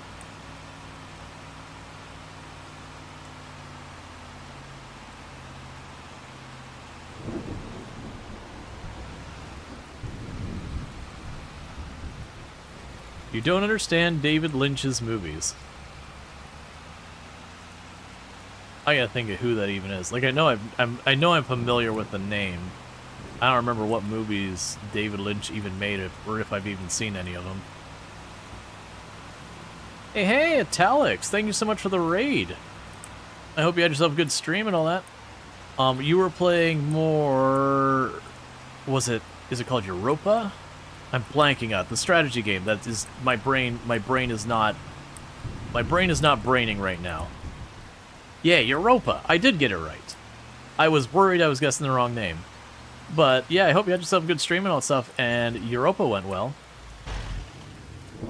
Which also breaks your brain. Yeah, we're doing some farm sim stuff, and right now we're building a castle. So the whole castle looked like this when we started, this moss-covered whatever. And now it's looking more and more like this. And we're getting, honestly, we're only 30 out of 65 steps. This thing feels like mostly done. I just have these two buildings there to get, and then done. Sure, each piece is probably like 8-10 steps. Building a castle at Farming Sim? You had no idea it was possible. Yeah, we have that one. And then over here, I built the windmill. And it's not built the windmill like you just stamp it down and poof windmill. Like there was just like caution taped down, and you slowly built it up. Yeah, no, if you don't know like all of the official maps in Farm Sim 25. And thank you so much for, first of all, thank you so much for that follow earlier. And also, thank you for the Prime. Oh, you converted your Prime into a Tier 1. Thank you for converting your Prime sub into a Tier 1 sub. I really do appreciate that, Tox. It's very generous. Thank you so much for that. I hope you enjoy your advertisement free viewing as well as access to the emotes and all that good stuff. But yeah, so if you don't know, all of the official maps that like came with Farm Sim and the DLC, for Farm Sim 25, they all have a large project you can build. Effectively, it looks like a sell point on the map, but something gets built there that's big. And thank you, Randall Thor, for gifting 3 months of a Tier 1 sub to Infinity Simplex. So, Infinity Simplex, I hope you enjoy your next 3 months of advertisement previewing as well as access to the emotes. But yeah, so like this map, we have the windmill and the castle we can build. On River Bend, what? That doesn't sound right. River Bend. You have a giant playground, like we're not talking like a little kid playground. We're talking like this is a whole big pirate ship thing going on playground. And I believe a museum. I can never remember what the Eastern European one has, and I've had people tell me, I think it's a toy store. I think it's a toy store is on the Eastern European map. And then like the Eastern, like Southeast Asian map, you have like this big like temple complex thing you build. And thank you, Treacle, for the 100 biddies. I do appreciate that. And they're all really cool. And ultimately, the way it works is if we go back up to here, what'll end up happening is it'll be like, okay, for this stage, I require, and it's like right here next to me, I require 222 L of wood beams. That's because we're almost done with the stage, and a bunch of long planks. And then, you know, it'll be like castle stones or cement or rope or whatever it is. You can just bring it there, you drop it, and you get a bunch of money for it. It pays just a bit better than your normal stuff. So if you are producing those goods and selling them on whatever on the tile is your best price, you'll end up building it by accident. Eventually you'll hit something like rope or fabric that you're probably not producing, and you'll have to go out of your way. But yeah, so there are all these cool projects. To be clear, they're major undertakings. Like, that thing right there says step 30 out of 65. Whereas my my windmill that's actually done was, I think, 15 or 17 steps. But so there's a lot of steps and a lot of time goes into them. But it's kind of a thing if you're doing like long-term on the map anyways, you'll get it done. The cool thing they did with this one that's new is the windmill's actually functional. Which, this is the first one of the community projects that you can actually use. It's literally a grain mill now. I don't have any grain to put in it, but it is a grain mill now. That said, I do have a field of grain I am growing to put in it. But yeah, no, it's solid stuff. Speaking of which, you're fine. You got all the stuff I need. Checking our greenhouse, it's fine. The quarry's fine. The sawmill it's okay. The stonemason is fine, and the windmill doesn't have anything. And thank you to follow. Welcome to the stream. Right now, the things we're watching for is a bigger tractor and a harvester. I don't actually own a harvester, and I need to correct that by August. Worst case scenario, for 134, I can get a really crap harvester. It'll do the job. I am really hoping we get one on sale. I'm hoping we don't get a really good tractor on sale, because then I'll buy it, and then realize I can't afford a harvester, and then I'll be full of regret. That stuff. Also, we have millions of dollars of rolling stock in farm plots, but still sleep in a tent. Yeah, we still sleep in a tent with our little propane tanks, or whatever those are supposed to be, where we keep our laundry in a basket. There's no laundry machine anywhere on the map as far as I can tell, and our food in a cooler. But don't worry, you know, we're just building a castle and everything. And we sleep next to our actively running sawmill, so at all hours we sleep to this. It's worth it. We're just ascetic. Yeah, we just rolled ascetic. It's like RimWorld. But yeah, so again, thank you so much for that raid. For everyone who doesn't know me, I am Rual Storge. I do play a variety of games here on Twitch. Me and Italics do play a lot of similar games, a lot of overlap between the channels. There's like RimWorld, you know, basically lots of simulation, city builders, colony builders, tycoon, the occasional survival crafter, all that kind of stuff. So genuinely, if you enjoy the content here, you're probably going to enjoy it there. And of course, vice versa is probably also true, one would assume. With that said, we're actually going to go... We've had a nice long day working in this day. We woke up at 8 a.m. It's now 8:50 in the morning. We're going to go back to sleep, because we did our delivery of lumber over to the castle. There's nothing for me to do in the field. The field is growing. You can't sing it sweet nothings or give it encouraging things to make it grow faster. Plant gonna grow as fast as plant gonna grow. Plant gonna do. All right. Well, that's the tractor I'm already driving. Oh, wait a second. Wait a second. So 350 horsepower. 350 horsepower is enough to run the planter we want. It's only ever so slightly barely over it. So if I were to crank you up to having your biggest engine, you're only 69,000. You got both a front and a back connection. So you would be barely able to do what we want. And I don't need a beacon light. Get it out of here.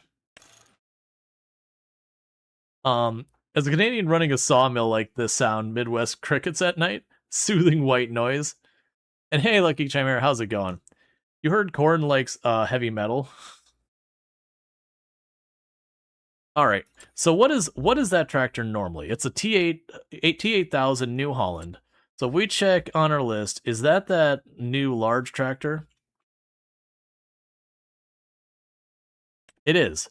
Yeah, so this is the one I mentioned was like a really cheap high horsepower tractor. So it's like you're really budget friendly. You're really budget friendly large tractor. That technically will get us what we need for the planter. Probably not well. Oh, I didn't check. What type of transmission do you have? Come on, don't have a bad one. Nah, power's just pretty bad, but that's fine. We can live with it. Because the planter we want to do everything in the game we want is this one. And that's because this one is a direct drill, so I don't have to cultivate. So it will direct drill, so no cultivating, and it will fertilize. So that way, each season, it is just run the planter over it, hit it with the round, like deal with the weeds, and harvest, and repeat. But it requires 350 horsepower. So we would come in directly at the absolute minimum required. I think we do that. We're going to need the big engine, though. I'm going to have the fully upgraded engine just to meet the minimum criteria. Pretty much we looked at the specs required for our software and said, hey, this says I need a 1080 graphics card. Well, this is like a knockoff 1080. It's probably fine. All right, so yeah, we'll go ahead and get that. If you sell it later, what would you get? I'd get a little bit lower than the rate we're getting now.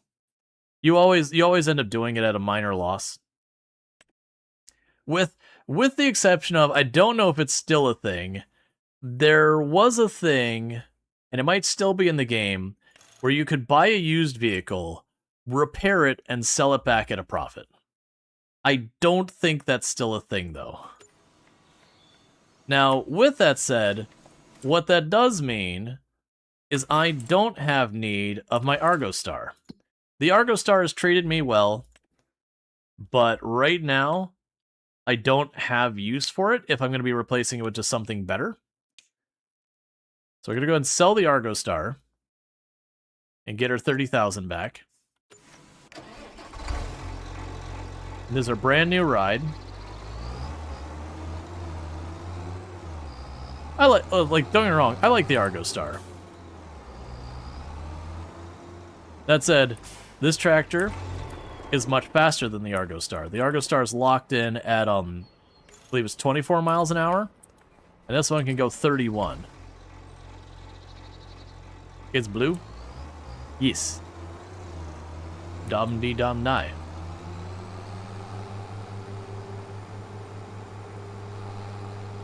And it has a blue house and a blue window.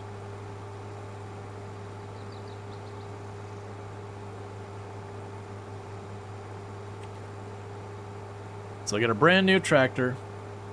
We're not going to buy the seeder now. And the reason we're not going to buy the seeder now is I don't need it till April. And I still have to buy a harvester. And I could buy the seeder I keep saying seeder, it's a planter. There's a difference.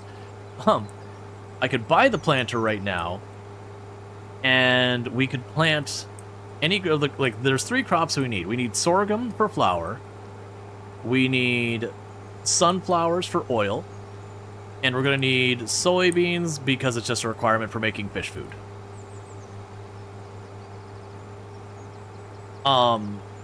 And so we could get that right now, but then we're going to have our sorghum grow, and we're going to stare longingly as our sorghum rots in the field because I don't have a means to remove it from said field. So the harvester has to happen first.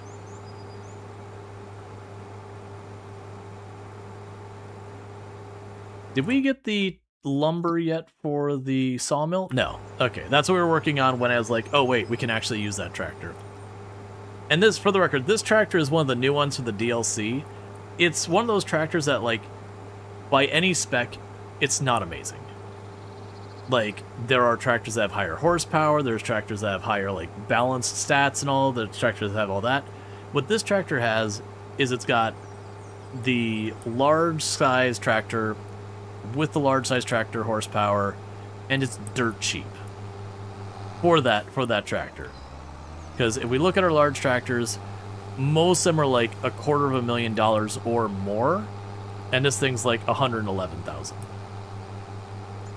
Would it be worth it to rent a harvest for a season? So I'm playing in a challenge run where I'm not allowed to loan or lease anything.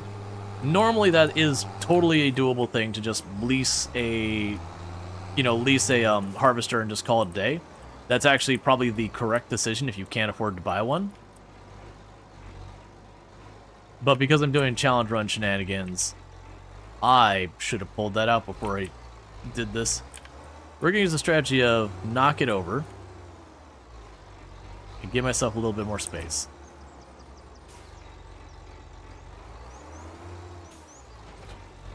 Okay, because what we're going to need to do is chop down a tree and pull it into the sawmill here to keep it running.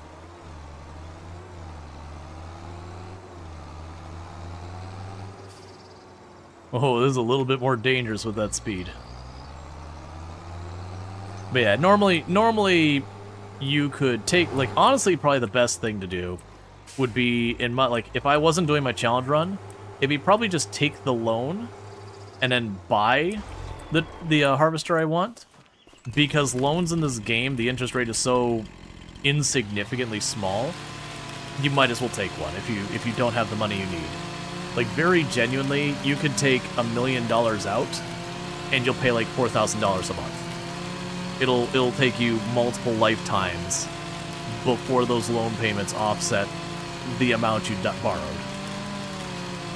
Now, that said, normally you can only borrow, I believe it's 500,000, but a mechanic a lot of people don't realize is as you buy more property, the amount you can borrow goes up.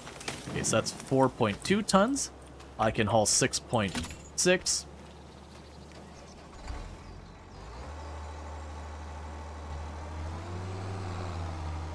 Assuming I don't pull it directly against the tree stump.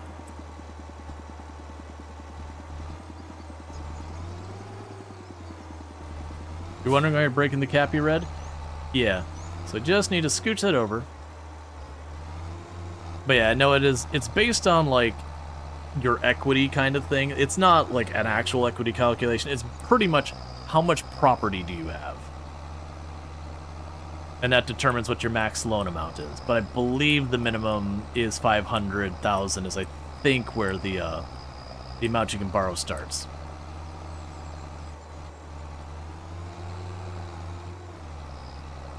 Yeah, definitely dragging this with the steel cable is 100% safe. Okay, so let's take a look at things. Greenhouse has water. Quarry has water. Sawmill is just shy of maxed out. This I can't do anything because that's taking... So the quarry is giving me big stones. The big stones are going to the stonemason. So it's just feeding everything in here. I can't do anything to help it. And we are waiting on our sorghum. Our sorghum is in August. So that means after a long, busy day of buying a tractor and dragging one tree, we're going back to bed.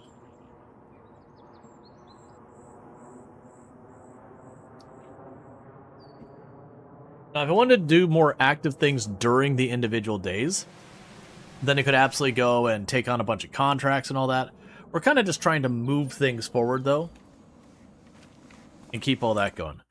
All right, so today's sales... What the heck? Are you a slurry wagon? No, an auger wagon. Okay. Screw you, game.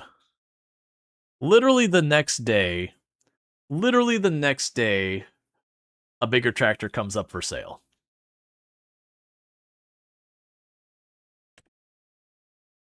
Literally the next day, a tractor that doesn't just technically pass, but significantly passes. Yeah, so what I'm thinking is let's do a test. Well, that's what I'm checking, Pulverizer. I don't think we'll actually lose much on the tractor. I think with us doing the repair, which is like 11,000, I think it was.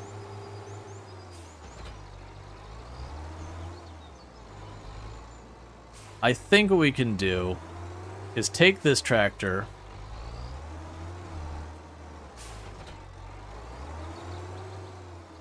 and let's check. I believe you actually get a better rate for selling it.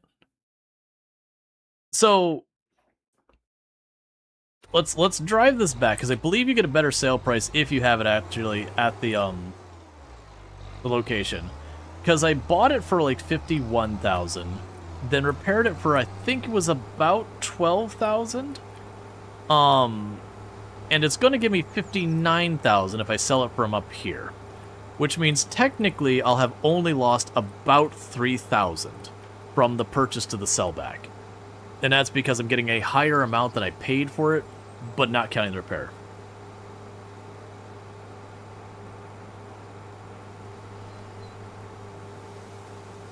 Uh, 69 before repairs? Was it 69? We can actually check that. Finances.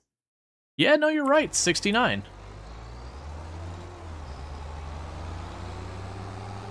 Oh, right, because I upgraded the engine. That's right, it was like 51 without the engine upgrade, but we upgraded the engine because if I didn't upgrade the engine... It's where you remember like twice as much game knowledge as you do every game. I mean, to be fair, I played a lot of this game. Yeah, you're right. It was 51, and then I upgraded the engine, bringing it to 69,000. I didn't calculate in the engine upgrade. I didn't include that. So that means I would be losing somewhere in the area of, you know, just don't mind it a little bit, close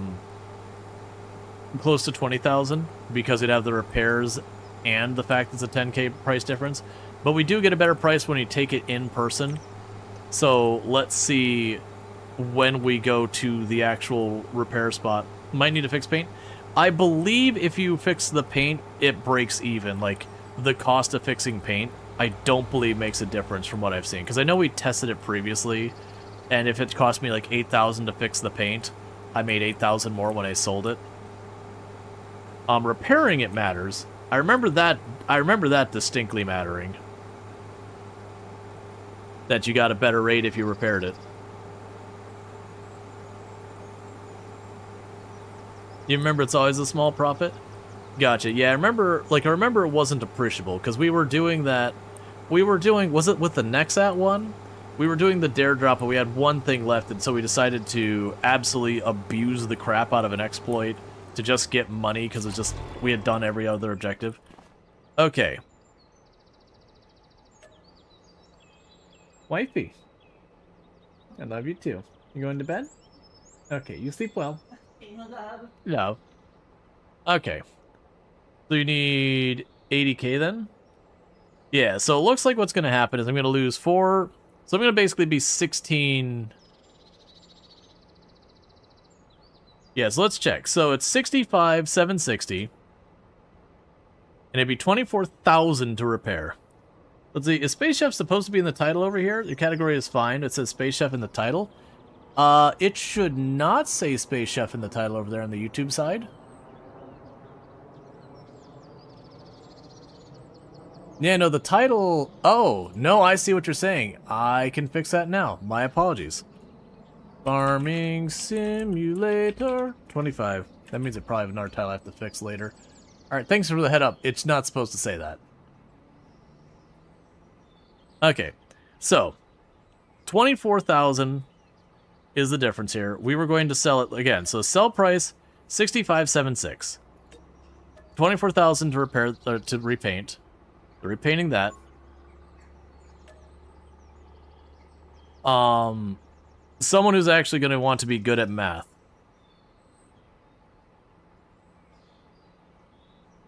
I think that...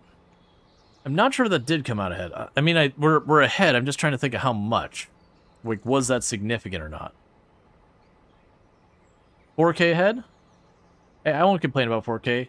So we're still ultimately at a loss for the turnaround on this. But we at least narrowed the loss by a decent amount. I'm not talking the paint. I'm talking about the initial purchase with the upgrade and the repair. No, actually, yeah, because we also paid a bunch of the paint. Yeah, so we're still at a loss, but I think we only lost like $8,000 or something like that. Either way. So we're selling that. And now I go back here. Not here, I'm in the wrong place. Then we grab the MF9S. And so this one, its base model technically is not enough, but the one upgrade, we have that. What happens if we go for the max upgrade? So 310.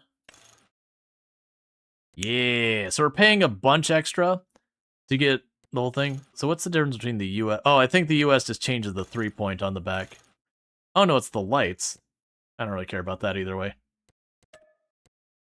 Yeah, so we're gonna be in Scotland using the US design. As you do. Alright. So that's a big old purchase.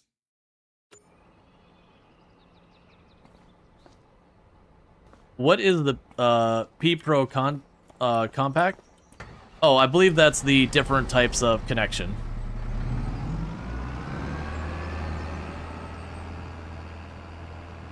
We gotta roll over here and repair. Now this is pretty much our end game.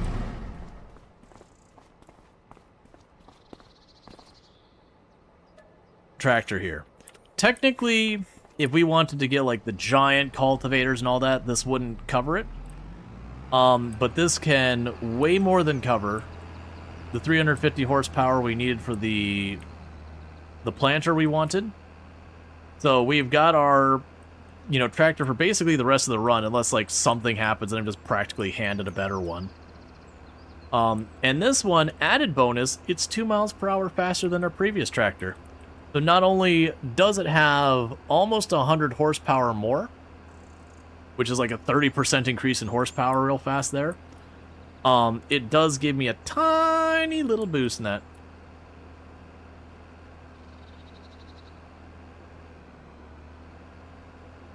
Yeah, no, I appreciate Treacle. Yeah, no, I need to go through because that means I have 2 other videos that might have the wrong title, which is fine. That's on me going too fast on the YouTube side. But I do appreciate it. Basically, for those who didn't catch it, I have the VOD going to YouTube. That way people, like a year from now can be like, have you ever played Farm Sim 25? And be like, I had the wrong title though. Because I do like what I'm doing in it, game, and then it's technically I have to have the hashtag ad because there's a little fractal thing that appears up there. And they pay me to do that, so advertising. But, you're required to disclose that to make sure people understand you are being paid for that. Now, it's funny, we are objectively faster than we were before. By not quite 10%. Yet, it definitely feels slower because the tractor is that much bigger. Which amuses me slightly.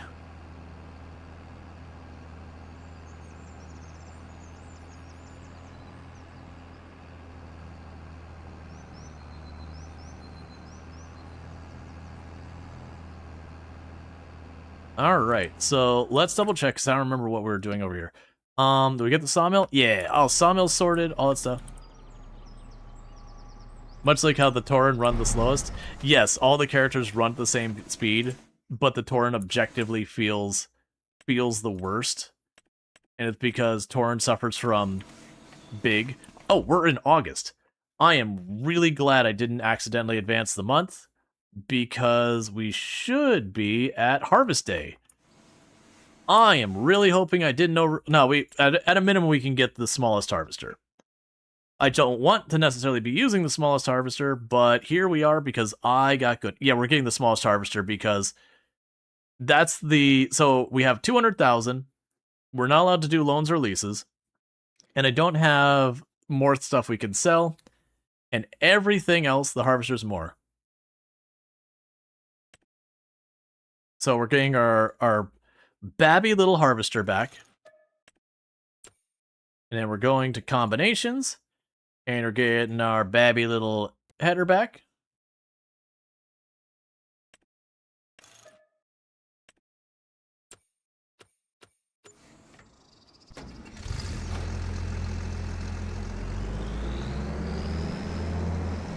Do you like being a goblin because it feels fastest in Smort?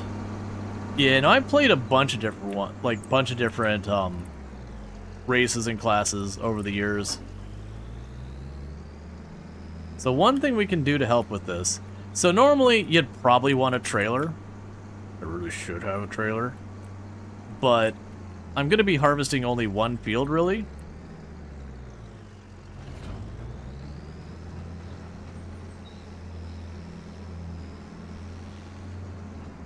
It's definitely meant for this, don't worry about it.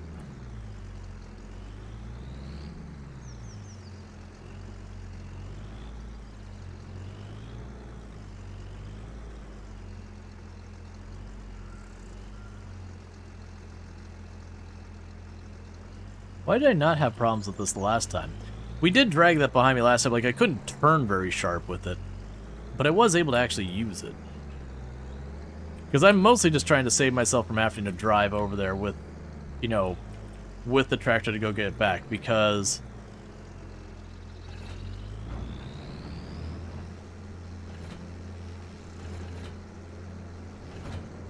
There we go, that's the... Okay, maybe that's not the stuff. It's... Alright. We'll just come back for it. Basically, I can configure that to be a trailer.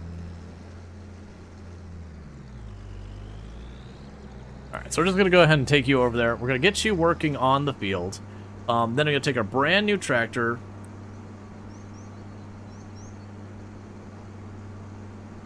Yeah, that's the shortest harvester header you can get. Though most of the roads and gates are okay. Yeah, there's a whole bunch of them that are at the same 6-meter size. But yeah, it's basically we're about as wide as a road. And I just have to go down, like literally we're not even turning off this road, we're just going down and it's off the side of the road here. Because the spreader isn't lowered. Spreader isn't lowered.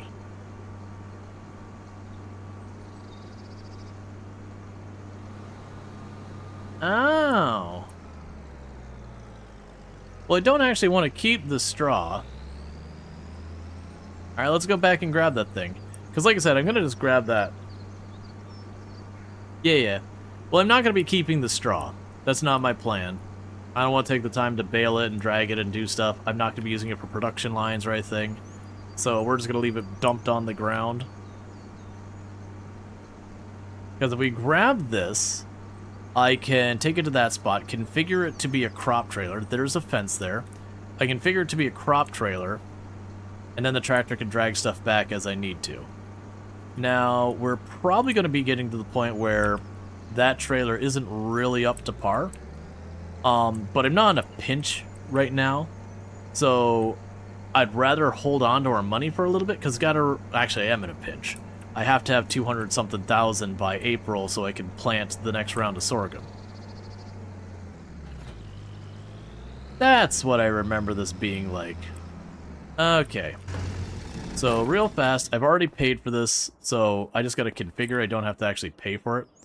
So, customize, and the maximum size you got.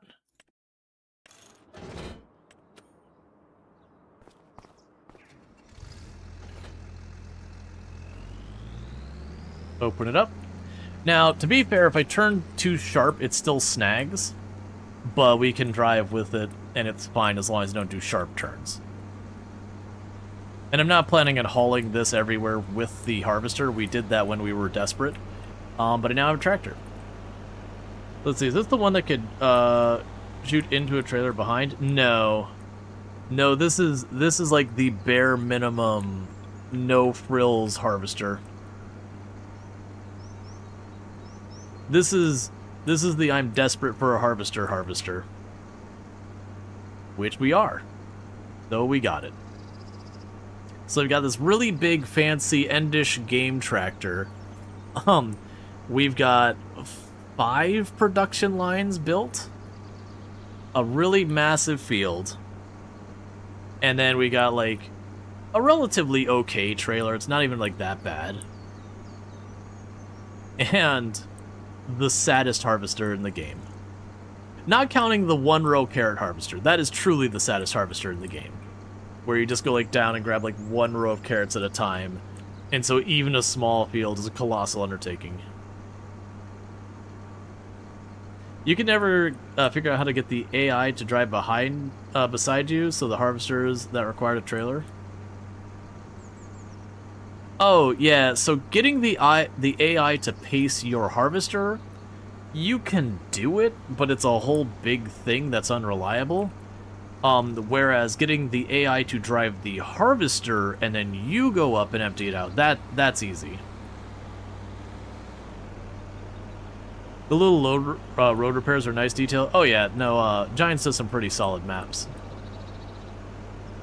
Yeah, because you can just, like, literally I'm going to be doing exactly that. I'm going to take the harvester, I'm going to chuck it on the field, I'm going to hand it over to the AI, and then we're going to use the tractor to occasionally pick up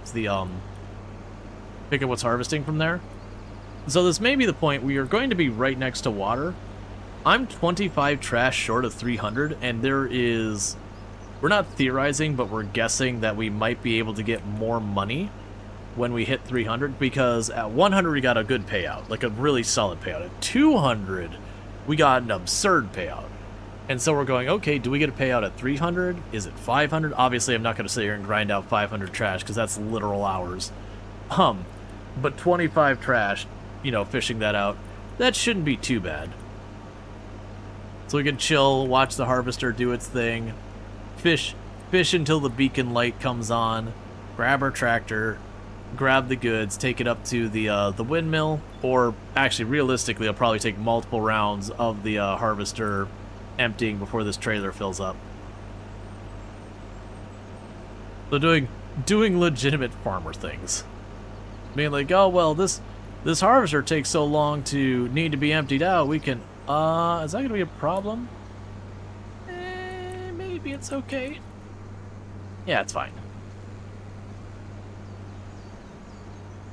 Don't mind me just driving through the middle of downtown, combine with a header on it. But yeah, just waiting till they need to go for the drop-off. Granted, I don't imagine there's very many places where you would stop and go fishing while you wait for the drop-off to be needed. There's the trailer dropped off. And there's my field of sorghum. We bought it from Walter already seeded, which is how I have a seeded field of sorghum without actually owning a planter. But,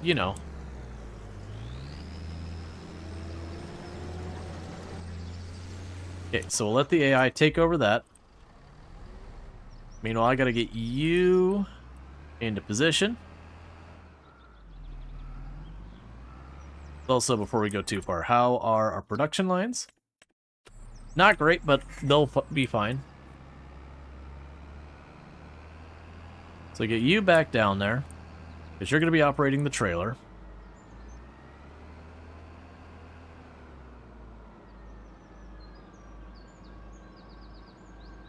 And then we just do a little bit of fishing while we wait till we're needed. Because we're going to try and get that 25 trash sorted out.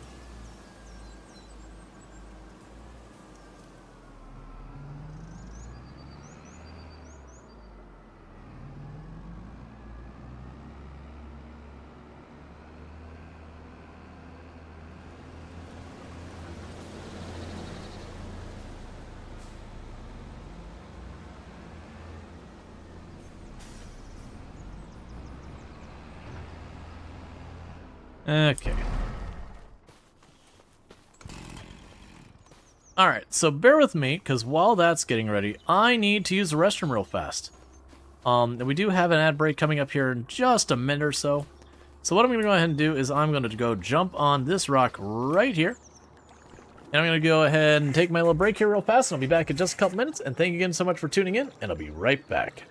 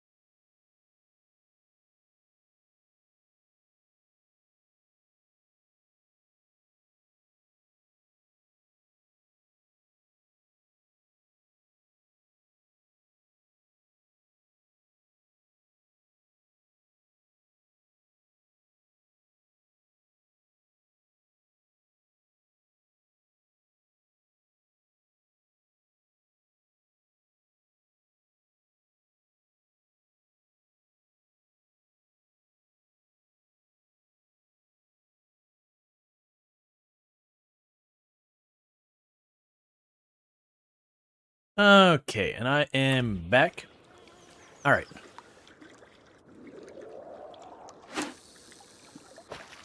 So just keeping an eye. All right, so the harvester is still moving, so we're still good. But yeah, so for those who didn't see, Farming Sim did add fishing to the game, both like aquaculture as well as fishing by the pole. Now, the fishing isn't like super in-depth in this one. Basically, there's 3 different tiers of fish you can catch, a $100, a $200, and a $400 one. And do not keep them. Just don't keep any of them. They're worth way more to you not as fish in your, like, money. And it's not that there's anything wrong with the money they give you. It's that they have these milestone rewards for releasing them, as well as for trash. And those milestone rewards are absurdly high. Like, brokenly high. Okay. We're talking at 200 pieces of trash thrown out, you get $500,000. And you get that for the trash and for dropping 200 fish back in. So I am 24 pieces of trash away from hitting 300 to see if we get paid again. So I'm kind of just watching to see as the harvester becomes ready. When we see the harvester hit 80%, I'll switch over to the tractor, empty it out. All right, 23. Did that ad just say, if you say good boy, he'll finish? I have no idea what... I have no idea. For the record, like, not everyone sees the same ads. They're all, like, regional things. Even if you're in the same region, you might get an entirely different set of ads than someone else. So unless it's an ad someone else recognizes, I have no idea what kind of ad you got subjected to. Oh, so we gotta catch this fish, and then we are needed to do our job.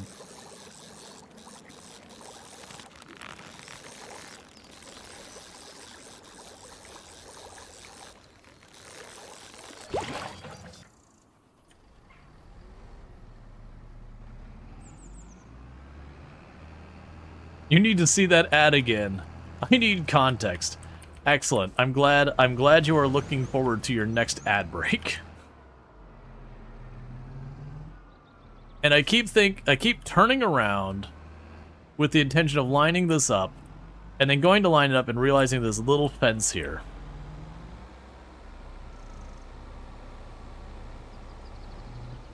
You think many of us do now?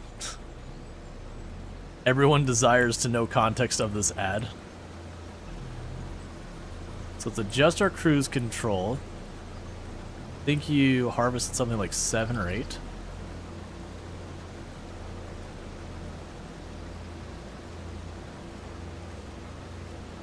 There we go.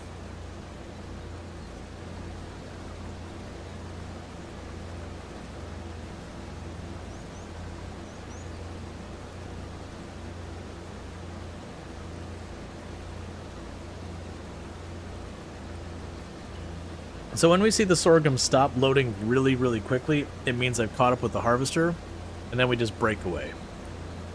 Which looks like it just happened. That means what happens is we break away.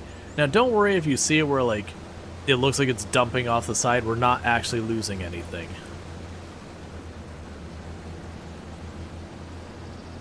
Okay, so it looks like I'm going to be able to get just shy of 4 full empties of the harvester into that trailer.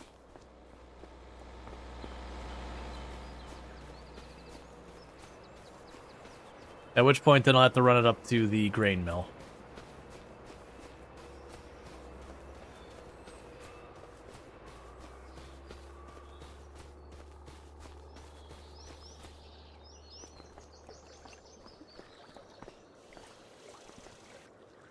Okay.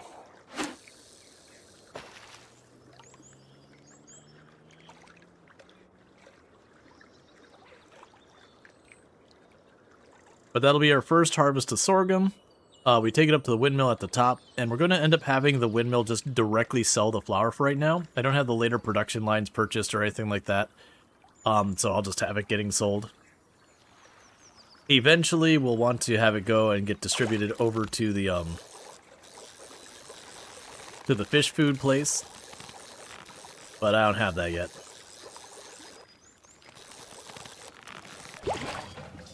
Okay, so more trash, which is perfect. We've gotten back-to-back-to-back trash, which sounds like something you wouldn't want in fishing, but genuinely I do want that. Did you get all the bottles with the notes? Yes, we did get all the bottles with all the notes.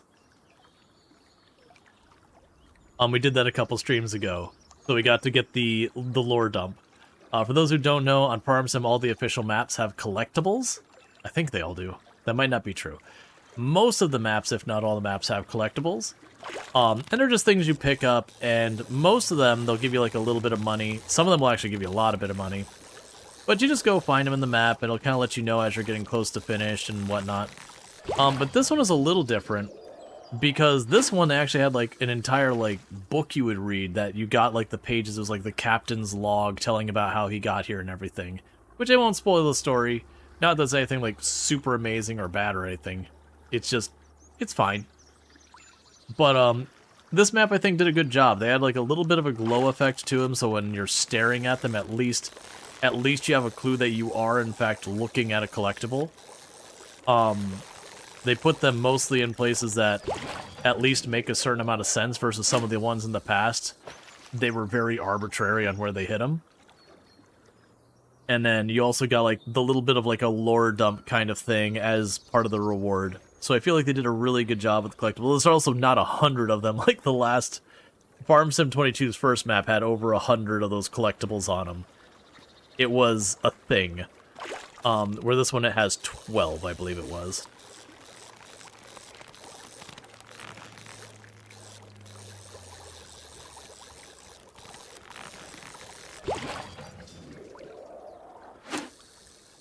Okay.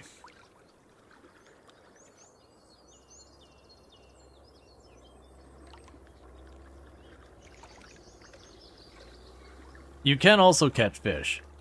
I am curious as to why I'm having such high luck on getting the all the trash back to back to back. Because as far as I've been able to tell, it doesn't seem to matter where on the map you cast into water, as long as you're casting into water that isn't like a rice field. It seems to be just be okay with it. Like you'll still catch salmon and trout and trash.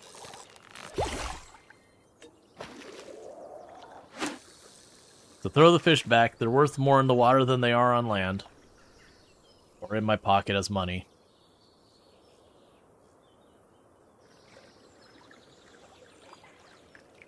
Because if this does give me 500,000 for hitting the 300, which I don't know if it will. I heard the rumor about the 200 one. I haven't heard anything past there. But I am guessing it just keeps increasing. Now, I don't know if it'll increase by magnitudes like it has been, where like we'll hit 300 or 500 and suddenly I'll get like $1 million or something like that. Or it could be that every 100, you know, after this I get the 500,000. It also could just be it doesn't do anything. That's why we're sciencing. That's why we're testing. That's why we're fishing right now. I don't need the pocket change. I want to see if we get the major money. And if we did, then Farm Sim just became a game about fishing. Forever. Because it's a broken amount of money. It's basically more money than you could realistically get until late game fishing right now. Like super late game, when you get like your production lines properly set up, you can certainly make more than $500,000 in several hours. But that's, or you can also just use broken exploit kind of thing. Like, you know, using the power, like wind generation and all that, where you just go to sleep rapidly, it will make you way more money. We should be hitting 80% on the harvester again pretty soon. That's one of the downsides of that harvester. It's got very, very, very little internal capacity for a harvester.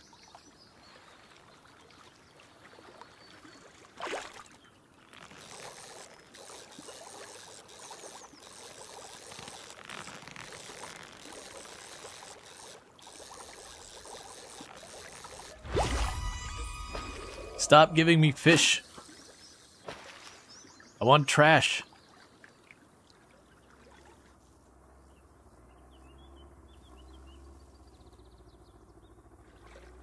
Have you got a license for that fishing? Well, I'm not trying to fish. I'm trying to clean up the river of trash. I don't want the fish. That's the reason I'm throwing them back.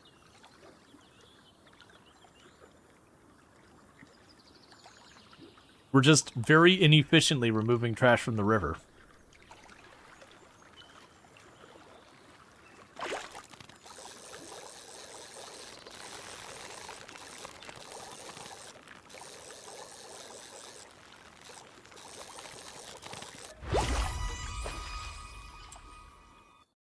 This is fishing. I'm holding a trashing rod. You understand. We're on the same page here. Yeah, so you're fine there. So we have... That's not the right place. I need 18 more trash. A license for fishing? Yeah, so there's... once you get this one, there's a lot of places that you have to have, like, a fishing permit to go fishing in certain areas kind of thing. Some places you don't, some places you do. So, like, for example, where my grandparents used to have a cottage when they're still around in Walaka, Florida, you do not need a fishing permit to, like, fish off your dock. However, if you hop in a boat and you start fishing from your boat, then you need a fishing permit.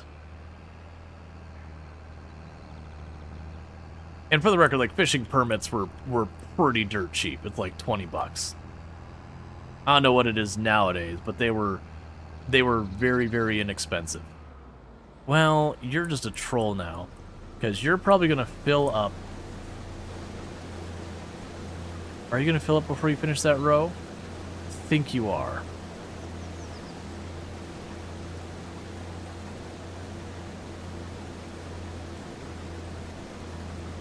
Pretty sure you are.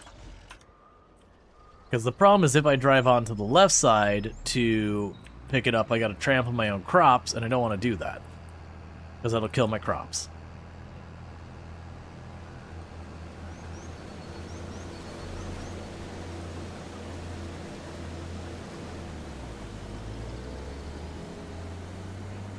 But so in Scotland, you don't, but in England, Wales, you do. Gotcha.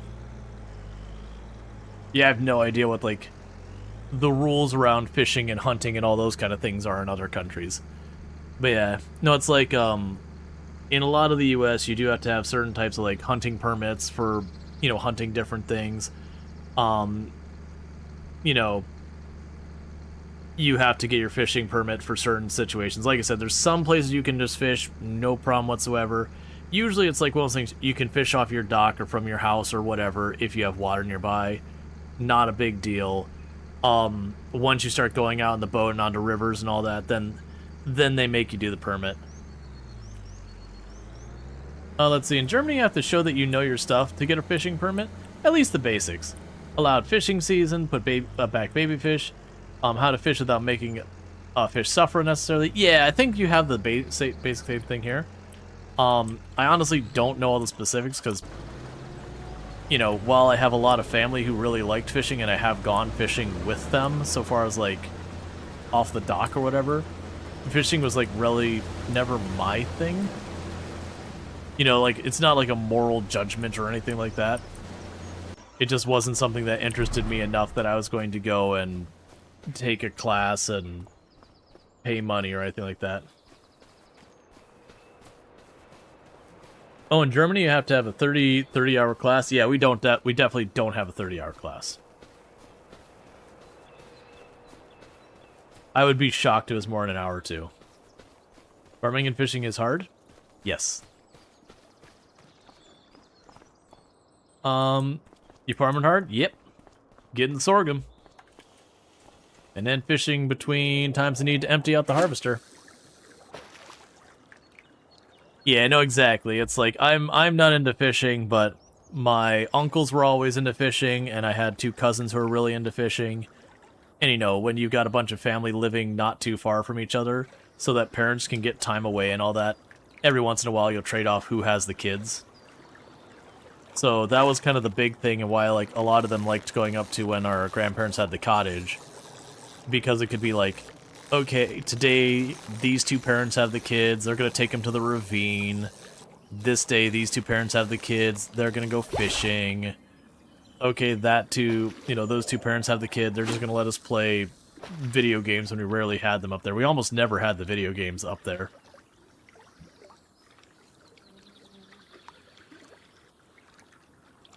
Yeah, we're trying to catch a bunch of trash, because at 100 and 200 trash, we got big payouts, and we're about to hit 300 trash, and we're going to see if we get a big payout. I have no idea whether we don't. Because you get big payouts based on milestones for cleaning up trash or releasing fish. And we do get a big payout for 300 trash. That means you should also get a big payout for releasing 300 fish. And then the question is, if we get the payout, will it be the 500,000 we got for 200? Will it be an escalation of that? Or it could be that we don't get a payout at 300, but we get a payout at like 500. Now, granted, I'm not going to sit here and just grind out 500 fish. I'm not going to make like a semi-conscious effort to do it. Like, if I got a situation where like this where I'm like, I'm standing around anyways. Let's chuck the line down a couple of times. Let's see, just a fee in New Zealand for freshwater fishing. Yeah, no, I want to say here, and I don't know for sure. This is going trying to go based on memory. I want to say there's a really small fee. And there might be like an answer 10, 20 questions kind of thing. And that's probably like, hey, just so you know, this fish you can't keep if it's below certain size. Because remember, that's the thing we have here. Like, there's certain fish, like certain types of bass, are like, hey, if it's below certain size, you're not allowed to keep it. You gotta send it. You gotta release it back. And then there's a couple of types of fish that they're like, okay, this fish are restricted to only so many, or you can't catch them at all. Hey, Control with Dyslexic, how's it going? Like, because avoiding stuff like endangered. Man, it must suck to be a fish. Yep. Even without human fishing involvement, the life of a fish is a pretty rough life. There are a whole lot of things all trying to eat you.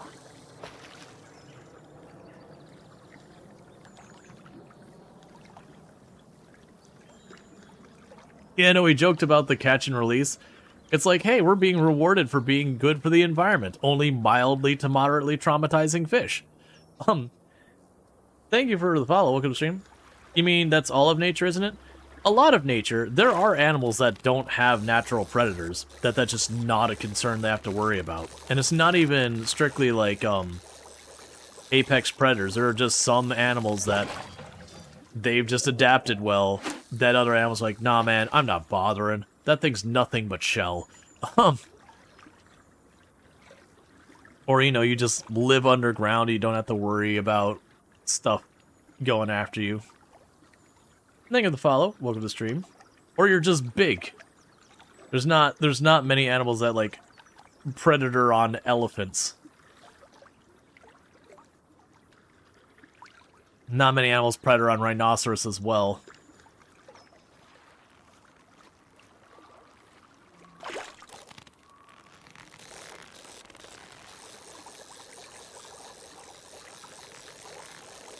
And I'd say maybe that's true of some fish, but even great white sharks, there's times that dolphins will find them, and they'll just be a big bully.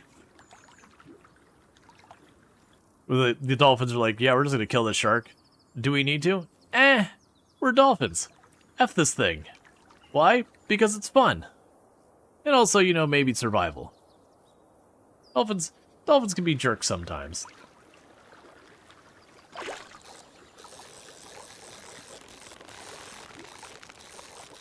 Adorable jerks, but jerks nonetheless.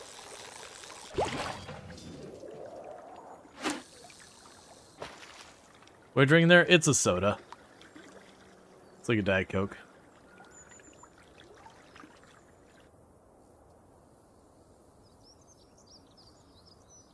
Oh, and after this fish, we get to empty out the harvester again.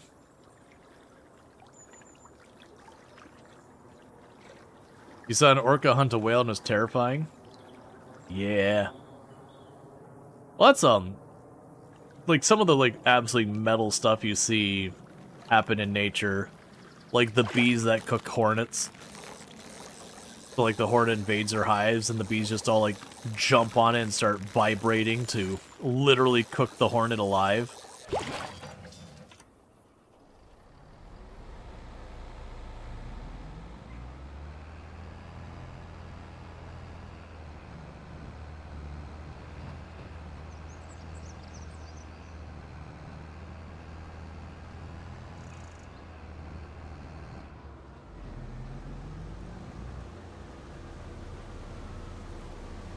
Alright, come on, get to the end of the road and turn around. If you do that, then I don't have to stop. Ah, you're slowing down. That means you're right about to fill up.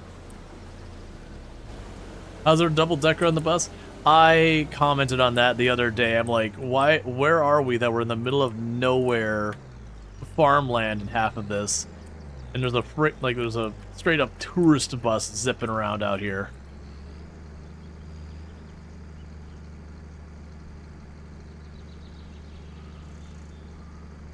Normal buses? Is that just what a normal bus should have, like, driving through the country's like? I mean, if it is, but...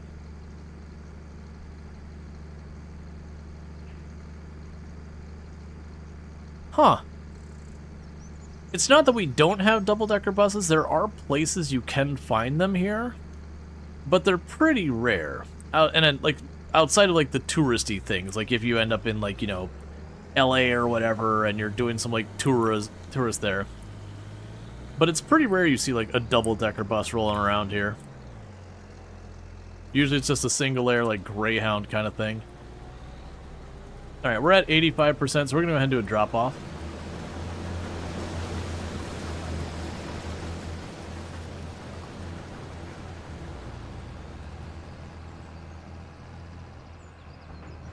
You used to have a lot of public transportation? Yeah. I wish we had more. I get jealous every single time I'm like, you know, I get to like Portland or San Diego or Salt Lake City or any of these ones where they actually have like a proper setup, like light rail and all that kind of stuff.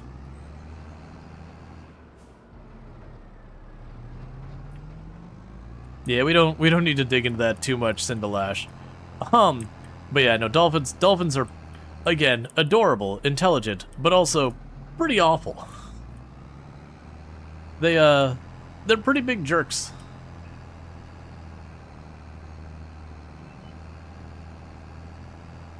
Hey, Sergey, how's it going?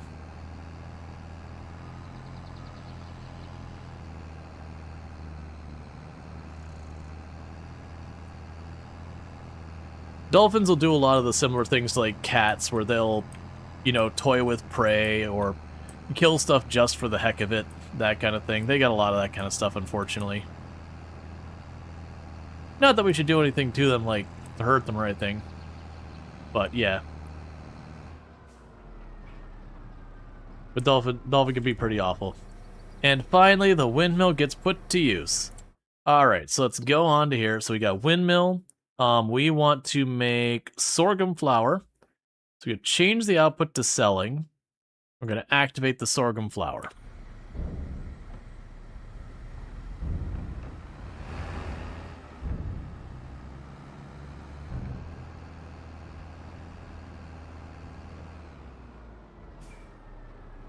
The dolphins also push around pufferfish, so they release their poison because they can get high off of it. Yup. Dolphins do some wild stuff. Every time a kid asks you for a dolphin face paint, you recall the combos we have here about them. Maybe the ad earlier was about dolphins. You never know, man.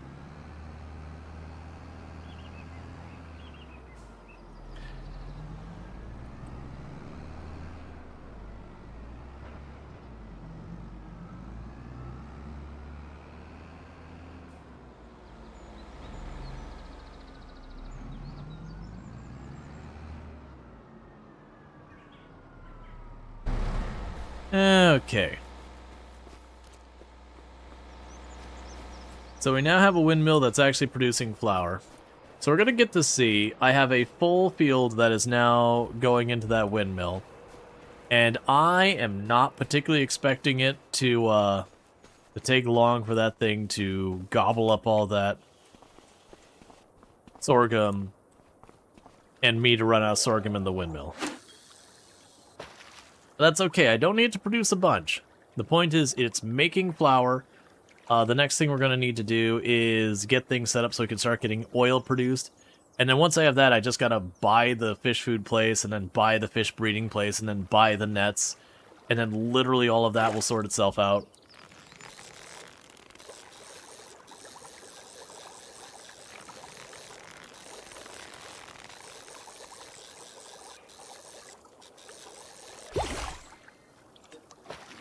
I guess this game is set in the UK.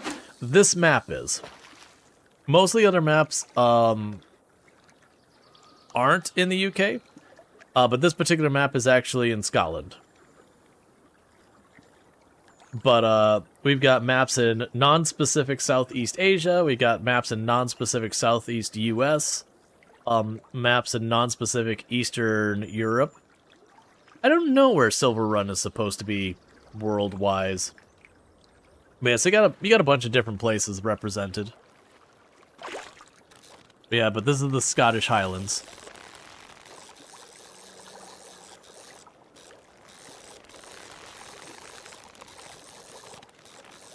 And generally speaking, like, a farming sim doesn't go like, oh yeah, we've got a map of London, or we got a map of whatever.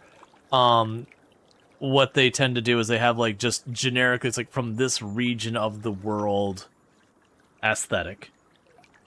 Canada West Coast? Oh yeah, now that makes sense for Silver Run. Is there an Australia map? I don't believe there's ever been an Australia map. I mean, but that's because Australia is not real. I'm teasing. Now that said, there's plenty of mod maps that cover so much of that. Does this game have a goal, or do you just play until you get bored? It's a bit more until you play until you get bored, but there are things you can work on. Like this particular map, there's a castle you can build. And so, you know, one of your things can be like build the castle, and then when the castle's built, it's built. There was a windmill. We already built the windmill. That's actually what we just put a bunch of stuff into. And most of the official maps, I shouldn't say almost, all of the official maps in Farm Sim 25 do have a major project on the map you can build. So that is a thing. But it isn't a game that, you know, you earn $1 million and you roll credits. It's, you know, it's a simulation game.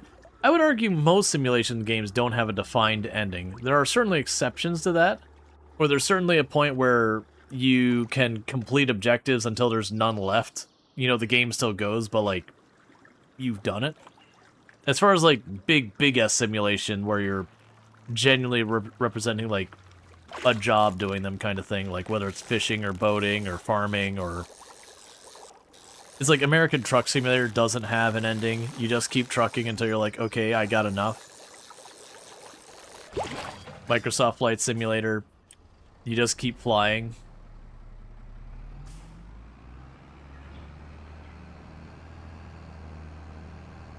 But yeah, no, there's, well, officially there's, like, not a map for, like, Australia, New Zealand, or Japan, or places like that.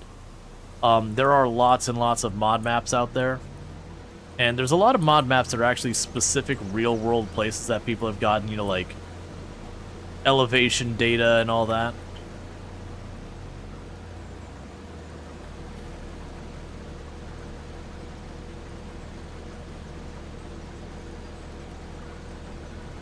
They'd have to implement hostile wildlife for an Australia map? Yeah. They did add disasters with Farm Sim 25. That said, the disasters in the game are pretty... They're more window dressing than actually substance. Like, you get both hail and tornadoes and they'll damage your crops. But the damage is generally relatively mild. And there isn't like a counterplay or anything like that. So just like, oh no, I lost a little bit of crops. Sure, whatever. You're about to finish this field, so we'll just drive along with you.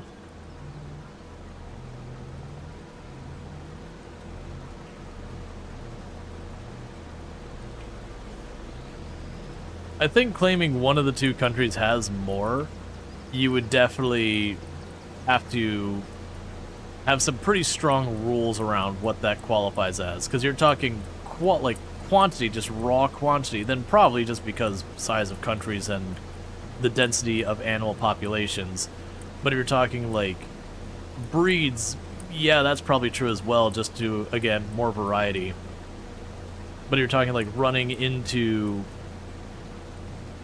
you know, stuff day-to-day kind of thing, I don't know. I'd imagine actually Australia probably has it more difficult with like dangerous critters. Like more interactions, as it were.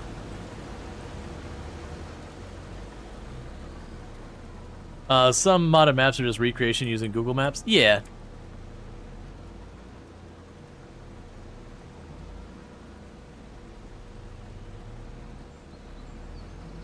To be fair, I don't think it's necessary that you do like a measuring contest about being like who's got it worse. It's the classic. It's like it doesn't matter if your fire's bigger if we're both actively on fire. The size of the relevance of our fires we are both on, you know, doesn't change the outcomes. What are you doing right now?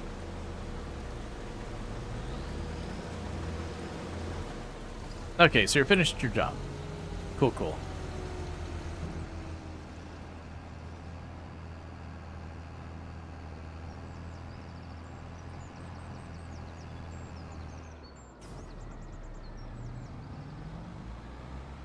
All right.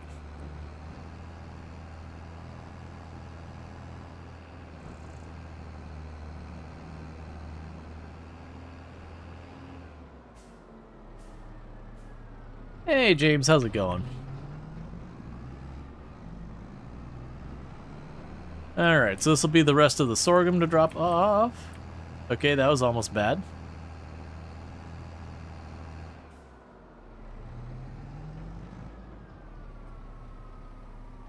So you can take the rest of the sorghum, drop it off at our windmill, so we can keep making flour. And we're just directly selling the flour. It'll just become money for right now.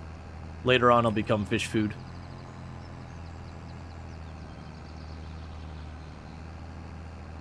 That's fine. The greenhouse is going fine. Our harvester did harvester things, which is good. Getting ready for work? How are we doing? I'm doing good. I'll be wrapping up in not too much longer. Normally I don't go this long, but we had a really big raid over here on the Twitch side, so... usually a good time if you got the time and, you know, it makes sense to go a little bit long. Alright, so we can drop this off over here. Okay, so let's check on stuff. So with the windmill... that one full field of sorghum did only get us about 1/6 the capacity we could put sorghum in here, which is fine. And it goes through about, I don't know how much it's going to be. That's how many cycles, but that's not how much it consumes per cycle. I'm imagining we're going to plow through that sorghum super fast. We're doing perfectly good here. We actually have a beam and a plank on standby we could sell. So let's get that knocked out. Oh, let's also get you off the field. And thank you, Captain Pirate, for the biddies. I appreciate it. I will take your change. And how is the castle doing? You need 9 units of wood beams. We have run out of wood beams at the castle to keep building it. Which is good, because I've actually got wood beams on standby. We just got to go pick them up and bring them back. And then pretty much we are set so far as that field down there goes, where we just harvested sorghum until I believe April, which is when we'll plant our next round of sorghum.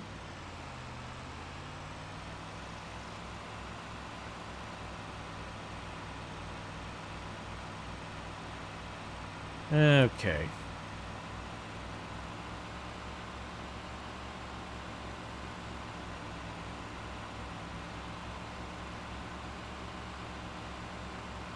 But yeah, honestly, at the pace we're going now, it's looking pretty promising that next stream we do a farm sim, which will probably be tomorrow, we will be pretty close, if not finishing the castle.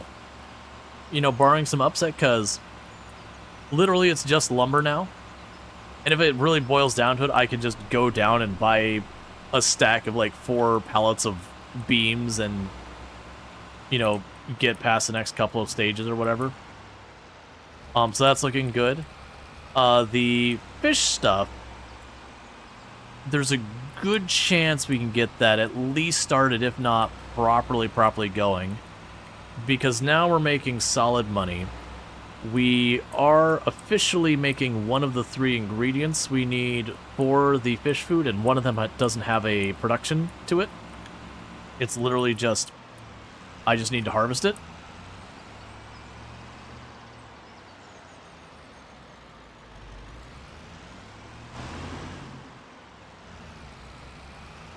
You have 3 more weeks before you go home? You can go home?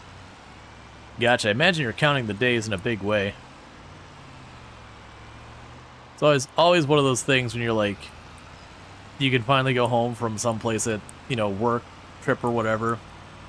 You can definitely get antsy about being like, man, it's almost time to go home. Heck, even from vacation. It's fine, don't worry about it. We're still on our wheels. Even when it's like vacation, and you've been on vacation like 2-3 weeks, and you're like, you know what? I'm ready to be home. Maybe not ready to be at work, but I'm definitely ready to be home. We are recovered? Exactly. You work the oil field? Gotcha.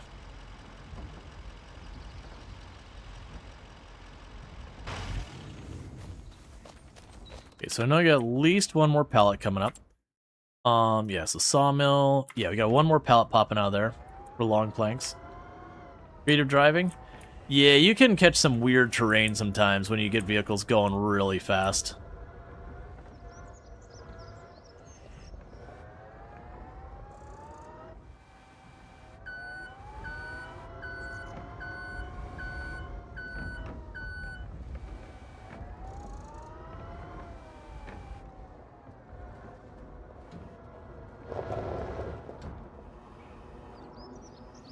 And we tip that back more.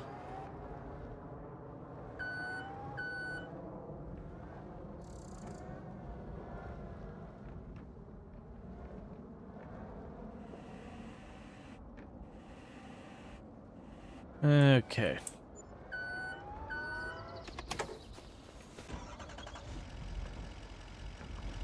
Okay, we take these back up to keep building the castle. Nah, today has definitely been an extremely productive day of Farm Sim. We built the rest of the windmill. It's done. We got ourselves back to farming, so we got ourselves a pretty big size field. We got ourselves pretty much an end game tractor. We got a harvester. It's not really actually that good, but we have a harvester. And all we need to do is by April, we just got to get a bit more money so that we can go ahead and get ourselves... Sorry, just got to get a bit more money so we can get ourselves the planter we want. That might actually prove to be a bit tricky. There is a possibility some contracts might have to happen, but we shall see.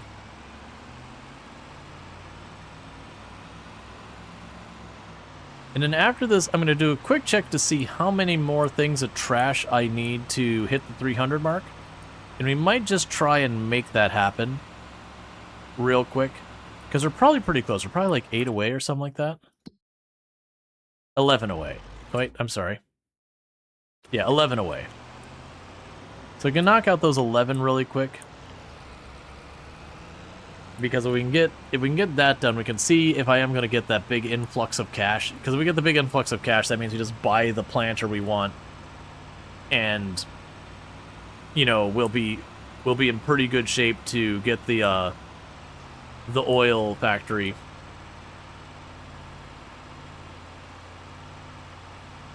But you're extremely jealous of the drill operator because he sits in drill control box. The drill control box with AC and heat. Yeah, have I watched Stranger Things? I have seen a little bit of Stranger Things. I don't really watch much television. So it's not that I was like, oh, this isn't for me or anything like that. It's just not a thing that I ended up seeing much of.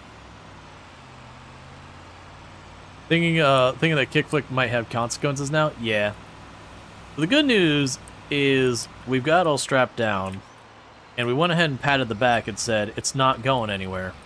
So it's, you know, it's definitely not going anywhere.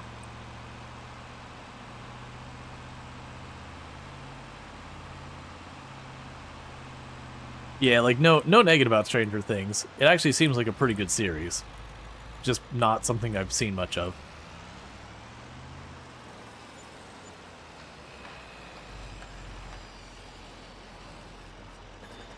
What? Why did I get an environmental score reward for the...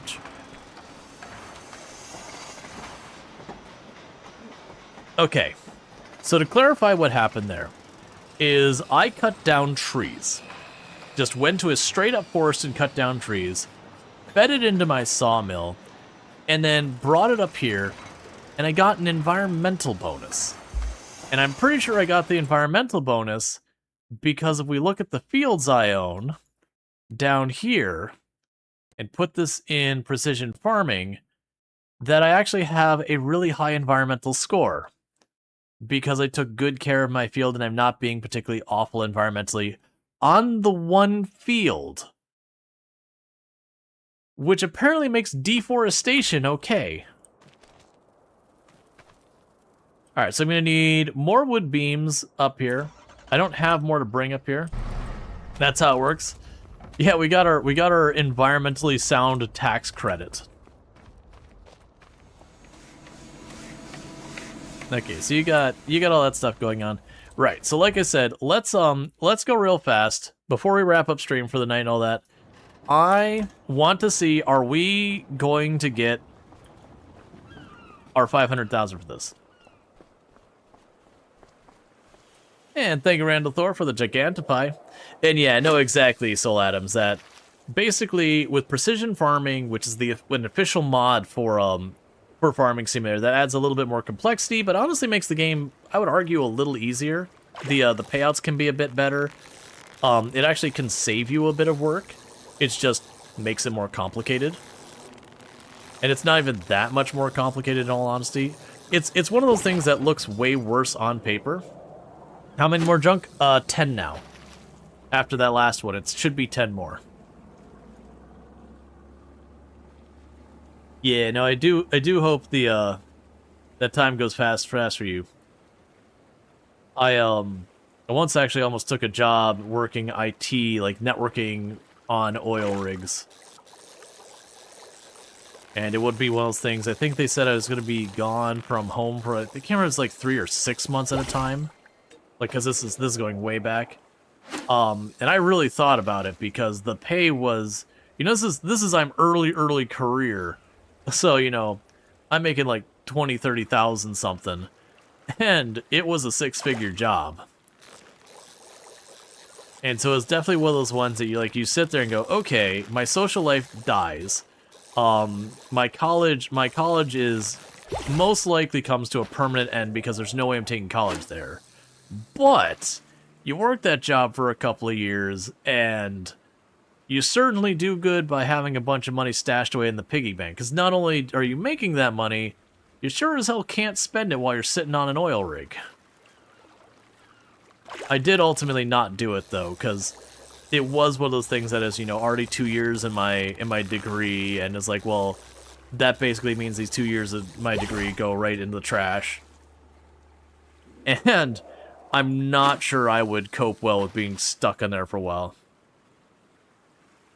Yeah, no, that was for me, I would have been one on the oil rig who had been running the network, keeping whatever communications, like antennas and all that, keeping all that working right. A lot of it was honestly going to be new installations where I'd go to the oil rig and they're like, well, we want this to have a better network setup, and doing all the legwork there, that ship out a bunch of equipment for me to install. I would assume I didn't get to that stage of it.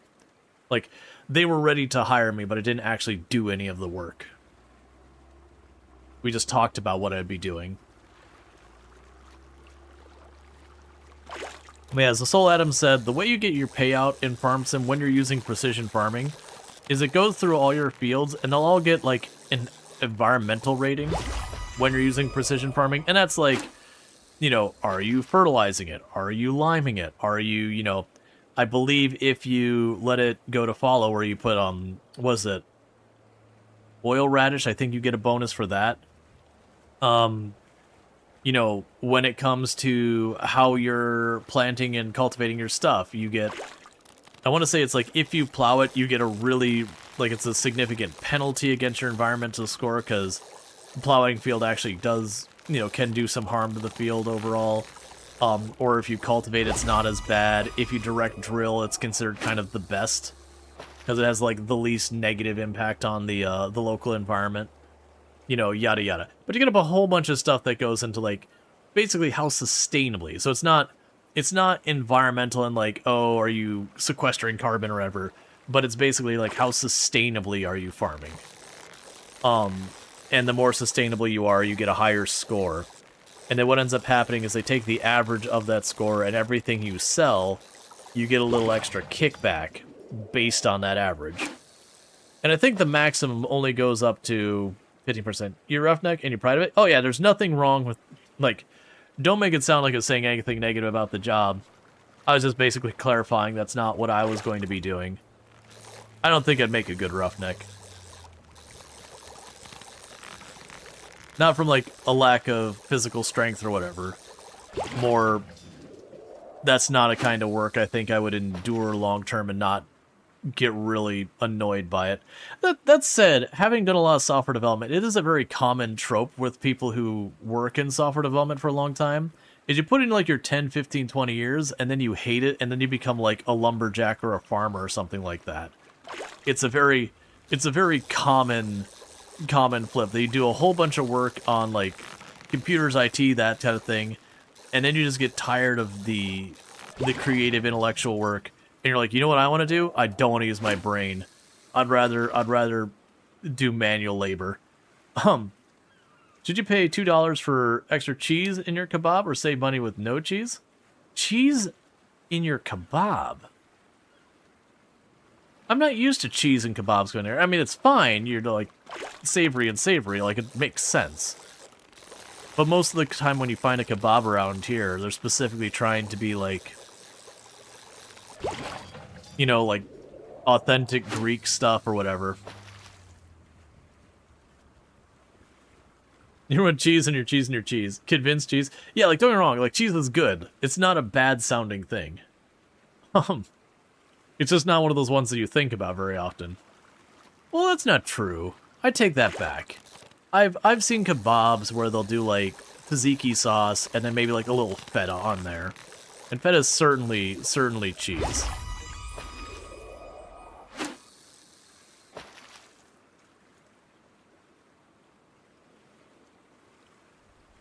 Yeah.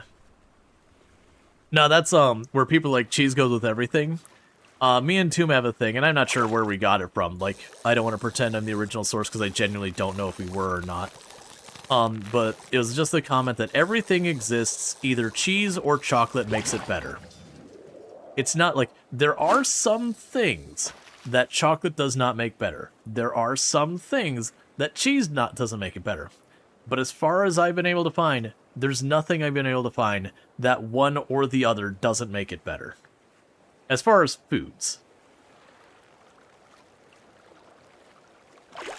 Yeah, no, we were talking about getting started on there at 18 years old. I was probably around 2021 when I got that job offer. So it'd be like the same chapter of life, kind of. For frozen lemonade, I said food. To clarify, I said food. Frozen lemonade's a beverage. And also, counter argument, I'm willing to bet if you got like, you know, a little like block of cheese, it would still probably taste good. You wouldn't be able to, you know, eat it through, you know, whatever, but if you got like little chunks of chocolate and you spoon it out there, probably tastes good. Citrus and chocolate do go together. You do have like chocolate covered pieces of orange and chocolate covered pieces of lemon. Those are a thing. I think it would taste good.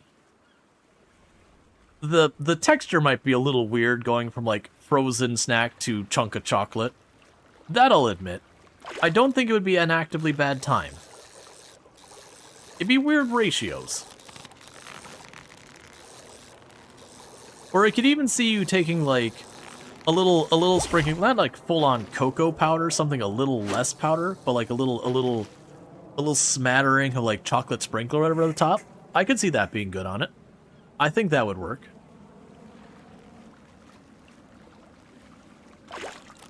Am I completely unhinged in this view, or would others be like, you know what? Frozen lemonade, little dashing of chocolate on the top. Be a positive. You're south of the East Coast? Gotcha. Yeah, no, I'm or honestly, you're so hungover, you missed what you said. I was basically saying we're discussing whether or not chocolate or cheese can go with like kind of any food. And the counter argument was frozen lemonade wouldn't go with either of those, and I was like, no, I could see like sprinkling a little chocolate over the top of a frozen lemonade. I could see working. You say it's good versus you wouldn't throw it away. Saying it's good versus you wouldn't throw it away. No, but I think you could make it good. Like, I'm not saying I would prefer it that way. I don't think it needs it. Like, we're not saying it's necessarily better, but if someone... Yeah, I definitely feel like that could work and be a good, positive experience. I still think I'd prefer it without it, but yeah. Chocolate is fatty and sugary. Doesn't necessarily mix well with some stuff. Right, but that's the point is, Storge, is it's chocolate or cheese goes with everything. Like, can go with anything. So, like, if chocolate doesn't work with something, cheese will go good with it. And then if it's something that cheese won't go good with, then chocolate goes good with it. And there's stuff that both go well with it, but the argument is as far as food, not beverages, food, there's at least one or the other will go with it. Because honestly, if you're in savory, almost certainly cheese is going to go with it. If you're in salty, most likely both can go with it. If not both, then chocolate definitely. If you're on the sweet side, it kind of depends on the sweet. For sour, most of the time chocolate. Bitter, I mean, chocolate's already bitter, but it's also one of things. You don't think cheese goes with oysters on the rock? Chocolate certainly doesn't. Ah, yeah. That is, I never really thought about raw seafood. Yeah, that's a hard one. Because I could argue if you cooked the oyster, you could make the cheese work. But if you're talking raw oysters, no, you know what? I think cheese would still work with that. I think cheese would still work with that. The texture, if you had like a raw oyster and cheese together, would be really weird. But, you know, having the oyster and then chasing it with like a little chunk of Parmesan, I don't think would be bad. I think that would work. I think that would work. It's definitely not something you would just go to the store and they'd be like, here's your oyster and a chunk of Parmesan. You would definitely give someone the eye being like, why did you give me these together? I do think it would work, though. I do think the mild saltiness of Parmesan and, like, the kind of muted taste would work with oyster.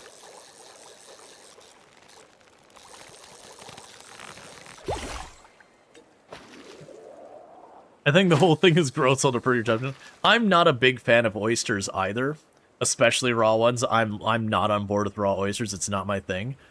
I can deal with my my grandfather when he's around. He would take an oyster, he'd take like a little piece of bacon on it, and he would cook it on the grill. Like the shell would be underneath it, but he'd cook it on the grill until the oyster was cooked and the bacon was cooked. That's about the only way I can do oysters. I'm still not a big fan of oysters even that way.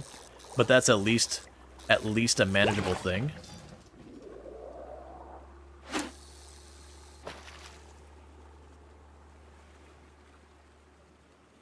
They're rocks not? Yeah, no, that's for me it's like I can do a grilled oyster or stuff like that.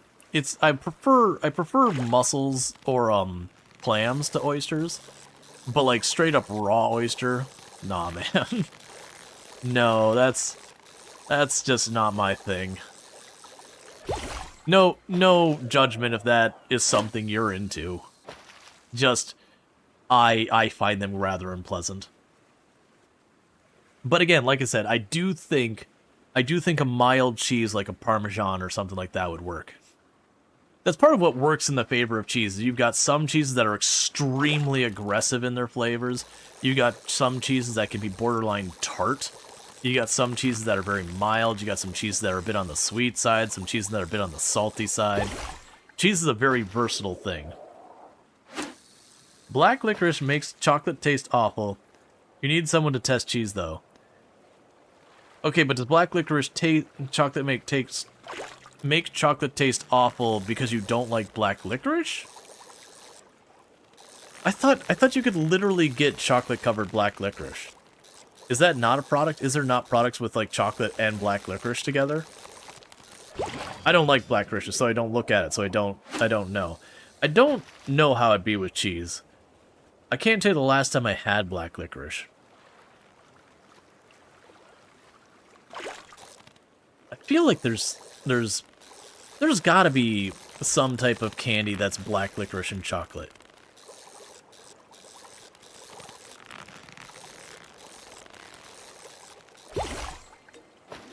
That exists, your mother eats it sometimes? Yeah. Not a fan of that myself, but it's not because of the lack of them going together. It's because I just don't want black licorice. Black licorice being one of those candies that's very divisive. You either love or hate it. Very few people are between those.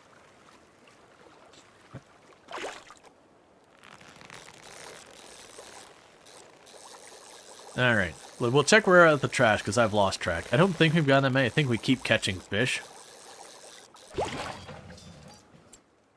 Okay. Black licorice or jam? Yeah, no, I know some people who like black licorice. Yep, there's the answer. We did not get another payout at 300. So we're happen to be at exactly. So we did not get another bonus at 300. So if there is another bonus after the 200, it's more than 300. Now, that could be that it's because it's 500 or something like that. I don't think that is the case. But yeah, so you have not enough wood beams. But with that said, it is getting to be about that time. We're just going to do a quick check here for sales. Nope. August is harvest day. And then April is planting day. So we will just advance the day. And then we're probably going to be wrapping up for the night here. But yeah, so if you have enjoyed tonight's content and you're not already following the channel, don't forget to drop a follow. That way you can find your way here back in the future. I will probably be doing more Farm Sim here tomorrow. Now that said, coming up on the 14th, if not sooner, we're going to be checking out the new DLC for the Planet Crafter called Toxicity. And there is also a possibility we might be checking out Anno in not too long, the new one. Which will be fun because I've never played an Anno game and all that stuff. Did you get a big payout? We did not. So then the question would be if we got a big payout at 500, and I am sure as heck not grinding out 200 fish. Not right now. So with that said, what's going to end up happening here is I'm going to quickly save really fast. No, you need to see the ad again. It's like, oh, I'm sorry. I'm not waiting till like you get the ad. If you're watching over on YouTube, the stream will be dropping abruptly, so don't forget to drop a follow. That way you can find your way back here in the future. I said follow. Don't forget to subscribe. That way you can find your way back here in the future. But the stream will be ending up for all of you over on YouTube just because I don't have a host ready. But thank you for tuning in. I'll be back tomorrow. It's around 7 p.m. EST. It's a little after for YouTube, like 7:15, 7:30. I start at 7 on Twitch. But with that said, let me go ahead and end the stream there. And for those over here on Twitch, don't go anywhere, because I'm going to go ahead and pull up the ending stream screen and see who we can find to drop a raid. I forgot to give out